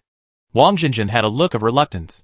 She wanted to invite David to her place to sit down, drink coffee and chat, but with her good friends nearby, she felt embarrassed to be so proactive. So it was better to be more reserved. It wasn't until she entered the elevator and there were no outsiders present that Jinjin expressed her dissatisfaction slightly. Xiaoling, you don't seem to like David? He obviously has a girlfriend, and he's still having an affair with other women. And he's even your friend. Ma Xiaoling had been holding back for a long time. When Wang Jinjin started, she started to complain like crazy. What do you like about such a scumbag? Where is he? Wang Jinjin shook her head helplessly. She couldn't explain clearly. This look seemed to confirm Ma Xiaoling's guess. The man named David must have cast some evil spell. He secretly made up his mind to help his good friend remove the spell, and at the same time expose the evil guy's conspiracy and let him reveal his true colors. When David returned home, he saw that Sophia was still watching TV. He made sure that she would have a rest tomorrow and decided to buy a car tomorrow. Have you decided what car to buy? I've decided to buy a motorcycle. It will be more convenient to travel. Sophia talked with two new friends, Oh Jiahui and Zhao Gangsheng. There are too many traffic jams in Xiangjiang. If you want to travel more conveniently, it is best to ride a motorcycle. The two also asked Sophia if she could ride a motorcycle, and Sophia patted her chest and said it was little meaning. In fact, the light armor and heavy motorcycles used by the Tehran Knights are stored in Sophia's storage space, and they can be taken out and used as ordinary heavy motorcycles. But Sophia thought it would be more interesting to buy a car from this world and ride it, since they were not short of money anyway. Have you decided what kind of car to buy? Well, I want to buy a road racing car. The next day, David and Sophia went to buy a car. Chang Lear still appeared at the door of the building on time. This time, she also called her good friend Chang Xiuxi. David was surprised at first. Why did Chang Lear bring his good friend? It didn't take long for him to understand. Banana and Chang Xiuxi pulled Sophia to the back row so that Chang Lear could sit in the passenger seat. What a painstaking effort. At the same time, I felt quite happy and started the car with a smile. It was only then that Chang Lear became concerned about David's car. She knew David had his own car, but didn't pay much attention. As for cars, she has seen countless luxury cars, but she had never seen David's car before. Even though it looked very special, the various facilities inside the car were also very technological. What car is this? Mustang. My car is a special order. Oh! She had known for a long time that David's origin was not simple, and she was not surprised to hear that it was a specially customized car. She was even more curious about how long David would stay in Xiangjiang. Should be here for quite some time. Chang Lear smiled and nodded. That's good. She was most worried that David just came to Xiangjiang for fun, and would leave Xiangjiang and go back to England after a few months. Now she not only wanted to capture David, but also hoped to keep David here forever.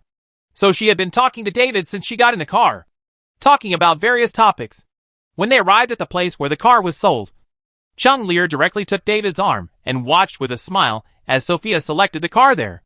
Because of this, Chang Lear didn't notice that David would look around from time to time. Fine. What? As the daughter of the Chung group, has your father arranged any bodyguards for you? My dad wanted to arrange 2 bodyguards for me, but I refused. Chung Lear thought that David was curious about the situation at her home, so he answered cheerfully and in detail. This is Xiangjiang, and Xiangjiang is very safe. You don't need bodyguards or anything, and having a bodyguard attracts attention. Was Hong Kong safe around 1990? David was too lazy to comment on the matter, and confirmed that there were no bodyguards following Chung Lear. Only a driver. So the person spying on him was not someone arranged by Chung Lear's father.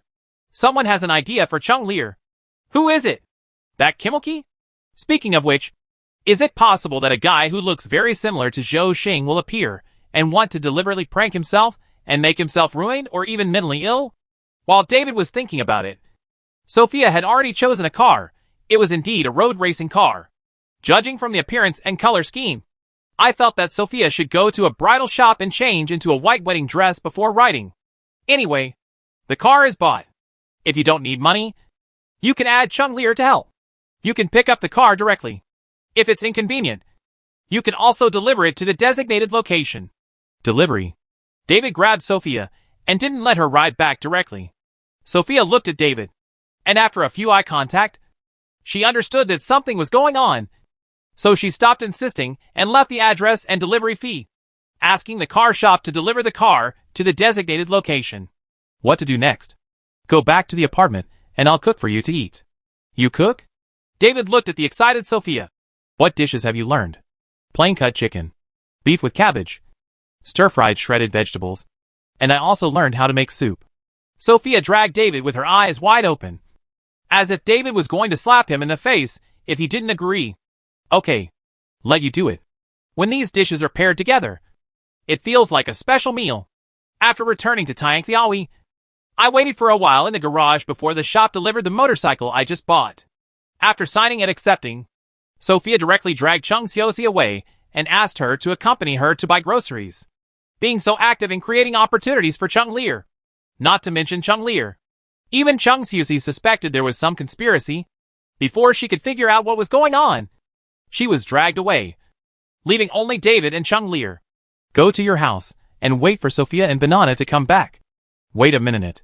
David knew that Sophia dragged Chung Xiaoxi away not only to create a chance for him and Chung Lear to be alone, but also to create a perfect stage for David to act as a hero to save the beauty.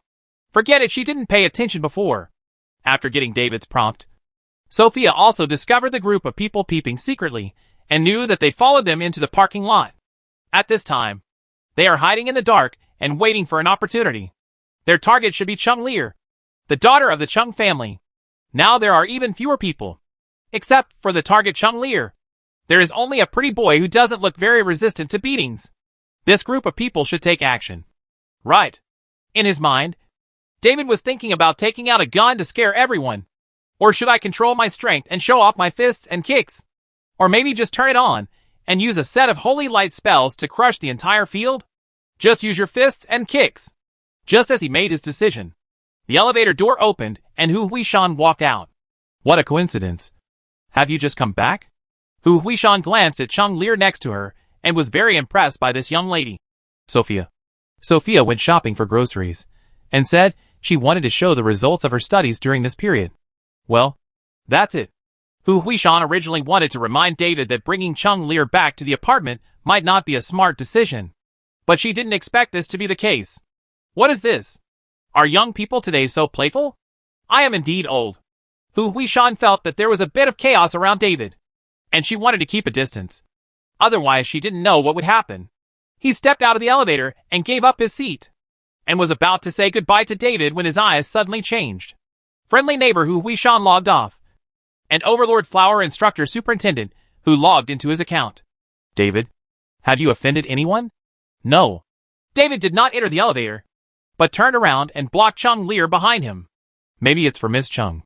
This group of people were tall, wearing black clothes and masks, but judging from their facial features, they were foreigners. So Hu Huishan's first reaction was that they were coming for David. When David said no, she began to suspect that it was a gangster who wanted to kidnap Chung Lear. Hand over this woman. Otherwise don't blame us for being rude. A masked strong man in the lead pointed at Chung Lear and directly revealed the answer to the mystery.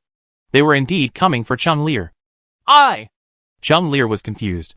He didn't understand what was worthy of being targeted. Although she is the daughter of the Chung Group, the Chung Group is not the top group in the whole of Hong Kong. If you want to kidnap someone, there are obviously better options. That's right. Our leader invited Miss Chung to be a guest. I hope Miss Chung won't make it too difficult for us. After that, he threatened the next few people. Miss Chung doesn't want these two friends to be hospitalized by you. Right. How arrogant! Hu Huishan was Bawanghua's instructor, and she had risen to the level of superintendent through sheer force. How could she bear to be so looked down upon? He immediately revealed his identity. Hong Kong Royal Police. Everyone will be arrested immediately. It's actually a policeman. The person on the other side was surprised. He didn't expect to meet a policeman. But he looked at his side and saw 10 burly men. There were only 2 women and a pretty boy on the other side. The advantage is mine. Catch them all. Don't let any of them escape. In order to avoid further trouble, the big man decided to catch everyone at once. Wouldn't it be just to catch 2 more people? Just prepare 2 more sacks. It's not a big deal. The important thing is that Chung Lear must be caught unscathed, which is what the leader specifically ordered, in order to fight quickly and avoid causing more trouble. 10 strong men pounced on the 3 of them, and a battle broke out. Chapter 524 Flying Eagle. A random punch. Boom. Tornado kick. Bang. Bang. Oops. Heaven and earth Bahuang fist. Ah. As the last strong man was knocked away, David withdrew his fist, casually dusted off the non-existent dust on his shoulders, and then started blowing each other with Hu Huishan. What a great effort, Ah Shan! Compared to David. You are so inferior. Hu Huishan spent a lot of effort to knock down 2 people. But David had already killed 8 people in seconds. Whether it was heavy punches, roundhouse kicks or hand knives, none of these strong men could survive David's attack and still stand. They all entered a perfect deep sleep state on the spot. It looked like that for a while. Can't wake up right away. However, the 2 people knocked down by Hu Huishan were still conscious. David went over and picked up one of them by the collar. Who are you? Why do you want to arrest Chung Lear? Seeing the other person's story of umming and umming, pretending to be unconscious, and trying to get away with it, David glanced at Hu Huishan next to him. But Hu Huishan was very cooperative and said that she would notify the police to clean up the scene, and walked away. Boom! A punch hit the ribs. David's punch was just right. It would cause severe pain to the opponent without killing him directly. But bone fractures were inevitable. If you don't say anything, I will break your ribs. Once the broken ribs are inserted into your lungs, no one can save you. I said, we are from the All Things cult. Upon hearing that the other party wanted to beat him to death, the strong man immediately confessed that he was not tough enough to put life and death aside. The religion of all things? It doesn't sound like a serious religion. But someone who can come and kidnap women is not a fun thing to think about. David didn't bother to think about the origin of this all things religion and continued to ask, why do you want to arrest Chung Lear? In order to threaten the Asian Flying Eagle. Let him help us collect the god's arms. Asian Eagle? No need to ask. David has already figured it out in his head. It turns out they are these guys. So, in this world, Jack, nicknamed the Asian Flying Eagle, should be wandering around Europe right now? But I don't know any Asian Flying Eagles. Chung Lear was so frightened when he saw a group of strong men trying to kidnap her that his face turned pale. However, in the blink of an eye, these strong men were killed by David and Superintendent Hu. He was beaten down. I didn't expect that David, who looked like an ordinary person, could be so powerful. Furthermore, I thought that David could even destroy ghosts. He was really a man full of security. Only a fool would let go of such a high-quality stock.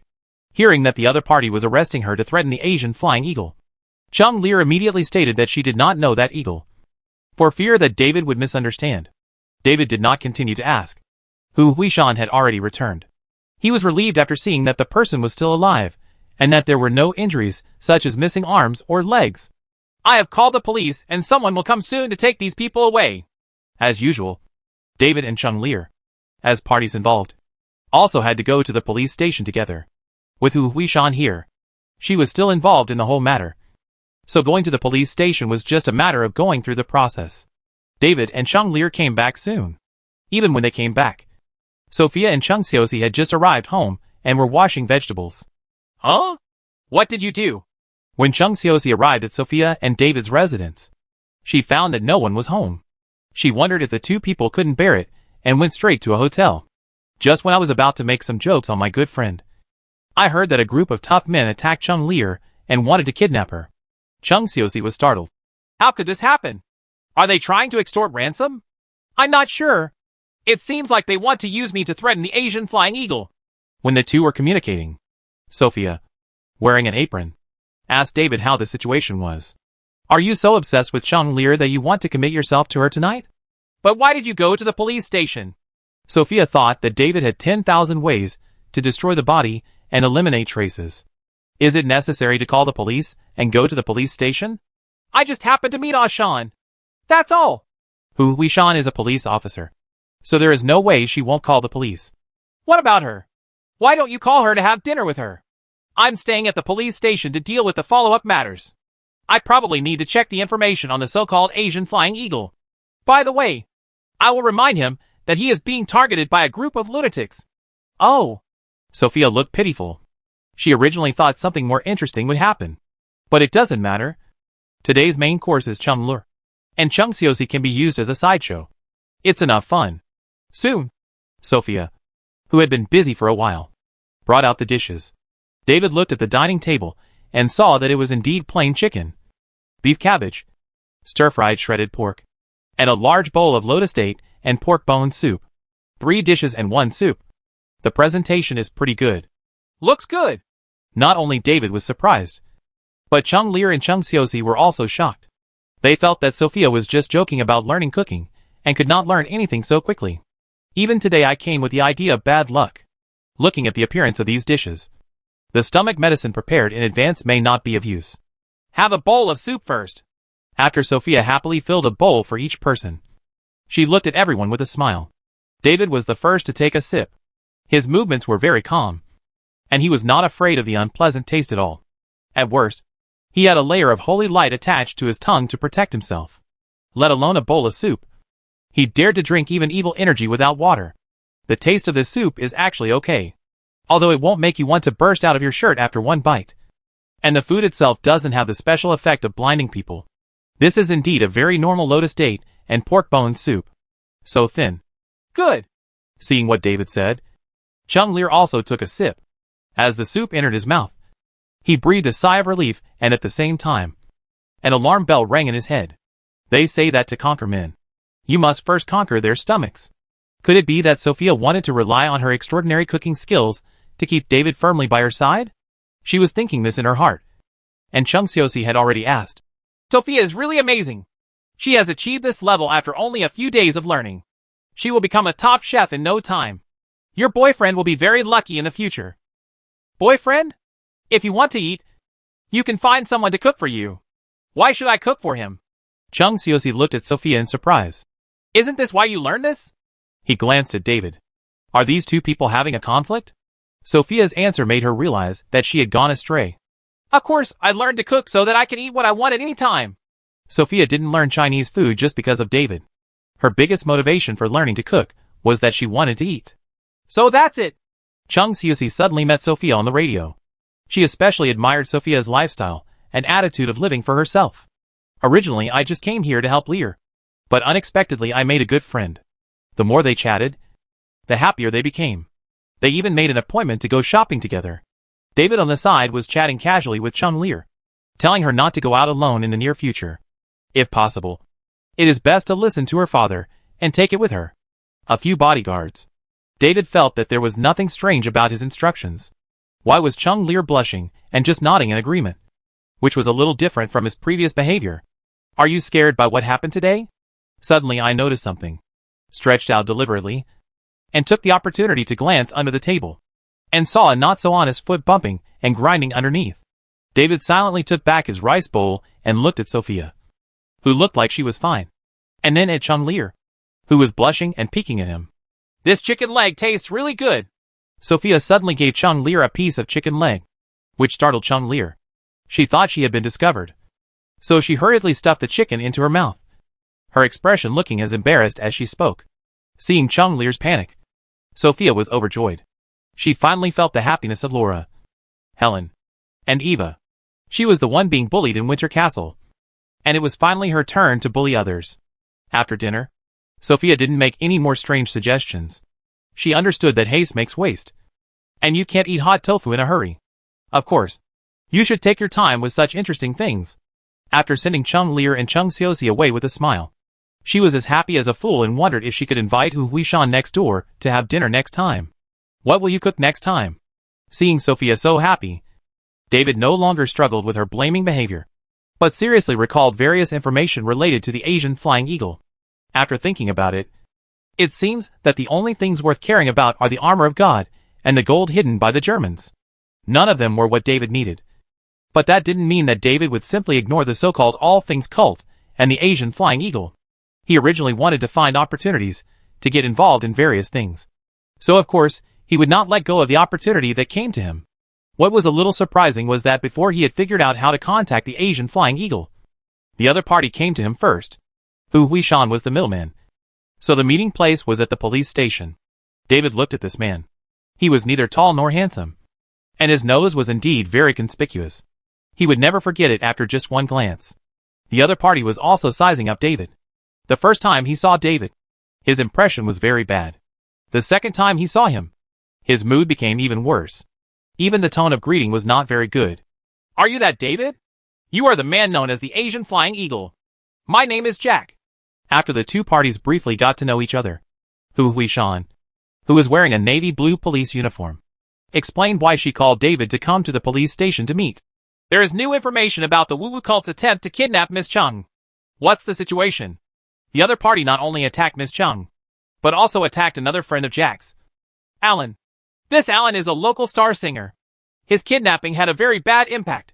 So, is your Wuncher Wu officially open for business? We want to entrust you to go to Europe to rescue Alan. Chapter 525 The First Order. Ask me for help? David looked at Hu Huishan in surprise. Why did the police ask him for help? Are you that famous? After Hu Huishan explained, David finally understood what was going on. Alan is very famous in Xiangjiang. His kidnapping is not good news for the police. So far, the news has been suppressed. But it cannot be suppressed for long. If the person cannot be rescued as soon as possible, things will become unmanageable. It stands to reason that what the police should do at this time is to organize rescue as soon as possible and rescue the person. But here's the embarrassing thing. The group of people who kidnapped Alan were foreigners from Europe. After successfully catching Alan, they left Xiangjiang directly. The person is no longer in Xiangjiang, and the police are beyond their reach. Without their jurisdiction, no means can be used. As for notifying the UK, could the UK help? Don't be ridiculous. Since the date was confirmed, the British side has been taking care of Xiangjiang, and even secretly added fuel to the flames, hoping that this place would completely rot. Just look at how arrogant various societies have become in recent years. Please help the British side? That would only spread the news to the whole world earlier. So this method was rejected from the beginning. You can't ask your sovereign country for help, and it's useless to ask your relatives. After all, that day hasn't really come yet. Not to mention that the power there can't reach Europe. Therefore, there is no chance to go through official channels, and the only way is to take private action. So, Sean, when you hired me, you didn't want me to rescue that Alan alone, but you actually wanted me to provide some connections? This is an action that affects the police's face. It is impossible for the police to completely trust a stranger who has never been in contact with him. Not to mention that this stranger is also not a local. Therefore, the police decided to send elite personnel to Europe in a private capacity to investigate Alan's specific location and then find a way to rescue him. The police selected Hu Huishan as this elite. She has excellent personal abilities, knows special operations, has excellent qualities in all aspects, and has some acquaintances in Europe who can help. So she should be able to complete this task. What to do with your overlord flower? But Wang Wu's training is on the right track. There are dedicated instructors in charge of each event. It won't affect anything if I leave for a while. You asked the police department to hire me? The above said that they will give me all their support. You can also understand that I am asking for your help. It is me who wants to ask for your help. Hu Huishan smiled. Don't forget to give me a discount. Who pays? Of course the police. Then I'll give you a 12% discount. David generously gave a big discount. I'll treat you to dinner after the deal is done. The two of them settled the matter with each other's words. Jack the Eagle next to him was stunned for a moment. Hey, Did you forget that there is another person here? Oh, this Mr. Asian Eagle. Just call me Jack. Of course we will not forget you about this matter. We very much hope that Mr. Flying Eagle can assist the police and rescue Alan together. According to the police's inference, after the other parties successfully captured Alan, they would definitely contact Jack, the Asian Flying Eagle. If they could follow this line to find the hiding place of the other party, things would become simpler. But I have broken off our relationship with him. Why should I help the police save my enemy? I think for Mr. Fang, the key issue is not whether to save an old friend who has broken off the relationship. David interrupted Hu Huishan, so that she could not say what she wanted to persuade, and his words really caught Jack's attention. So what do you think is the important point for me? The point is, if the All Things cult cannot achieve their goals this time, what means will they use to force you to submit next time? David raised his eyebrows at Jack, and after clarifying the key to the matter, Jack couldn't laugh anymore. Their real target is you, not Alan and Lure. The Asian Flying Eagle is the focus. If hostage coercion doesn't work, they should use other means. You can only commit a thief in 1,000 days. But there is no way to guard against a thief in 1,000 days. So Jack's real plan is to rescue Alan, destroy this teaching of all things, and finally give them an unforgettable lesson so that they don't dare to make any plans of their own again. Therefore, Jack will definitely have to compete with the cult of all things. Now it is not the Xinjiang police asking him to cooperate, but Jack needs to seek help from others. Very convincing. But how do I know that working with you can successfully rescue Alan instead of being held back? Jack looked at David and then at Hu Huishan. On the surface, a petite female police officer looks more like an actress or model than a police officer. Even if she is a police officer, she looks more like a civilian police officer sitting in an office. A pretty boy with a handsome face that makes people envious and envious. The kind who can cry for a long time with just one punch. If the police were willing to send the Flying Tigers, even just a few members, to help, he would have no objection. These two people in front of me. If it weren't for Superintendent Hu and I, Lure would have been kidnapped by the other party. At this time, you should be doing what the kidnappers asked you to do instead of sitting here and picking and choosing. Hu Huishan spoke much more politely. She said that in addition to receiving training from the SAS, she was currently training a special armed force equivalent to the Flying Tigers. If this team was not still in training and had not officially formed an army, this operation could be regarded as the first operation of Overlord Flower. Although I can't bring Buangwa with me, when necessary, I can call some friends to help through my connections. For example, Instructor Luo, who has a good relationship with her. Alright. Jack looked at Hu Huishan in surprise.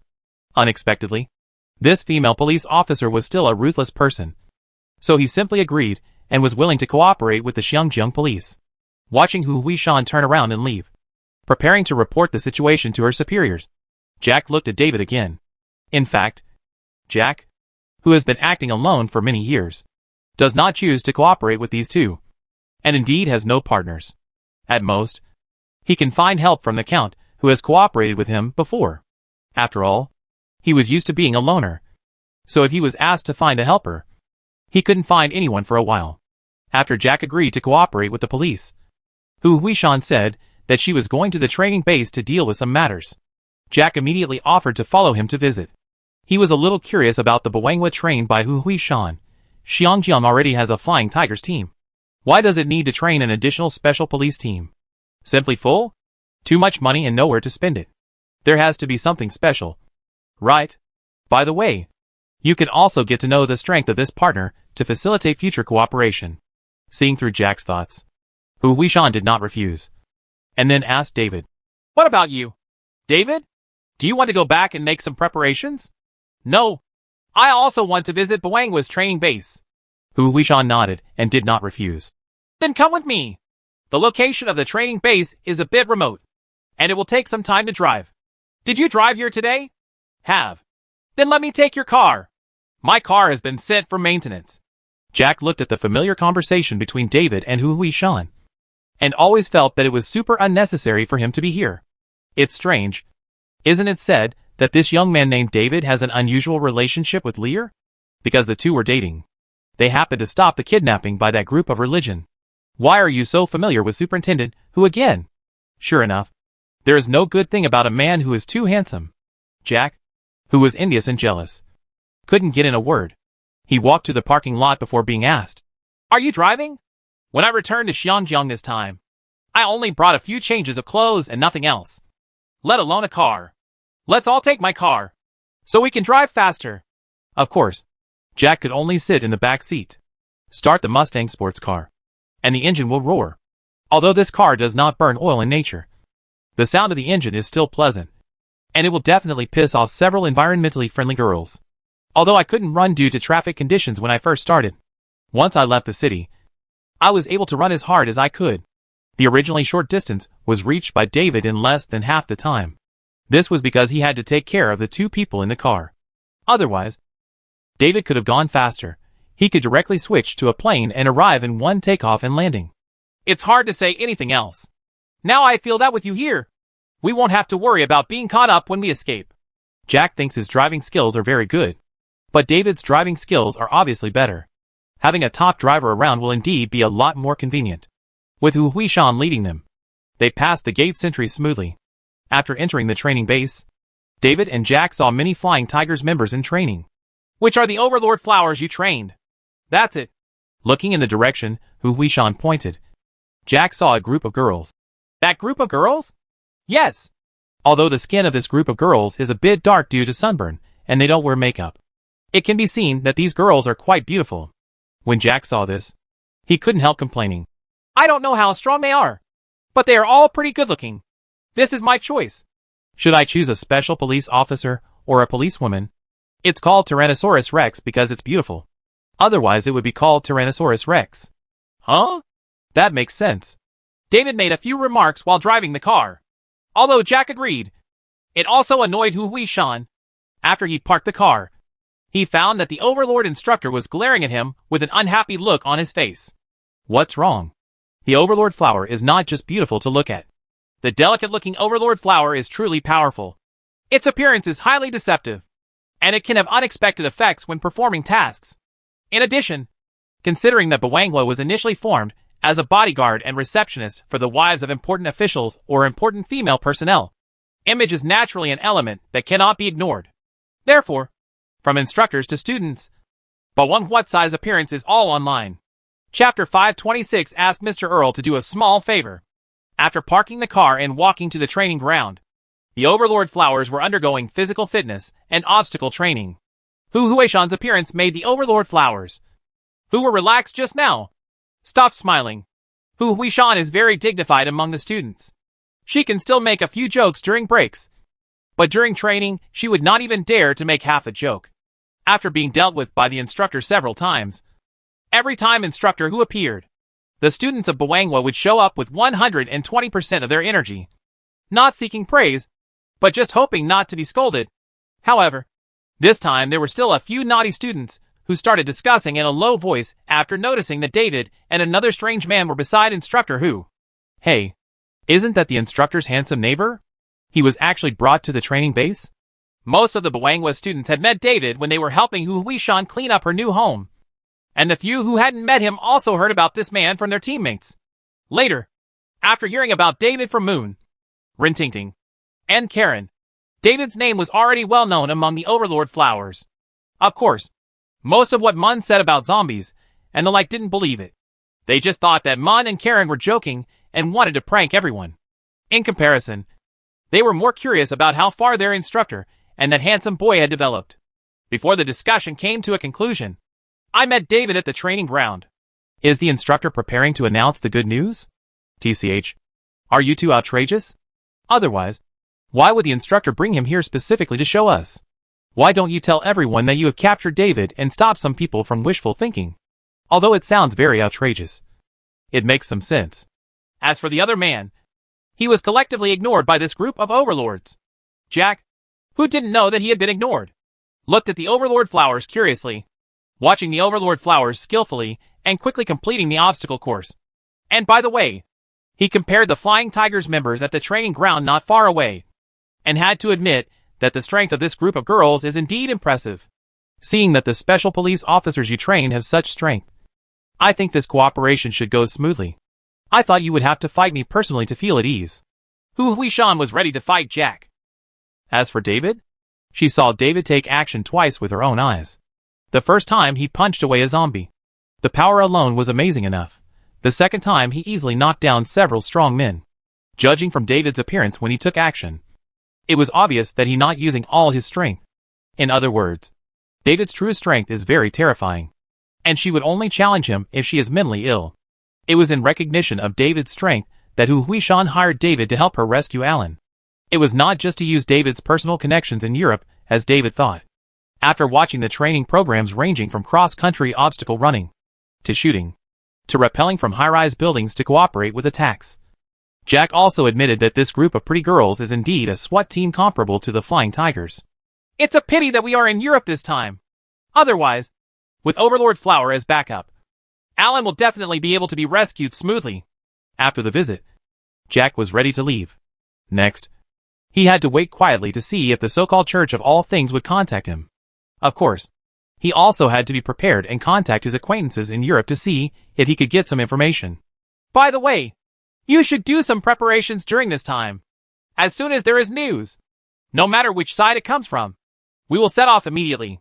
What Jack meant was for Hu Huishan and David to pack their things and bring their documents with them to fly to Europe at any time. He just didn't expect that David would understand his so-called preparation like this. Isn't that a bit exaggerated? Doesn't it count? David looked at the special plane chartered by a few of them and didn't think it was exaggerated. Wasn't that what Jack meant by preparation? Do you want to get a military transport plane? This is quite difficult. Jack felt that he couldn't keep up with David's thinking. Was he getting old? He thought it was exaggerated that David suddenly got a private plane. But the other party thought it was low-key that he didn't get a military transport plane. Who is this guy? Military aircraft can also be adjusted on the fly? In fact, David has no way to mobilize military transport planes at will. But it does not prevent him from bragging casually. Forget it. Let's talk about our action plan after arriving in Europe. Before setting off, Jack received a message from the Cult of All Things. Instead of using communication equipment, the other party stuffed a letter directly through the door into Jack's hotel room. Apart from the photos proving that Alan is currently safe and sound, the content of the letter is very simple and direct. If you want your friend to go home safe and sound, give him 3 pieces of God's arms in exchange. The other party wants 3 weapons of God. I happen to know where these 3 weapons of God are. Where? These 3 weapons of God were all bought by an Earl. Jack was silent for 2 seconds. I have a bit of a relationship with that Earl. I wonder if I can lend out the 3 weapons of God so that all things can be saved. Those who teach bring them out. Neither David nor Hu Huishan objected, and Jack's plan seemed to have no problems. There is only one question. Would that count be willing to lend you such a valuable antique as a ransom? Hu Huishan's question made Jack look embarrassed. But after thinking for a while, he felt that there was still some hope of success. There are 5 weapons of God in total, and the people of the All Things cult only need 3. This proves that they have the other 2. Inside, Jack thought about it, and thought that if he wanted to persuade the Earl to help, he would be most likely to succeed if he used this kind of bargaining chip. At that time, I promised to hand over the entire set of God's weapons to the Earl, which should be able to exchange for his help. In this world, talking only about feelings often hurts feelings. But talking purely about interests can lead to many things being negotiated. This is a good idea. Let's do it. It takes more than 12 hours to fly from Hong Kong to Europe. This long-distance flight is not very comfortable, even if it is a private jet.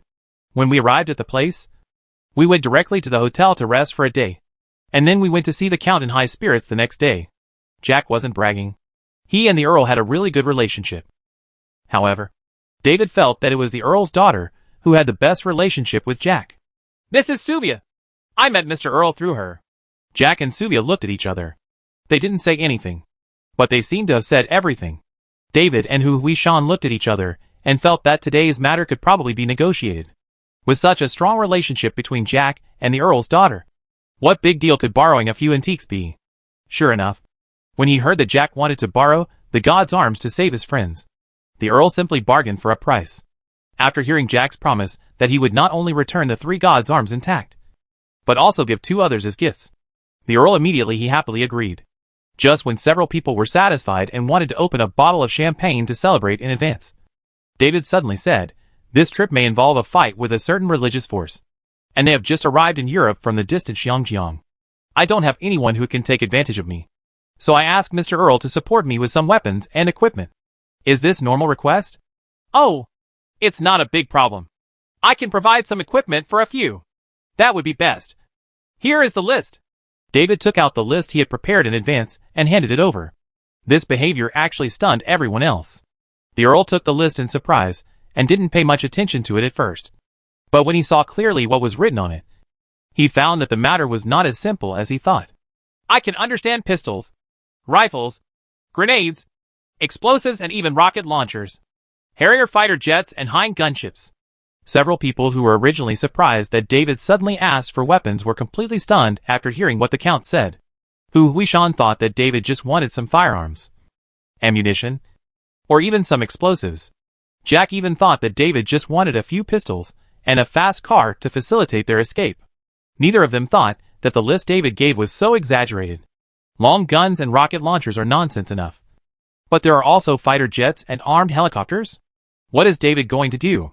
Fighting? After all, they are a group of fanatical believers who dare to carry out kidnappings across half the world. From a certain perspective, we do have to be prepared for war with each other. Jack still didn't understand. But this is too exaggerated. I don't think it's an exaggeration at all. Then you must be out of your mind. No, I am doing this to make complete preparations. Suvia was flirting with Jack. But after hearing what her father read out, she curiously approached her father and took a look at the contents on the list.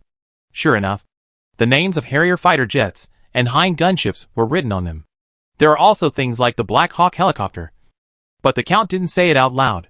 Looking at these equipment, she felt it was too exaggerated. Even if I can help you get these equipment, you won't be able to find a trustworthy pilot in a short time. Right. All I want is equipment, and I will solve the pilot's problem. Holding the list in his hand, the Count suddenly felt that this matter was quite interesting. He was a little more curious about the handsome young man in front of him. Harrier fighters and Black Hawk helicopters are not easy to get, but I just happen to be able to borrow the Hind. Are you sure you really need it? That's great. By the way, be sure to fill up your weapons and ammunition. I'll try my best. The Earl put the list aside. Except for the Hind, I can provide the rest of the guns and grenades. Meaning? Don't worry about Harriers and Black Hawks other than female deer. Okay, barely enough. Chapter 527, Teach you how to drive away a female deer in 1 minute.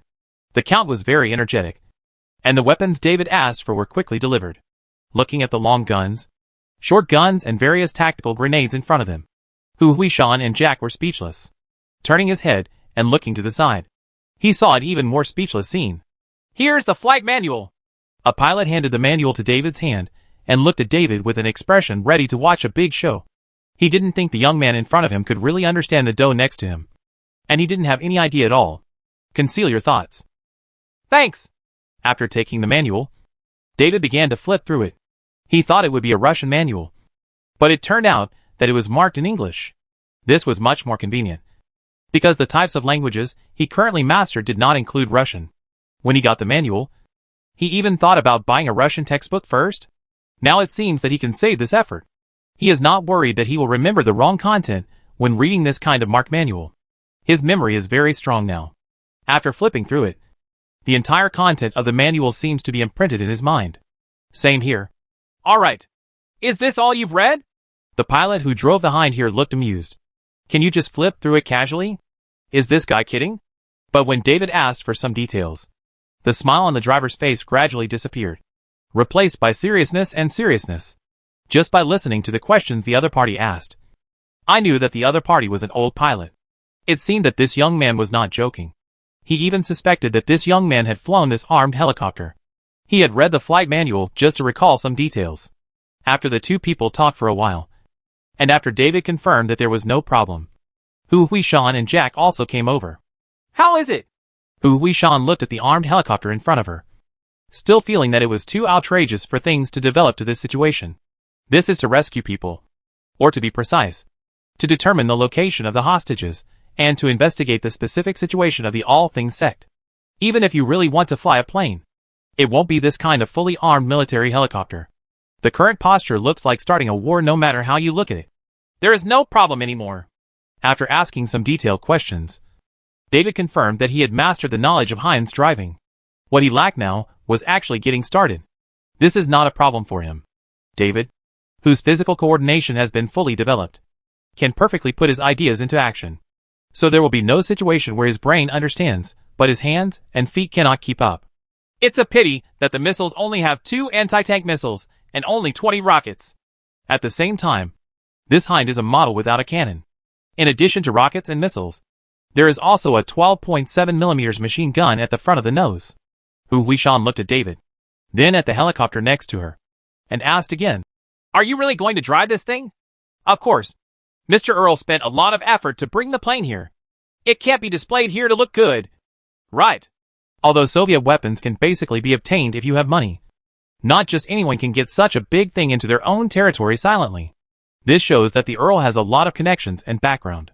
Hard. No wonder he would later contact Fei Ying to find the gold." "Can you really drive it?" "You'll know right away." After negotiating with the Earl about borrowing 3 gods' weapons, Jack wandered around the streets every day and soon got in touch with the people from the cult of all things. It was still a one-sided note, but at least it let a few people know the next destination, somewhere in a mountainous area in Eastern Europe. The place is relatively remote, and there is no way to reach it directly. The original plan was to drive there, but now this situation may have to be changed.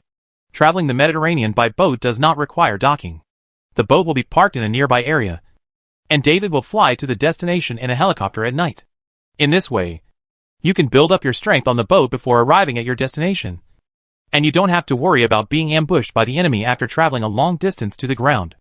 Although your plan makes sense, I'm still worried. There's nothing to worry about. Get ready to go. I'm worried about your driving skills. Believe me, my skills are very good. I can even teach you how to take off this helicopter in 1 minute. After taking a boat all the way to the designated sea area, cleaning up all the cover props, and putting all kinds of weapons and supplies on the plane, David sat in the cockpit, looking at this scene. Jack regretted it. He felt that this fact was not very reliable. "Listen up!" David ignored Jack in the cockpit behind and began the instruction on starting up the Hind gunship. First, lift the 2 circuit breaker handles. Turn on the battery switch. Turn on the battery charging and power inverter. Turn on the fuel control switch. Turn on the fuel boost pump. I seem to have forgotten something when I released the rotor brake. David looked to the side and saw that the cockpit door was open. "Oh, remember to close the door first." Hu Huishan tightened her seatbelt. She began to hesitate whether to get off the plane now, or should I write my suicide note before I go to heaven. Jack was originally watching David's skillful startup posture. As soon as he put down his snack, he was frightened by the operation of forgetting to close the door and broke out in a cold sweat. At this time, it seemed that it was too late to stop it, so I could only ask Hu Huishan again. "That's a parachute there, right?" "Yes." "Don't think about the parachute. To ensure that I'm not discovered, I'm flying at a low altitude this time. It doesn't make any difference whether I have a parachute or not." David closed the hatch and threw away the last life-saving straw in Jack's heart. "Come on. We continue to learn how to jumpstart this helicopter. Release the parking brake. Start the APU auxiliary power. And turn the sealing valve to pressurize the cockpit. Start the left engine. And when you see the RPM begin to increase, lower the left engine off control lever. Wait until the left engine is idling. Start the right engine. And do the same thing again. Turn on the generator. Turn off the auxiliary power. Open the navigation panel. And disable identification friend or foe." Seeing David's series of quick and skillful movements, Jack felt that things might not be that bad. When the doe slowly took off and flew steadily towards the land at low altitude, Jack and Hu Huishan wiped the sweat from their foreheads together. "I didn't expect you to actually fly a plane. Have you ever flown one before?" Seeing that the helicopter was flying very steadily, Jack was finally in the mood to chat with David, while Hu Huishan was sorting and checking the equipment to ensure that nothing would happen when weapons needed to be used. "Actually, I have only flown fighter jets. This is my first time flying a helicopter. It is still such an old model." David has the body of Cybertron and secretly transforms into the body of Cybertron. Various feedbacks from the mechanical structure appear in his sight in the form of various data and charts, allowing him to perfectly control the female deer. However, he did not explain these situations to the 2 people behind him. Whether he will talk about it in the future depends on how far their direct relationship will develop. "I know you are very powerful." Jack didn't think too much. He just felt that this trip would go smoothly. There are AKs and rockets on my side. So what can those guys from the All Things cult do to resist? Is it really possible to invite that venerable master of all things? Even if they were really invited, Any venerable person would be reduced to ashes after 2 missiles were fired. Arriving near the destination, David found a remote and secluded place to land. The town not far away was the agreed trading place. Jack wanted to test it out first and find out the location of the enemy's lair before deciding what to do. David knew that the All Things cult lived in the mountains outside the town, and their lair was actually quite conspicuous. He just didn't say it and watched Jack go to the town to investigate. Hu Huishan didn't wait here. She took her pistol and went to the town, preparing to find out some information about the All Things cult. David stayed here to guard the helicopter. Just in case, David secretly hid a micro device on the 2 of them, which can monitor their situation. If there is an accident, it will automatically send a message to David, so that he can rush over and save the person in the shortest possible time. However, he felt that this kind of thing was unlikely to happen. In the original plot, Jack could successfully rescue people with 2 oil bottles alone. Now, not only is there no oil bottle beside him, but he also has a super policewoman who can support him at any time. These 2 people are fully capable of breaking into the hometown of the All-World cult, knocking everyone down, and leaving calmly with Alan. The scene was similar to a classic side-scrolling game, with one character acting as a 1P character and the other as a 2P character. David? Of course he is a hidden character. If you want to select him, you must perform operations such as up, down, left, and right on the selection interface. Just when David was playing with a grenade and throwing it up and down in his hand, thinking about whether to drive behind and fire a few rockets at the lair of the All-World cult, the multifunction tool disguised as a watch sounded a prompt. Is this a distress reminder? David raised his hand and released a holographic image, which also contained physiological status data. Both people fell into a coma. What's going on? You were let go so quickly? The holographic image changed and played back all the situations that the 2 people encountered. David was surprised to find that this town seemed to be full of believers of the All Things religion. As soon as the 2 of them entered the town, they were immediately targeted. In this case, let alone the Asian Flying Eagle and Overlord Flower.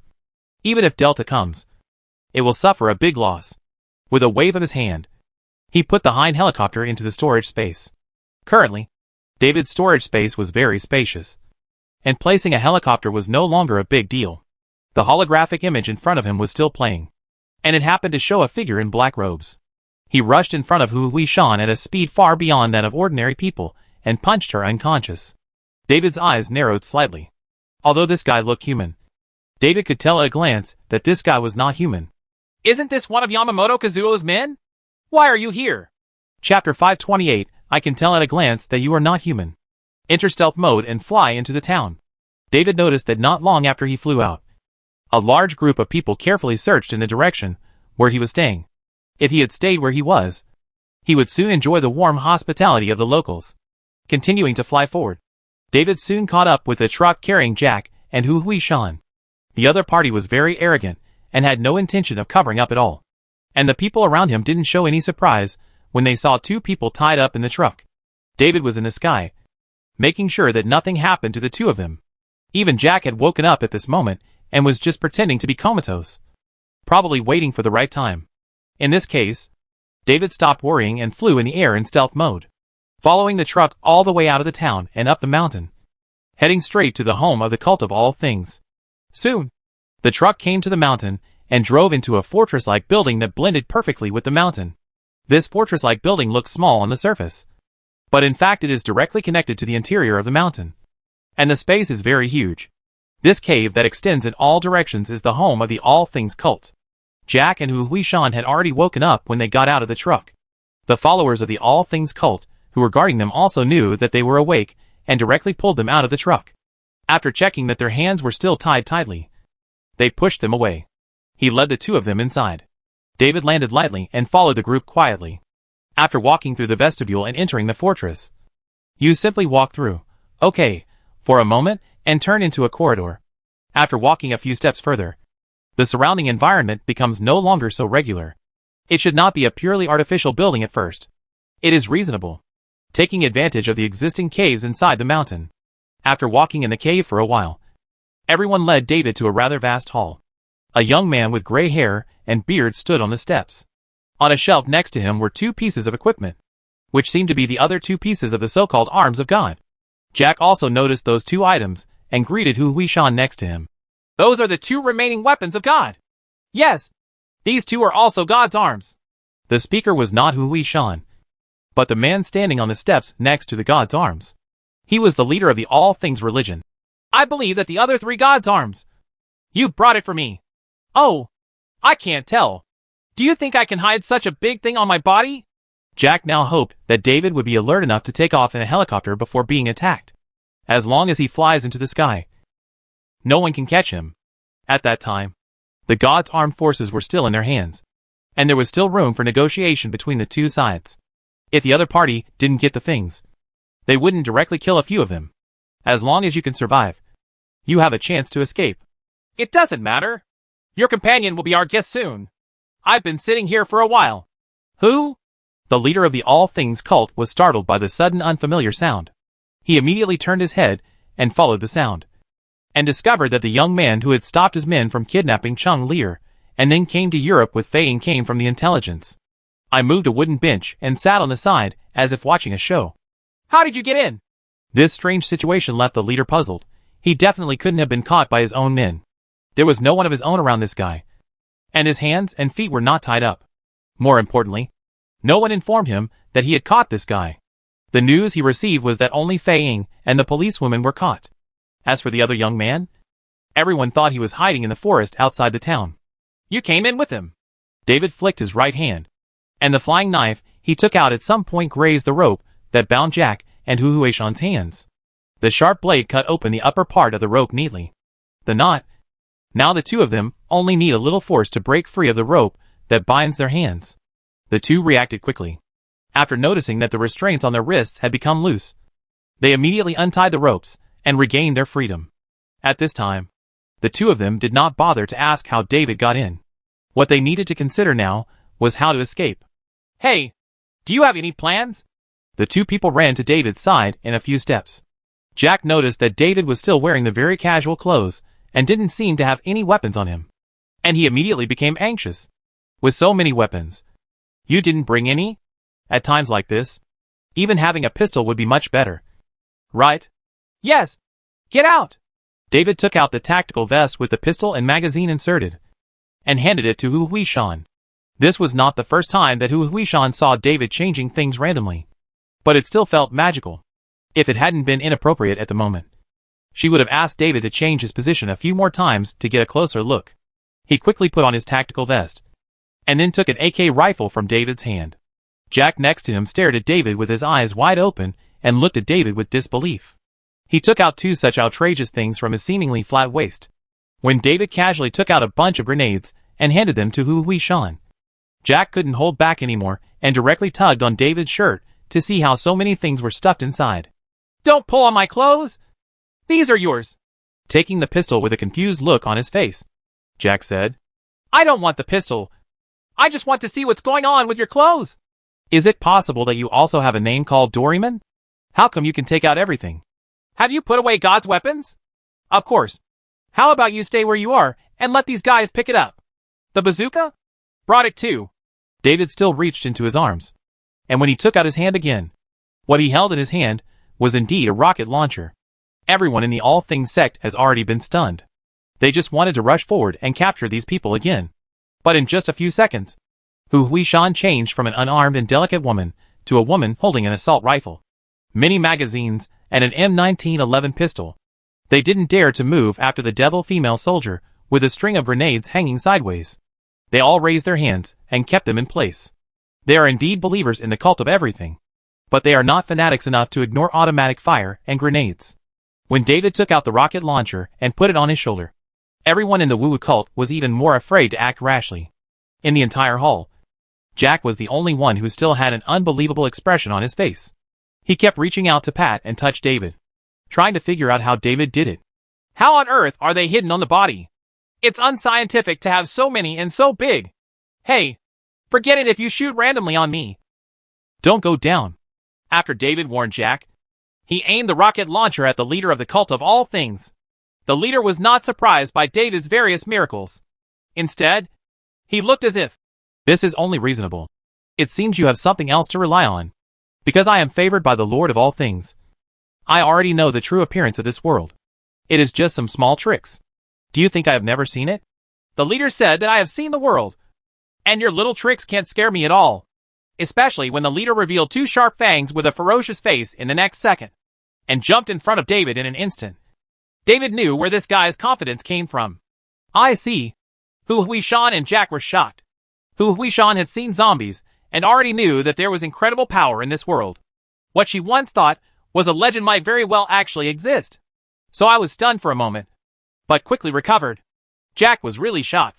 What the hell is this? His reactions are very fast. Years of adventure have given him amazing reflexes and extremely agile skills. He can duck aside immediately. Then he reacted and suddenly dodged, directly trapping David. He looked back to remind David to be careful. After he said the words, he saw that the leader of the cult of everything, who had a fierce look on his face and pounced on David, flew back at a much faster speed than when he jumped over. Boom! Bang! Bang! Bang! The leader who flew back knocked down the two gods' arms. The leader who came into contact with the god's arm suddenly let out a miserable howl, and his body seemed to be burned with a soldering iron, emitting bursts of white smoke. Oh, so it's because of this that we need to collect God's arms. Jack's reaction was really fast, and he could see at a glance the real reason why the cult of all things wanted to be armed with God. David also understood the reason why the all-world cult collects God's weapons. And he also thought of a deeper level. I am afraid that it is not the all-world cult that really wants to collect God's weapons, but Yamamoto Kazuo. As for why Yamamoto Kazuo collects this thing, is it related to his new Century Zombie plan? By the way, there is another possibility. That is, this subordinate of Yamamoto Kazuo did these things without telling him. And the purpose is probably to use the god's arms to deal with Yamamoto Kazuo. It's amazing. We are actually connected. Although he had long known that he had come to a relatively chaotic world, David had never thought about this aspect. Villains who were originally unrelated to each other would have connections with each other. In fact, it's not surprising if you think about it carefully. After all, this is a complete world, and the villains are not pure NPCs. The environment they face now is completely different from that in the original plot. They have made arrangements that were not made in the original plot, and even it is normal for several major villains to interact, join forces, or confront enemies. David, who had just used a roundhouse kick to kick the leader back, slightly adjusted his direction and aimed the rocket launcher at the place where many followers of the cult of all things were standing. Even if you are hiding in the crowd, I can still tell at a glance that you are not human. Chapter 529, Just a Zombie. David waited quietly for 3 seconds, but there was still no movement from the group of believers opposite. The guy he was staring at covered himself with a black hooded cloak, as if he would not be discovered this way. Since the other party refused to come out, David had no choice but to pull the trigger and ask this guy to show up voluntarily. The rockets hit the crowd in the blink of an eye, and the huge noise made everyone present feel dizzy and tinnitus. Jack immediately expressed his dissatisfaction. Are you crazy? Aren't you afraid of burying us alive here? This place has been artificially reinforced, so it can't be easily stepped on. In the original plot, the collapse was not caused by an explosion. It was a pile of explosives brought by Jack that exploded everywhere and destroyed many structures, causing the entire cave to collapse. Just blasting a cannon in an empty hall will at best kill some people and not be able to collapse the house. Throwing the rocket launcher to the ground, few believers on the opposite side were still standing there. They were either lying on the ground and fell into the deepest sleep, the kind that would never wake up, or they were running around trying to get away from this ghost as soon as possible. They joined the cult of all things in order to live a happier and more comfortable life, and do not want to lose their lives in a daze. The opponents they provoked this time were obviously mentally disturbed, and they did not want to fight against the madness. The only person left in the room was an Asian. The airflow from the explosion lifted the hood on his head, revealing his true appearance. He looked frail and wearing a pair of glasses. No one thought he was really weak. At the moment of the explosion, he left the core area of the explosion at an astonishing speed. Then, he ignored the shock wave and splashed gravel caused by the explosion, and stood there so firmly, not far away. David looked at each other. You have no idea what you provoked. It's just a zombie. Do you really think you are something special? David's words stunned the person opposite him. He finally realized that the situation seemed to be more complicated than he thought. The stranger in front of him actually saw that he was a zombie instead of treating him as an ordinary vampire. You know zombies. So you should know how harmful zombies are to this world. David blinked. He now knew the answer to his previous question. The guy in front of him ran to Europe and controlled the all-world cult to help him collect God's arms. Sure enough, he was using it to deal with Kazuo Yamamoto, rather than collecting it for him. This would explain why the God's arms was not destroyed. The zombie opposite, Shingo Demoto, is the boyfriend of Kazuo Yamamoto's daughter, Mirai Yamamoto. He was transformed into a zombie by Mirai Yamamoto. On the surface, he is one of Yamamoto Kazuo's right-hand men and works for Yamamoto Kazuo. In fact, he hated Yamamoto Kazuo, who caused all this, and always wanted to cause trouble for Yamamoto Kazuo. However, his level is too low and his strength is low, so he cannot threaten Yamamoto Kazuo at all. This time, I most likely heard about the God Arms. After I personally tested it and found that it could really hurt zombies, I took control of the cult of all things, and asked it to collect a complete set of God Arms for myself, which triggered a series of things. In the blink of an eye, David had sorted out all the causes and consequences after knowing the plot and characters. This kind of reasoning was not difficult at all. We can definitely work together. No, I'm not interested in cooperating with you. David didn't wait for the other party to finish speaking, and directly interrupted him. To be precise, you are not qualified to cooperate with me at all. Demoto Shingo was very calm and did not look humiliated at all. He was still patiently explaining to David. You have no idea what kind of crisis this world is about to face. Kazuo Yamamoto. Right. David had already taken out the Holy Light Hunter. This weapon made of light cast iron is the best choice for dealing with all dark and evil creatures. I know what he is going to do. You know? Demoto Shingo was very surprised. He didn't believe David's words. Only a few people around him knew about Yamamoto Kazuo's plan, and he never told anyone about it. How could this person know? After thinking about it, the only reasonable explanation is that the various actions of Yamamoto Kazuo, a zombie, have attracted the attention of some people, and the young man in front of him may be one of them. Glancing at the revolver in the opponent's hand, Demoto Shingo felt a sense of crisis when the pistol was taken out, as if he was being targeted by some kind of natural enemy.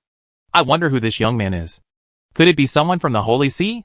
Demoto Shingo, who was thinking secretly, saw David raise his hand and fired a shot at the side. The leader, who had been keeping silent and thought he had an opportunity, was still in midair and was shot to pieces by David. As it exploded into pieces, a ball of golden light exploded. All the fragments exploded by the leader ignited golden flames with a sacred aura, and were quickly completely purified in the burning flames. The flames dissipated when they landed on the ground. Not even a single nail was left. It's true. This young man must be from the Holy See. In this case, it is indeed impossible for the other party to cooperate with me. Maybe I should find a way to lead this person to Yamamoto Kazuo? Thinking of this, he realized that if it weren't for his actions, the other party would have stayed in Xiongjiang recently. Could this be the reason why he went to Xiongjiang? Does this man really know Kazuo Yamamoto's plan? In this way, the other party really does not need me. The other party has obviously made various preparations, just waiting for Yamamoto Kazuo to jump into the pit. Thinking of this, a sense of crisis came, and Demoto Shingo immediately wanted to escape. But it was of no use. The next second he felt a shock in his chest. Then his whole body felt hot. And then, he didn't know anything at all. Watching two zombies being shot to death one after another. David turned the gun and blew in the non-existent gunpowder smoke before putting the Holy Light Hunter away again. From the time he took out his gun to killing two zombies, the whole process didn't take much time at all. Demoto Shingo may have thought a lot, but David didn't care what the other person thought at all. This guy is a zombie. This guy is a villain. And the most important thing is that the other party provoked him. This last point alone is doomed to the end of Shingo Demoto. David. How? What should I do next? Save someone. Aren't you here to save that Alan? Oh yes. Because a series of changes, including vampires, zombies, etc., seriously impacted Jack's inherent outlook on life. He almost forgot that he was here to save his friends. Hu Huishan was much more normal. She kept staring at the group of believers with her rifle raised to make sure they would not threaten her and others. Those who could still move had already started to escape when David killed their leader. By this time, there were not many members of the All Things sect left who could still move normally. Hu Huishan raised her rifle and took aim, and the injured ones also staggered out and ran away. When Jack came back to his senses and remembered to save his friend Alan, He found that he wanted to arrest someone and asked where the person was held. But he couldn't find the person. In desperation, the three people picked up the two weapons of God that had been left aside and ignored them, and began to look around in this intricate cave for the location where David could actually sense Alan. Not much time is wasted, and I can still chat with Hu Huishan. However, all Hu Huishan asked was the origin of David's gun. Otherwise, what is the origin of that zombie? From the situation just now, it can be easily seen that David understands the origin of the zombie, and even gives people the feeling that he is here for this group of zombies. As a police officer, Hu Huishan reasonably suspected that David had gone to Xiangjiang with some kind of ulterior mission. What is the origin of that zombie? His name is Demoto Shingo, and he is a subordinate of Yamamoto Kazuo. Who is Kazuo Yamamoto? A zombie that has lived for hundreds of years. David doesn't think there is anything to hide in these things. If Yamamoto Kazuo comes to Xiangjiang in the future, he can at least let the people he knows know about this guy's true identity, and be wary enough not to regard him as some handsome and accomplished person. Successful people. If it appeared in front of him, what else would he say? Definitely beat him cleanly and swiftly until his soul is gone and he will never be reincarnated. While chatting and looking for someone, I finally found the famous Hong Kong singer Alan in a small room. When we found him, the handsome male singer didn't seem to be very sober. He didn't know if he had been bewitched or drugged. Anyway, Jack slapped his lips on him. But the other person didn't react at all. He looked stupid and stupid. What should I do? Give it to me! David reached into his arms again and took out a bottle of water. The two people beside him were already used to David's Doraemon behavior, but they were just curious about the origin of this bottle of water. Could it be the legendary holy water? Is it going to spill on Alan?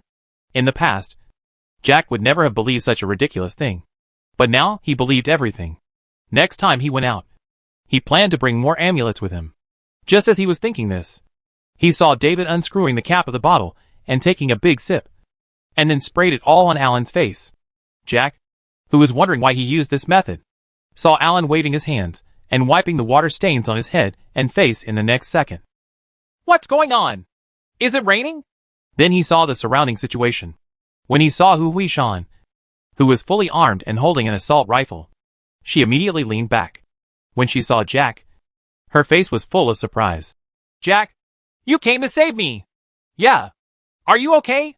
Seeing that his old friend had returned to normal, Jack suddenly put on a reluctant expression. Do you know how much trouble we ran into in order to save you?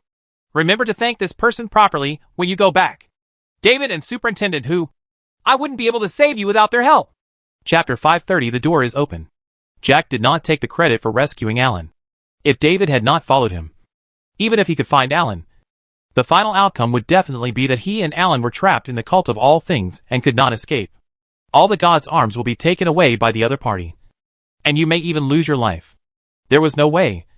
No matter what. He never thought that the leader of the all things religion was a zombie, and there was a more powerful zombie behind him. Jack didn't want any credit that was not his own, and that might cause huge trouble. It was all left to David and Hu Huishan.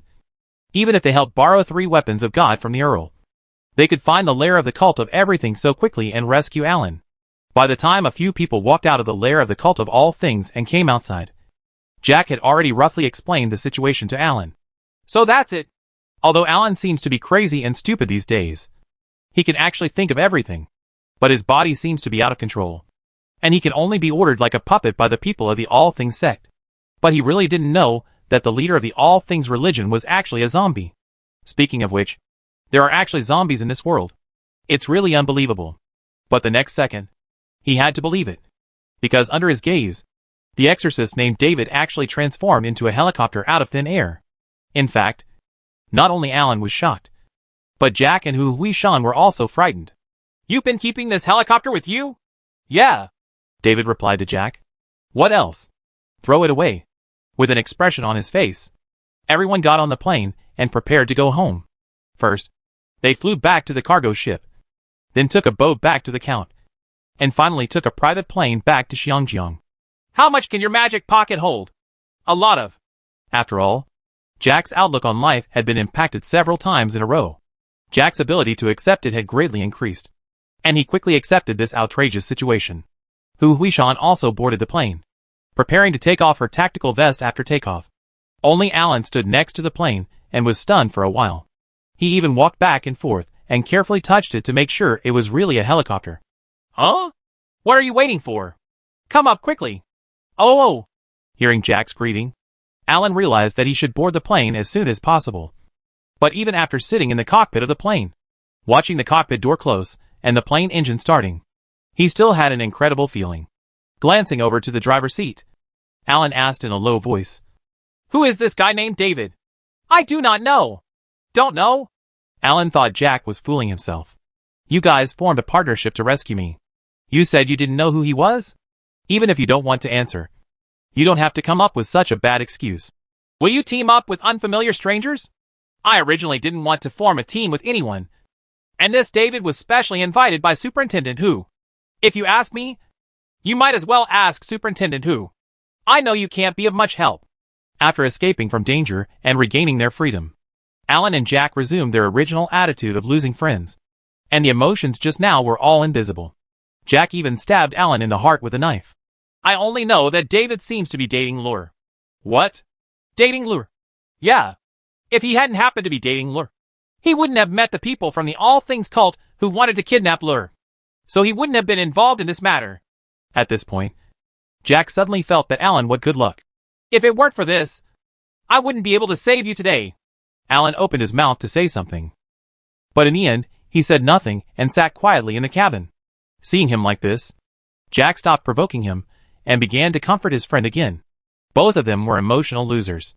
As for who is the winner, after Mr. Winner took off in the Hind, he did not leave immediately. Instead, he fired all the rockets and 2 missiles at the lair of the cult of All Things. The entire mountaintop was bombed into a mess, and this lair must have been destroyed. As for why, David wanted to lure the local officials over. The sect of All Things has been operating here for many years, and even with the help of Shingo Demoto, it has completely controlled the towns at the foot of the mountain. If there is no big movement, it is impossible to eradicate these guys by just killing one leader. Now David's indiscriminate bombing is bound to attract the local military. When the military comes to this town, they will definitely find something strange here. How to deal with it at that time is none of David's business. He has done everything he can do.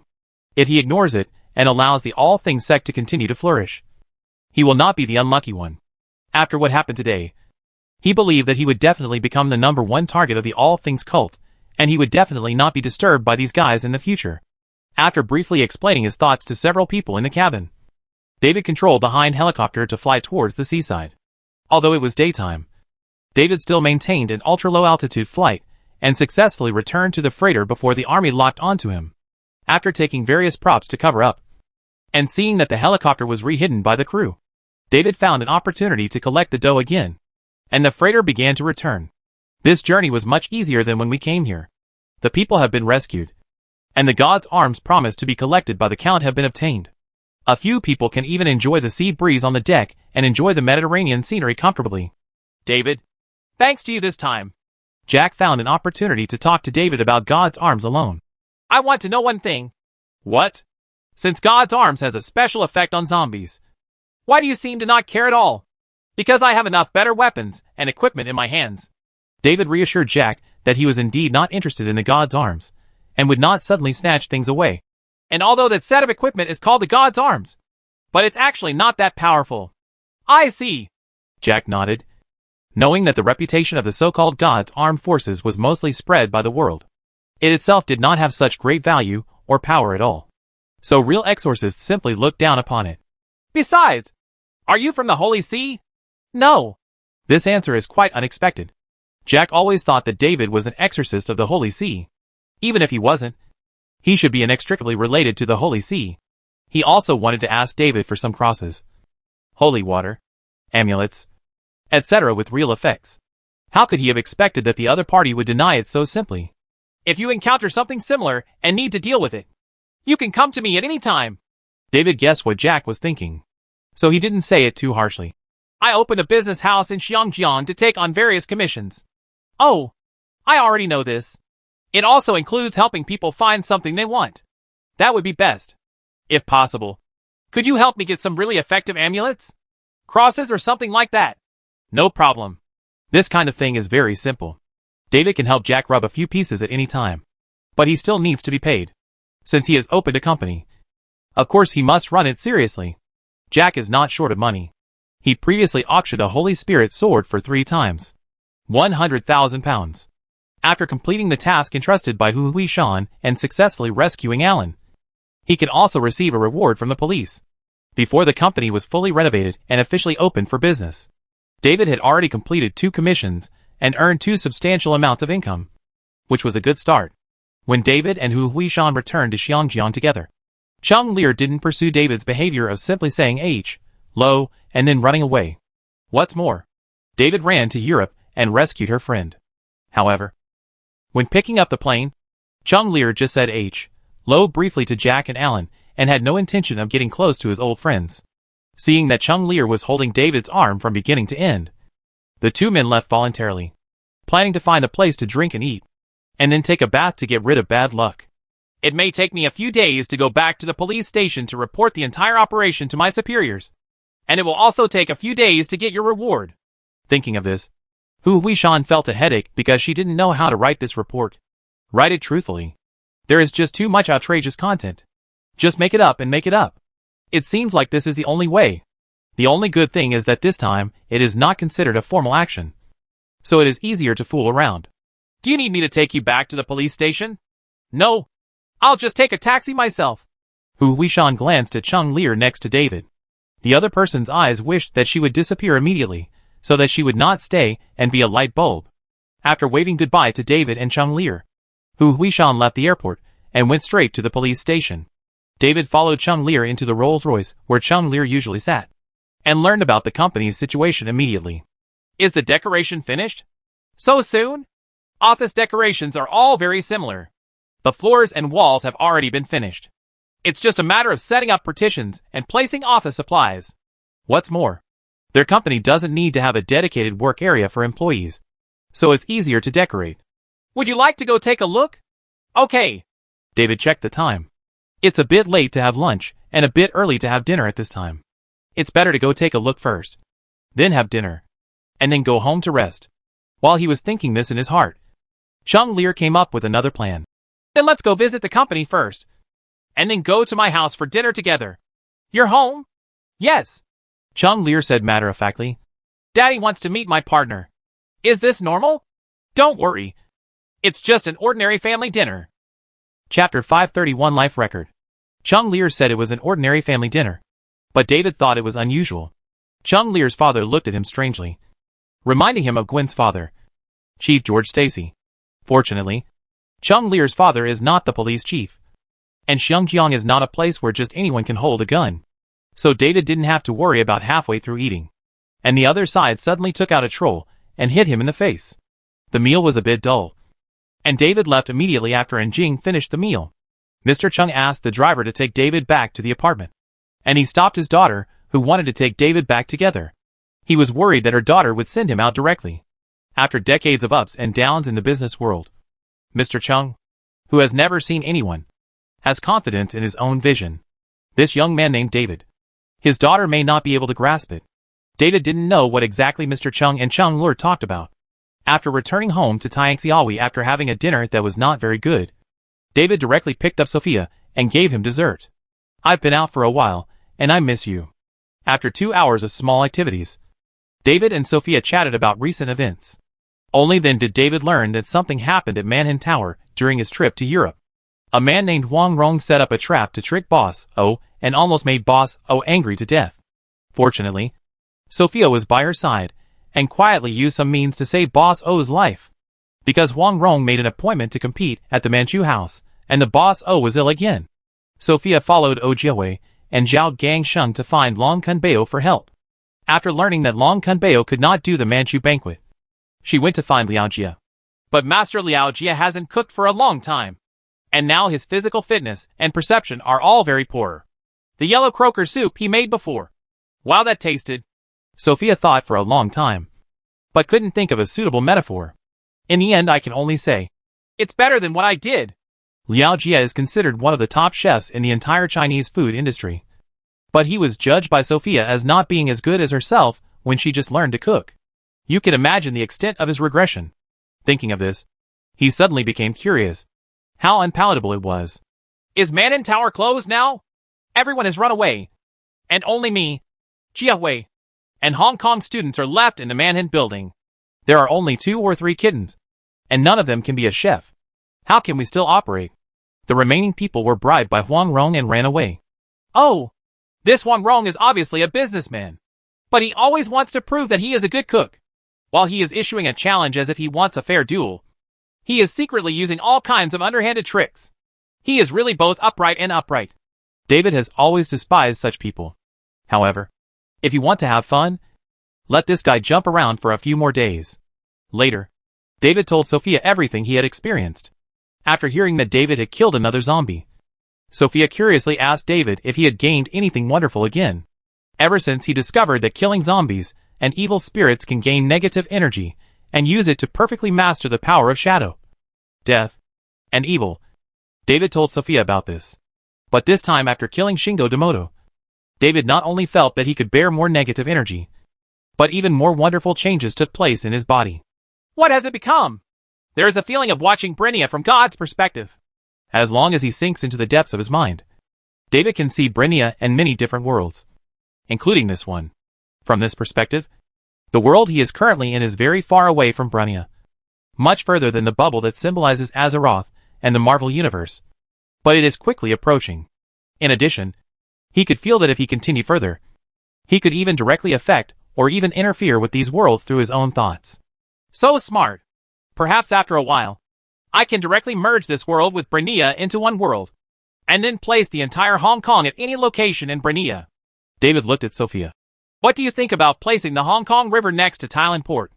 It's better to integrate the Xiangjiang River into Thailand Port and turn it into a city. Thailand Port is still in its infancy anyway. If we can integrate the Xiangjiang River into it, it will be equivalent to directly getting a large port city. How much effort can this save?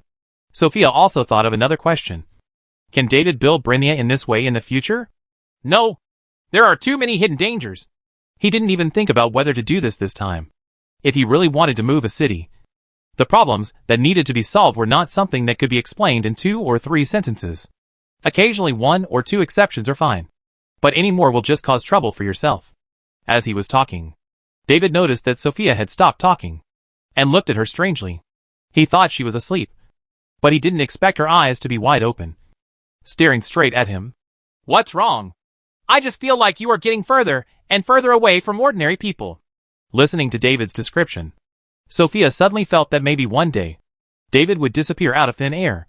I'm not an ordinary person. David rubbed Sophia's hair with his hands, completely turning her messy hair into a bird's nest.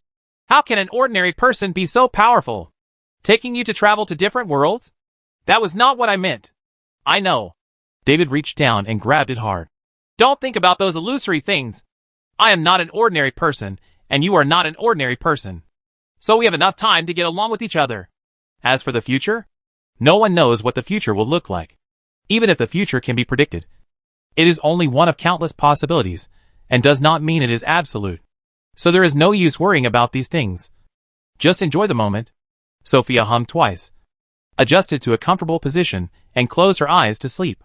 David also closed his eyes to rest. When he opened it again, it was already bright, and Sophia was making pancakes next to her. What are you doing? Cannot fall asleep. Get up if you can't sleep. I don't want to get up. David got up to wash up. And then Sophia, who kept turning back and forth, gave up and got up to wash up. Washing your face and brushing your teeth are obviously just things that can be solved with a little trick. But neither of them cast any magic. They felt that washing together like this would make it more lifelike. After getting dressed and going downstairs to have breakfast, David led Sophia to the tea restaurant called Shum Ki again. I met Hu Huishan here by accident. Ashen is here for breakfast too. After sharing the table, David noticed that Hu Huishan was still wearing the same clothes as yesterday. You just came back from the police station. Right. The report this time was not easy to write. I was busy until midnight to finish it. So I just rested at the police station. Hu Huishan will go to the training base today to check on the situation of Buanghua, and plans to go home to wash up and change clothes first. I finished my breakfast before going upstairs. At this time, the boss of Shum Ki came over with egg tarts and sat next to Hu Huishan. Ashen, are these two your friends? Yeah. This is David, my neighbor. And this is Sophia. This is Wang Ermiai, the boss of Xingji. Just call me second sister. Neighbors and regular customers all call me that. The second sister looked at David and marveled at his appearance. He didn't look very old. He should be about the same age as San Yuan. Bar? Looking at Sophia next to him again. He knew that San Yuan was definitely out of business. But her target is not these two. She is now concerned about Hu Huishan beside her. When she noticed the unfamiliar face of Hu Huishan, she came over to chat for a few words. When she learned that Hu Huishan had just moved to the neighborhood not long ago, she became even more enthusiastic. After learning that Hu Huishan was 30 years old and unmarried, she immediately went to the kitchen and took out the egg tarts. She took the opportunity to make a phone call and called her uncle, who was sleeping in at home, to come down for dinner. How's it going at your company? It's been renovated. Do you want to take a look? Next time. I'll go to the training center later. Today is the weekend. Right. It's not my job to take regular breaks. The second sister looked at David and Hu Huishan talking very familiarly, and felt that the relationship between the two people was not like ordinary neighbors. Also, does this girl named Sophia not understand Chinese? Just as he was thinking this, he saw Sophia skillfully ordering breakfast with the menu in hand. As the second sister looked around, she always felt that the relationship between these three people was a bit abnormal. While he was thinking about what was going on, his brother-in-law finally arrived, and he didn't expect that his daughters were followed behind him. Why did you come down so slowly? After I received the call, I washed and dressed as quickly as possible. I also helped you call down San Yuan, Cixi, and Wufu. Isn't this too slow? I asked you to come down.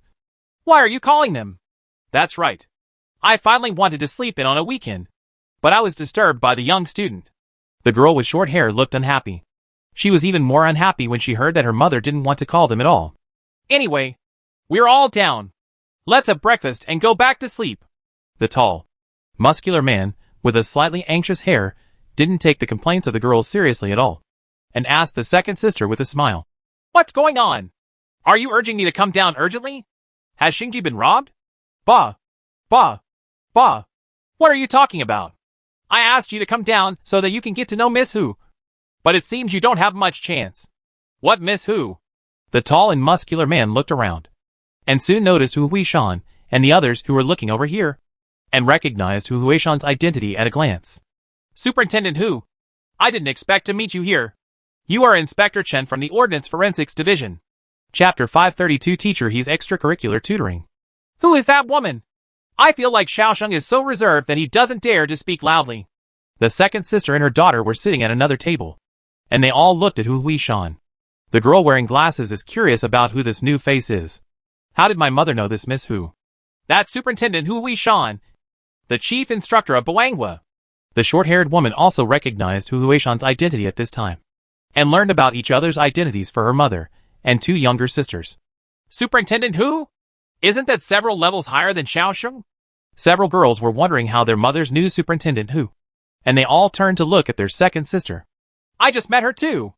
I heard that she just moved nearby and is of the right age and is not married yet. I just want Xiaosheng to get to know her. The second sister attaches great importance to the lifelong events of her brother-in-law. She wants to introduce him if there is an opportunity, and if there is no opportunity to create an opportunity, she will introduce him. Wow! Just as the mother and daughter were discussing the matter between Xiaosheng and Superintendent Hu, the girl with a fleshy face suddenly exclaimed, startling everyone around her. Cixi, are you going to die? You were so shocked. No. He's a super handsome guy. He blocked his eldest sister's cape palms with both hands, and at the same time reminded the eldest sister and the younger sister to look over there. The guy sitting at the same table with Superintendent Hu is so handsome. Really? So hot. With one sentence, the eyes of the eldest sister San Yuan and the younger sister Wufu were attracted. Only the second sister hit her daughter with a nonchalant expression. Don't be wishful thinking. I only look at the handsome guys and didn't notice the people wearing them next to them. Girlfriend? Sure enough, it was only after their mother reminded them that they noticed Sophia next to them. It doesn't matter if I have a girlfriend. It's just a look. Look, you'll see the handsome guy. Hurry up and finish your breakfast and go upstairs to do your homework. The two daughters gave the second sister a headache, and none of them looked promising. The eldest sister San Yuan is about to graduate from the police academy. So she is still relatively reliable. If those two little ones can't get into college, I don't know what they will do next. The second sister is worried about her daughter's future here. David has already introduced each other's names to the inspector named Chen Xiaosheng and is talking about work matters. I have opened a small company in a nearby office building. If Inspector Chen needs it, you can come to me. David said that the company has just opened and the decoration has just been completed. The business cards have not been printed yet, but he can leave a phone number. Other side, Chen Xiaosheng originally asked a few polite questions, but Hu Huishan reminded him solemnly. David is very powerful. He just helped me solve a problem some time ago. Inspector Chen, please don't lose the phone. Really? You have to keep it safe. Chen Xiaosheng smiled and put the note with the phone number in his hand solemnly. He smiled and chatted for a few more words before leaving. I won't disturb you for breakfast. Watching Inspector Chen Xiaosheng leave, David looked at Hu Huishan opposite. Do you want to thank Superintendent Hu for helping me get another client? How are you going to thank me? How about I give you a part of the commission? David pointed to the breakfast on the table. I'm paying for this breakfast. Can? Hu Huishan didn't mind the lack of pay. After finishing her breakfast, she said goodbye to David and Sophia and prepared to go back to take a shower and change clothes. David and Sophia finished their breakfast slowly, settled Hu Huishan's share of the bill together, and left the Sheng Qi Tea restaurant. Next, the two of them went to Manhan Building to have a look. Long Kunbao, Zhao Gangsheng, Oh Jiehui, and others were working hard to help Liao Jie regain his cooking power. Although it seemed interesting at first glance, it was the same content over and over again. I felt bored after watching it for a while. David simply took Sophia to the company to visit the gate. By the way, didn't you say before that you were going to buy a mobile phone for easier communication? When you mentioned it, I remembered that I was going to buy 2 mobile phones. After buying the mobile phone, David sent Sophia back to the Manchu building. Now her goal has changed. She not only wants to learn Chinese food, but also wants to learn how to cook a Manchu banquet. If successful, she won't have to worry about not being able to eat delicious food for a long time in the future. David wanted to ask Cheng Lear to meet at the company to discuss the specific opening date and other trivial matters. For example, should we hire a receptionist or a secretary to answer the phone? As a result, I called and learned that Cheng Lear and Wang Jinjin were visiting He Min's house together. Why did you end up at Teacher He's house? Teacher He wants to give a tutoring lesson to a student, probably to avoid any gossip. So he asked Wang Jinjin to accompany him. Cheng Lear couldn't find David when he came to the building, so he chatted with Wang Jinjin, hoping to wait for David to come home. In an era when mobile phones were not yet widely available, it was not uncommon to miss someone by accident. Unlike later when there were a lot of ways to locate your location even without making a call. In other words, David didn't care. A good Neptune would definitely not buy this thing. Returning to Tianxiaohui building, he took the elevator to the floor where He Min lived, which was actually the floor where he lived. David found that the doors to He Min's house were all open. After standing at the door and knocking a few times, Cheng Lear's smiling face immediately appeared in front of him. You are back. She was as enthusiastic as a newlywed wife welcoming her husband home. And Wang Jinjin, who was walking behind her, had the expression of a frustrated maid. I went out and bought 2 mobile phones. You can call this number directly when you call me in the future. Great. I have long said that I should buy a mobile phone. Cheng Lear was very happy, so that he would not be afraid of not being able to find David in the future. Walking into He Min's apartment, He Min, as the owner, also stood up to express his welcome and brought tea and drinks to David. However, David's eyes only stayed on Teacher He for a few seconds, and he looked more at the teacher next to him. Man, this is my student, Zhou Xingxing. Hello, my name is David Glamorgan. Just call me David. You can call me Steven. Zhou Xingxing looked at David. Alarm bells rang in his heart. He felt that Teacher He actually lived in such a dangerous place. Fortunately, he had thought that the feng shui of this building was good and wanted to move here. Now unless He Min begs him to move here, he will never come to live in this building. Why don't we go to the company to discuss things? Don't disturb Teacher He from giving extra classes to the students. It doesn't matter. We have almost learned today. It's almost time for Zhou Xingxing to go back. He Min didn't want to let a few people go and continue to make up for classes. She and her students were alone in an apartment. Even if it didn't matter, things happen. But people's words are scary. Her boyfriend often expresses his dissatisfaction after knowing that she often tutors students alone. She cannot not care at all. How about we go to Lear and David's company and have dinner together? Wang Xinjin thought this was a good idea. In addition, she was also planning to call her good friend Ma Xiaoling. Xiaoling seemed to have some strange feelings towards David. Misunderstanding. She hopes that the two people can resolve the misunderstanding and become friends. Otherwise she will be in trouble. As for Zhou Xingxing, everyone present agreed that it was getting late, and he should go home to prevent his father from worrying. Zhou Xingxing also wanted to go along. Wasn't he curious about what kind of company David opened? What was the company like? He just wanted to spend more time with Teacher He. My father specifically told me that I don't have to go home for dinner today. It's early, and there's no one at home. Then what are you having for dinner? Just buy some lunch boxes. Bread or something for casual cushioning. Seeing the Teacher He cared about him, Zhou Xingxing immediately started to sell hard. Don't be afraid of cliché tricks. Just be effective.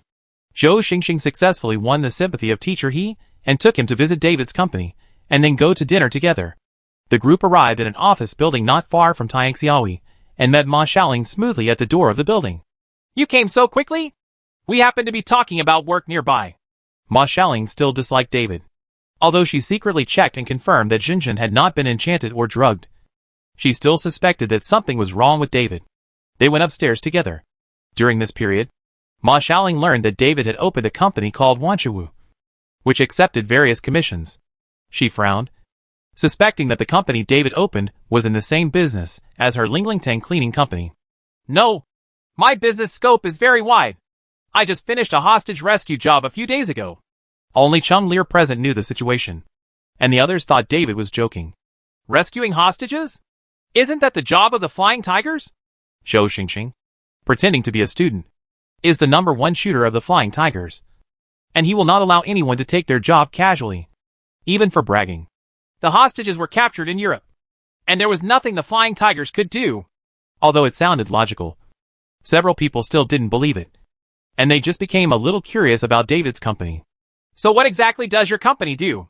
Calculating fortune, measuring horoscopes, drilling holes in mud, jailbreaking upgrades, massaging bones and setting bones, exorcising demons and catching ghosts, finding people and objects, finding cats and dogs.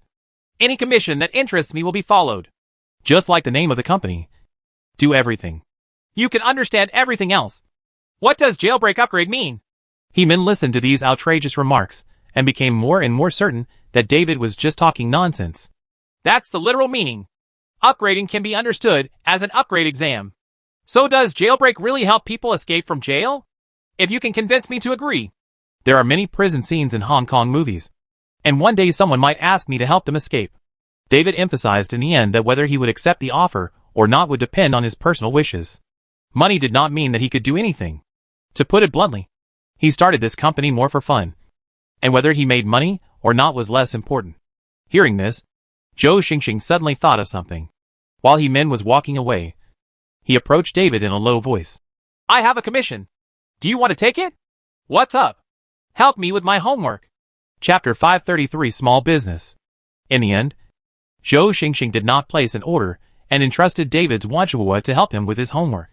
First, he realized that if he gave his homework to others to help him write it, he would have fewer excuses to find Teacher He. Second, Wanchuwa's fees are too expensive. Wow! So expensive? You might as well grab it. Wrong! It's more profitable than robbing. Didn't you say that you started this company just for fun? And making money is not the most important thing? Making money is indeed not the main thing. But you can't help but make money.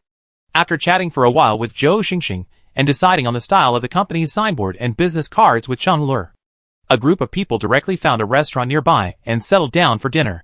The two men were accompanied by several beautiful women, which was quite eye-catching. Although Zhou Xingxing knew that he was just passing by, he still felt very cool. He felt refreshed after eating a meal, which was as refreshing as he wanted. In addition, the school has been going relatively smoothly recently. The only thing that is not going well is that the case that I am responsible for is still unclear. Zhou Xingxing continued to lurk in Edinburgh Middle School to look for clues. After printing a stack of business cards and putting up signboards, David's Wanchuwa finally officially opened its doors for business. Should we hire an assistant or secretary?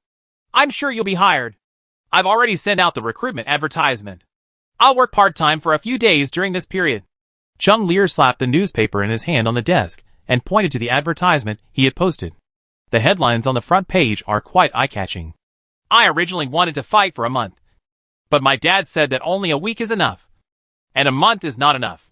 The old gentleman is right.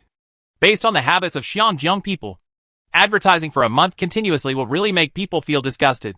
Xiongjiang is not a big place, but both the number of newspapers and the sales of newspapers are amazing. Almost all Xiongjiang people, everyone has the habit of reading newspapers, and everyone even orders several newspapers. In this case, a front-page advertisement for a week can basically radiate to the entire Hong Kong. A month in a row really means nothing. David opened the newspaper and took a look. In addition to the advertisement introducing Wanchuwu, it also included a recruitment advertisement.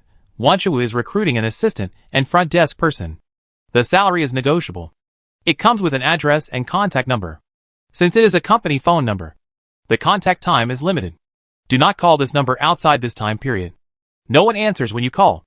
It doesn't look very reliable.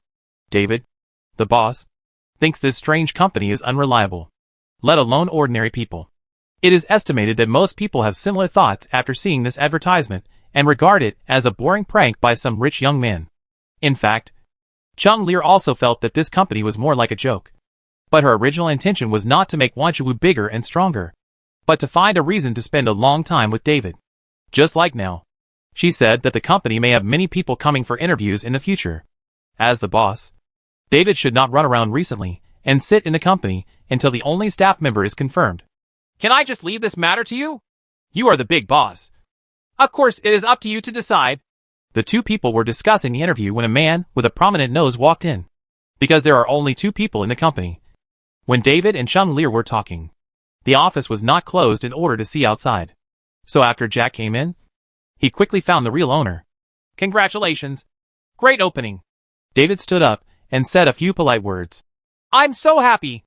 I want to lend you some good words. Looking behind him, he found that Alan, a very popular local singer, had also arrived. He placed the flower basket at the door and was looking at the side. Flower basket. That flower basket was sent by Chung Lear's father, Chung Yuntao. Considering that Jack and Alan chased Lear back then, they must know who Chung Yuntao is. Sure enough, Alan had a strange expression on his face when he saw the flower basket.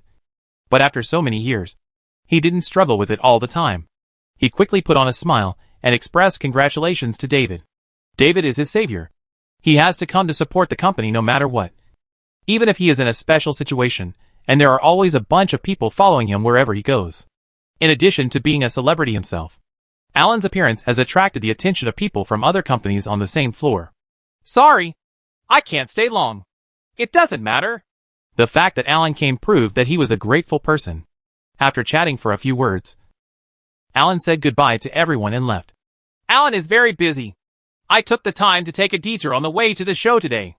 Although they usually mocked and stabbed each other, Jack would still explain a few words to Alan at this time. I understand. Celebrities basically don't have any private time. David looked at Jack. He didn't mean to leave. Could it be that he had business interests? As I told you last time, I hope you can help me get some amulets. Oh, please wait a moment for this matter. David turned around and walked into the office, then sat at the desk and opened the drawer on the side. Using the cover of the desk, he took out a few stones that had been prepared in advance. Alchemy activates. The weak light flashed away, and by the time David put the stones on the table, they had turned into several pendants. There is a cross, a 5-pointed star ray, a jade Buddha and a guanyin, and a small sword. There were all kinds of shapes, all presented to Jack. Which look do you like? Shape? Jack looked at the pile of pendants, and was about to ask what the effects of these amulets were when he heard this sentence. Just choose the look? Yeah. Just pick the one you like. After Jack has finished choosing, he can instill the holy light into it, and make it a truly powerful amulet. Otherwise, this thing is just a simple pendant. Jack looked at the pendants in front of him and asked David directly. Can I want them all? That's fine. But the price is not cheap. And the functions of these pendants are the same. Are you sure you want them all? David was so honest, which made Jack even more embarrassed to change his story. I want them all. As long as they are effective, and the price is not a problem. I can prepare more just in case. Okay. Just wait a moment. David raised his hand slightly, and several pendants suddenly floated into the air in front of Jack and Chung Lear, and slowly flew to the top of David's palm, as a ball of golden light emitted from David's hand. Surrounding these pendants, Jack, who was sitting opposite, swallowed involuntarily. The sound was so loud that it seemed to spread throughout the entire floor. In fact, it was because both of them were so frightened by this magical sight that they dared not make a sound. After a few seconds, the golden light dissipated, and the pendant was still suspended in the air. But unlike before, these pendants seemed to have undergone special changes. Jack felt that the cross was filled with a holy atmosphere. The Jade Buddha had a fiery feeling. The Jade Guanyin was gentle and peaceful. And the five-pointed star array was mysterious. The sharpest thing is the small sword, which gives a dazzling feeling at a glance. Doesn't it mean that the effects of these pendants are the same? If you take care of my business like this, I can't cheat you. In addition to protecting you from evil spirits, these amulets also have other effects. The cross restrains dark creatures. The Jade Buddha targets ghosts. The Jade Guanyin can protect you from evil spirits. And the five-pointed star array can teleport you to a safe place when your life is in crisis. As for this small sword, it contains the purest and most refined holy light. If you encounter a particularly powerful evil creature, use this small sword to ensure that no zombie or devil can withstand the sword. So smart. It's so powerful. But this amulet is not like the others. It can protect yourself when hung on your body. It will only be effective if you take the initiative to recite the mantra. Jack played with the small sword in his hand, and found that the strange feeling before was indeed gone. Now it looked like an ordinary pendant. What formula? As long as you hold this sword, point it at the enemy, and shout, "Holy light! This enemy is worth fighting. It can be activated." So? Right. David watched Jack put away several amulets one after another, and hung the Jade Guanyin around his neck. The deal was finally settled. You don't have to ask me to pay the bill. Just talk to Lure directly. Chung Lear was overjoyed when he heard this. David even handed over the financial power to him. This shows that he is getting closer to her, and is one step closer to defeating Sophia. As for the price, an amulet was 10,000 pounds. But no one thought that David sold it too much. As long as this thing is as powerful as David said, there will be people rushing to buy it even if it is 100,000 pounds. Let alone 10,000 pounds. As long as Jack continues to run around the world and have adventures, he will soon discover that these amulets are more powerful than he thought. Equivalent to buying several lives for tens of thousands of pounds. Which is a huge profit. That's right. Jack, who still didn't know that he had gained several lives in vain, was still not satisfied. He turned his attention to David's magical pocket again. Would you sell that treasure that can hold so many things? It can be sold, but it can't be bought with money. David didn't show off, and directly said that if you want this thing, it's not impossible. But the price cannot be solved by simply giving money. That's it. Jack was not surprised. Such a powerful treasure cannot be called a priceless treasure. It certainly cannot be bought for tens or hundreds of thousands. Even if you can SHL out hundreds of millions of pounds. It's up to you whether the other party is willing to sell it. It will definitely have to be exchanged for some rare treasure, or something more important. Thinking of this, he stopped worrying about this thing, and just carried his luggage or drove his various belongings honestly. After the business was finished, Jack and David had a casual chat, and then said goodbye to the two of them. He was leaving Xiangjiang again, and he didn't know where he would go next. See you soon! Chapter 534, Suppressing the Police Station. Not long after Jack left, Hu Huishan came again to settle the previous employment fees with David. According to Hu Huishan's report, this time she went to Europe to rescue the hostages. David, a temporary helper, made great efforts. As promised, as long as the task was completed, all the expenses were reimbursed. Therefore, the money for Hu Huishan's hiring of David also had to be paid by Hu Huishan. The police come out. The cash won't be particularly large, and I will give you an additional certificate. Hu Huishan had never seriously negotiated the price before hiring David. Originally, she didn't think it was too troublesome. David's new company has opened, and he has made it clear that he doesn't pay attention to income. The police should be able to pay him hundreds of thousands. Right? But that's not how it worked out. The original idea was that David was doing a business without capital, and he was just going to help out a little, borrowing some connections. Counting the expenses, it wasn't too much. Hundreds of thousands is not a lot. But considering it is net income, it is not too little. Unexpectedly, David directly chartered a private jet. which immediately raised the cost, which caused a headache for the police. After much deliberation, I simply said that the police had reimbursed all expenses, including all expenses for chartering a private jet, spend an extra 1 million as a reward, and give me a certificate to make a friend. Because Hu Huishan's report clearly mentioned that David had special abilities, and was suspected to be an exorcist from Europe. Of course, the police must make good friends with such special talents. Unlike Hu Huishan, who is originally responsible for criminal cases, and is currently responsible for special armed forces such as Bawangwa. The top police officers know something. There are many strange things in the dark places that the general public does not understand. Those things cannot be explained by science, nor can they be solved by ordinary people. Therefore, the upper levels of the police have contacts with some feng shui masters, Taoist priests, and eminent monks to ensure that such troubles can be solved through relationships when necessary. Now that they have the option of David, they are of course willing to make friends. Compared with the masters, David's method of directly opening a store is actually more popular with them. Therefore, Hu Huishan's superior, the deputy commissioner of the police department, who was called Uncle Biao, ordered the establishment of Bawangwa, so that Hu Huishan and David could maintain a good relationship. In the future, the police would have many things entrusted to David. When you say that, I feel like we have to talk about business in the next second. You guessed it right. Hu Huishan handed over the portfolio she had been holding in her hand. But this trip is not a big job, and the remuneration is not high. You can make your own decision whether to accept it or not. What kind of job? Taking the file bag, David opened it and found that it contained an introduction to a police station, including what the police station was originally used for. Recently, a former colleague who has become a monk passed the news through multiple channels, saying that something bad might happen to this police station recently. Hu Huishan explained the matter roughly. Similar rumors had been circulating within the police for a while, but most of the time, they were used as jokes and gossip to pass the time. After returning from Europe this time, Hu Huishan learned that the police actually attached great importance to this information and had already filed it separately. It is said that someone has invited other masters through personal connections to go to the police station for on-site observation. Since you have already invited someone else, why are you still looking for me? Invite a few more people and conduct dialectical confirmation, so that the bosses can sit back and relax. After all, the police station is not an ordinary place.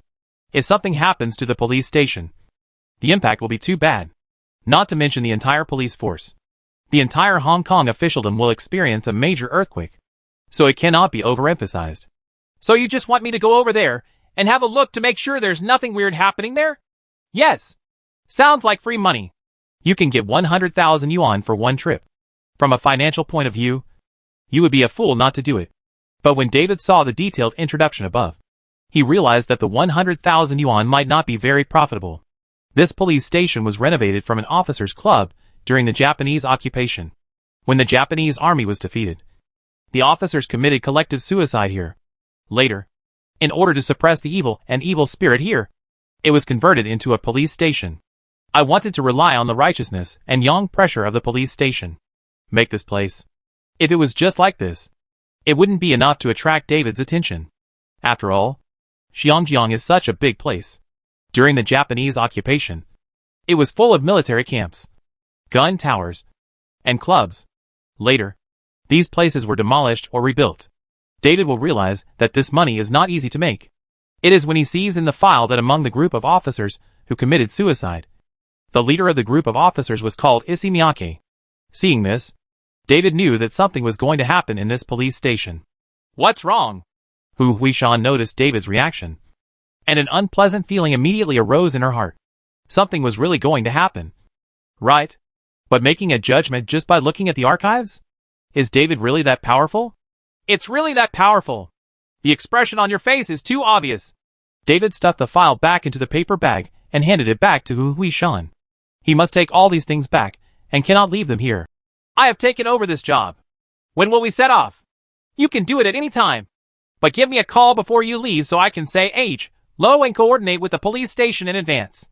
In addition, in order to avoid causing bad rumors, people like David and others will use other identities to cover up when they go there, such as a cleaning company, a decoration company, etc., ostensibly to see if the police station has been rebuilt, or the need for renovation or reconstruction. except for the masters themselves and the police officers they contacted. No one knew their true purpose of going to the police station. You should think of a suitable identity in advance. It's simple. A British aristocrat comes to see the operations of various institutions in the kingdom's overseas territories. David didn't believe that he couldn't run rampant in the police station with this status. The chief had to come out to entertain him in person. She didn't know if she was overthinking it. But Hu Huishan suspected that David was really from a noble family. She just couldn't understand why a young man from a noble family still knew those magical abilities. When are you going? Go there in 2 days. If David guessed correctly, those masters would be passing by the police station one after another in the past few days. And he thought it would be better to stagger them away from everyone else. Then it's settled. 2 tasks and 2 payments were settled with Chung Lear on the spot. Hu Huishan returned with a file bag and returned to work. Only David and Chung Lear were left in the company. Chung Lear is a little confused now. He made more than 1 million Hong Kong dollars and 50,000 pounds on the first day of business. Is it so easy to make money? Wow! It's only the first day of business. Chung Lear now feels that it would be interesting to make this company bigger and stronger. It will definitely not be like today. It's not unusual for a company like his not to open for a year. But the few orders earned today are enough to sustain the company for a long time. After checking the time, it was already lunch break time. Let's go have lunch first. I had something to eat nearby, and then returned to the company and stayed there for another afternoon. During this period, Oh Jiahui and Zhao Gangxing followed Sophia and took the time to come over and take a look. They congratulated David on the opening of his company, and also gave 2 gifts on behalf of Manhan Tower and Lu Yulu. Flower basket. Now there are several flower baskets placed at the door. And it seems to be a lively scene, with Alan coming over. Now the whole building knows that a strange company has opened here. Some people even joked, "If I want to ask you to work for me, will you accept it? Take it. As long as I'm interested in the job. I'll take it. That's a good relationship. If one day I don't want to go to work, I'll ask someone from Wanchua to do it for me. And I'll still get my salary. You idiot. Even if you earn a month's salary, is it enough to hire someone for help? The fees charged by companies like private detectives are extremely expensive. You didn't ask. How do you know? Didn't you see that Miss Chung?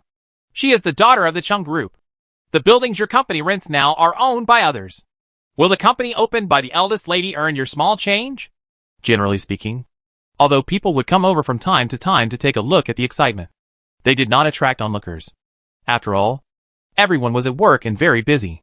It's okay to take a moment to take a look while busy, but it would be too shameful to gather in a crowd. In the evening, Wang Jinjin and Ma Xiaoling also came. Ma Xiaoling didn't like David, but she maintained basic courtesy and also sent a flower basket in the name of Ling Ling Tang Cleaning Company. It looks pretty good. Ma Xiaoling found that the environment of this building was good, and David had an inexplicable bright and holy feeling here. I wonder if it was located on a spiritual line. She kind of wants to move her company here. If your own cleaning company moves into a building like this, your business will surely flourish. As a result, she hadn't been happy for 5 minutes when she heard some very depressing news from the conversation between Chung Lear and Wang Jinjin next to her. It had just opened today, and David had received another commission to take a look at the XX police station. Ma Xiaoling suspected that she heard it wrong, and asked specifically, and it turned out to be the police station she was going to in 2 days. This guy really wants to steal business from me. Although Chung Lear hid the details and didn't say what David was going to that police station for, Ma Xiaoling, who was also an insider, certainly knew the reason. What really gave Ma Xiaoling a headache was that, after Wang Jinjin heard Chung Lear's words, she remembered that Ma Xiaoling had told her that she had just taken a new job, cleaning at the XX police station. Huh?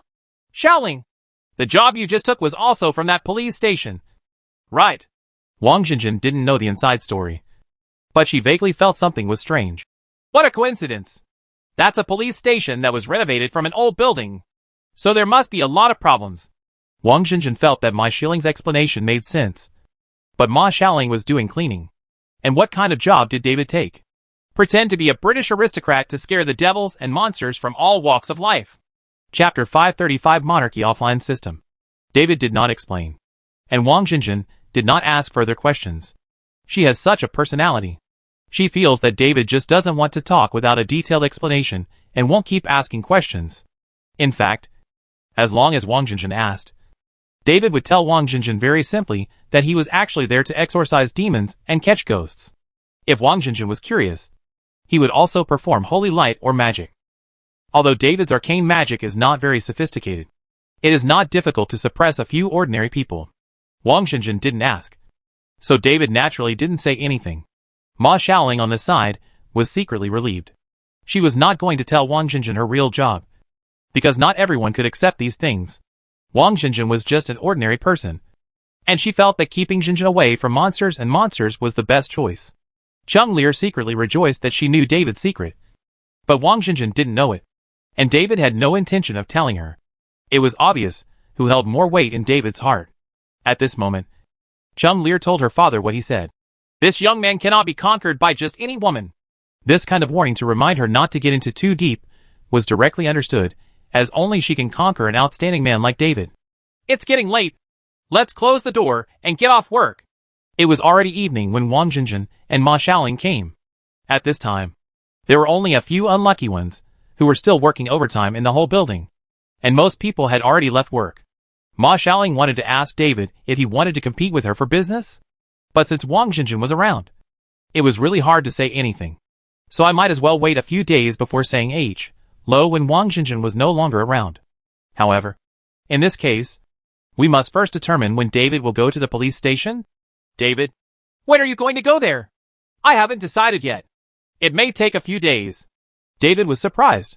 Ma Xiaoling always disliked him and never even gave him a smile. Why did she take the initiative to ask him something today? Is she afraid that she will compete with her for business? As a descendant of the Ma family, Ma Xiaoling cannot fall in love with a man like ordinary girls, let alone have true feelings for a man. If she sheds tears for a man, she will lose all her skills. So she puts all her thoughts on making money.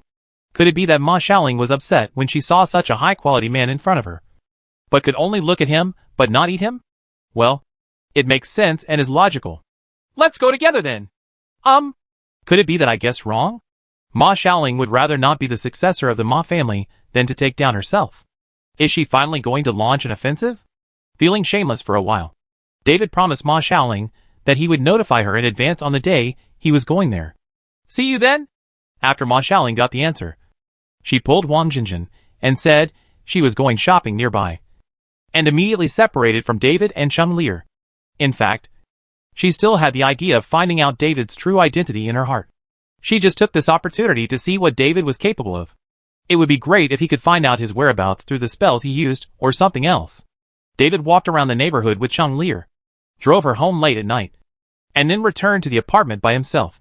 As usual, I chatted about the matter with Sophia and took a rest after doing some simple exercises together. An ordinary day passed like this. The next day, David went to work as usual after washing up, and Sophia was going to Manhan Building to continue training Liao Jie. It is said that Liao Jie is recovering well and has regained his former 89 success. Manhanla is fully preparing for the showdown with Chaofan Catering Group. For this reason, Sophia was not going to follow David to watch the excitement, and quietly waited for Chung Lear to get into the trap. Maybe Sister Shan can do it too. Anyone will do. If this continues, he will have to seriously consider asking David to open a portal to send him back to Winter Castle. Thinking of this, Sophia had an idea. It seems like opening a portal won't have any impact. You want to go back? No. I mean, although the time in the two worlds will be synchronized after a stable connection is established. This is not a bad thing for you. Right. Oh. You see, Winter City is currently developing stably, and the Kingdom of Greece and Westeros are also developing stably. But it will take at least several years, or even decades to really help Winter City. Time. Winter City's army needs to be expanded. Equipment needs to be produced. Battleships need to be built. And crew members need to be trained from scratch. It will also take time for the population of the Matrix world to migrate to Winter City and be completely digested by Winter City. This is not a conflict. These things all take time. And the most important thing is that David does not need to deal with them personally. He can only wait dryly in Winter Castle. David would come to this world and want to stay for a while, just because there is more fun here, and he can have a good time. When you have enough fun, you can go back and wait for the progress of various affairs. It was like playing an idle game. All tasks and development plans were set, and they were all read there, and David had no way to speed up the process. After you synchronize the time, You can continue to have fun here. Anyway, the cross-dimensional communication technology in Winter City has been developed, and even the directional transmission equipment has been built. If something really happened in Winter City, it would be possible to find David through communication or even direct transmission, delaying business. That's true.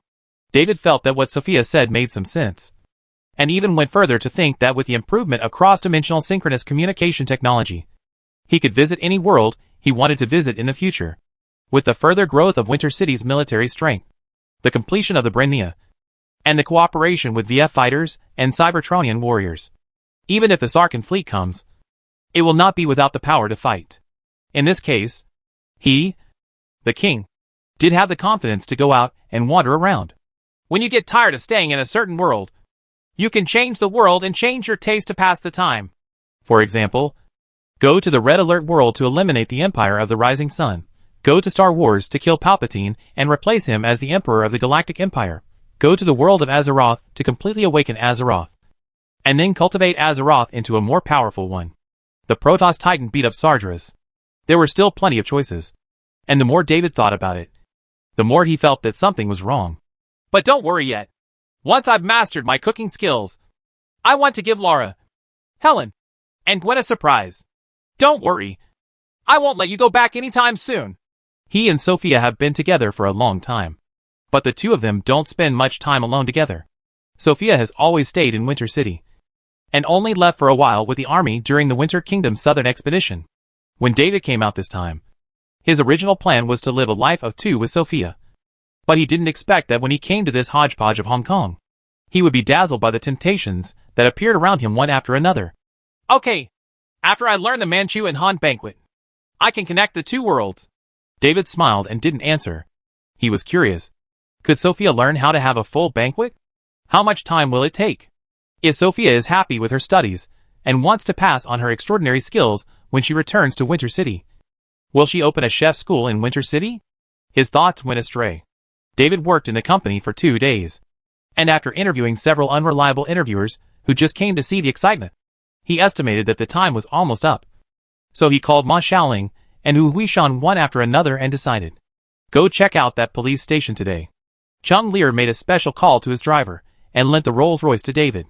Since you are a British nobleman visiting, it would be inappropriate to drive there by yourself. Lur is still thoughtful. David looked at Lur, who was fixing the collar of her clothes in front of him, stretched out his hand to hold the back of her head, and lightly pressed her forehead. Chung Lear was stunned for a second, then blushed and smiled and continued to help David tidy up his clothes. Should I wear a tie for this occasion? No. I really hate wearing ties. I'll help you fight. No. I don't like having something constrained around my neck. Not just a tie, David explained. Just think of it as my quirk. So that's it. Chung Lear nodded and secretly made a note that he would not buy ties or bow ties as gifts for David in the future. But even without a tie, when David put on his suit and stood there, he still had a sense of nobility. Chung Lear sometimes wonders what the background of David's family is. But every time he uses the words, actually I am a king, to fool himself, which is really annoying. After sending David to the car and telling the driver to treat Mr. Glamorgan more respectfully than himself, Chung Lear watched the car leave before going back, preparing to continue interviewing assistants. David took the car all the way to his destination, a police station in a location that wasn't particularly good, but not bad either, at the junction of a prosperous area and a poor area. Before arriving, David received a call from Hu Huishan, telling him that the chief of the police station, Superintendent Hu Xian, had been notified. Chief Hu should be waiting when David arrived. Last name is Hu? I wonder if this director and Hu Huishan are relatives in this world. If so, do we need extra care? For example, give me an amulet or something? Director Hu and I are not relatives. Oh, since it doesn't matter, there is no need to take extra care. If you want an amulet, you can. 10,000 pounds apiece. Considering that ordinary people do not have such strong spending power, David began to consider whether to make a batch of poor quality amulets. Can be sold cheaper. Although you won't make much money individually, your sales volume will definitely be many times higher, and you can make small profits but quick turnover. Just as he was thinking this, after David got out of the car parked in front of the police station, he immediately saw a director who greeted him warmly, and Ma Xiaoling, who had also just arrived. Chapter 536 Everyone has special skills. Hello, Superintendent Hu. You are very welcome, Mr. Glamorgan. Superintendent Hu Xian glanced at the car driving towards the parking lot and greeted David warmly in front of him. In fact, he was very unhappy in his heart. He knew that it was very troublesome just to hear that a nobleman from England was coming to visit the police station. But the higher-ups have already decided to visit the police station that Hu Xian is in charge of. What can he do? He is also desperate. But no matter how desperate he was, he couldn't push away this unfortunate incident. So he had no choice but to take on the task. I just hope that this nobleman from the UK is easy to fool and leaves early after having a rough look at what the Xiongjiang police station is like. Although Hu Xian felt that people had been visiting the police station one after another recently, and there must be something strange among them, he was not prepared to dig deeper to find out. As for what kind of deal these people have with the higher-ups, then he doesn't care. And he can't control it. This is Ms. Ma. Ms. Ma's company recently had some business, so I wanted to come to the police station for an on-site inspection. So that's it. Since we are all here to visit the police station, why not come together? David extended the invitation to Ma Xiaoling in a very gentlemanly manner, as if he was a young man who had just met Ma Xiaoling for the first time today and had evil intentions. Visiting together can indeed save a lot of trouble, and it also saves Superintendent Hu from running back and forth. Ma Xiaoling walked down the steps and accepted David's invitation. Hu Xian smiled and nodded in agreement, saying that it would be most convenient to visit together. I can serve as the guide for both of them throughout the whole process, so that no one of the guests will be neglected. However, David noticed that when Superintendent Hu smiled awkwardly, he also showed a hint of disdain, as if he had seen through that he and Ma Xiaoling knew each other, and said, "Just pretend as hard as you can." S posture. There seemed to be some kind of thought hidden under Ma Xiaoling's warm smile. This scene made David find it even more interesting. The three of them were all smiling on the outside, but on the inside they were thinking about something, vaguely remembering the days when they used to work.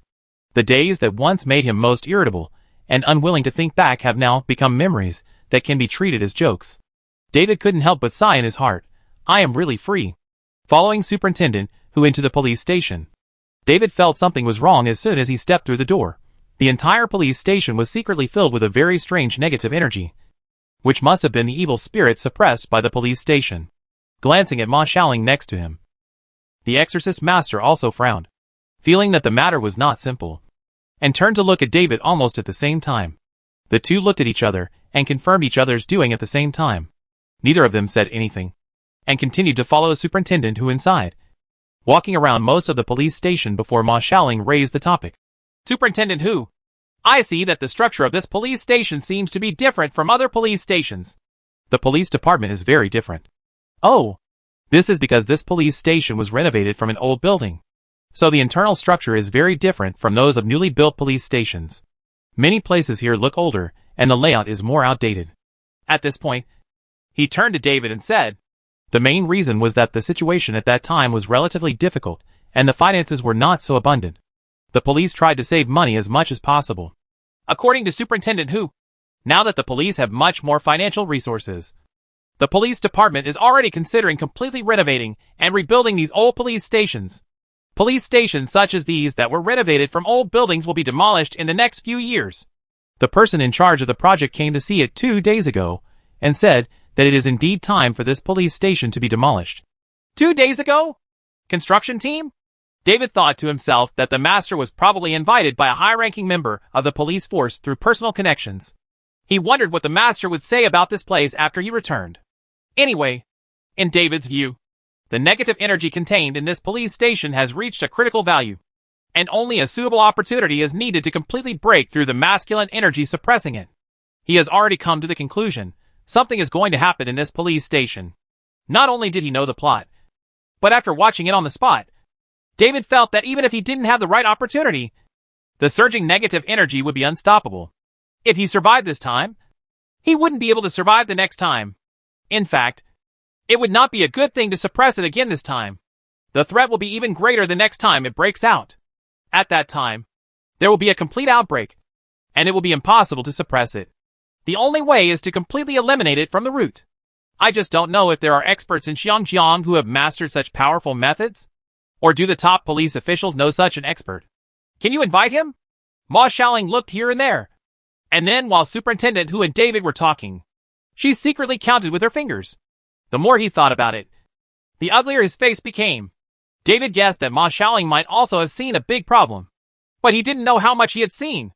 The police station is not particularly big, so he quickly turned around it. Superintendent Hu sent the two of them back to the gate and watched Ma Xiaoling get into the Rolls-Royce at David's warm invitation. Go! Until the car was no longer in sight. Superintendent Hu let out a sigh of relief. Oh, we finally sent away 2 more people. I wonder if there will be any weird guys coming tomorrow. Superintendent Hu felt unhappy, but he had no choice but to take it out on his subordinates in frustration. Ugh. Ing! You brat are slacking off again. No, Director. I just happened to go to the toilet. Why are you always going to the toilet?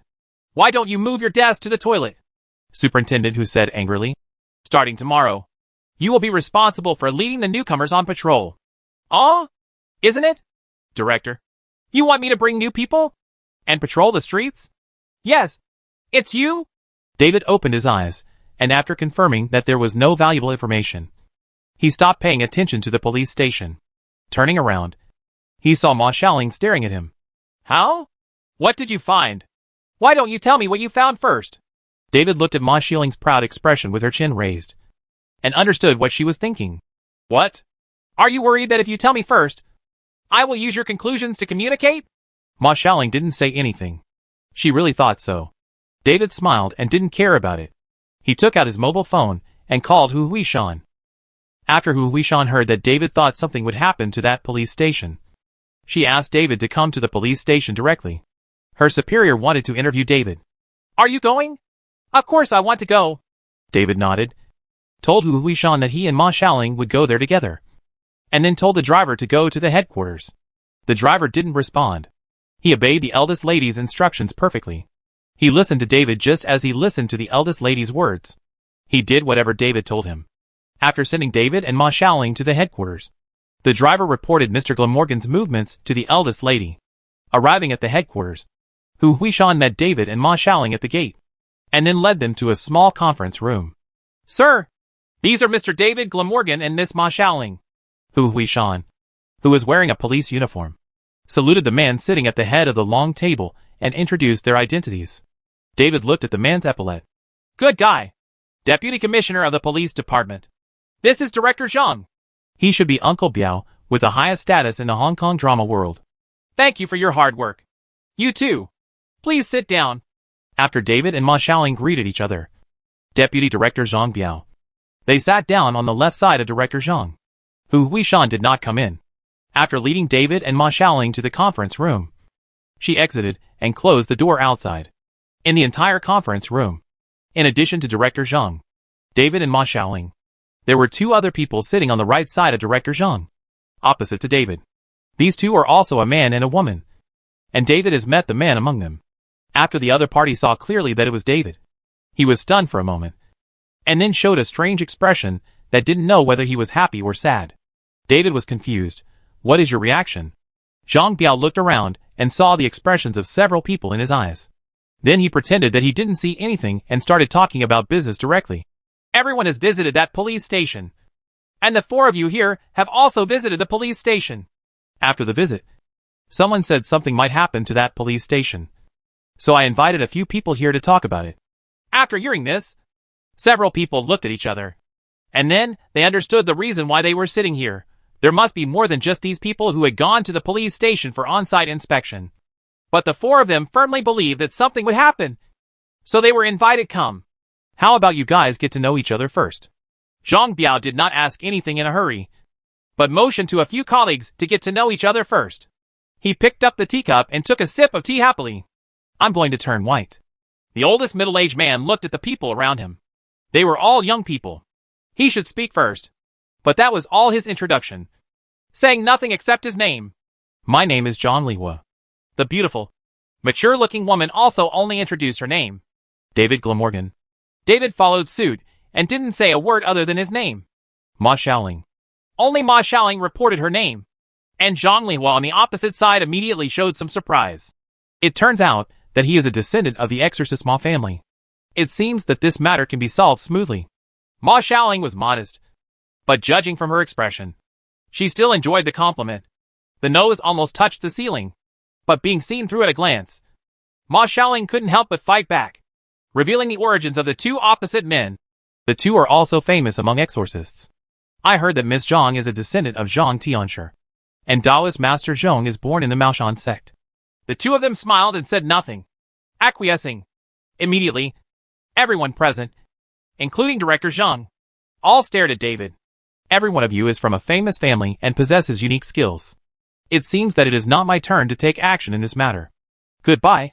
Chapter 537. Prepare to catch ghosts. David prepared to leave, but Director Zhang immediately stood up to persuade him to stay. Even if Mr. Glamorgan wants to leave, please tell me the situation first before leaving. Regardless of whether David is responsible for solving the police station's problems or not. At least he can handle the current job from beginning to end. Right? David was just showing off. Of course, he didn't want to miss such an interesting thing. So he sat back down the steps. Seeing that they couldn't find out David's details, the few people stopped worrying about the matter and talked seriously about the situation at the police station. In addition to the four of them, the police also invited several masters to observe the police station. According to those people, there are indeed some hidden dangers in this police station. But it is not a big deal. As long as you handle it carefully, you can naturally avoid this disaster. Several masters have all mentioned the Hungry Ghost Festival. As long as that day passes smoothly, nothing will happen again. Director Zhang said something to calm the atmosphere, and at the same time, he changed the topic back to business. What do you think? Zhong Fabai looked at it, and saw several young people looking at him. He knew that he had to speak first. So he expressed his opinion clearly and neatly. In my humble opinion, what some of my colleagues said is not unreasonable. It's just that Pidao feels that the evil spirit suppressed by the police station is quite strange and dangerous. So he must be careful to deal with it even if it is not the Ghost Festival.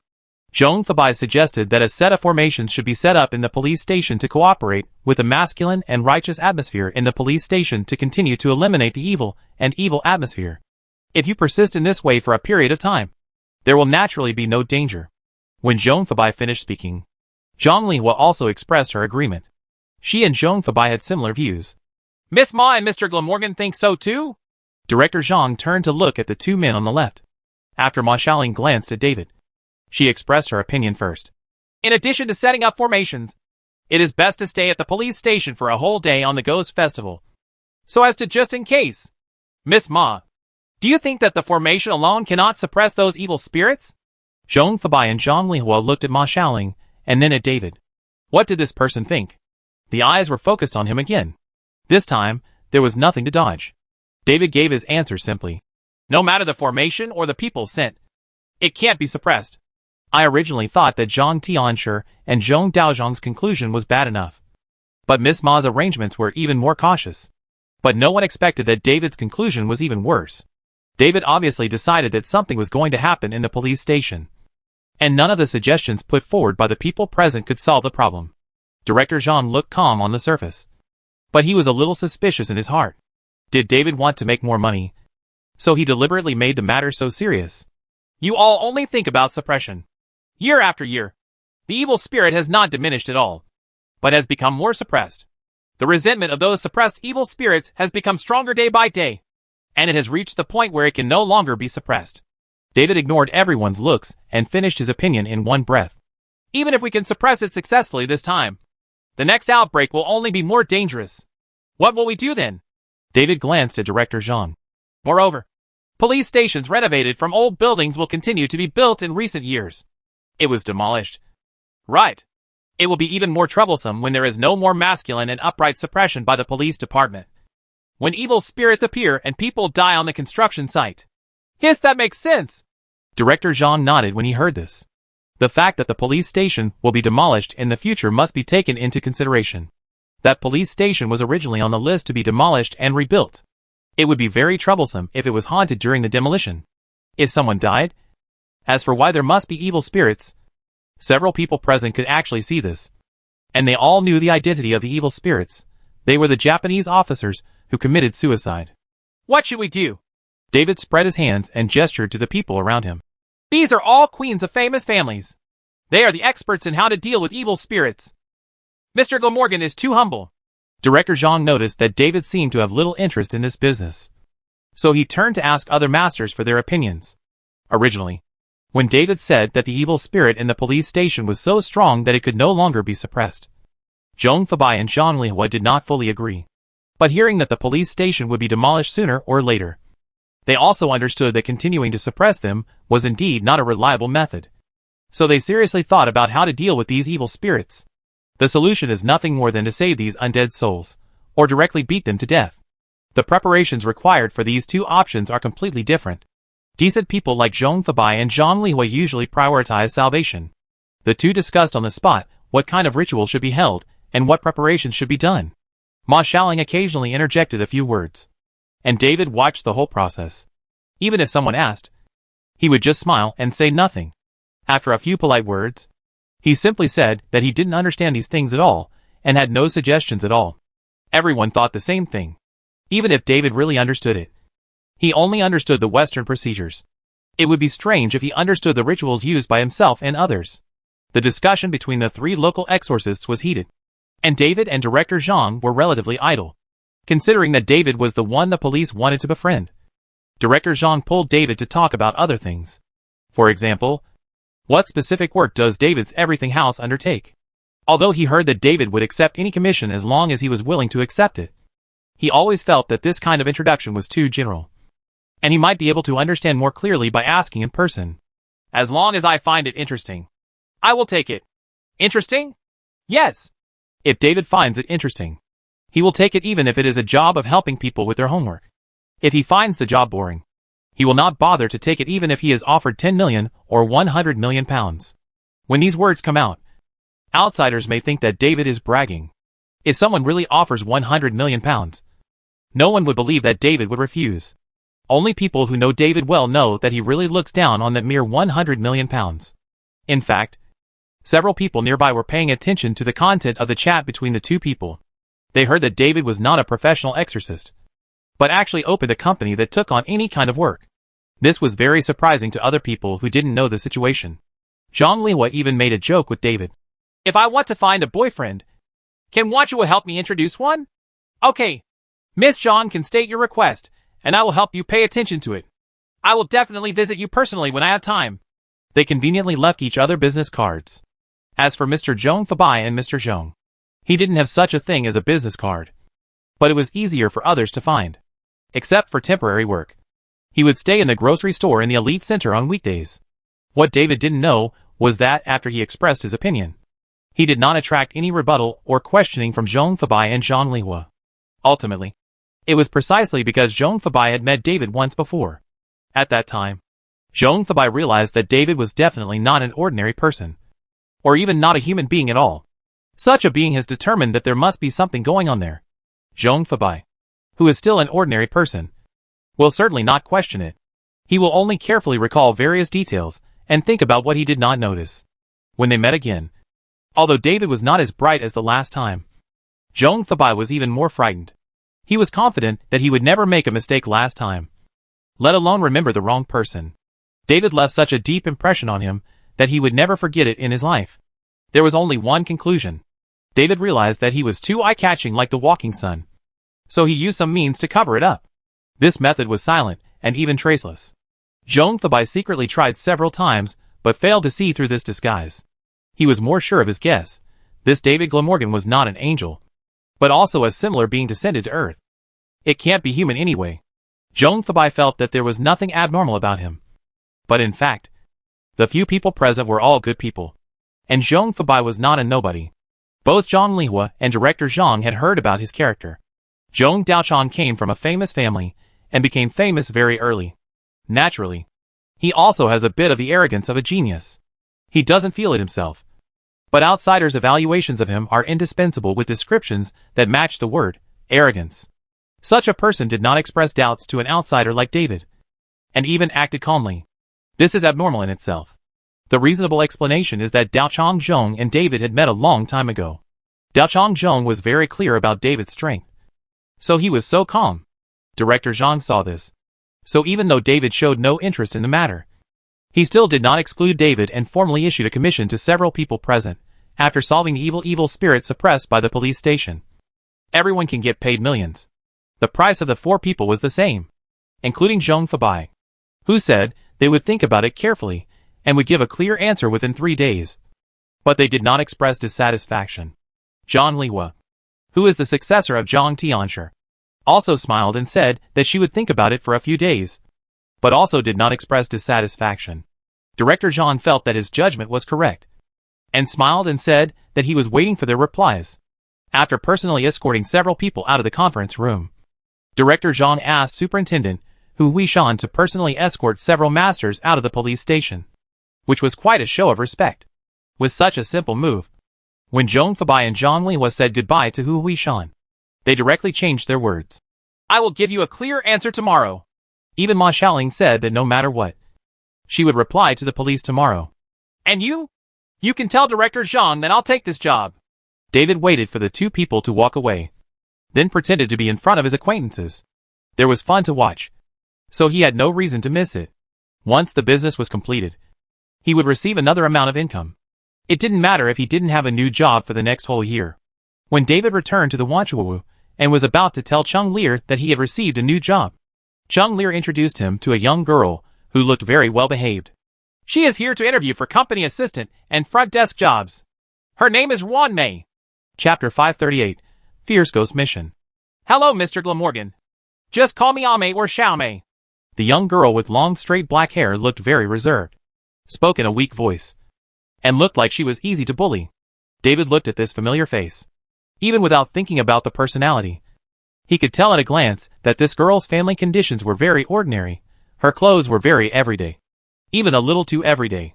The clothes were very clean, but there were obvious differences in the details. It was worn, and there was just a simple light makeup on the face. Although he looks good, he is dressed this way. And if he is here for a job interview in an office building, he will most likely be invited away. Hello. Welcome to the House of Everything. David turned to look at Chung Lear and asked in a low voice. Are you going to choose her as assistant and front desk? I have interviewed many people in the past few days, and this Ame is the best choice. Chung Lear actually didn't want to find a young and beautiful female assistant, but considering that the front desk was related to the company's image, he couldn't find an ugly one.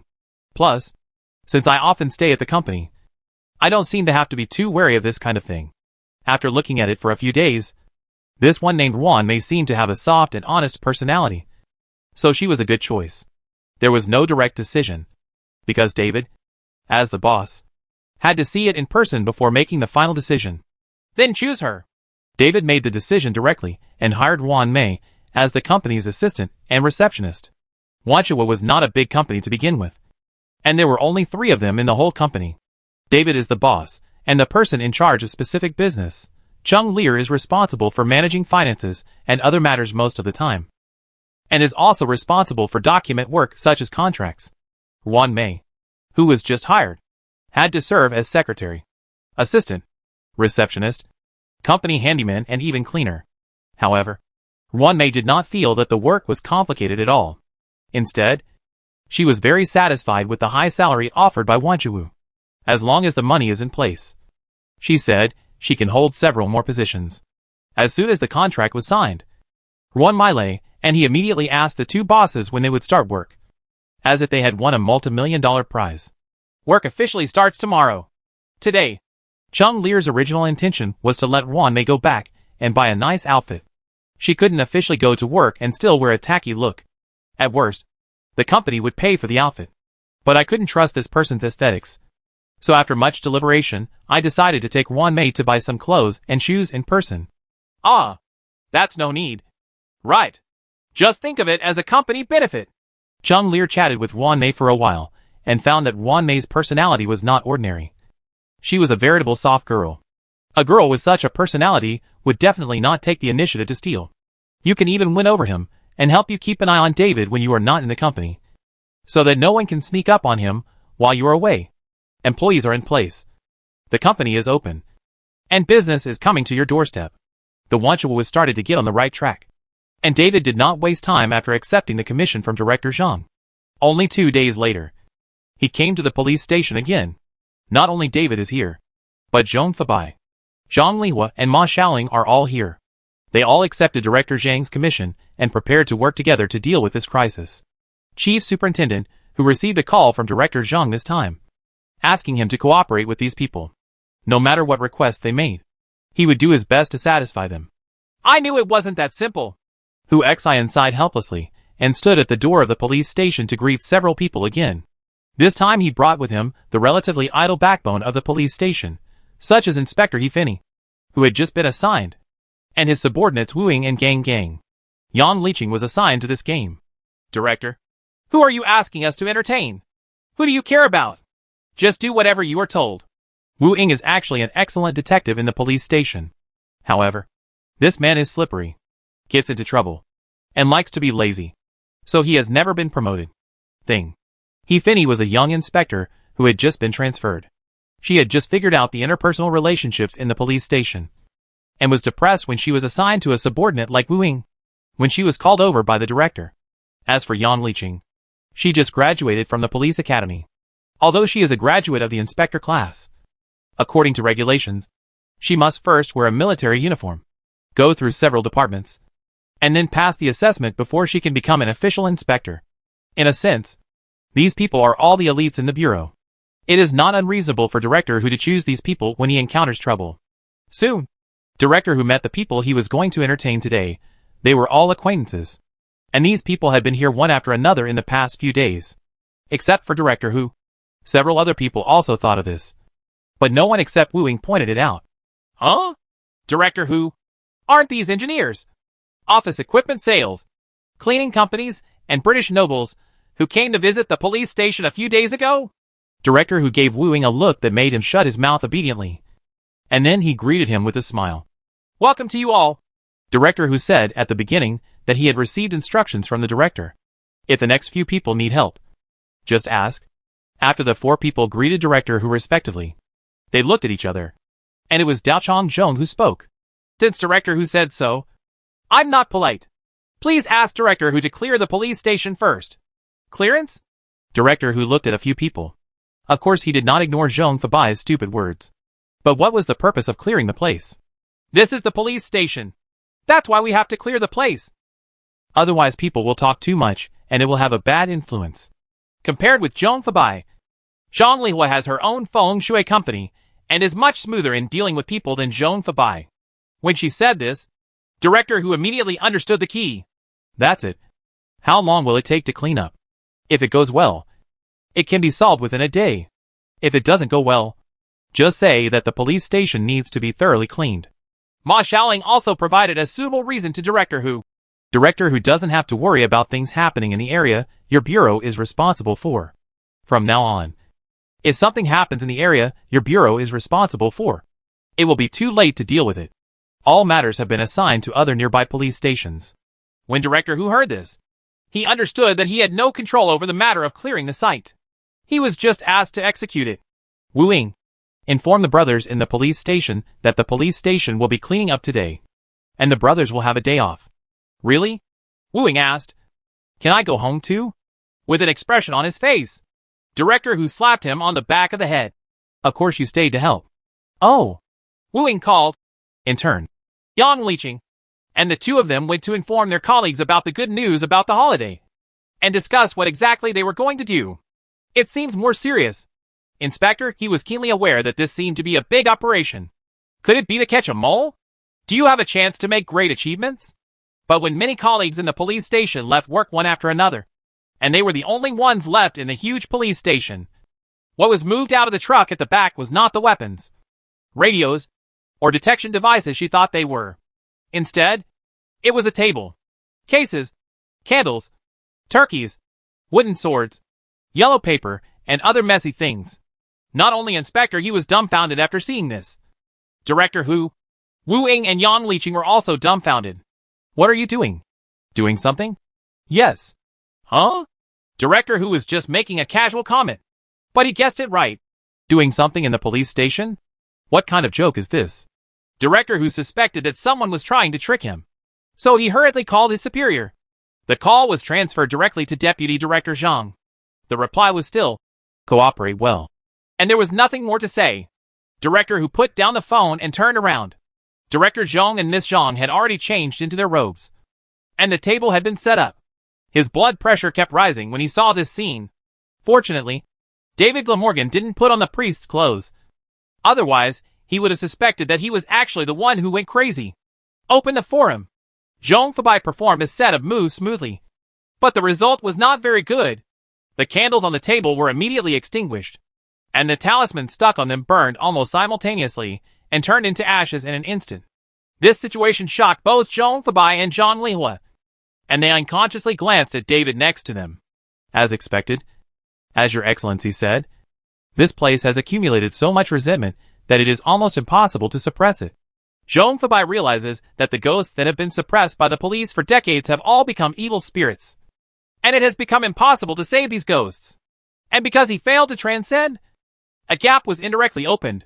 Now the evil spirit leaked out, and even though it was still daytime, the entire police station still became gloomy. Wu Ying and the others who were watching the excitement also noticed something was wrong. Why do I feel that the surroundings are getting darker? And it's getting colder? Inspector He, who had previously stated that he did not believe in ghosts and gods, and Yang Liqing, and in turn, also showed a bit of panic and kept looking around. Crack, crack. Because of the old building, some areas that are illuminated by lights are making the sound of broken bulbs. Standing here and looking over, it seems as if darkness is closing in, slowly approaching everyone. Is there really a ghost? Wu Ying was so frightened that she hid behind Director Hu. Director Hu shouted, "Nonsense! Where did the monsters come from in broad daylight, and in the clear universe?" But he kept retreating and hid directly behind the two Taoist priests in Taoist robes before stopping. His words seemed very unconvincing. The two Taoist priests did not bother to explain the situation and immediately used various means to control the situation. I cast a spell to block these evil spirits. Master Zhang, be careful not to let those evil spirits escape outside. Before Zhang Fa finished speaking, he suddenly felt an astonishing ghostly presence in front of him. Many evil ghosts emerged in the blink of an eye. The ghostly aura was so strong that it seemed to be real, and his scalp was numb from the sight. All those who are facing the enemy should march forward in formation. When Ma Xiaoling saw the ghosts emerging, she immediately used a skillful technique to form a seal and cast the 9-character mantra. Exterminate evil. At this time, David looked relaxed, and he was still in the mood to pay attention to Ma Xiaoling's 9-character mantra, which was actually not the export to domestic version. The world's autocorrect feature? Chapter 539, Ghostly Tricks.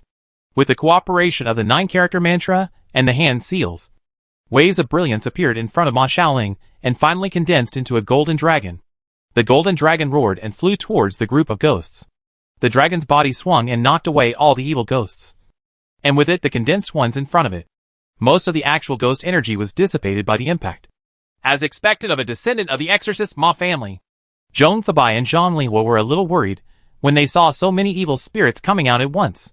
It's not that the two of them can't deal with these evil spirits, but there are several unrelated people around them who are worried that these ordinary people will be poisoned.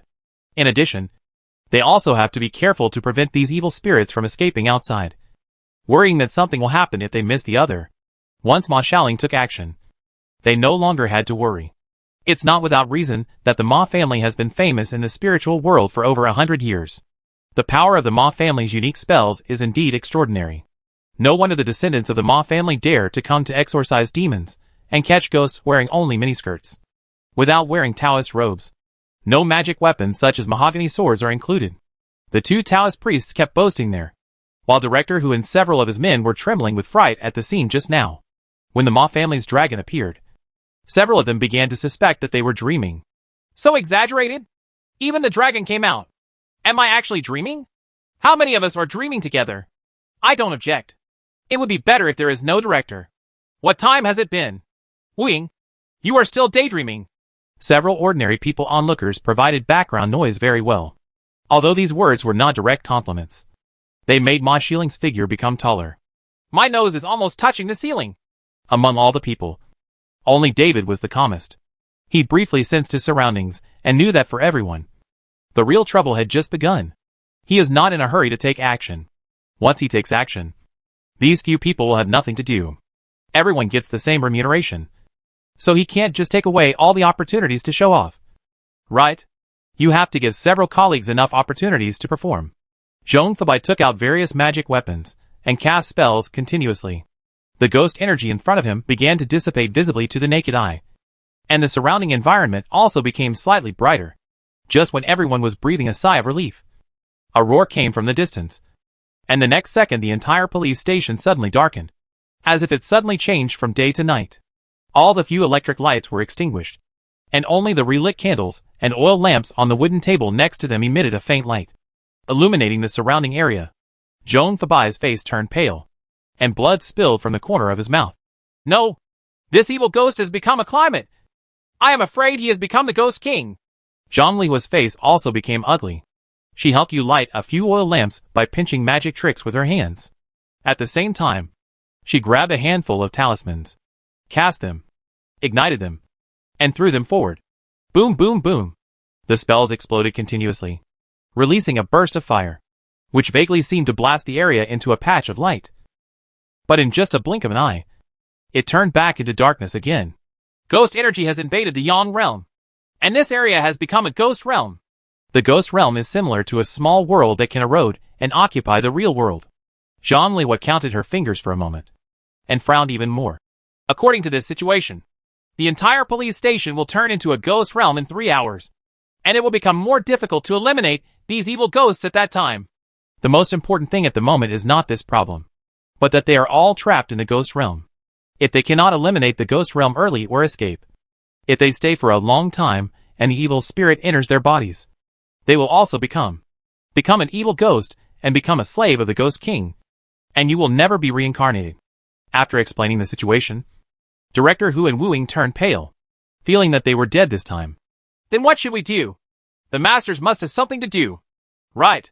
For the current plan, the only way is to go deeper. Either to find the Ghost King and destroy it, or to find the source of the evil energy and block it. Zhong Fabai said that the former can completely solve the problem here. The latter is only a temporary solution. Blocking the gap today only ensures that the police station is safe for the time being. The few of them can leave here safely. No one knows what will happen in the future.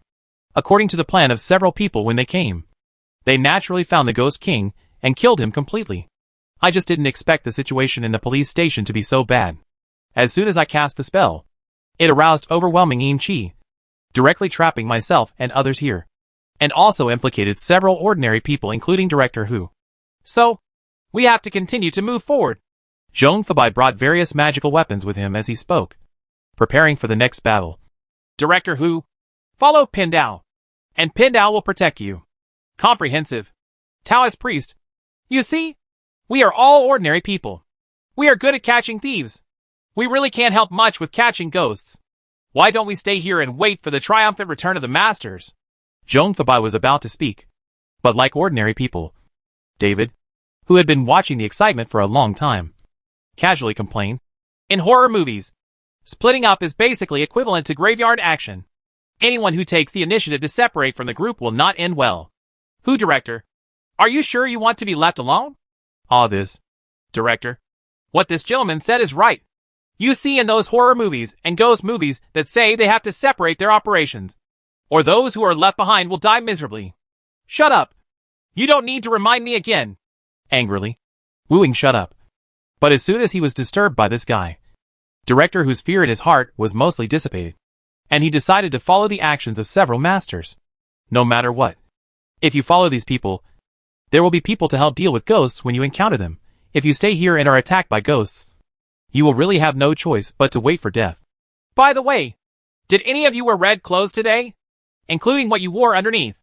After Zhong Fabai and Zhang Lihua packed up and were about to set off, Zhang Lihua suddenly asked everyone a question. It seems like this kind of heat is so strong. In a place surrounded by ghosts, red is more likely to cause trouble. Ma Xiaoling didn't say anything. She was wearing all white today. A white dress, white shoes, and only lipstick on her body. Not to mention Zhang Lihua and Zhong Fabai. One of them wore a yellow robe, and the other wore a blue robe. Although there were red embellishments, they were completely different. In addition, these people are all professionals, and know all kinds of taboos. Of course, they will not make such mistakes. The main thing is to ask a few other people. Several people looked at each other, and said that they were not wearing red today. Only He Fini asked awkwardly, Does the one with red patterns count? It should be fine. Zhang Lihua doesn't know whether it counts, as she has never encountered such a situation. After a lot of preparation and conversation, a lot of time was wasted. It seemed that it was already dark in the police station just now, but it seemed to be getting darker now. The ghost energy will become more and more intense as time goes by, and it will become faster after the sun goes down. Zhong Fabai led the way and explained the situation, distracting everyone's attention by talking. If they didn't say a word, they would think about other things and be more likely to be afraid. So we have to eliminate the Ghost King while it's still daylight. If that doesn't work, we should seal the gap first. Leave the ghost realm here, and come back when the time is right. Unless there are special circumstances, try to avoid fighting evil spirits when the opponent occupies the home court and the right time. Now that there is no choice of venue, we have to prevent the opponent from still occupying the time. Director Zhong Fabai's various speeches highlighted his rich experience, and his words also revealed the meaning of, if it doesn't work, we can run first. Director Hu and others felt much relieved after hearing this. Zhang Lihua and Ma Xiaoling know that sometimes you can't just run away if you want to. In the final analysis, it depends on the opponent's strength, especially in this situation. It might not be that easy to escape. As for Zhong Fabai, he has no such worries at all. He feels that there is a super powerful person beside him. Even if the sky falls, it will not be his turn to stand up. When he speaks, he is naturally confident. David was the only one who was enjoying himself and even hummed a little tune. He looked left and right as he walked. He knew he was here to slay demons, but he thought he was the owner of an amusement park who came to the haunted house to observe the conditions of the staff. He was so relaxed that everyone around him felt speechless. People like Ma Xiaoling, who knew that David had some abilities, were still wondering whether David had understood the situation? Or do you think you are so powerful that you don't care about the Ghost King at all? The other police officers had never seen David take action, especially when they were attacked by a group of ghosts. Mr. David Glamorgan always stood aside and watched the fun. They wondered what this man was doing. However, except for looking at him from time to time, these few people did not complain about David. After all, except for Wu Ying, the others did not complain so much. Why do you feel like you're walking around in circles? Wu Ying didn't complain about David because he was paying attention to other things. I don't remember this corridor being this long. Zhong Fabai had stopped, looking around and counting with his fingers. Zhang Lihua was doing the same thing. The two of them had been calculating for a long time, but they felt that the front, back, left and right were full of yin energy, and they couldn't figure out the correct path. Where? Ma Xiaoling took out her glasses, hoping to see through the real path, but found that as soon as she put them on, her vision became foggy, making her vision even clearer than when she wasn't wearing them. The ghosts are covering our eyes. We are trapped. Zhang Lihua closed her eyes and calculated for a while, and finally found the right path.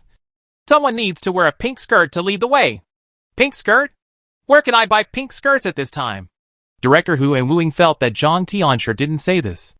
A group of them were trapped in this corridor. Where could they get pink skirts? At this moment, David, who seemed to be visiting, put his hand into his arms, then swung it out and actually pulled out a pink coat from his arms. A row of questions appeared on everyone's head. They couldn't understand how David took out a pink coat from his arms, and they couldn't understand why David took a pink coat with him. However, this is still not a skirt. After putting it on, tie it around your waist with a belt or rope. It's almost like a skirt. Chapter 540 New Era Industrial Exorcism. David directly handed the pink coat in his hand to Ma Xiaoling. Although he didn't say anything, his meaning was already obvious. Why are you wearing it for me? Should I wear it? Aren't these your clothes? New. Never worn. David did not lie to Ma Xiaoling. This was indeed a new cloak. The moment David took it out, he used alchemy to change it into a coat and change the color at the same time. Ma Xiaoling took the coat, looked back and forth with suspicious eyes, then put the coat on and casually took a belt and tied it around her waist. At first glance, it's not much different from wearing a pink dress. Ma Xiaoling, who had changed into a pink skirt, took out her demon-conquering stick and walked at the front. Others followed carefully behind Ma Xiaoling, with Zhang Lihua guarding the rear. Hey, David? How? Where did you take out a coat just now? Wu Ying's question was also a question that everyone wanted to ask. Even Ma Xiaoling paused twice, as if she wanted to know what methods David knew. Fetching things from somewhere else? Or do you have a treasure that contains a lot of things? Not to mention a coat. I can even take out a rocket launcher. Really? Wu Ying looked at David and found that this man was not as cold as he thought just now. He was quite joking. I don't believe it. This opportunity will open your eyes. Okay. I'll wait. While the two were chatting, Ma Xiaoling led everyone out of the corridor and quickly arrived at the floor of the detention room, following Zhong Fabai's instructions. After walking a few more steps, they stopped in front of a wall. It's the end here. Director Hu and Wu Ying looked around. They were most familiar with the situation in their own police station. This was a dead end, and there was no way to go forward. But in Ma Xiaoling's eyes, there was a gorgeous door on the wall that was incompatible with the surroundings. Zhong Fabai and Zhang Lihua concluded that this was the gap where the ghost energy gushed out. They could now enter the real ghost realm through this gap. Or they could seal the gap and return the police station to normal. Going further, it will no longer be a place where ordinary people can set foot. Except for those whose souls have been drawn out and skilled exorcists. Ordinary people cannot enter. The other side of the wall is the source of all these troubles. All the evil spirits suppressed under the police station are gathered inside. The ghost spirit is strong. There are hordes of evil spirits. And Commander Issey Miyake has become the Ghost King. A fierce battle will inevitably break out. I will seal this place for a while, and restore the police station to its original state first. Zhong Fabai took out various magic weapons, and began to cast spells. When the surrounding ghosts dissipate and return to normal, you guys should leave quickly. I understand. Master, please take action quickly. Director Hu still knew the priority of the situation. As soon as I get out, I will call the director immediately and ask for more masters to be sent for support. That's not necessary. But if you are worried, you can stand guard outside the police station. If we haven't come out by midnight, call for support immediately and seal off the police station so that ordinary people don't get close. No problem. I'll take care of these trivial matters, etc. Seeing that the clock was white and ready to close the gap, David immediately raised his hand to signal him to wait a moment. How? After I go in first, Daochang Zhong will cast a spell to seal the gap. David felt that the excitement was almost over. It was getting late, and Chang Lear and Sophia were waiting for him to go back for dinner. It's time to take action. David reached into his arms and pulled out the Holy Light Hunter. Although a revolver is much more normal than pulling out the coat before. But how do you openly carry such a big pistol around in Xiongjiang? Especially when there were several policemen standing around. This was like a slap in the face. However, whether it was Director Hu or Inspector He, they decided to pretend they saw nothing. The few people who were thinking this saw David take out 2 more grenades, then open the door to the speechless Ma Xiaoling, and then pulled down the safety of the 2 grenades one after another. Ma Xiaoling looked at the magic weapon that David took out, and for a moment, she didn't know how to evaluate it. She honestly followed David's instructions, and opened the door in front of her. As soon as her hand touched the doorknob, she suddenly felt like her soul was about to be sucked away. As a result, the coat on her body suddenly felt warm. Only then did Ma Xiaoling realize that the coat David took out was actually a protective weapon device. Where does this guy come from? Is he so rich? When she opened the door, a gloomy wind surged out. But Ma Xiaoling, who was standing by the door, felt the breeze blowing on her face and felt extremely cool, without feeling any discomfort on her body. Looking at the others, the 2 Taoist priests picked up the magic formulas one after another, while protecting a few other ordinary people behind them. Only David was fine, and casually threw the 2 grenades in. Boom! Boom! A flash of light was followed by a huge explosion. David waited until the explosion sounded before striding into the door. Ma Xiaoling didn't hesitate and followed David in. With a blur in front of her eyes, Ma Xiaoling seemed to have walked through a black curtain and found herself in a magnificent club. The place is luxuriously decorated, and there are many men and women wearing gold and silver cheongsams, dresses and suits. It's just that the people in front of them looked very embarrassed. And there were several people who were blown to the ground. Their bodies were covered in blood and flesh, and looked very miserable. In addition, David came in first. And now armed with a gun, David looked like an armed gangster who rushed into the club to rob the crime scene. The scene was so weird. If Ma Xiaoling hadn't remembered that what she had just rushed into was a ghost realm, and she was here to deal with the Ghost King, she would have directly knocked down the gun-wielding David to stop his brutal criminal behavior. Boom! Boom! Boom! Seeing David shooting one by one and knocking down every person he saw, many people were frightened by David, a gun-wielding gangster, and ran around. Ma Xiaoling once again had the idea of stopping David. At this moment, the coat on her body felt warm again. and a faint holy golden light emerged. Ma Xiaoling felt sluggish all over. Her eyes blurred, and the scene in her eyes changed again. It is no longer a magnificent high-end club, but dilapidated and decayed buildings, with decay and spider webs everywhere. There are no more bloody corpses. Those ordinary people who were scared by David and are running around finally revealed their true colors. Evil ghosts with different shapes and ferocious faces were scurrying back and forth around the two of them, looking for the right opportunity. It's so dangerous. I actually lost my mind. Cold sweat broke out on Ma Xiaoling's forehead. She shook the magic stick in her hand and touched her coat with her left hand. Thank you for your coat. You're welcome. Actually, you don't need to come in with me. David just told the truth, but he didn't expect that Ma Xiaoling was least willing to hear such words and felt that she was being underestimated. As a descendant of the exorcist Ma family, Ma Xiaoling, like many geniuses, is very arrogant. In addition, after traveling all over the world for so many years, there are no monsters that she can't deal with. How could she be scared by a ghost king and dare not enter? I also accepted this commission. Of course, I can't let you face the ghost king alone. That's right. How can we let David deal with the ghost king alone? Zhang Lihua and Zhong Fabai also walked in. One of them was holding a yellow talisman, and the other was holding a peach with sword.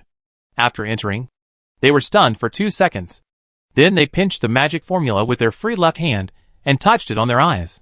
Obviously, the two of them also saw the magnificent club when they first came in. However, these two were older than Ma Xiaoling, had rich experience, and were not deceived. They immediately realized the problem, and they opened their eyes and saw through the illusion. There are too many evil ghosts here, and the Yin energy is too strong. It is not good for us to delay for too long. Finding the location of the Ghost King as soon as possible and solving the Ghost King and his minions are naturally insufficient. No need to bother. David put away the Holy Light Hunter again, and then pulled out an AK-47. Kill these minions first, and the Ghost King will come out naturally. Before he finished speaking, David pulled the trigger directly. David held the magazine with his left hand and manually poured bullets filled with holy light. Each shot could penetrate several evil ghosts and completely purify them. Just one round of strafing cleared away the evil spirits in a large area. The three traditional monastic exorcists watched David casually throw away the empty magazine. Without any special movement with his left hand, a new magazine filled with bullets appeared directly in his hand and was inserted into the rifle, followed by another burst of chunk. A chugging sound sounded. In just a few minutes, the evil spirits that had originally surrounded everyone were purified to death. The few who saw an unlucky opportunity and wanted to escape were also purified by David's gunshots. Ouch. Captain Issey Miyake, the Ghost King, did not expect that things would turn out like this. He jumped out with a roar and was about to make a few classic villain remarks. But before he could stand still, a rocket flew in front of him. Boom! David threw the rocket launcher aside with no SHLS, and went to keep each other company with the AK-47 whose barrel was so hot in this eerie ghost land. Done! We can call it a day! After the three powerful exorcists came in, they only said a few words and didn't even get a chance to take action. I thought they would have a chance to perform after the Ghost King appeared. But David directly took out the bazooka. Good guy. Is this the style of Western exorcists now? Zhong Fabai, Zhang Lihua and Ma Xiaoling fell into deep doubts. Are we lagging behind the times? Do you want to go to the West and learn from your colleagues? Will the local exorcism technology be upgraded? Are there any problems with the yellow talisman bazooka and peach with bullets? But before that, they had to destroy this ghost land first. Wait a minute. I'll put some water on it. 10 minutes later, David, who came back from the club bathroom, said to the exorcists, who were still studying how to destroy the ghost realm. Let's go. This ghost realm will be completely destroyed soon. Disappeared.